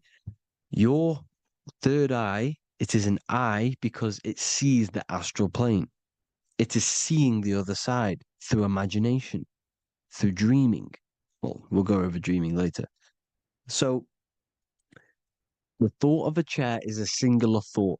The imagination of the chair is the manifestation of the chair. And in the astral plane, it's basically the world of all the chairs that could ever exist.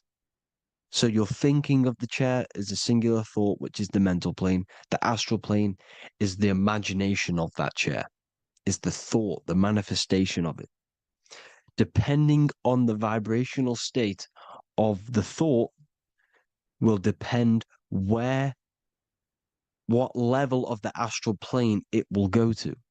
For example, if you're thinking about a chair to torture someone on it, it's going to go on the lower astral plane. Or if you're thinking and imagining happy things, it's going to go to the higher astral plane.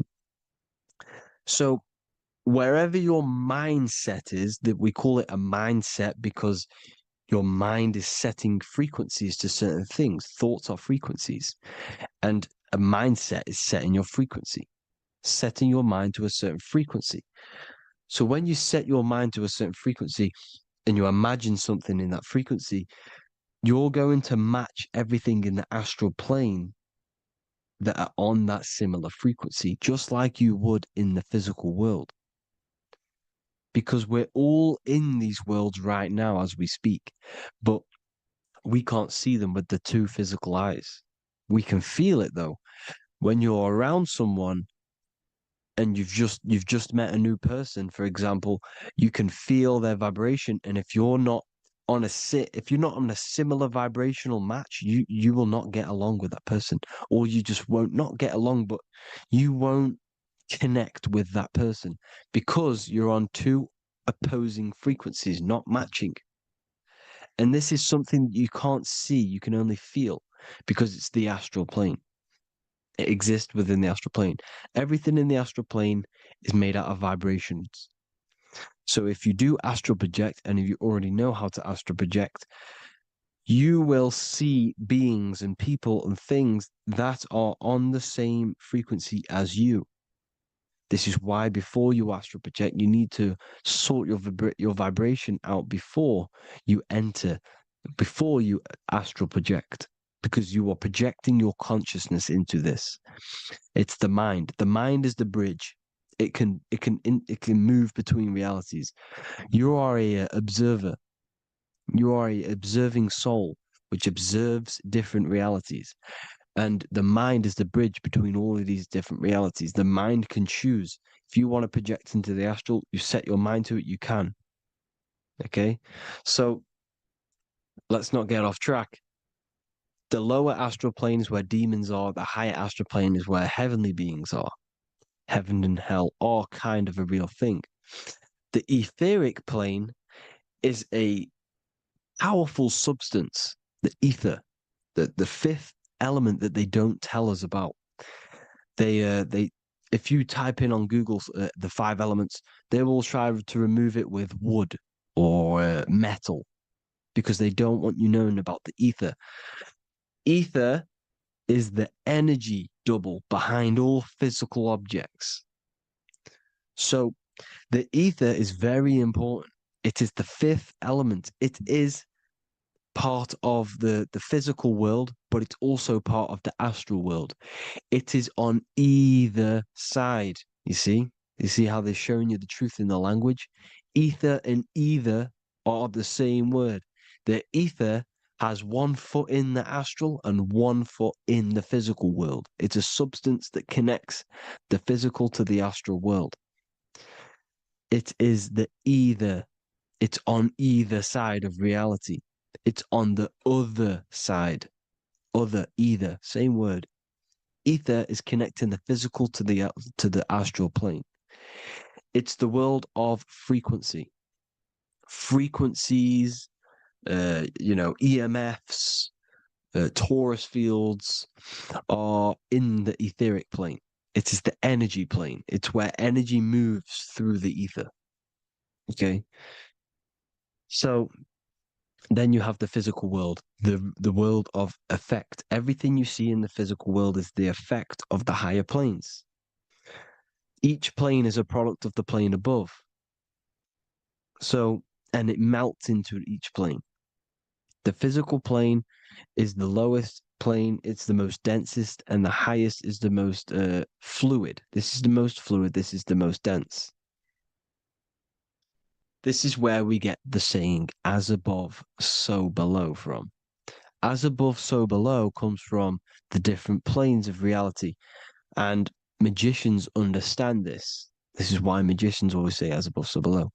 Because they understand if you manipulate the higher planes of reality, you manipulate the lower planes. Because the astral plane is a direct copy of the physical world, but in the astral plane. It is mirrored. The physical world is mirrored in the astral plane. They are both the same world, but just different vibrational states of the world. Kind of. It's hard to put this in words, people. So just try and understand. The astral plane is the double. It is whatever happens in the astral plane happens in the physical plane. This is why magic works. This is why demons work. This is why spirit communication works. Because if you manipulate the higher planes, you manipulate the lower planes. As above in the astral, so below. Leonardo da Vinci showing you to look up, pointing up. You got to look up. He's telling you to change the mind, you change the physical world. You change your emotions, you're on the astral plane, you change the physical world. You change your reality by changing the higher planes. This is the Masonic 11. the two pillars. This is the 11, also symbolizing the two hemispheres of the brain here. But the 11 symbolizes the two mirrors. 11. 11. 9, 11. 9, 11 adds to 11. 9 plus 1 plus 1 equals 11. The Twin Towers were an 11. Flight 11 was hijacked because it's a mass ritual within the astral plane. Now, we're going to go deep into that later, and I'll show you these rituals they do in order to manipulate the astral plane. So, this is what the 11 is. It's the mirroring of reality. If you contact spirits and conjure spirits, you can either summon or attract demons and spirits. Summoning is creating a spirit. You create demons. Okay? Like I said here, the mind is the root cause of reality. If you think of if you think of a traumatic event that happened in your life over and over and over and over again for years and years and years, where attention goes, energy flows. The mind is the director of energy. If you are directing energy into the specific emotion, the specific thing that is torturing you in your mind, that will manifest as some sort of being in the astral plane, which is called an elemental. And this elemental being that you have created through your thought forms and emotions will latch onto you and feed off this energy. So it's important that you get your mind right. Okay, it's important that you sort that you file the mind and you discipline the mind. Make sure it's only entertaining positive things, because you are quite literally creating your own demons. Creating the word demon has the word mon in it, and if you've watched my videos to know, mon means moon. The moon is your mind, the sun is your soul, the earth is your physical body. Demon is mon means mind, moon is mind. You create demons with your mind. Summoning. Now, this is where the rituals come in. 9/11 was a ritual because everyone was thinking about this big fearing, the death of 9/11. Everyone was thinking about it. And all of their minds thinking about this horrific thing will manifest and summon a negative energy spirit elemental within the astral plane. That's how all of this works. This is why it was a mass ritual. Okay, Chris Brown, new album name 11/11, release date on the 11/11. This will be my 11th album and contain 11 songs. All of these people know the occult. This is Hermes Trismegistus with the star of Saturn, the six-pointed star, as above, so below. The mirroring of reality, physical and astral, the two Masonic pillars. So as above, so below. What's above us? The stars. The stars are connected to the astral plane. This is why we call them stargates. When we dream, we are experiencing these different realities. And what are stars? They tell in the Bible, it says Genesis 1:14. And God said, "Let there be lights in the firmament of the heaven to divide the day from the night, and let them be for signs." Signs translates to things to come. Why things to come? The stars tell the future. Why? And why do we say as above, so below? As above us is the astral plane and the etheric plane. As above, so below. Whatever happens in the stars happens on Earth. The stars are connected to the astral plane. Above us is the astral plane. We are a star in a physical body. This is why we say Mr., sister, stir equals star. The E and the A are interchangeable. We are stars, and the stars are the start of our incarnation. We start in the stars, same root word, and we descend through the seven energies, which are our seven chakras. Then we enter the heart of the soul system. The heart rearranged spells earth. And this is the true cosmology. here's the Masonic cosmology. This is Masonic now. Here's the firmament. Let there be a firmament in the midst of the waters to divide the waters from above, from the waters that below. Genesis 1:6. The firmament, firmament comes from the word firma, Latin, I'm pretty sure, which means firm. When something is firm, meaning it's stable, it does not move, it is firm. The firmament is firm. So, is the firmament Genesis 1:6? Let what does it say? Genesis 1:3, sorry. Let there be light. This is before the sun and the moon was created. Let there be light. Before the sun and the moon was created, light was appeared. So what's that tell you? This is a holographic projection from some sort of light being, some sort of projector. And that projector is the all-seeing eye you see in the Masonic cosmology. This is the all-seeing eye projecting the light beams. Let there be light. Everything is made out of light. The universe is created out of light waves. The torus field is one unit of light. The light projecting this reality is Polaris. Okay, the famous all-seeing eye.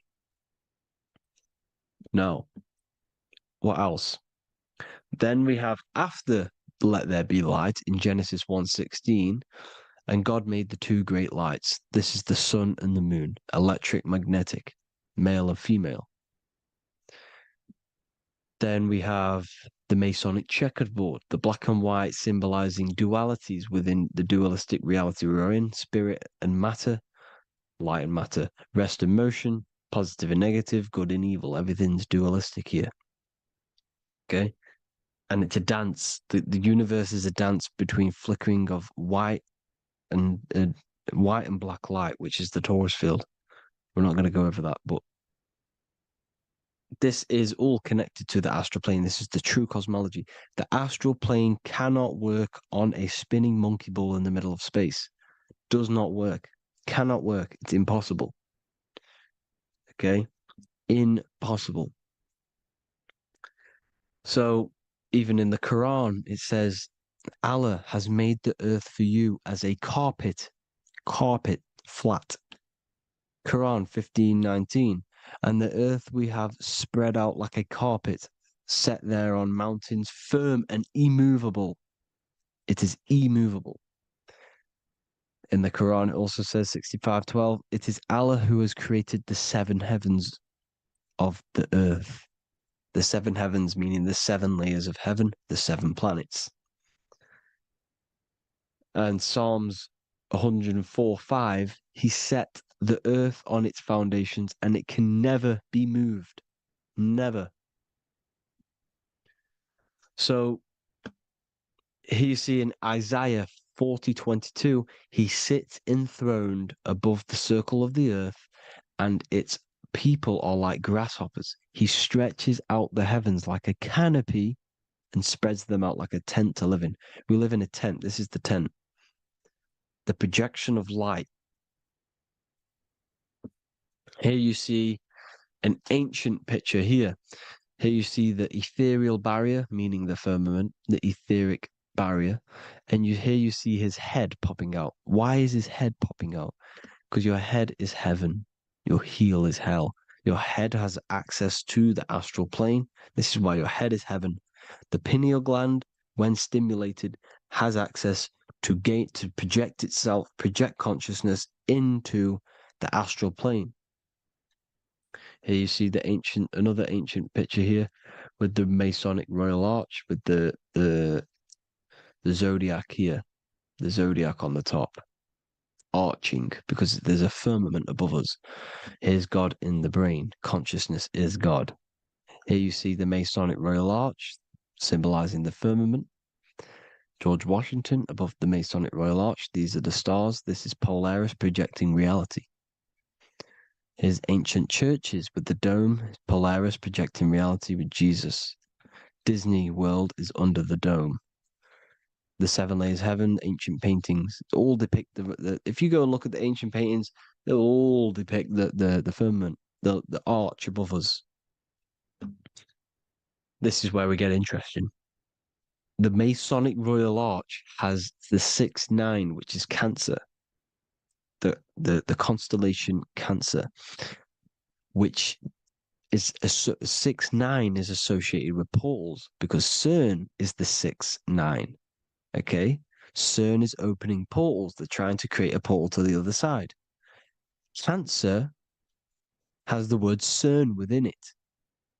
So there's a link between Cancer and the opening, the firmament opening above us to ascension. Here you see the Masonic art with the Royal Arch and the light and the opening. Here you see the light and the opening. This is the opening of the firmament. Here's the Hebrew cosmology with Sheol, the underworld, and the opening. So Cancer is definitely some sort of portal in and out of this reality. I'm just connecting dots here. Now, we're going to go change a bit now. These celebrities that you are seeing they have not sold their soul to Satan, okay? They have not sold their soul to Satan. Satan is a demonic, low vibrational energy that has been summoned over the thousands and thousands and thousands of years of evil occult arts. So since Babylon was summoning this demonic energy, and this demonic energy in the astral plane will grow and grow and grow. It has no form. It has no physical form. Okay, but you can see it in the rappers. If your third eye is open, you can see clearly that these people are demonic. You can sense the energy that they're manifesting. Selling your soul is not what you've been told. It is gaining, because your soul is pure love, okay? Your soul does not want to do anything bad. So when you sell your soul, you're gaining physical gain. You're gaining physical wealth, for example, like for these rappers, they will be given millions of pounds because the people in control of the music industry, which is the dark occultists trying to brainwash the masses, the people in charge, they're dark occultists. They understand Satan and the energy. They are satanic energy, which has been summoned in the astral plane. They see that they have influence over the masses, so they will go to them and say, "I will give you this amount of money forever if you manifest this satanic, demonic energy through the music and through social media to blind the masses, to brainwash the masses into this demonic energy." Because when you listen to music, music is frequency. Whatever you listen to, you become that frequency. So if you're listening to these people, they're throwing energy, this demonic, satanic energy that they sold out to. Sold, soul, same word. When you sold something, you've got your soul involved. They have exchanged money, physical gain, so that they manifest this satanic energy within the astral plane and through the music, through the videos, through social media to keep us in this vibrational frequency, in this low state of consciousness. This is what it actually is. It's not, you're not selling your soul to some sort of devil. This satanic energy has no physical form it is formless in the astral plane. It's a summoned energy. Now, the root chakra is red. This is why the devil is red, because it symbolizes the animal nature of man. When you are operating off your root chakra, you will kill, you will fight, you will do anything to survive, because it's all about survival mode in the root chakra. They want you keeping in that fighting mode, that surviving mode, so that you are manifesting this low vibrational frequency, this satanic energy, this demonic red energy. This is why the devil is red. And the devil has a tail with the red arrow pointing down because it symbolizes your light body. This is your Merkaba. Your Merkaba is your light body. Mer equals light, Ka equals spirit, Ba equals body. Merkaba, this is the devil's tail pointing down, the descension, your heel, up to your heel, hell. Ascension to heaven, head. You see? This is the all-seeing eye with the illumination coming off it, your head, when you're illuminated. The Merkaba is your celestial sphere to portray different planes of reality. It is the vehicle of ascension. It's your light body. It's in the word Kabbalah, Kabbalah, Ka, spirit, Ba, body, La, light. Same thing, Kabbalah, Merkaba. Same thing. It's all about the light body. This light body sees different realities. So when you see the goat in the music industry, it's this satanic summoned energy that's been summoning for thousands of years within the astral plane. When it becomes to the physical plane, it will manifest through different things. A goat, an owl, Satan, Moloch, Baal, same deity, same demonic energy that's been summoning in the astral plane. And this is why the Baphomet has a goat head. Drake's new album is the goat. The Polo G, the Masonic G, with the goat. And here's Rylo Rodriguez in the mirror with the goat in the mirror and him in his physical body. It symbolizes, the mirror symbolizes the astral plane because he's manifesting the goat, the demonic energy. He's sold out to the demonic energy. And in the physical plane, he's his physical body. The mirroring, the Masonic 11, the mirroring of reality, the astral and the physical. And what do you call them when they're an amazing rapper, the best rapper? You call them the GOAT. Because the GOAT, you're the GOAT because you're manifesting the GOAT energy, this satanic, demonic energy within the astral plane. So Baal, Moloch, all the same thing. Because in the astral plane, if you want to gain spirits to come to you and communicate you in the physical world, if you want to communicate with spirits, you have to gain their attention. You can either gain their attention or come together and agree to create some sort of being, which is Satan. Okay. You can, like I said earlier, you can create these beings, you can summon them or attract them. One way to attract them is sacrificing. In order for you to become God, man, to turn to God, you have to sacrifice your life. You have to sacrifice, not drinking, not doing things, not doing anything demonic, not doing anything bad, not eating meat. You have to sacrifice yourself to become the light.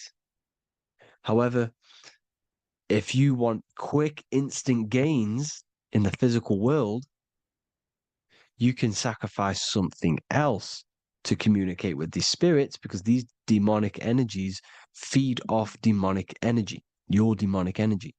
So these dark occultists will give away babies, they'll sacrifice, torture babies so that they gain, so that they can communicate with these spirits for physical exchange. Yes, you can do this. These powerful spirits, these powerful demons can give you powers. They can give you certain things. And this is what they are doing. They're summoning and attracting these demonic energy. This is why, trafficking is one of the most, Balenciaga. Baal is the demonic energy in the astral plane, which requires child sacrifice for his presence. Balenciaga, and they were trafficking children. They were trafficking, killing them, and offering them to the spirits. This is what they are doing. Balenciaga. It's in the name. Here you see, you can see here a stick man with two horns. The goat, obviously, it's all the same deity. Baal, the goat, Moloch, is Moloch the owl, the Egyptian owl, because it comes from the owl of Moloch, which is Baal, which is Satan, all the same demonic energy. And it's on the dollar bill, a tiny dollar bill, tiny on the $1 bill. All the same thing. Bohemian Grove, they worship the big owl, Moloch. It's all the same thing. It's all one big demonic energy which has been summoning in the astral plane. And it's trying to take over Earth, the physical plane. That's what it's doing. So I hope you all gained a deeper understanding of the astral plane and what's actually going on in the world. Please leave a comment if you can to help the algorithm. Drop a like if you like this content. And hope you all learned something today. And God bless you all. Thank you all.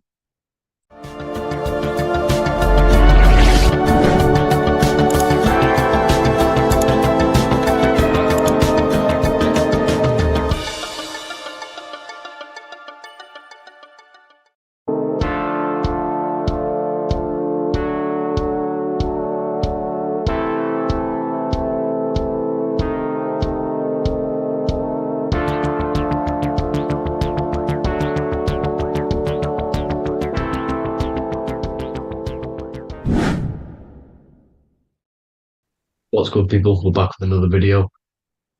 This is going to just be a quick video. Manifestation, magic, bending reality. So let's jump straight into this. So you have a conscious and a subconscious part of your mind. The conscious is what you're conscious of, what you're actually doing, where you can choose or not. However, the subconscious is the part of your brain which is automatic. So all of the systems in your body, like the digestive system, your heartbeat, these are automatically being ran. And you do not have to tell these systems to do anything. You do not have to consciously tell your heart to beat. It's automatically doing it. And this is what the subconscious mind is controlling. It's like the dark aspect of your brain or your mind. It is the way bigger aspect of your mind. Okay, it controls all the systems in your body. Okay, and this is where all of your programs are. So when you're in it from your childhood, what you've learned in school, all of these things are being kept in your subconscious, maybe traumas and stuff like that. So the subconscious is the female aspect, and the conscious is the male aspect, because the male is all about action and doing, and the female is more about creation, creativity, intuition. So you have a right and a left hemisphere of your brain, and these are obviously male and female.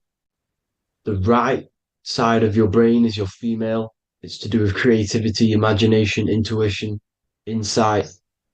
Okay. And this is one of the most important sides of the brain. This side of the brain is the most attacked by the elites, whatever you want to call them. This side is one of the most important, because obviously your intuition is a massive part of reality.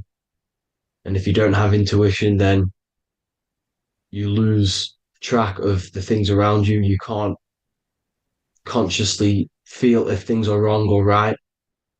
They don't want you to have intuition or creativity or imagination. They want you in the left side of your brain, which is just reasoning, logic, and basic things. So they just want you to tell you what you want, tell you what to learn, and then that's it. They don't want you thinking for yourself, which is the right side of the brain. So whatever the conscious side of your mind impresses the subconscious side of your mind. So if you do affirmations, for example, if you consciously do affirmations every day, you're reprogramming your subconscious mind. You're impressing a vibration and a word into your subconscious mind, and therefore it will reprogram it. So the male and female aspect are symbolized by the Star of David as well. The male being the upside triangle, the female being the downside, connected all in one, because we both have male and female energy. So every thoughts are electric, which is the male aspect. Emotions are magnetic, which is the female. Each thought creates a wave of vibration in all directions. So think of it like a water drop in a pool, but it going out in every single direction. It's not just flat. And these thoughts have a certain frequency, has a certain vibration. That vibration has a certain frequency. and this affects your aura. Every thought, every emotion directly impacts your aura and the strength of your aura. So if you're angry all the time, your aura in the astral plane will look red. However, if you're happy, it'll be more like blue and green. So it's very important. Your electromagnetic field is created out of your emotions and thoughts, and that affects reality because you're 60% water, and frequency and vibration create certain patterns and has a certain effect on water. We'll get into that after this slide. So each thought that people are thinking around you, you are actually subconsciously picking up these thoughts because it's emitting this vibration in all directions. So this is why you can pick up thoughts of other people on the odd occasion. However, when you're more in tune with your intuition, your right side of your brain, you can start to pick up on vibrations, thoughts, and other people's auras. You can pick up on the energy once your third eye is open, and you know whether you should be in that environment or not. This is what we call an atmosphere when we go into a room and you can feel the tension if someone's been arguing, for example. This is the atmosphere, this is the vibrations, these are people's auras emitting these certain frequencies and vibrations. Okay. So our aura is contained of multiple layers. Obviously, we have the physical body. This is the electromagnetic layer. However, you have the different planes of existence, the spirit, mental, astral, etheric, and then physical. The physical is the lowest plane of existence. And the physical plane is a product of all of the planes above. So the mental impresses on the astral impresses into the etheric, and then the etheric creates the physical object.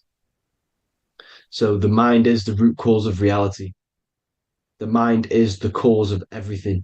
Your consciousness is pure cause. There's no effect. Everything you see in this reality is the effect. Everything that you experience is the effect because the root cause was the mind. The decisions you made you experience that certain experience. And that decision was created on the mental plane. And this is just pure thoughts.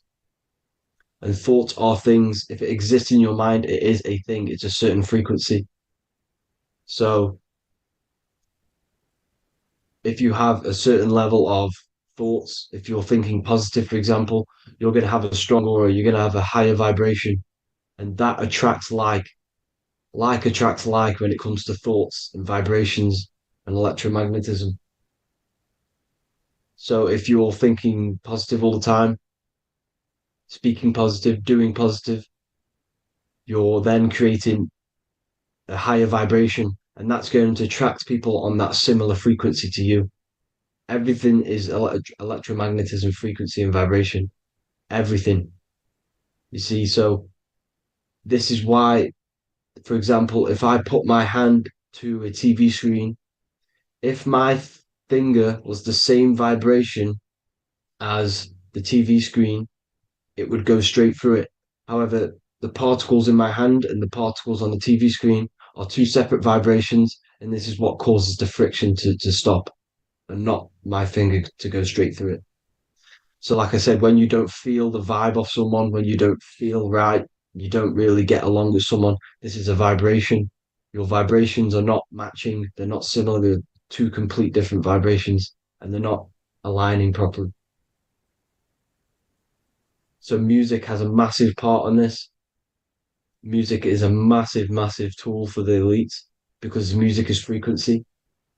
And in 1975, the musical instrument are all tuned to 440 hertz. So Spotify, Apple Music, most of the music on YouTube is all set to 440 hertz. And 440 hertz is not divisible by 3, 6, or 9. And when you can't divide a frequency by 3, 6, or 9, it's not a natural frequency. As you can see here, this is 432 hertz. This makes a nice geometric pattern. However, 440 hertz is a distorted pattern. So when you listen to this actually shuts off the whole right side of your brain. Like I said at the start, this is the most attacked side of your brain. It's to do with creativity, imagination, intuition. When you listen to 440 hertz, it shuts off the whole right side of your brain, and obviously shutting off all of these forms of your brain. Music is a very, very powerful tool for the elites because it's the only thing which can enter your soul or your ears without consent, your body without consent. Everything else has to be through consent. You choose whether to eat something, you choose whether to drink something, but frequency, you're going to hear it no matter what. This is why it's so powerful. And music influences the body in many different ways. It's the most powerful imitator of everything. It directly affects all listeners. It directly affects intentions, gestures, movements, and actions. It stimulates your mind, and certain songs, certain catchy songs, can reprogram your subconscious mind, invoking certain emotions. This is why when you listen to slow beat songs, it makes you feel more sad. When you listen to upbeat songs, you feel more energetic. This is because these frequencies have a profound influence on reality and on how you feel. Because, like I said, you are 60% water. And as you can see here, each frequency creates a different geometric pattern. And inside of you is 60% water. So, like I said, 440 hertz is going to make a distorted pattern in your water. And this is going to have a profound effect on your emotions and your reality. So, like I said, health is not just the body. It's you are made of body, mind, and spirit. You need to look after what you put in your body. You need to look after your spirit and look after your mind. It's very important to keep all these in balance because once one of these are unbalanced, it affects the other two. So if you're eating wrong, it's going to affect your spirit and mind. If you're thinking wrong, it's going to affect your body and spirit. These are all interlocked. Uh, you have to look after them all. So it's very important you understand music. Stop listening to low vibrational music. To be honest, you want to listen to music without any sort of speaking inside of it.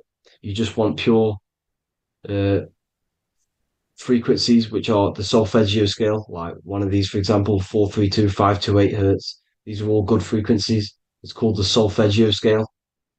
And these frequencies make you more in tune with nature. 528 hertz is what the earth vibrates at. So it's very important. And the Rockefellers are the one who changed this to 440 hertz. The Rockefellers, one of the elite families. So if you want to manipulate reality, it's very important to have your chakras aligned and having a high vibration because the higher your vibration, the more powerful your words and your intentions are on reality. So the lower your vibration, the harder it is to affect reality because you're on a lower state of consciousness. Like I said, you have the mental, astral, etheric, and physical. Everything is a product of the one above. As above, so below. This is what Hermes Trismegistus was saying in the Egyptian days. This is where it comes from. As above, so below. If you affect above, it directly affects below. So, like I said, meditation helps on this, helps align your chakras. Think positive, feel positive. Like I said, your feelings are magnetic, your thoughts are electric. So once you combine these two together, you're then creating an electromagnetic frequency, and that will have profound effect on reality. So the law of cause and effect. Every law, so the law of cause and effect. Every effect has the root cause. Like I said, your mind is the root cause of everything. Every decision you make is having a different effect on reality. Everything happens for a reason due to the root cause, which is your mind. You choose everything that happens in your life. Okay. So it's very important you understand this and you constantly make the right decisions, the good decisions to have good effects on your reality. You have to be very conscious of this law because nothing escapes this law. This is the law of all consciousness. So think about it. Imagine a massive ball of consciousness.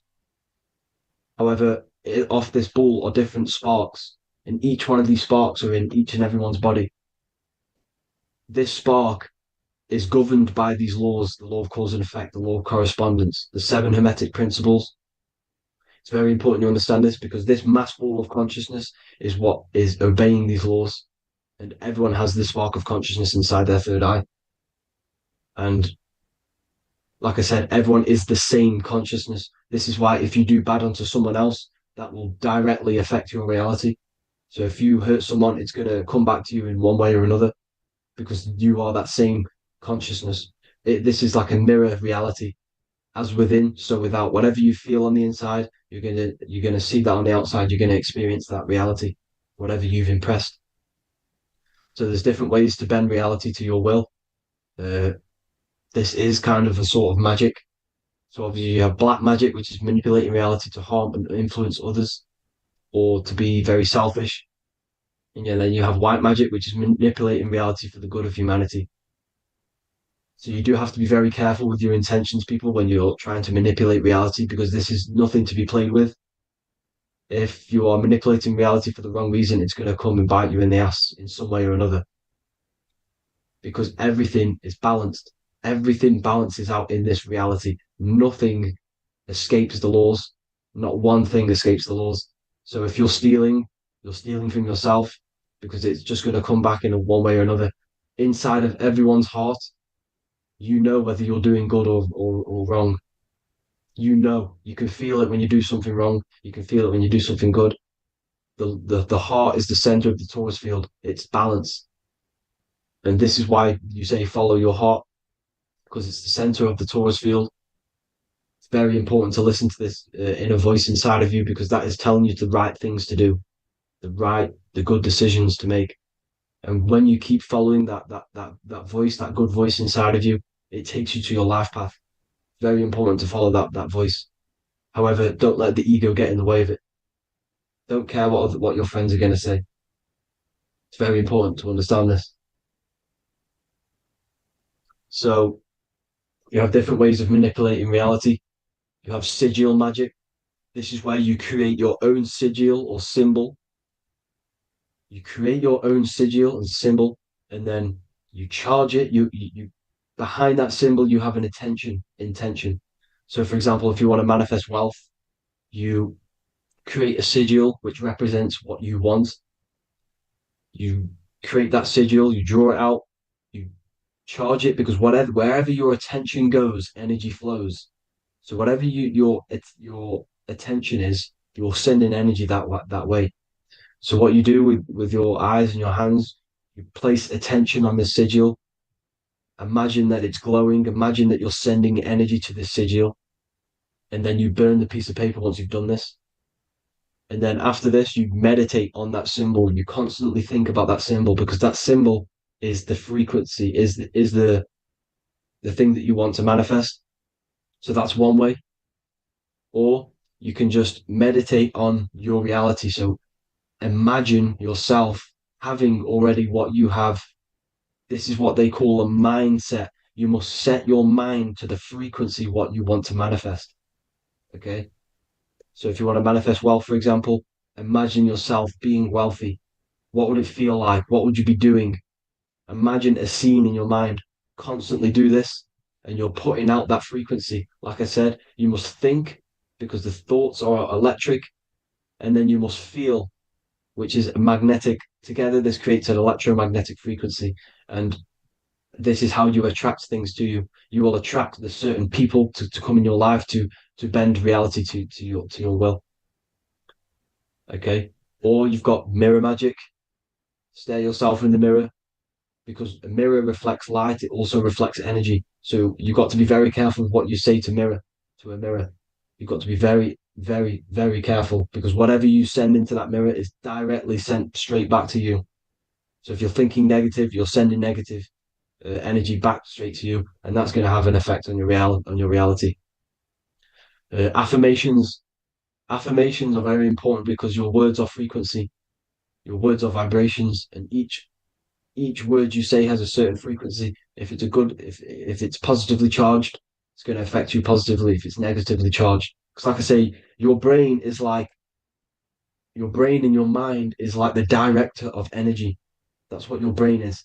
and it directs energy into certain things. You can either positively charge it or negatively charge it. And this brain is creating your reality constantly. It's manifesting your reality constantly in the present moment. So this is what the government knows. The government know your mind is the root cause of reality. This is why they call themselves a government. Government. The New World Order is not being manifested by them. They are controlling the information. They are controlling your perception of this reality. And they know the mind is the root cause of reality. Therefore, if they control your perception of reality and your information, what you believe, you're going to manifest that information, that perception. So we, the people as a collective consciousness, are the ones manifesting this New World Order. You see, so this isn't black magic. They're actually tricking us into manifesting their own their plans, this New World Order. You see, this is how smart these people are. They know how to get around the laws of reality. They know how to bend reality to their will without facing the consequences. They're getting humanity to do it. You see, there is a collective consciousness. As like I said, we all have that same spark of consciousness, right? So as a collective consciousness, we are on a very low vibration at the moment. However, we are waking up rapidly. There are more and more people waking up at the moment, and light always chases away the shadow. Light is a lot more powerful than darkness, you see. So one person waking up has a massive effect than one person being asleep. It has a profound effect. Because like I say, the light always chases away the darkness. It's more powerful. The light is always more powerful. High vibrations are more powerful than lower. So that's it for this, people. I hope you all enjoyed. This is a short, quick video. God bless you all.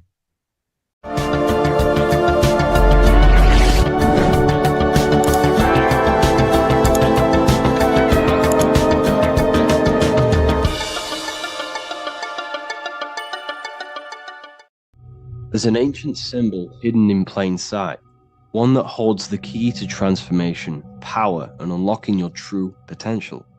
It's been used for centuries by mystics, rulers, and even modern science, but almost no one understands its true meaning. Once you do, it will change the way you see yourself and the world forever. Stay with me, because this could be the key to your own awakening. The symbol of the snake, or the serpent, is a very powerful symbol that refers to something within you, that we all are on this journey. So first of all, we see this symbol in ancient Egypt on the top of the pharaoh's head. We also see this with Buddha, with the snake on top of the Buddha's head and below. We also see this in Rome, with the Roman god Mercury holding the staff with the snake. We see this in Adam and Eve's story with the snake tempting Eve. We even see this today on the medical facility. But what does this mean? Why is this symbol being used for thousands and thousands and thousands of years? It has a very deep esoteric meaning. We see this in the Caduceus staff, and we even see the snake representing the Kundalini. What does the snake actually mean? A lot of people think it represents the Kundalini, which it does. However, there's a deeper interpretation of this symbol, and it goes very far beneath the surface of what the snake actually represents. Okay? So first of all, when looking at symbols, we need to observe what the snake does in nature. The serpent sheds its skin. The serpent shedding its skin is a sacred symbol of an inner transformation. It transforms from its old self to a new self. It sheds layers of itself. As the snake discards its old exterior, it mirrors our own journey of realizing outdated beliefs and patterns, paving the way for a renewed, authentic self on the esoteric path of awakening. Essentially, it represents transformation, but not transformation of our physical bodies, transformation of our inner world. Now, this is where things get a little bit tricky and you may become a little bit confused, but I'm going to make this very clear for you.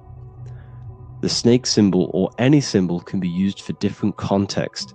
For example, the Kundalini. We see the snake representing the Kundalini. We all know that energy can't be destroyed, only transferred. Like I said, this is a transferring of energy. It's a changing, a transforming, shedding its skin. It represents transformation. Sexual energy is energy, and we can transform the sexual energy into a Kundalini awakening to activate dormant brain cells in our brain and to activate the human light body, which is the spirit. We can cultivate, save, and retain our sexual energy, transmute it up the spine to activate the brain. This is a symbol of transformation, of energy in this context. However, when we go to the emergency services, this does not mean the same thing as the Kundalini. The snake in this context represents transformation of health. When we are picked up by the emergency services, we are looking for a transformation. We are unwell, and now we need to transform to well-being. This is why they use this symbol. It represents transformation, especially with the pole and the snake climbing.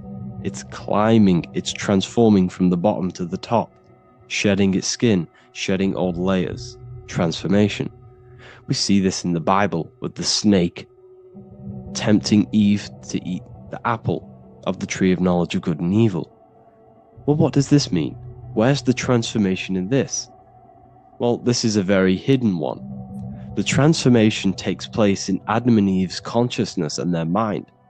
They go from a pure, whole state of consciousness, from being tempted by the snake, and they eat it and they transform into knowing the good and evil, into the dualistic ways of thinking and the dualistic meaning of this world. Let me rephrase that. They understand the dualism of this world, and they now understand the two good and bad ways of thinking. They know the knowledge of good and evil, of duality. They shifted from a whole state of consciousness into their consciousness being split into good and evil. This represents the journey of every single soul that incarnates into this world, including yourself. When you were a child, you were whole. You had no understanding of good and evil. But as you grew older, you eaten the fruit. You grew to understand the knowledge of good and evil. Your consciousness split from a whole into a separate and divided way of thinking and divided understanding of the world. We suppressed aspects of ourselves to fit in with society norms. And we just limited ourselves with limiting belief systems. We knew the knowledge of good and evil. Our consciousness split from a whole state. This is what Adam and Eve is symbolic of. We see this with the Roman god Mercury, with the snake. Mercury represents intellect, communication. He's always flying in the air, which represents the air, the mind, the intellect. He's holding the snake to represent transformation of the mind. This is what we call mental alchemy, turning base metals into gold, turning the unenlightened aspects of our mind into enlightened ones, turning our negativity into power and control. We see this with Buddha, and Buddha is all to do with transformation of the inner world, transformation of the mind and the soul and the emotions. And it also represents the Kundalini. We see this in ancient Egypt. We always see the snake on the head, representing the place where the third eye is, representing the intellect or the mind, the mind's eye, the third eye, whatever you want to call it. This is the place of the invisible intelligence within us. This is our mind or intellect. And this is the transmutation of the mind. This is why the snake is on the head, representing the transformation of the mind, going from the unenlightened into the enlightened, going from the uncontrolled to the controlled mind, so that we can control the very fabric of reality. I've kind of just given that away. Why is this important? Humans are creators. We're the architects of creation, endowed with the divine power to channel the fourth dimension, which is the imagination, into reality. Each thought and intention is a seed. when nurtured with focus and clarity, transforms the unseen into the tangible experience. This creative process bridges the gap between the ethereal and the material. Humans are creators. It's impossible for you not to create. Whether you're doing this consciously or subconsciously, you've been creating your whole life, turning non-physical thought into physical reality. We are creators. However, the mind cannot create in a state of chaos. The mind cannot create with limiting beliefs. The mind cannot create with thoughts that come and destruct our minds. The mind cannot create consciously and effectively if there are impulses within our mind and we have no control over the mind. So this is where self-transformation comes from within. This is where the snake comes in. The snake represents the transmutation of our mind from the uncontrolled to the controlled. In this context of the Egyptians with the snake on their head. It's all to do with mental alchemy. In the occult tradition, the mind is seen as a delicate instrument that demands constant vigilance. Left unchecked, it reverts to archaic and destructive thinking patterns. Like a finely honed blade, it must be continually sharpened through discipline and self-refinement. In this unending process of unveiling and mastery, we learn to shape reality, harnessing the power of our thoughts to manifest the highest potential. It's all to do with mental alchemy, and this is how the snake is connected to you. And what the snake represents to you, it represents the transmutation, the changing of ourselves, of our consciousness, so we can gain control in this 3D world. If we lack control, then we'll constantly be manifesting chaos. Now, there are 3 ways that we can transform our world, and we can slowly transform our mind. Now, this is not an overnight process. It takes periods of time of purification. And number 1 is affirmation. Let's say we have this dirty cup of water, and we have a tap of water. And in this tap, it's pouring in more water, clear water. Over time, if I keep pouring clear water into this cup, it's going to slowly purify this cup. And then in the end, it will look like the cup on the right. It's the same with your mind. The cup represents the limiting beliefs, the negative thoughts, the negative mind, the uncontrolled mind. But if we keep repeating affirmations over and over and over again, such as I am disciplined, I am powerful, I am limitless. Over time, this can purify our subconscious and we can gain control over the mind, and we will become conscious of the thoughts that we are giving attention to. The second way is meditation. Meditation allows one to develop an off switch for the mind, providing a sense of control over it. Over time, we gain the ability to filter our thoughts and become more conscious of the ones we choose to engage with. Meditation, over a period of time, will give you this button that allows you to filter out negative thoughts. If you have a negative thought in your mind, you'll be able to become conscious of this and redirect your mind's attention. This is all about self-control, because remember, we become what we think about. The snake represents the transmutation of the self. And another way is visualization. Visualization allows your subconscious mind to experience the reality you desire, accepting it as truth. As the subconscious becomes more immersed in this imagined reality, it works to manifest it into your conscious experience. Your visual eye, visual eye. You're using the mind's eye to see and mold your future. That's what imagination is for, to create in your future. You can become your future now in your imagination. And this can slowly purify your consciousness, slowly purify your mind, which will then, if you do all 3 of these over periods of time, you will see great transformation from the inside out. And your outer world will start to mirror your inner transformation. because it's as within, so without. You change your inner world of consciousness, of thought and emotion, you'll change your external reality and your circumstances. So I hope this lesson has gave you a great understanding of what the snake actually represents. And now that you see it, you will see this everywhere. Every time you see a snake, you know it represents the transformation. So please, if you can, leave a like, comment, and subscribe, and turn on the alerts to make sure you never miss a video. And if you have any video suggestions, feel free to make a comment and I can make a lecture on it. I appreciate you all watching this video today, and I'll see you all inside my university if you're inside, and I'll see you all in my Telegram if you join, and I'll see you in the next video, of course. Thank you and take care.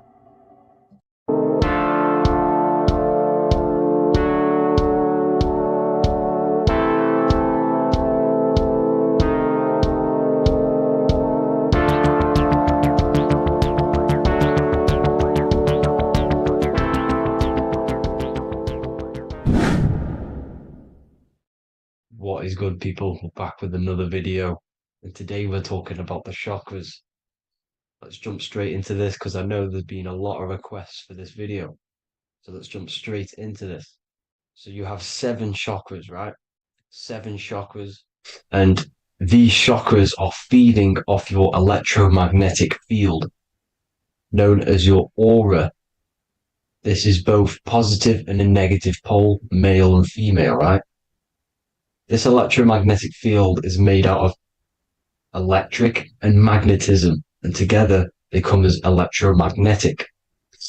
Now, your chakras, the word chakra just means wheel, spinning wheel, because that's what they are. They're spinning wheels of energy. They do not exist on this physical plane. They exist on the etheric plane. Okay? Now, these energy centers are known to regulate your emotions, and each energy center controls the organs and cells in that particular area of the body. So, for example, your sacral chakra will control the cells and organs of your sexual reproduction area. Okay? The navel chakra or solar plexus will control the digestion in your body. Same with the heart, same with the throat, right? So they are like mini brains for each center of your body. They run along up the spine, but notice the crown chakra exists outside the body. It's just above the head. Now, this process of the chakras is obviously the 7 colors of the rainbow, starting from red, which is the lowest vibrational color, all the way to violet, which is the highest vibrational color. This, like I said, these energy centers are feeding off your electromagnetic field. So if these chakras are unbalanced, they are taking too much energy from your electromagnetic field, making it weaker.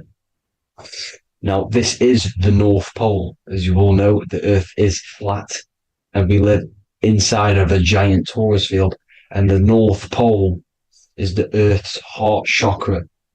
And this is why the aurora borealis, or the northern lights, whatever you want to call them, that's why they are green, and they are being emitted from this center point of the Earth, because it's symbolizing the heart chakra, which is green, right? Now, you do work your way up to these. However, this is a torus field. You are a torus field. You have different layers of this torus field, right?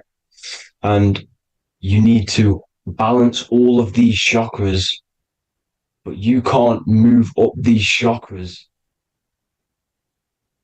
until you open the one below it.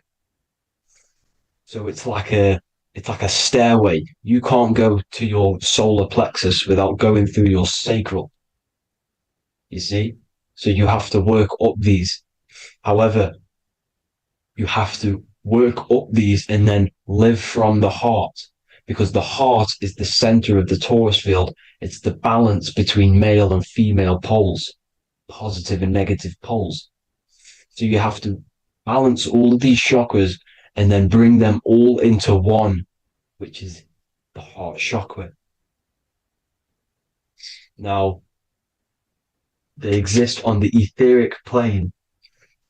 They exist on the etheric plane, and the etheric plane is a layer of the material plane. It's the one higher than the material plane. And then after the etheric plane, it melts into the astral plane.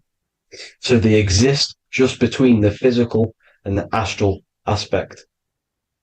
Now, this is the yin and yang matter, which is the lowest root chakra, physical matter, and then to spirit, because high vibrational matter turns into spirit, low vibrational spirit turns into matter. So they're interchangeable. This is the yin and yang. Now, when you see ancient paintings with the halos, you see this is like a toroidal field coming out the top of his head, you see, with a halo. This was symbolizing in the old days, in the ancient days, that they've aligned their chakra, they've reached Christ consciousness, which is God consciousness, right? Now, this electromagnetic field is the apple that we bit out of in the Bible, because you see that apple is a torus field. So they were metaphorically or personifying the torus field. That's what the Bible is. It's a massive personification. It's all metaphors. You have to read it properly. It's got a greater meaning behind it. Now, when we bit from the apple, we ate from the tree of knowledge, which is good and evil. Our lower mind took over, so we materialized to feed our physical bodies. We materialized through Saturn. That's what Saturn does. Now, if you don't understand that, go and watch the video previous to this one called Occult Secrets of Saturn. And that will show you how Saturn is the materializer. Now, this is one of the secrets behind the Masonic compass, electric and magnetic, male and female, duality, positive and negative. Now, like I said, they teach you about the torus field, about a magnet in school, but they don't teach you about your electromagnetic field. Everything alive has a torus field. It is the building block of this creation. Absolutely everything has a torus field. There's not one thing without it. And as you can see here at the center of the apple, that's where the seed is. That's where the life is. The reproduction of that organism.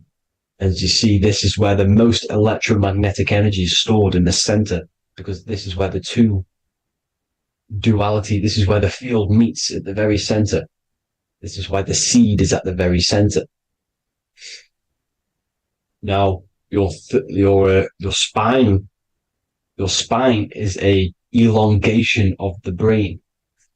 The brain is heaven, and the bottom of the spine is hell. So this is Saturn, which is the root chakra.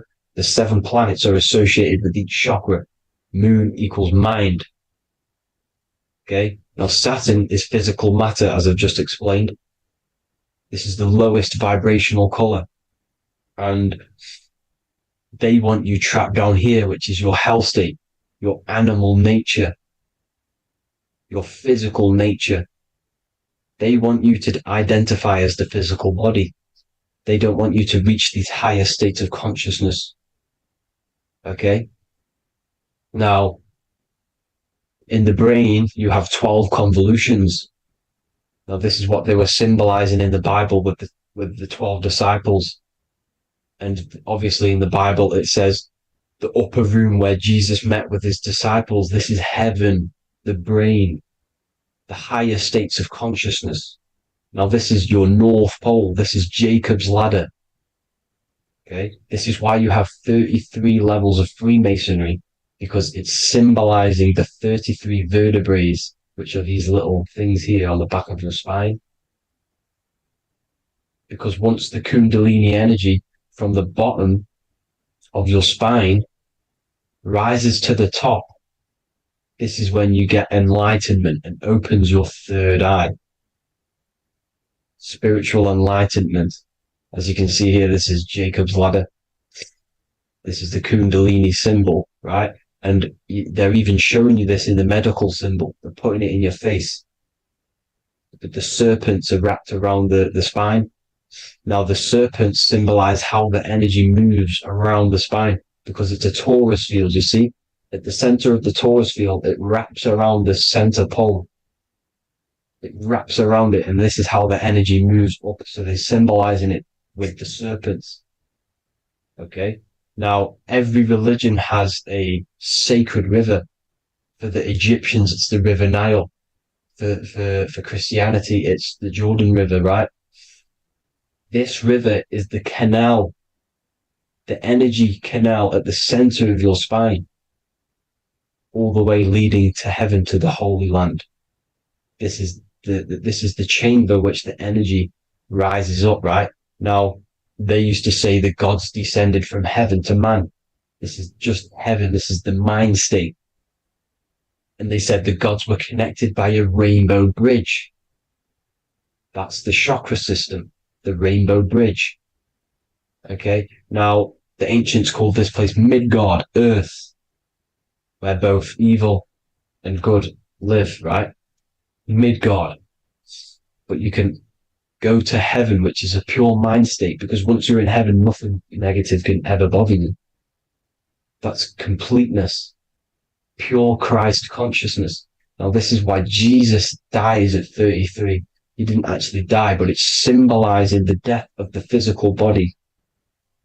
Not the death of the physical body, but his consciousness rising above the physical body to, as I said here, matter to spirit. Matter died off and he came spirit consciousness. This is symbolized by the 33 vertebrae, which is obviously the 33 levels of Freemasonry. And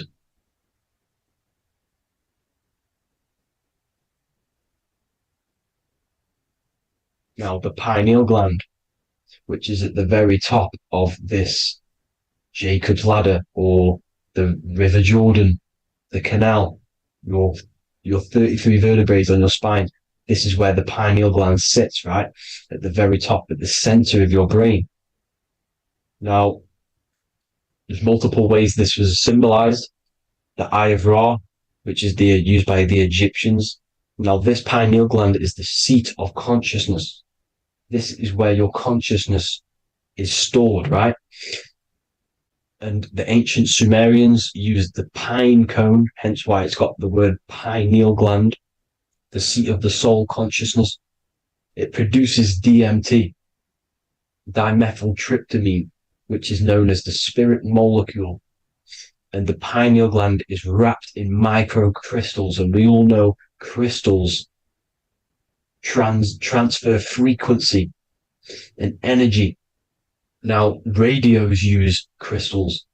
A radio is a frequency transmitter, turning a frequency into a frequency that we can hear with our ears, right? Because all the radios are actually playing right now in your ears. However, our ears can't pick it up, so the radio transmits it into a frequency that we can hear using crystals. So this is the power of crystals, and this is what our third eye is wrapped in, crystals. Now, this third eye is not actually your third eye, it's your first eye.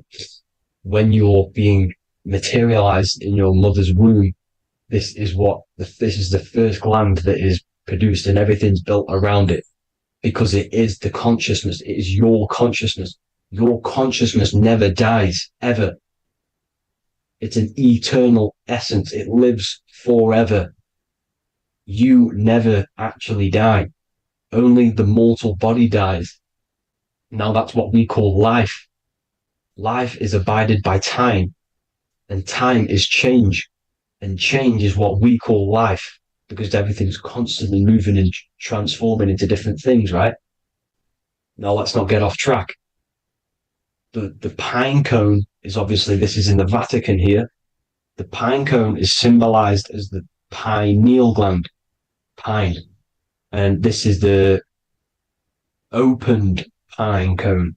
The opened pine cone means, or symbolizes, the awakened man, the awakened third eye. But the ones here, which the Sumerian gods are holding, these are shut pine cones, symbolizing the unawakened man. But let's not get confused, people. These gods were not gods. They are human beings just like you. They reached Christ consciousness. They are nothing more special than you. they just had the ability to reach Christ consciousness. And obviously their knowledge was far more intelligent than ours, far more advanced than ours. They knew the truth about this reality to the depths. Now, the ancient Hindus had a goddess called Kundalini, which is said that she descended by the means of a ladder or a cord from heaven, which is symbolizing the spinal cord. Now, this is what hickory, hickory dock, the mouse went up the clock and came back down. This is all these stories like Santa as well. Santa comes up and then down the chimney. This is symbolizing the Christ oil. There's an oil which is produced in your pineal gland, right? And this oil travels down the spine. And once it's down on the spine, you must have to raise your consciousness, just like I said, with the chakras. You have to raise your consciousness, raise your vibration to heat up this oil and turn it into a gas. And it travels back up the spine through like the serpents up the spine, and this awakens the third eye once it's coming back up the spine and hits the pineal gland. This is the secret behind Santa and hickory hickory dock, because Santa comes down and feeds the presents and goes back up the chimney, and he lives in the North Pole, the positive pole. This is the North Pole, people, and the presence is your sacred oil.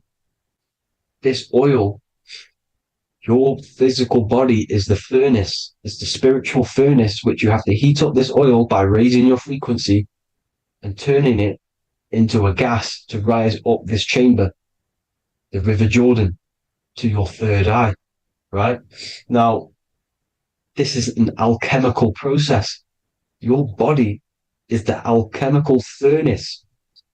It says in the Bible, if therefore thine eye be single, thy whole body shall be filled with light. I shouldn't have cut that out, but that's what it says. The light of the body is thine eye. If therefore thine eye be single, thy eye shall be filled, their body shall be filled with light. This is symbolizing the pineal gland, enlightening the body, the spiritual body, filled with light. Now, as I said, they want you kept down here, which is the root chakra, which is your animal nature, which is obviously mind, matter over mind. This is the symbol of Saturn, right? As you say, we're built of body, mind, and spirit, the Holy Trinity. That is the sun, moon, and earth. The sun's your soul, solar. Moon is your mind. Earth, which is the cross, which is your physical body, the 5 elements, right? So body, mind, and spirit. So the Saturn symbol is actually made out of the cross on top, which is the earth, and the moon on the bottom, which is symbolizing matter over mind, because earth is physical matter. You don't want to be matter over mind. You need to be mind over matter. See, they want you identifying as your physical body. They don't want you to realize you're an eternal consciousness. You're an eternal essence of consciousness which never dies. They want you trapped in your animal nature. And this is why the Baphomet has a goat head, because it's symbolizing your animal nature, which is evil. Not evil, but you're more likely to do evil things, right? Which brings bad karma. That's your animal side. This is why the Baphomet has an animal goat head. As you can see here, he's got the Kundalini energy here. So when you see the inverted cross, the cross is your body, as you can see here. The inverted cross means your chakras downwards, down here. Your head's down here. Your mind is down here. But your mind needs to be up here, which is the upwards cross, which is Christ consciousness. And as we all know, 7 colors of the rainbow, 7 planets, 7 chakras. Red light is low frequency and long range. This is why Saturn is the slowest moving celestial body. And it's the lowest chakra, because it's low frequency, long range. The moon being the crown chakra, which is high frequency. This is why the moon moves around the quickest. The moon is your crown chakra, which moon in mind. See, so there are multiple ways of your chakras becoming blocked. Now, each chakra has a specific intelligence. It has a specific thing that it's doing for the body, right? Now, this can be overused. It can be abused. For example, masturbation. That keeps you down here in your sacral chakra because you're abusing that energy center. You're abusing your sexual energy, which is then becoming unbalanced. So this is how energy, this is why these centers are pulling more energy out your electromagnetic field, because these centers are wheels. The chakras just mean spinning wheel of energy. So when you're abusing these certain centers, you're pulling energy out of your electromagnetic field, which is making your field weaker, which is making your frequency lower, which makes you prone to diseases, prone to lower negative energy, right? So you need to align these chakras.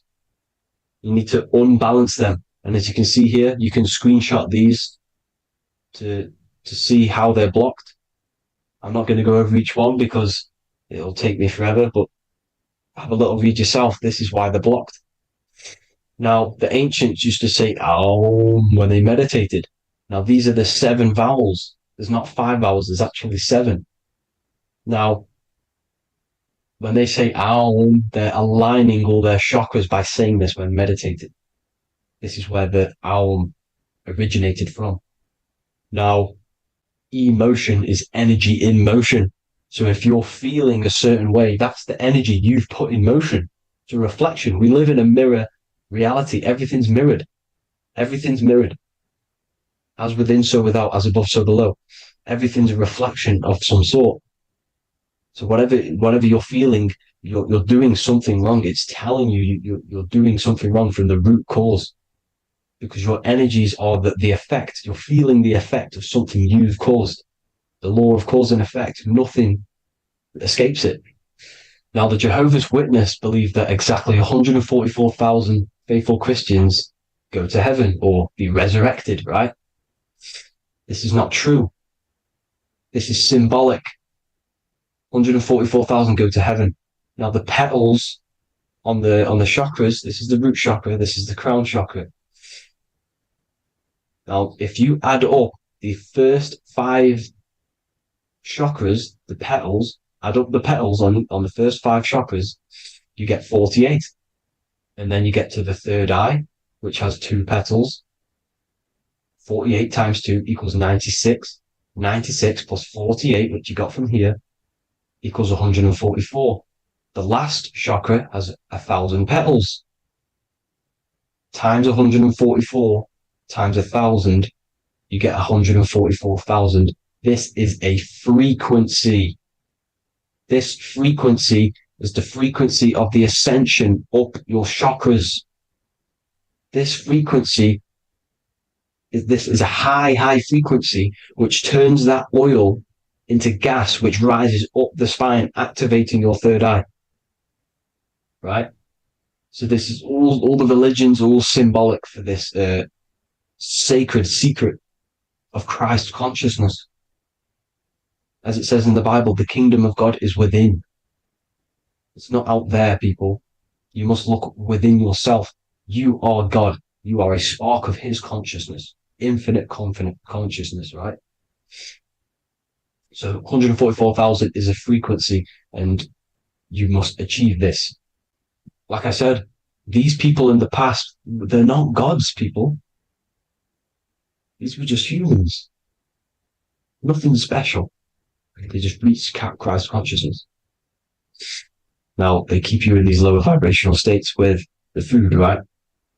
And as you can see here, all of these fast food restaurants are mainly are red and yellow, which are these lower states, these lower 2 chakras, lower vibrational colors, because they want you trapped down here in matter. And these foods are so low vibrational, they will keep you down here because your gut produces, I think it's like 80% of melatonin.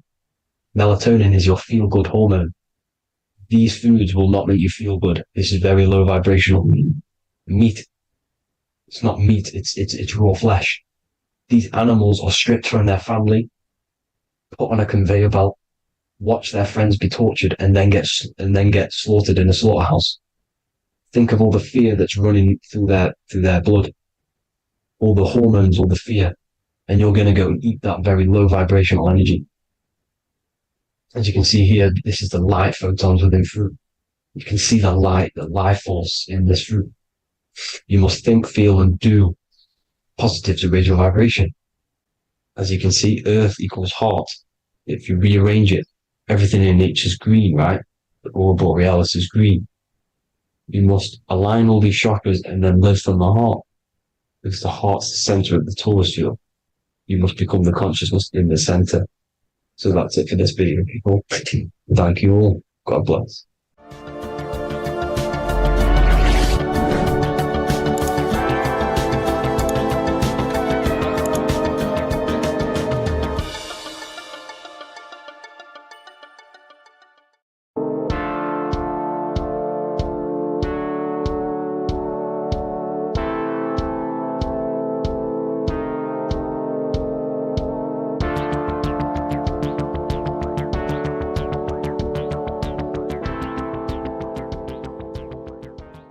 Welcome back everyone to another video. Today we're going to cover everything that you need to know about the mind, starting with the two aspects of the mind, the conscious and the subconscious. The male aspect of your mind is the conscious. This is the 10% of your mind. The conscious part of your mind is only aware of everything around you, your vision, your sight, your smell, your taste, your hearing, and your current state of emotion and thought. Every thought that you consciously think about has an emotion directly attached to it. That emotion is then impressed onto the subconscious part of the mind. The subconscious part of the mind is the female aspect of your mind. It is also a whopping 90% of your mind. Subconscious mind is controlling all of the subconscious processes which happen within your body. For example, your subconscious mind is controlling your heartbeat, your digestion of food, and all of the things that you do not have to tell the body to do. It is the hidden part of our mind which is controlling all of the hidden things. The subconscious mind is like a recording supercomputer. Everything that you have experienced in your life is all recorded and stored within the subconscious mind. One of the most important things about your subconscious mind is that it stores your mental programs. Everything in the subconscious mind manifests into behavior and actions within the body. Your daily basis routine and habits are all mental programs within your subconscious mind. These mental programs are created by mainly two ways. 1, repetition, and 2, emotional impact. The repetition is fairly simple to understand. The more you do something, the more it impresses onto your subconscious mind and becomes a program. That program will then manifest into your behavior. However, with the emotional programs, they work a bit different. The stronger that you feel an emotion, the stronger it is impressed onto the subconscious mind. And then that emotion becomes a program. For example, you had a very traumatic moment happen when you were a young child. The emotion that you felt was so strong in that moment that it impressed into your subconscious mind so hard that you can recall that moment like it was yesterday. That traumatic event that happened to you when you were young will still manifest into your daily basis behavior even to this day. However, it manifests subconsciously. For example, if you were in a car crash, you will be wary to enter cars with certain people. All because of that traumatic emotion that you felt and impressed onto your subconscious mind. Another example of the subconscious manifesting into our behavior is posting on Instagram. Most of the time, the reason why you post is because your subconscious mind is seeking gratification.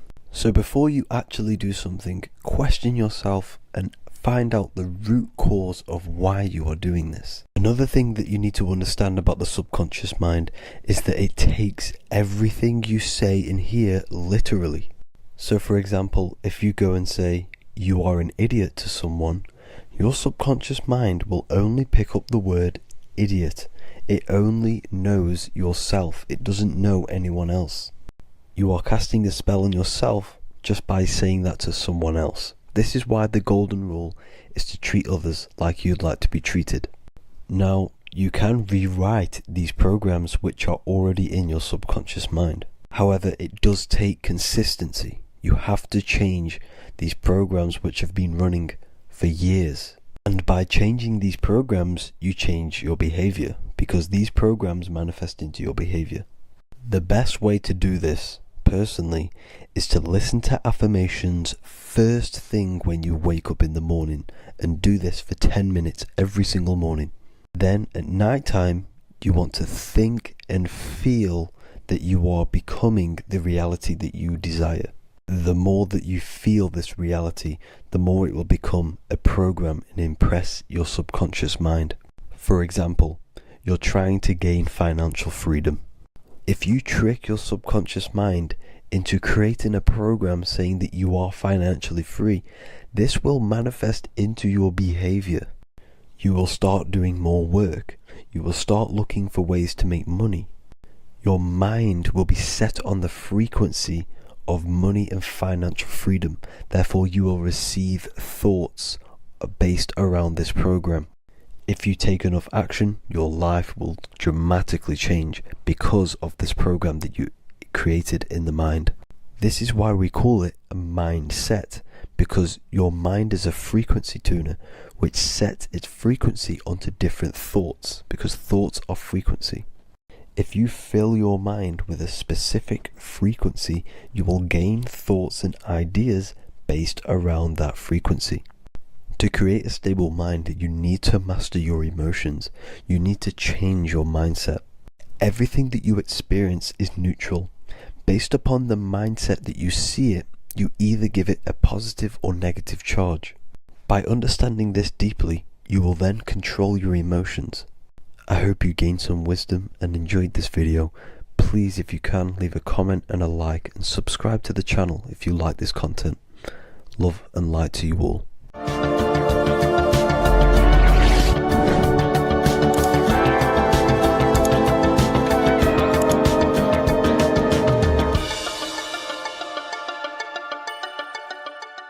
Welcome to Revival of Wisdom. What is good, people? Is Revival of Wisdom. We're back with another video. Today we're going to be talking about the importance of Saturn and the occult. Let's jump straight into this. So Saturn is the god of the earth, right? It's the time of God, change, destruction, physical matter. He creates and destroys, because the energy of Saturn is the key to crystallization.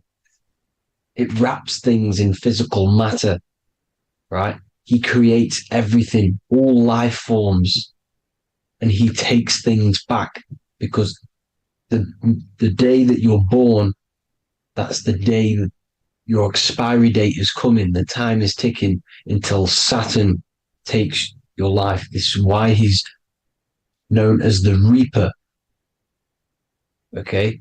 As he's personified as eating his child here in this ancient Roman painting.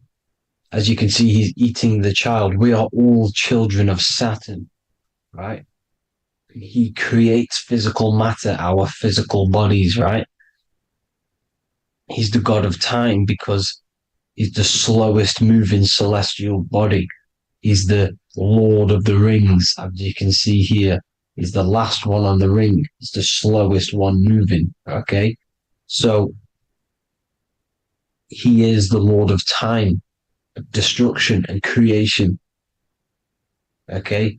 This is why his name is Saturn, Satan. He's the devil, okay? But I'm not saying Saturn's evil, guys. It's a part of life. Everything lives and dies, right? He's the key to crystallization. Now, as we have the clock here, our god Saturn, or Chronos in Greek, just means time. He's also the god of time, as I've already said. 60 seconds in a minute, 60 minutes in an hour, 24 hours in a day. Add 2 plus 4 equals 6. 60 seconds, 60 minutes, 2 plus 4 equals 6. That's 666. Okay? And as you see on the clock, 6 take away 12 equals 6. 7 take away 1 equals 6. 9 take away 3 equals 6. 6 is the number of Saturn. It's associated with Saturn, right? He's the god of time, of justice. Everything goes back to the Reaper in the end. Everything lives and dies. Now, the artwork of him, he's always got the Reaper staff. You see, it's personifying death. Now, when you see this, the Romans were not saying Saturn was a real person, a real god in human form. No, this is personification. This is what the ancients always did. They personified, just like the Bible. It's all personification. So the personifying Saturn eating its children because it eats, it's the Reaper. No one can escape the Reaper. No one can escape death. Now, Saturn is 666, which is in the Bible, the number of the beast, right? The number of the beast, Satan, 666, right? So on the North Pole of Saturn, you have a hexagon which makes a cube, right? Now this hexagon, when you join up all the corners, creates the 6-pointed star known as the Star of David, right? In the Jewish religion. Now, as you can see, the 6-pointed star has 6 points, 6 mini triangles, and a 6-sided hexagon. That makes 666. And also, you have Saturday is named after Saturn, the 6th planet, the 6th day of the week, and has a 6-sided polygon on its north pole. That's also 666. Now, this Star of David, this symbol goes back thousands of years, and it originates from Saturn. It's not the Star of David, right? It originates from Saturn. It symbolizes the physical and spiritual aspect combined into one, which makes us humans, right? Also symbolizes the male and female combined into one. These two sacred energies create the human. We consist of both male and female energy, also known as the Seal of Solomon. And we all know if Solomon was a real person, he talks about communicating with 72 demons. He could apparently, in the text, he could communicate with 72 demons, and this is sorcery. This is black magic.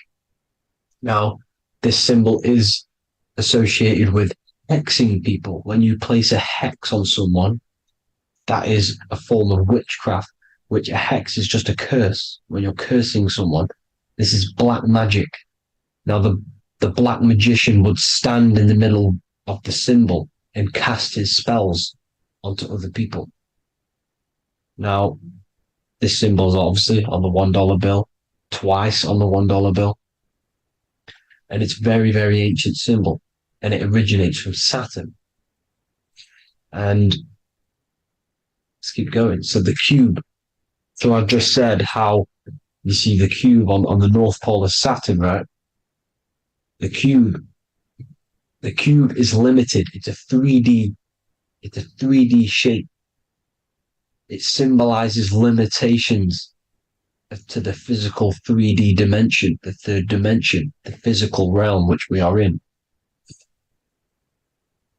Now, as you can see, the color associated with Saturn is black, right? Black is infinite potential. Black is the creation of all things before there was light. Light is born out of blackness, darkness, okay? Now, black is physical matter. And as you can see, the black cube, black symbolizing physical matter, the cube being limited, as the physical realm that we are in is limited. It's not like the fourth dimension where everything can exist in a thought. The third dimension is limited, right? And this is what Saturn is. It limits you to the 3D 666, your body. limits you to your physical body. Now, these black cubes are placed everywhere. As you can see, Australia, Denmark, Manhattan. There's one in New York. As you can see, the Apple have a cube. The Nintendo GameCube. Trump Tower is a black cube. This is worshipping the energy of Saturn, the god Saturn. Okay, it's not a god, it's a celestial energy. However, it rules over Earth because it pretty much created the physical realm. Now, as you see, when you go to a funeral, you wear black, a black suit symbolizing Saturn, which is the color associated, black. And as you see in Mecca, they walk around the black cube in rings. As you can see here, they're stood around in rings, like the Saturn, the rings of Saturn. The Mercedes symbol. You probably wouldn't notice that, but yes, it's Saturn. And when you graduate from university, you wear a black cube on your head. This is all symbolizing Saturn. Okay? Now, as you can see, the Jews here have a black cube on their third eye whilst they pray. Notice how he's shutting his eyes into blackness, darkness, and he's wrapped around a black strap around his arm. This is symbolizing the wrapping of physical matter, of how physical matter wraps things into existence. And as we all know, the Star of David is a Jewish symbol. So he has the black cube and the Star of David, right? So all of these religions are secretly worshipping Saturn. Okay, this is all Saturn worship, Kronos, the god of time and destruction, the physical reality. Now, as you can see, it's symbolized everywhere in all major corporations. Pepsi, internet, that's obvious. NASA, of course, NASA. NASA means to deceive in Hebrew. Universal, Walkers, that one's so obvious. Nike, Toyota. So many different ways they symbolize it. You either see the rings of Saturn or the black cube, as I just showed you here, the Nintendo and the Mercedes, right? It's absolutely everywhere. Now, they also use 666 to symbolize it, as I've just broken it down to you. 666, the World Economic Forum. We all know how they're trying to enslave us into this new world agenda. Google Chrome, CERN, Disney, Coca-Cola, Cadbury's, all of these have 666. Now, every UPS barcode has 666. And even www. Is Hebrew for 666, as you can see here. Monster. It's the same Hebrew letter that means 666. Drake, 6 God. That's his God, Saturn. Why? Because they love physical realm. They love the physical dimension, the third dimension. Because they can rule here through riches. They can build an empire here. It's not like the fourth dimension. They don't want to ascend. They want to stay down here in the physical realm. Okay? Now, this is why they're cloning. They can move their consciousness into other clones to live forever. This technology exists. This is why they love the third dimension. As you can see, all of these sellouts here, Drake, Leonardo DiCaprio, you know, all of these people doing 666 because this is their God. This is their God. They love the physical realm. They sold their souls for wealth and fame in this physical realm. So why would they leave? You see? Now, this isn't all just evil, okay? So you have 7 chakras, right? You have 7 days of the week, 7 solfeggio scale notes. These are frequencies, the solfeggio scale. Now, it's called the Saturn moon matrix because the moon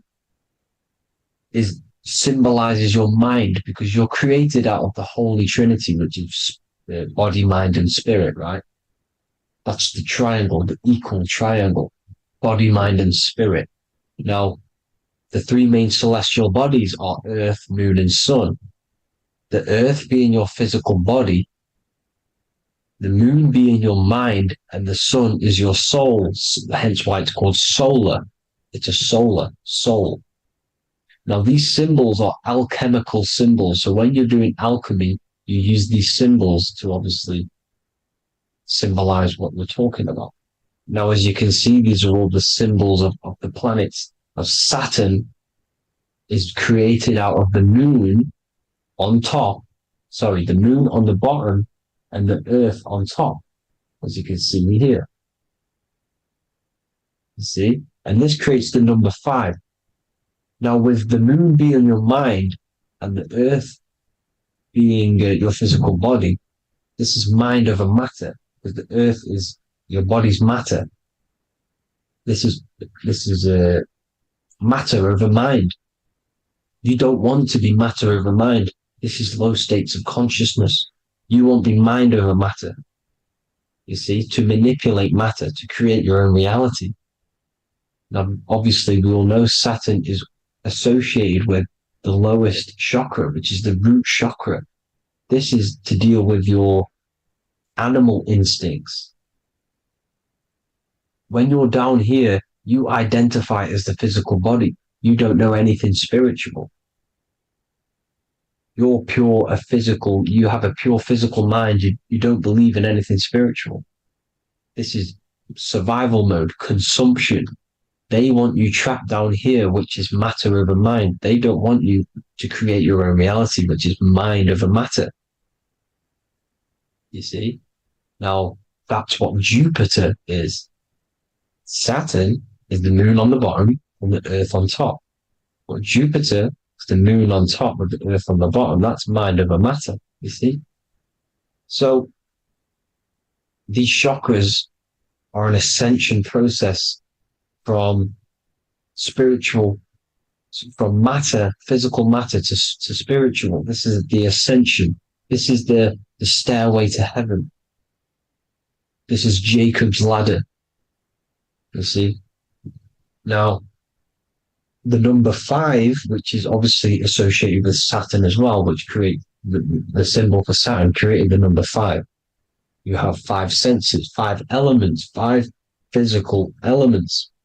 As we all know, Saturn crystallizes everything into physical matter out of the 4 elements. 5 fingers and toes, 5 points of man. Okay, the number 5 is the number of justice. Saturn holds things back. He restrains things from you, makes you learn the lesson. Now, 666 is not all evil. 666 is the atomic structure of the carbon atom. 6 protons, 6 electrons, 6 neutrons, right? We are carbon-based life forms. All life forms are based on the bonding properties of the element carbon. Because Saturn crystallizes everything into physical matter. Now, the Masons symbolize this with the checkered boards. They have the black square, which is obviously matter, as I just said, the black cube. And spirit is the white square, because white is eternal light. White and light, you see. Black is physical matter. Now, this is what we are. The point of our soul is to transmute from matter to spirit, but these are interchangeable. This is the constant cycle between spirit and matter, spirit and matter. High vibrational matter turns into spirit. Low vibrational spirit turns into physical matter. You see? Now, we are carbon-based life forms. This is what 666 is, the number of the beast. When I say we, the physical body is the beast. It's the animal. It's the carbon suit. to operate in this physical dimension, in this physical realm. See, it's the vehicle used to operate in this physical realm, but your mind isn't from this physical realm. You see, the brain is the physical manifestation of the soul. Okay, so as you can see here, the spine is an extension of the brain. Everything goes back to the brain. This is literally what your physical body is. You see, this is the nervous system, and everything reports back to the brain, and everything's controlled from this control center. And this spinal column, at the top of the spinal column, is your third eye, which is known as the pineal gland. And this is the seat of consciousness. It's the center of consciousness. That is your true self, pure consciousness. This body is just a physical body. This body is mortal. This body runs out, but your consciousness lives forever. They don't want you knowing this. This is why they keep you down here in your lower chakra. They want you to believe everything is just physical. They don't want you to believe in the spiritual side of reality. Because this way they can manipulate you, right?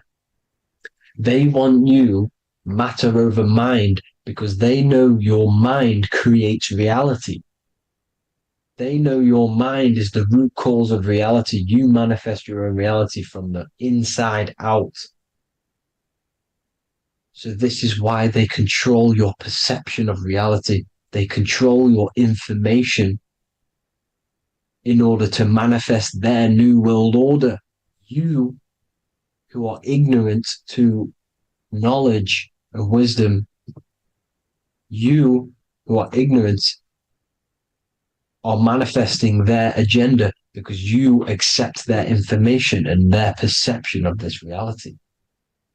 Now, this is why they tell you the globe model, the heliocentric model, to trap you into physical matter. Now, if you understood about this true form of this realm, you'd understand that there's a spiritual side behind everything. The spiritual side, something has to exist. The root cause of reality is higher planes of existence. It happens in the mind before it happens on the physical plane. You see? They don't want you knowing this. They want you matter over mind, which is the symbol for Saturn. Moon over Earth. The Holy Trinity.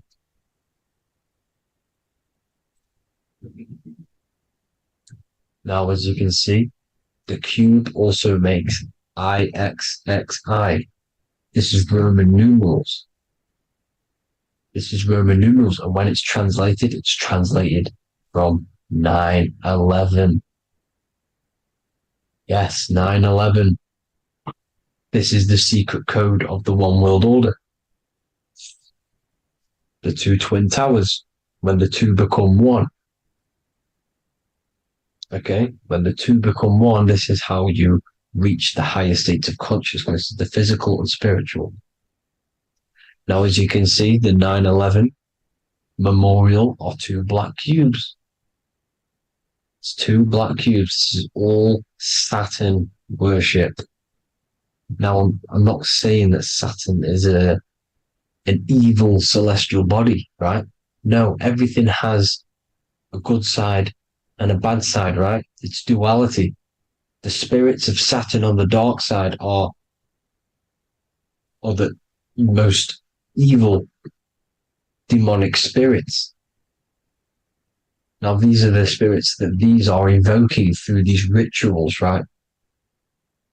Yes, 9/11 was a massive ritual. It's a satanic ritual, okay? Now, we all know Elon Musk. Elon Musk is coming with the mark of the beast. And English gematria, this equals 666, right? 666, as I said, is the number of the beast. You are the beast, your physical body. You see how the Bible twisted things up to to make things more confusing, right? But it's there. You just have to have the knowledge to be able to read the Bible properly. As we all know, we had this virus. I'm not going to say the name because I'll get flagged. This virus adds up to 666 because this is all part of the New World Order. It's all part of keeping you in this physical dimension. Okay? Now, as you can see here, Novus Ordo Seclorum on the back of his shirt, on Elon Musk's shirt. This is also on the $1 bill. Novus Ordo Seclorum. This means New World Order. Yes, New World Order. This is on the back of Elon Musk's shirt. And as you can see here, he owns Neuralink, which is the brain chip which they're going to be putting into implanting this onto your brain. This is the New World Order to connect you and merge your consciousness with AI. Neuralink and Meta, he owns Meta as well, which is the metaverse. These are going to be linked in, hence why they have the same symbol, but just in a different format. It's the infinity symbol. And the infinity symbol comes from the torus field, as you can see here, your electromagnetic field from around your body. Now, the end goal is for this New World Order is to trap your consciousness inside of an alternative reality being projected from the metaverse. Because the metaverse will be the reality. Neuralink will be the brain chip inside of your brain, projecting your consciousness into an alternative reality while they harness your energy of your physical 666 body. Now, this stuff gets real deep, people. Now, this is the end goal of the New World Order, is to connect you with AI. This is why they're trapping you and keeping you in these lower states of consciousness in the Saturn-associated root chakra, so you don't find out about the spiritual side of reality. Because if you knew the truth of this reality, you wouldn't connect to AI. You see, you have the power within you to travel to other worlds, the astral plane, for example. You travel to different worlds when you are sleeping. Okay? They want you to know it's just a dream. However, their end goal is to trap your consciousness and feed off your energy, spiritually and physically. Okay? I don't know why these people are just pure evil. As I said, evil love bondage. They love the physical dimension. They don't want to ascend to other realms. These evil love the third dimension. This is why evil spirits will inhabit bodies, exorcisms, because they miss being in the physical realm. They miss it. Evil love bondage. So this is why they're cloning and putting their consciousness in clones to stay in this third dimension, to stay as further away from the source as possible. Okay? This is why they're doing it. And this is how it's all linked in. So I hope you all enjoyed this video. Hope you gained some wisdom. Please feel free to join the Telegram. And please leave a like and a subscribe. Thank you all, people. God bless.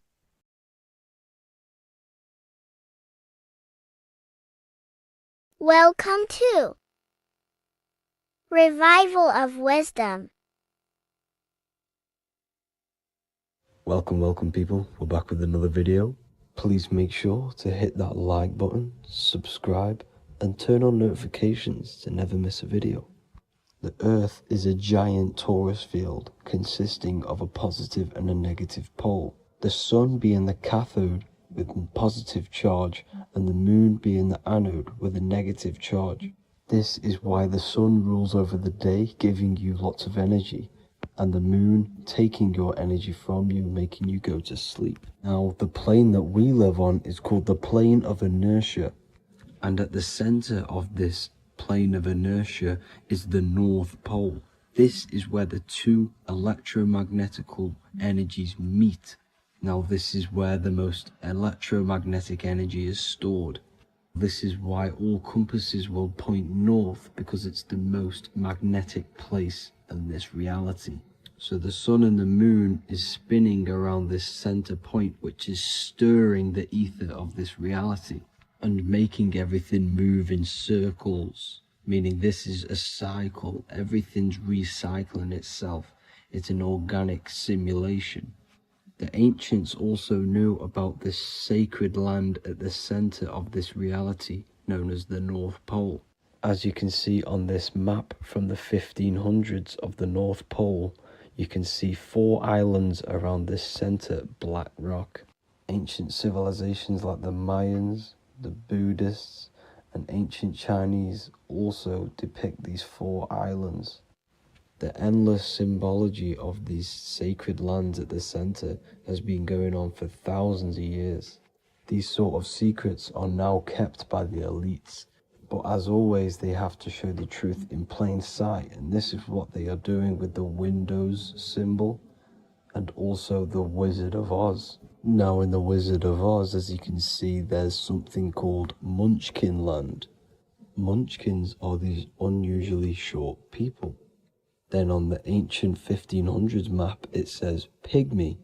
And then the Pygmy people in mythology are also these unusually short people. Just like Santa and his elves, they come from the North Pole. And elves are these unusually short people. These stories that we are told about Santa and Munchkins are putting truth in plain sight about this sacred land. This sacred land at the center of the earth is where the aurora borealis comes from and is being emitted from this black hole in the center, also known as the black sun. The aurora borealis is the earth's aura, hence why it has the word aura inside of it. It is the life-giving essence to all life within this realm. As this dualistic reality we live in consists of both physical and spiritual, the black sun is like our sun for the spirit. It's our spiritual umbilical cord, connecting us to the spirit realm. And the rising sun is the opposite. It's our sun for our physical 666 carbon suits, known as our human body, our physical aspect. As it states in the 40,000-year-old emerald tablets, deep in Earth's heart lies the flower, the source of the spirit. The flower of life is as thine own place of spirit, and streams through the earth as thine flows through thy form, giving off life to the earth and its children. So the North Pole is the core of this spiritual reality, and the closer you get to it, the more spiritual and lucid it becomes. So the elites have covered this up in order for us to forget the true nature of this reality. And they did this cover up by introducing the globe model. Nicholas Copernicus was around in the 1400s, and he introduced the globe model. As you can see, he is a Freemason. He depicts himself with a globe and a Masonic compass in all of his paintings and portraits. Galileo was also a Freemason, as you could see in all of his portraits with a globe and a Masonic compass. He was also a massive part of introducing the globe model after Nicholas Copernicus. So yes, the globe model was a spiritual and political move to gain more control over the masses. After the globe model was then introduced, they introduced the theory of evolution by another Freemason, Charles Darwin. See how these two theories go hand in hand? They both degrade humanity, and they make you confused of where we actually came from.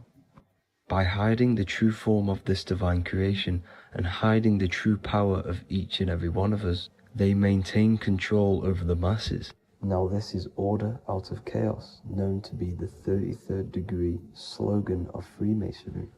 Now this is the Masonic cosmology, and as you can see you have the checkered board for the duality, the 5-pointed star for the 5 elements, the 4 corners for the 4 pillars, the all-seeing eye, which is Polaris, the sun, the moon, and the 7 stars.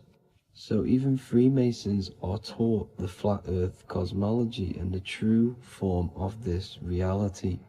Now the true nature of the sun, the moon, and the earth is shown and reflected through the Masonic compass. The Masonic compass is the sun, the moon, Polaris at the top, and the black sun at the bottom. It makes sense why all the scientists who introduced the globe model all used the compass and the globe together, because it's truth in plain sight. As I explained in my other video, all Freemasons have to take the oath, so it goes to show, why are we all learning these theories from Freemasons who can't talk about certain topics that they learn about? Why should we believe their theories when they're holding back the real truth about this reality? Now going on to NASA. NASA means to deceive in Hebrew, and they are also funded by the government. They are not a private company. The old owner of NASA, Werner von Braun, on his grave has the Bible verse Psalms 91. The heavens declare the glory of God, and the firmament showeth his handiwork. Now why would the owner of NASA put this on his grave? Seems a bit suspicious to me, alongside with the NASA astronauts are all Freemasons. And not to mention the countless mistakes they've made on their live videos in space stations, the moon landing, and the CGI footage of the Earth, which is obviously photoshopped. Just by tricking the masses that they live on a spinning ball, the elites gain the perception of the masses. Not only does it hide the divine creation we're inside of, it hides the divine spark within you. It hides the creator, the source. And by believing in space and we live on a spinning ball, it makes people come to the interpretation of that we are a coincidence and we do not have any purpose. And of course this is false. When you come to realization that we are all a divine creation and we can create our own divine life in this reality, life becomes more sacred and you start to enjoy little things. The elites want you to believe everything exists only in the 5 senses. They want you constantly looking outside of yourself because they know that will keep you on lower states of consciousness. Now this brings me to our next point. By tricking the masses into the heliocentric model, the elites started to advertise aliens in the movies, in cartoons and magazines in the late 1940s. Now this is subconsciously programming us about aliens and extraterrestrial threats, which then they can use to their advantage. And this is something called Project Bluebeam. They are more than likely going to fake an alien invasion to push this 2040 agenda, which is for one government and one ruling currency. That's it for this video, guys and girls. Hope you all enjoyed. Please make sure to leave a like and a comment. God bless you all. This one secret that is hidden and guarded within secret societies grants you profound power, which can fully transform your life and perspective on reality. Today, I'm going to reveal this one secret, which you probably already know, but never realized how deep it truly is. This has the power to change your life. It is the key to your potential. And if you stay with me, this power may be yours, and you could transform your life with this hidden secret that is guarded within secret societies and esoteric orders. And this secret is not really a secret, but something people overlook, that the universe is mental. Everything we experience and interact with and perceive originates within the mind. The universe is a boundless field of consciousness, a mental construct molded and shaped by thought. We do not just live in a physical world, as they want you to believe. There are hidden forces that mold the material world.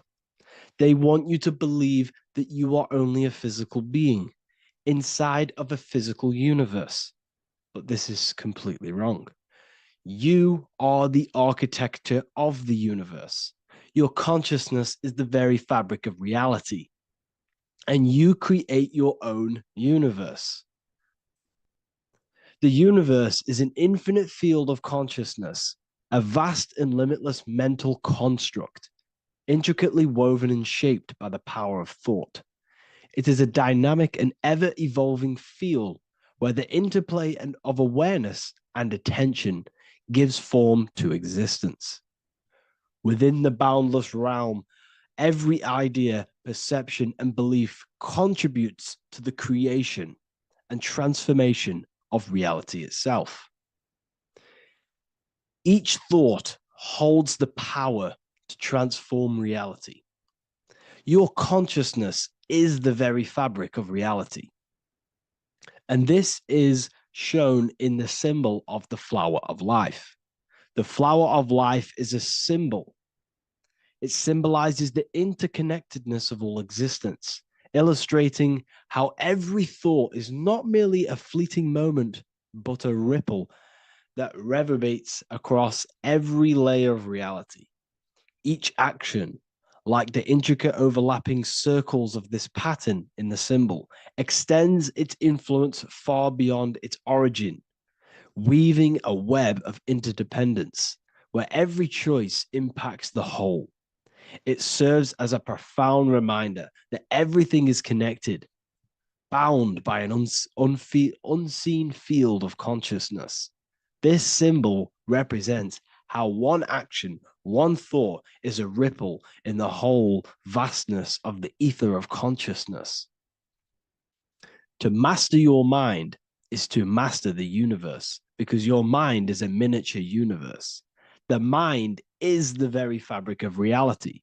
So if we gain the hook, if we gain the power and the mastery over our minds, we have now gained the power to create reality to your will and intent. You see, most people live in a cycle, and this cycle is the outer world manipulating how they feel on the inner world. People's external circumstances are creating their thoughts and emotion in the inner world of consciousness, which is producing a constant cycle of negative manifestation. For example, let's say something negative happens to me in my external world. Then I start to think negative and feel negative. What that is actually doing is manifesting and projecting more negativity, because our thoughts hold the power to control and weave our own life. Your life is a direct correlation of every thought you thought in the past. What we need to do is stop and not let the mind control you in your reality. You need to control the mind so you can control reality. So what does this actually mean? Reality is an externalization of consciousness. Consciousness and matter are one. They're not separate.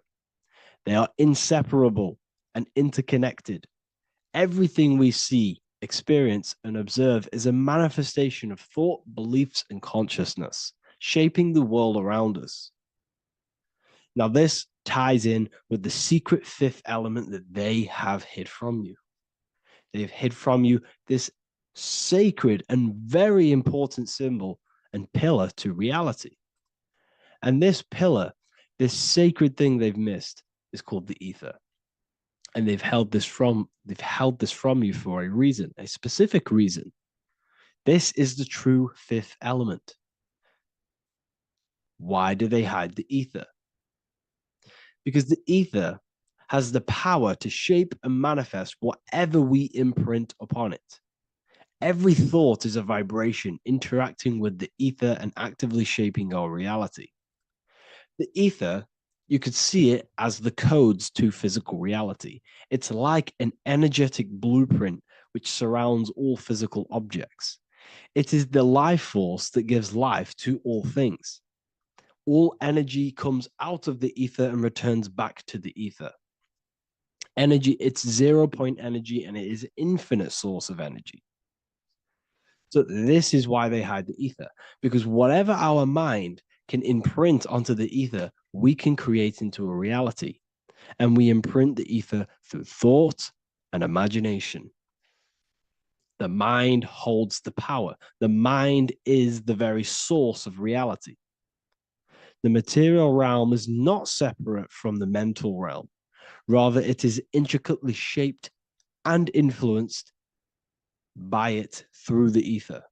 This subtle, all pervasive medium bridges thought and matter, allowing consciousness to mold and manifest the physical reality. To transform our lives, we must first transform our minds. True change begins within, as our thoughts, beliefs, and perceptions shape the reality we experience. By shifting our mindset, we unlock the power to reshape our world and recreate the life we desire. This is the power of the mind, and this is the power that's been hidden from you. We're not taught these things in schools for a reason, because they don't want us all to be conscious creators. Instead, they feed you your beliefs. They feed you your thoughts through the music, through the entertainment, through the movies, through the news. They're controlling your thoughts with this information. They're installing beliefs and information into your mind. So you are producing their reality. But this is what we need to stop. We need to take control. We need to stop consuming their music, their movies, their information, their news, because all of this is contributing towards your reality. They have the collective consciousness at the tip of their fingers. They do not create the world. We create the world by believing their beliefs and their thoughts and installing their information into our minds. You see, it's mind over matter, and most people live in matter over their mind. Most people let matter, the external circumstances, dictate their mind, when it should be the other way around. It should be mind over matter. This is the mental plane. This is the astral. This is the etheric. This is the physical. The mind holds power over the emotions, over the imagination, over the physical, and over our spirit. It holds power over everything. It's mind over matter. It's the mental body that we must transmute and change. Most of us live in a chaotic state of mind, and this is what we must change. Turn chaos into order. So we need to be mind over matter. We need to install this belief into our subconscious. I, Harry B. Joseph, have created the ultimate esoteric school on the earth. As a member, you'll gain access to live mentoring calls twice a week, along with new lectures, books, and exclusive content released every week. Additionally, you'll have a full access to all my life-changing programs. If you're ready to transform your life and start your journey today with me, join Ethereal University. These are the campuses. We have the real lecture sections filled with lectures that you can watch. Manifestation Mastery, which teach you exactly how to reprogram your subconscious mind so you can live that reality. Sexual Alchemy, the path to empowerment of how you can transmute your sexual energy. The Real Library, where you gain access to powerful esoteric books, PDFs. Symbols of Secrets, an amazing course. The course that allows you to see beyond the veil that has been pulled over your eyes, the language of symbolism that secretly rules the world. I teach you how to read symbolism. Esoteric Exchange, live calls. You get to rewatch all of the old live calls. Mindwave Hub, this is a place of binaural beats where you can listen to infinite amounts of binaural beats. So you can meditate to them. Meditation section, numerology, health section, and electromagnetism. This is a life-changing place. And if you are serious we only accept serious about changing your life and studying the occult and esoteric, this is the place for you. I've been there. I've been on YouTube looking around for valuable information, trying to find good accounts, good channels. It's very hard. I had to go through years of trying to find good information on YouTube. But what I've done is instead of you searching around everywhere for bits of information and connecting the dots, I've put it all into one big place. You get your binaural beats, you get all the programs you need to walk the path of enlightenment to transform your life. I will connect with you on the inside, and I hope this lesson, this lecture, you gained some information, you gained some power from it. Please like and comment, or don't. It's up to you.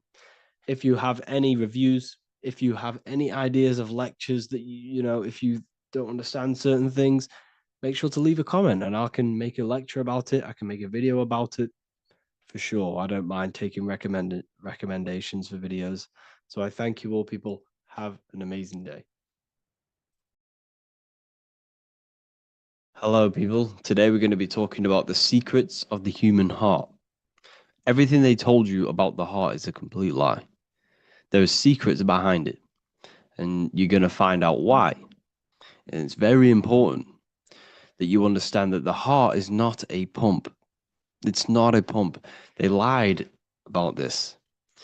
The lungs is a pump. The lungs is what pumps the blood around the body. It's the oxygen.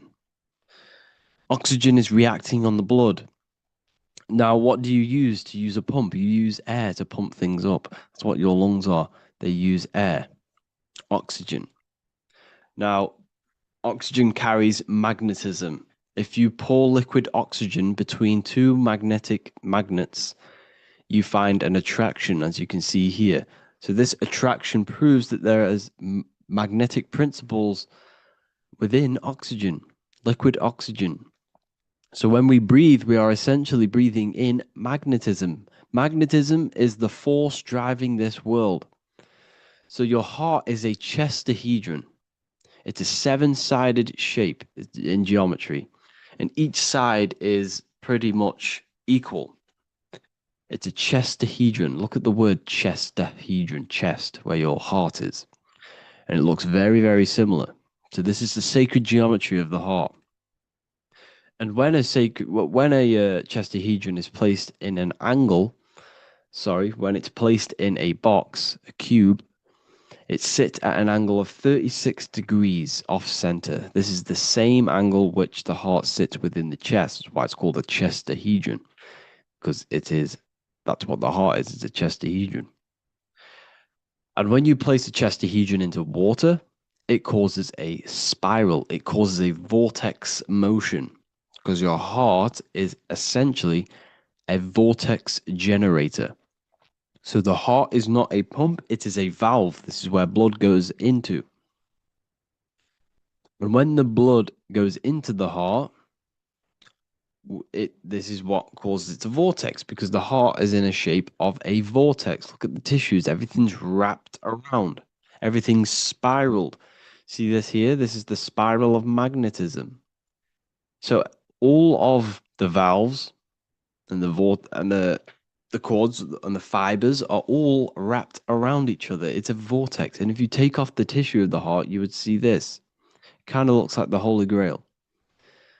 And this is essentially the vortex spiraling of the heart tissues. And if you unraveled the heart, because your heart is one tissue, it's one muscle. Look at it here. This is a heart unfolded. And it's just spiraled together to create this. That's what the heart is. So the heart's tissues is spiraled here, and the heart itself is all wrapped around each other in a vortex, in a spiral. Because all spiraling is all to do with magnetism. So the heart is a vortex generator. The heart takes blood, so blood enters the heart. The heart charges this blood. It reacts with the heart. The blood is turned into the heart moves through the blood moves through a vortex motion within the heart, and then goes back out of the heart. So there is something going on inside the heart which is very, very crucial that we might be missing. So the heart is spiraling blood, and there's a reason why it's doing this. When you spiral something, it gives it more energy. It gives it more frequency, more energy, more force behind it. So by spiraling the blood, it's turning blood into plasma. That's what the heart is doing. It reacts with the heart, it turns it into a vortex and turns the blood into the fourth state of liquid or fourth state of matter, which is plasma. Okay? Plasma is proved to be in the blood. Plasma is a part of the blood that carries platelets and red blood cells and white blood cells around the body. Plasma makes up approximately 55% of the blood. So plasma is a state of matter, which they'll never tell you about because they try and hide plasma as much as possible. It's ionized gas. And that's what's going on in the heart. The heart is a vortex energy generator for the blood. And the blood and the body is being fed by plasma. Plasma energy, the fourth state of matter. And if you go and read the emerald tablets will tell you this exact same thing. Emerald tablets of Thoth. They're supposedly thousands of years old, or it was supposedly written by M. Doriel, who was an occultist. Apparently, he translated them. Either way, he was an occultist. So it's either written by an occultist or it's actually 100,000 years old. In the physical are these channels, the blood which moves through the vortical motion, reacting on the heart to continue its beating. So what is that telling you? The blood moves in vortical motion. It's a vortex. Reacting on the heart. What's it reacting with? There's something in the heart that turns blood into plasma. It reacts with the blood, reacts with the heart. Then it says magnetism, which moves through the nerves paths, carrier of energy to all the cells and tissues. So your body's being fed by magnetism, people. They'll never ever teach you this in school. That your whole body is running off magnetism and plasma. You're literally you are an energy being. When you understand this, you are made of energy. You're running off spiritual, etheric energy that you cannot see. They just teach you in school that you're running off blood and oxygen. It's way deeper than this. We're being run by magnetism. Magnetism is the driving force of all creation. Magnetism, which moves through the nerve paths and carrier of energies to the cells and tissues. Akasa, which flows through the channels, subtle yet physical, completing the channels. Personally, I think Akasa is plasma. Okay, plasma is Akasa. Completing the channels. Each one of the three attuned with each other, each affecting the life of the body. So all of these three things, okay, the heart, magnetism, and Akasa they're all working together to create the body, to create the life. Form they the skeletal framework through which the subtle ether flows. So it's telling you ether is real. Ether is the substance that connects the physical and the astral. It's your etheric body is where your chakras are. So your chakras are your etheric energy body. And these energies, these 7 energies, is what gives life to the physical form. They feed energy into the physical form.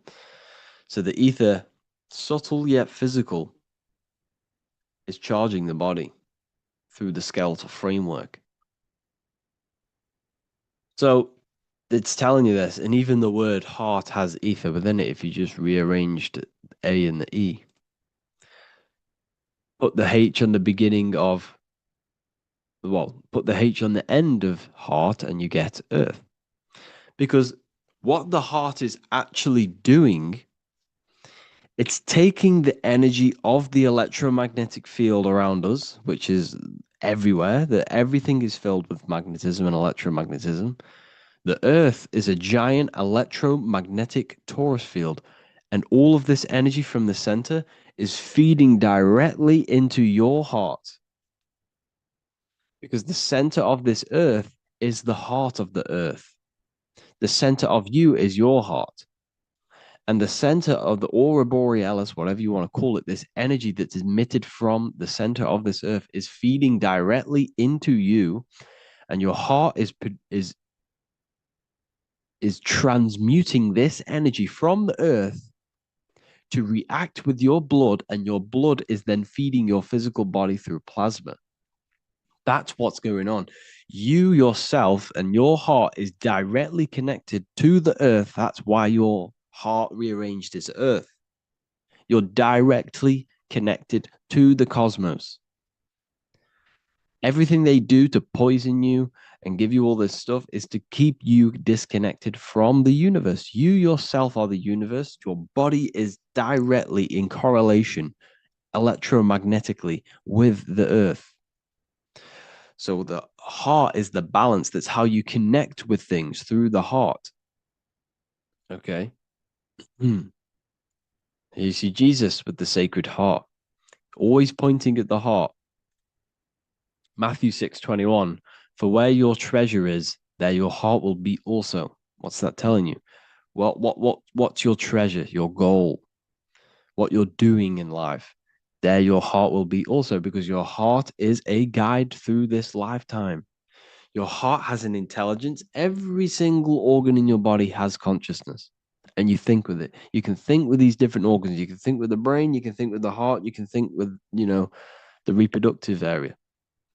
That's why, everyone always says you're thinking with your penis. For if you're a man, you know about this. People say that. That's just a saying, but it's true. You think with these body parts, people, and your heart is a guide. It knows everything that's right. It knows the things that you need to do. So that's why your heart is called a chest, because your treasure chest is in the chest. Sorry, your treasure is in the chest. And what's the treasure? Your heart.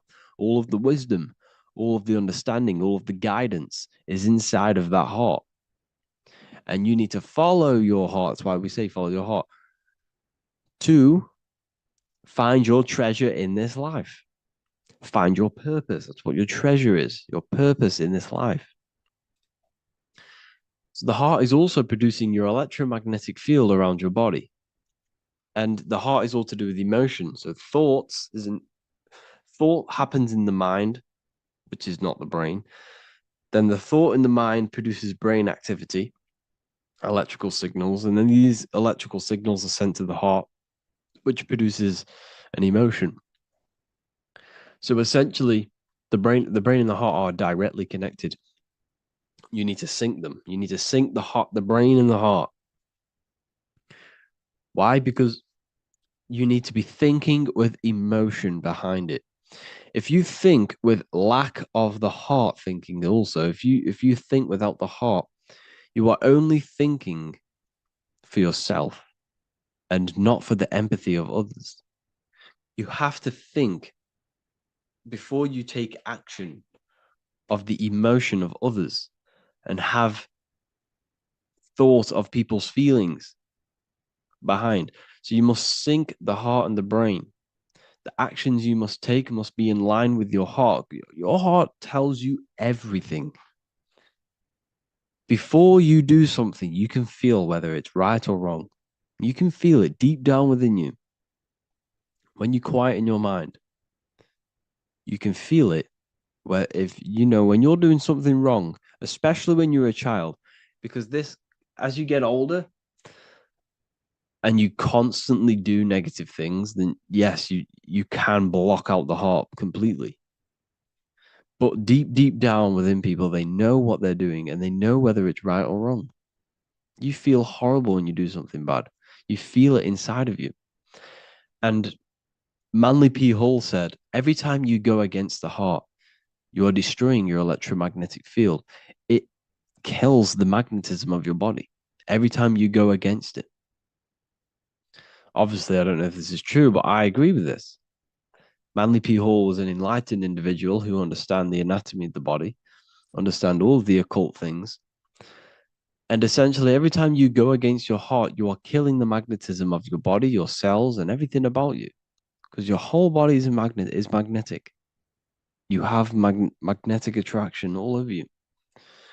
So there's a saying, well, obviously in Christianity, what happens in heaven happens on earth. Well, what happens in the brain happens in your heart. Heaven is the head, earth is the heart. Every thought you think produces an emotion in the heart. Every single thought triggers an emotion. You know, when people say they got a broken heart, because all of that emotion is in the heart. Not in the heart, but in the invisible intelligence behind the heart. You must understand there's a consciousness, an invisible spiritual consciousness behind every physical thing. So your brain is dual, your heart is single. Your brain consists of two hemispheres. So when it comes to decision making in the brain, there can be confusion between the left and right hemispheres. This is why when people are confused. But the heart is a singular organ. And if you go onto Google and type in brain cells found in the heart, there are 40,000 neuron cells in the heart, the exact same cells which are found in the brain, in the cranial brain. This means that your heart is essentially a brain for your emotions, what it is. And your emotions tell you what is right and what is wrong. So every thought you think produces an emotion, and whether that emotion is good or bad will tell you whether something is right or wrong. So the heart is the guidance through this life, and your higher self resides in the heart. You have to follow the heart. You have to do what the heart tells you all the time. So I hope you enjoyed this video, people. Please feel free to contact me if you have any video ideas or anything like this. And welcome to the university. I look forward to connecting with you all. What if I told you many people around you have probably sold their souls? It's more popular than you think, and it's very easy to do. Selling your soul is not something that you can just go and meet the devil and do it. It doesn't work like that. But before I tell you exactly how you can sell your soul and how not to sell your soul, what is the soul? So, looking at Jesus, we always see two lights surrounding his head, one surrounding the heart. And as of course, if you've been watching my channel, you know Jesus represents you. He represents the divine essence of the universe made in human form. Each one of us possess a fractal of God's infinite consciousness. We are all God. We are all God experiencing himself in a three-dimensional divided form, separated from his oneness. God wanted to experience himself. So he made this world. So each one of us possess a soul, and the soul is the spark of God's infinite loving consciousness, filled with God's loving moral law. So the reason why Jesus is always have a light above his head and a light on his heart is because this represents the brain and the heart. The brain is not the mind. The heart is not the soul. The brain is the physical manifestation of the mind. It is the physical mechanical computer for the spiritual mind. The heart is the physical manifestation of the soul. The heart is a brain. In fact, it contains 40,000 specialized cells, which are the exact same cells found in your cranial brain. Yes, your heart is an emotional brain. Your cranial brain is a thought brain. It's a computer. Okay? Everything that exists physically exists non-physically. This is what the ancients called spirit, just means invisible force. The mind, the thoughts are not made of atoms. You can't touch, you can't find tangible thoughts, imaginations. These things exist spiritually in metaphysical counter space. It's the same with your emotions. The emotions are spiritual. They are not physical. You can't touch them. So thoughts are the language of the mind. Emotions are the language of the soul. Sometimes we can become eluded by thought and we can become eluded by emotion. If we are led purely by emotion, we can create illusions in our perception. The same if we rely only on thought. We must balance these two. Okay? So the mind is the creator, the soul is the operator. Every thought we think is being judged by our soul. The soul is the judge. The soul tells you what is right, what is wrong. And even the Freemasons depict this spirit and matter in their black and white checkered boards. White is spirit, black is matter. Matter is dead, spirit is life. This is what this represents. Physical reality is not just physical. For every physical object, for every physical manifestation, there is a spiritual force bringing it into existence. Consciousness brings everything into existence. Before you kick a football, there is a change in your inner consciousness before you take that action of kicking the football. Everything exists in spirit before matter. You existed in spirit before you were physical. We also see this in alchemical Freemasonic artwork. This represents the clouds. This is the mind. This is the heavens. And then coming down into the heart, which represents the earth. The light entering the mind into the heart, because every thought we think is being judged by the heart. The heart speaks to you through emotion. The soul speaks to you through emotion. Every thought you think, your heart is telling you that is right, or it's telling you that is wrong. Why? Why is this? Emotions can guide us, okay? Emotions are the language of our soul. Our soul guides us to our soul purpose. Each one of us contains a purpose in this physical life. There is a reason you are alive. There is a reason why you came from spirit into a material reality. Your jealousy reveals where you need to be in life. If you are jealous of someone, this is your soul saying you need to be there. That's where you need to be. Your fear reveals your greatest growth in order for you to reach your life's purpose. If you fear something, this is your soul telling you you need to overcome this in order to reach your life purpose. This is the next obstacle. The soul, your life purpose is not found in your passion. It's found on the other side of your greatest fear. The soul's always seeking, it's always seeking truth. It's always seeking to expand, to learn. The soul must go through pain in order to overcome, in order to grow. That's why we are here, to grow and expand and create. We also see this in alchemical artwork. Again, the mind in the clouds, the heart and the soul. They must work in unity. Each one of us contains the spark of the divine, which is the soul. Okay? Which is the soul. This is the operator. G-O-D, generator, operator, destroyer. The generator is the mind. The operator is the soul. The destroyer is the body. Everything will generate, everything will operate, and everything will die. That's the Trinity, the Father, the Son, the Holy Spirit. There's always a Trinity, Brahma, Vishnu, Shiva. Okay, so each one of us contains God's law, and it's encoded within our consciousness, within our soul, within our heart. That is what's judging everything you do. Every time you hurt someone, you can feel it. If you've ever punched someone, you can feel it. You know it's wrong. If you've ever stole something from someone, it doesn't matter what you've learned in the past.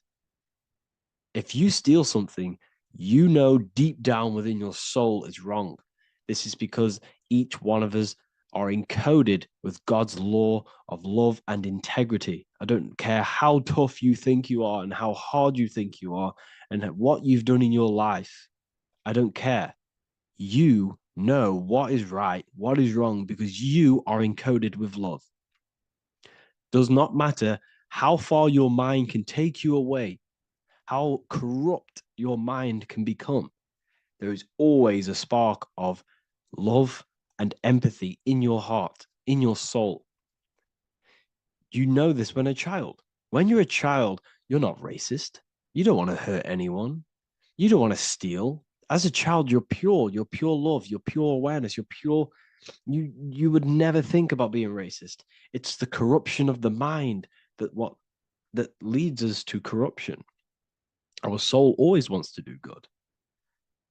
So the soul is encoded with God's law. And when we go against this law, this destroys our body.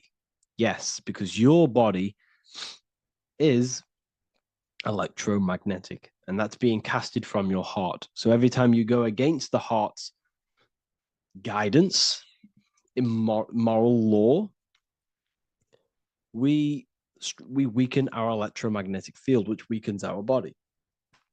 If you've ever looked at someone who's very negative, you can see them. You can see that they are aging quicker. You look at Scrooge, for example. If you ever watched Scrooge, look at how corrupt he looks. That's his heart. You can see the people's hearts on their face. People who do negative things and have negative thoughts, negative emotions, you can see it in their eyes, in their face. It's because it corrupts you. It corrupts the body. It ages the body. Goodness is life. Okay? So can you sell your soul? You cannot sell your soul physically. But what you can sell is your conscience. What you can go against is that moral law. And you can exchange physical material things such as money, fame, cars, houses, business, in order for you can exchange that to go against your inner dialogue. For example, these rappers, celebrities, what are they doing? They're not selling their soul. You can't sell your soul to some entity on the astral plane. But what you can do, you can take money to say, I'm going to go against my heart. I'm going to go against my inner moral law. I'm going to take that money and I'm going to do something wrong. It's basically going against your soul. It's selling your soul's guidance of moral law. That's what selling your soul is. And that's what these rappers are doing. That's why they're so sad. You know, this is why all these rappers are on drugs, doing all sorts of things to escape, to short-term escape what they've done. They're going against their inner guidance for money. And yes, short-term pleasure may be happy for now, but in the long run, it will leave you feeling voidless because nothing material can ever satisfy your soul. Nothing. You could gain £1 million tomorrow, guaranteed within 2 weeks, you'll be back to the exact same position mentally, emotionally as before, because nothing physical can ever satisfy you. Guaranteed, if you received $1 million yes, if you received $1 million now, in a week's time, you'd be hunting for the next million because it does not satisfy you. There's a reason why these billionaires don't stop working, because they're so addicted to earning and earning and earning. It doesn't satisfy you. The only way you can satisfy yourself is through Christ consciousness, is through self-love, is through loving thyself, knowing thyself, and becoming balanced internally in consciousness instead of seeking external validation through material things, which end up leaving you feeling voidless, empty inside, and sad and depressed and anxiety. Everyone's looking outside of themselves for validation, when true validation comes from within. True satisfaction, true happiness comes from within, reaching Christ. Christ is a state of being, a state of consciousness that we must cultivate within ourselves so we can live a happy, balanced life. You can have all these material things when you're satisfied inside, but don't rely on them. Me, I enjoy material things, but I don't desire them. I don't chase them. I don't rely on them for happiness, for validation. You can have big cars. You could have your favorite watches. You could have Lamborghinis, yes, it's fun, but don't let it give you your happiness. As long as you're happy on the inside, it's okay to have these things. You should seek balance with your inner world and outer world. Okay, so this is what they are doing. Rappers, celebrities, actors, Hollywood, this is what they've done. They've exchanged their inner integrity, their inner law, their inner moral compass for exchange for material wealth, fame, money, and cars. That's what they've done. And power. It corrupts you. They slowly corrupt you. So yes, you cannot sell your soul. And if you wish to learn more, I'll see you inside Ethereal University with my community, where we are learning every day to master ourselves, to expand our consciousness. If you want to lucid dream, astral project, master yourself, create the desired reality you want, learn about human consciousness and your full potential, then Ethereal University is for you, and I'll see you inside. The link will be in the description. Thank you for watching. This isn't just spiritual fluff. Your words are vibrational commands that teach your subconscious what to believe and what to create in your reality. Now, I'm not going to sit here and tell you how words are these vibrational things that create reality. In fact, they are. However, the power of words does not hold in the vibration of the word. Yes, it has a little effect on plants. Yes, every word is a vibration that speaks to every cell in your body. However, this is not the main power of words.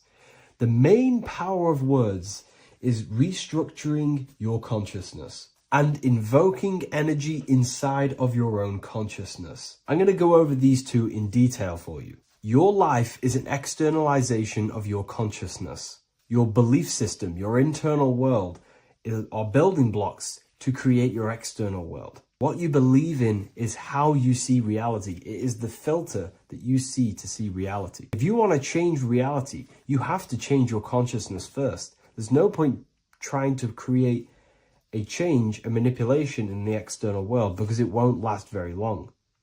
You have to restructure your inner temple, your inside world of thought and emotion. For example, your external reality is an externalization of every thought you thought in the past. Your life circumstances are just a result of every thought you thought in the past. You become what you think about. So if we can control what we think about, we will control who we become. Words are a powerful way to restructure your subconscious mind, which will then restructure what you think about. For example, if I said the word chicken all day long, I'm going to be thinking about chicken all day long. The words we repeat enter our subconscious mind, and our subconscious mind molds our conscious mind of what we are consciously giving attention to and thinking about. And that becomes our emotion. Our emotion becomes the energy, the charge behind our action. And all of this creates who you are and your reality. If you want to create a change in your external world, you need to repeat the end result as in an affirmation. I am abundant. I am disciplined. For example, if you're trying to stop a certain addiction, don't say, I am going to stop smoking. Say, I am disciplined. By saying discipline, the subconscious mind accepts the word discipline and not the word smoking. If you repeat smoking, I am not smoking, your subconscious mind will just pick up smoking and then do more smoking. So if you are trying to create discipline in your life and trying to stop something, say, I am disciplined. The reason for this is powerful because you're conditioning your consciousness. You're conditioning your subconscious mind and filling it with the word discipline. And I'm not going to say do this a certain amount of times a day or do this in the mornings. I want you to do this as much as possible. I did this as much as possible. Whenever I had free time, whenever I had a free minute, I would say these words either physically or mentally, just to condition your consciousness. Words are the most powerful way to restructure your belief system and restructure your inner world, which will then mirror in your outer world. Words are also a powerful way to invoke energy. This is why when you see these magic occult rituals, you see people chanting and doing these things. It's because if you slowly chant a word, you can actually invoke the emotion. There are three aspects of creation: thought, emotion, action. Emotion is energy in motion. By repeating a word over and over again, you can actually begin to invoke that energy, that emotion inside your heart. And you can start to feel the reality as if you are already living it. And this is just another powerful way to condition your consciousness to become a certain thing before you have it. This is what magic is. Magic is all to do with reprogramming the subconscious mind, aligning the subconscious with a certain belief or reality, which will then produce an effect in our thoughts, our emotions, and our actions, which will then create that reality. So if you want to create something in your life, literally just repeat, I am something. I am is referring to your consciousness. I am is the highest aspect of you. It is the true self. Whatever you condition your consciousness will be mirrored in your external reality. I am abundant will condition your consciousness to feel and believe you are abundant, which will then seep into your thinking. And then you will start to act more on this because you are thinking about it, which will then change your external reality. Words are vibration, and vibration is powerful. However, if you truly want to change your reality, you have to change your inner world of consciousness. And words are the best way to invoke feelings to become the reality you want. And words are the best way to condition your consciousness to a certain belief or a thought. And by doing this, you're actually creating a root cause. The cause is your consciousness, your mind, and you have to restructure the mind to create that reality. Words are a great way to restructure your consciousness and create reality. If you are struggling with the internal chaos, if you are struggling with emotional chaos, if you are struggling mastering your mind, or if you are isolated from your high intelligence, because intelligent people are not welcomed in our population today. I have created an amazing space, Ethereal University. Check it out. I'll leave all the links below. And I'll see you inside, where you can learn everything you could possibly imagine about occultism, esotericism. I'll see you inside. So depression doesn't actually exist. And in this video, I'm going to show you how depression is actually a choice. And I'm going to give you some solutions on how to deal with it. And this is probably going to change your life forever just by doing this alone. Okay. So the first thing you need to understand about depression is that it exists in your conscious mind. It exists in your thinking mind. So what is inside your thinking mind? You have your body, your name, your reputation, your trauma, your memories, your family, your worries, your interests, your bills, your passion, dislikes, goals, right? Most people identify their lives with this. They identify their lives with their thinking mind. They think they're their name, their job, their reputation, their memories. But this is not who you actually are. Who you actually are is the observer of that. What happens if you stop thinking? What is left? You're left with unconditioned consciousness. You're left with the self, which is what we refer to as I. We are the consciousness, not the thinking consciousness. You are not these labels. You are not your thoughts. You are not your job, your name, your reputation. Okay? And the reason why I'm telling you this is because it's very important, is that we are something beyond this body, beyond this name, beyond our thoughts. We are the consciousness. So depression exists inside of the thinking mind, the conscious mind. Okay? So if you want to get rid of depression, you must learn how to escape the thinking mind. And not only just escape, but that's step one. In meditation, you do meditations, right? We sit still and we have to learn how to control the mind and turn off the thoughts. And when we turn off the thoughts, depression goes out the window because there's no thought present in your mental field of consciousness to be depressed. Okay? You must understand, who is the one suffering from the negative thoughts? Who is the one suffering? Your mind is not suffering because the mind is producing the thoughts. Your body's not suffering from the negative thoughts. You are suffering. And who is you? You are a soul. You are that feeling. You are that person beyond the thoughts, beyond the feelings, beyond that. You are the one experiencing. You are that. Meditation gives us the ability to turn off the thinking mind. This allows us to escape our thoughts, okay? And it gives us, over a long period of time after meditation, you'll be able to turn this switch, and this switch will be able to turn off your thoughts. And by doing this, we will be able to control our conscious mind directly by the hand.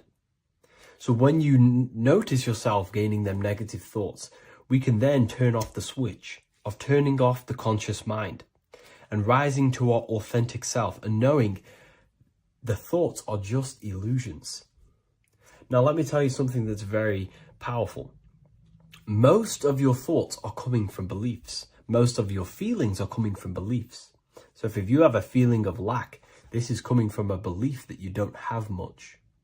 If you are feeling alone, this is coming from a belief that you are alone. So what we must do is restructure ourselves. We must restructure the subconscious mind, and we do this in many different ways. We can do this with meditation. We can do this with visualization, visualizing our desired reality as if we are living it. We can do this with affirmation. Now, a lot of people think, oh, I'm trying to speak something into existence with affirmation. No, you're not using vibration to try and change reality with what a lot of these new age people will teach you. Vibration, your words will not have much an impact on reality. That's the truth. But what they do have an impact on is reprogramming and recrafting and refining your mind. If you repeat, I am wealthy all day long, your subconscious mind, that word will be lingering inside your subconscious, and you will start to mold that into your conscious. You'll start to be consciously thinking about this. Most of your thoughts are coming from your subconscious. So if you want to get rid of depression, you got to figure out the trigger. What are you depressed about? What are you feeling? What are the beliefs that are making you feeling and thinking this way? And that's what you must restructure. You must restructure your subconscious mind through visualization, meditation, and affirmation. You do these all the time. You do these every single day, and you will slowly, if not surely, restructure your subconscious mind. While by doing the practice of meditation, you'll gain the off switch as well. Sometimes depression comes from not living in your authentic self. You're not doing the things that your soul is telling you to do. We all know what we should be doing at all times. I don't care what you have on. We all know we should be doing something. We all know that we have there's a higher aspect of our mind that tells us, oh, we need to be doing this, but I'm actually sat here on my phone. Oh, I shouldn't be eating this, but I'm doing it anyway. There's always that higher voice. And that is the voice that has to be connected to. And when your body's not acting out the voice of the soul, then the soul becomes sadder, and suffers more and more and more. There has to be a connection between the soul, the mind, and the body. They have to work in unison. Okay? So I hope this video helps with depression, with whatever you're going through mentally.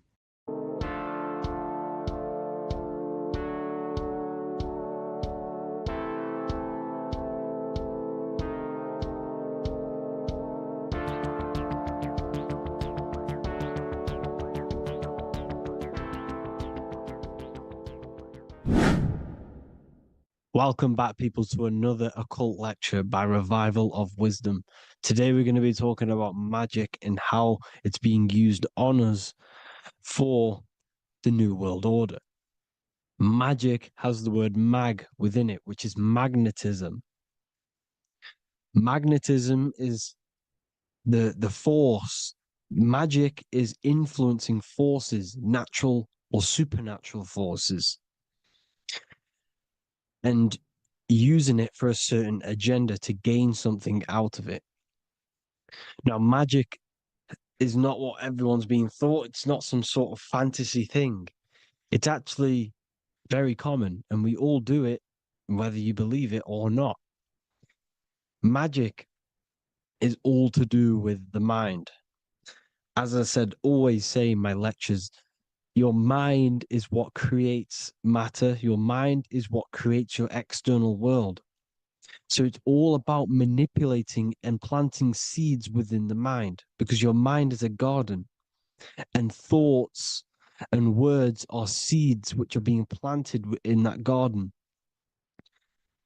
Your life, your physical life, the people you have in your life, your friends, your car you own, the job you have, is all a reflection of the thoughts that you've been thinking in the past.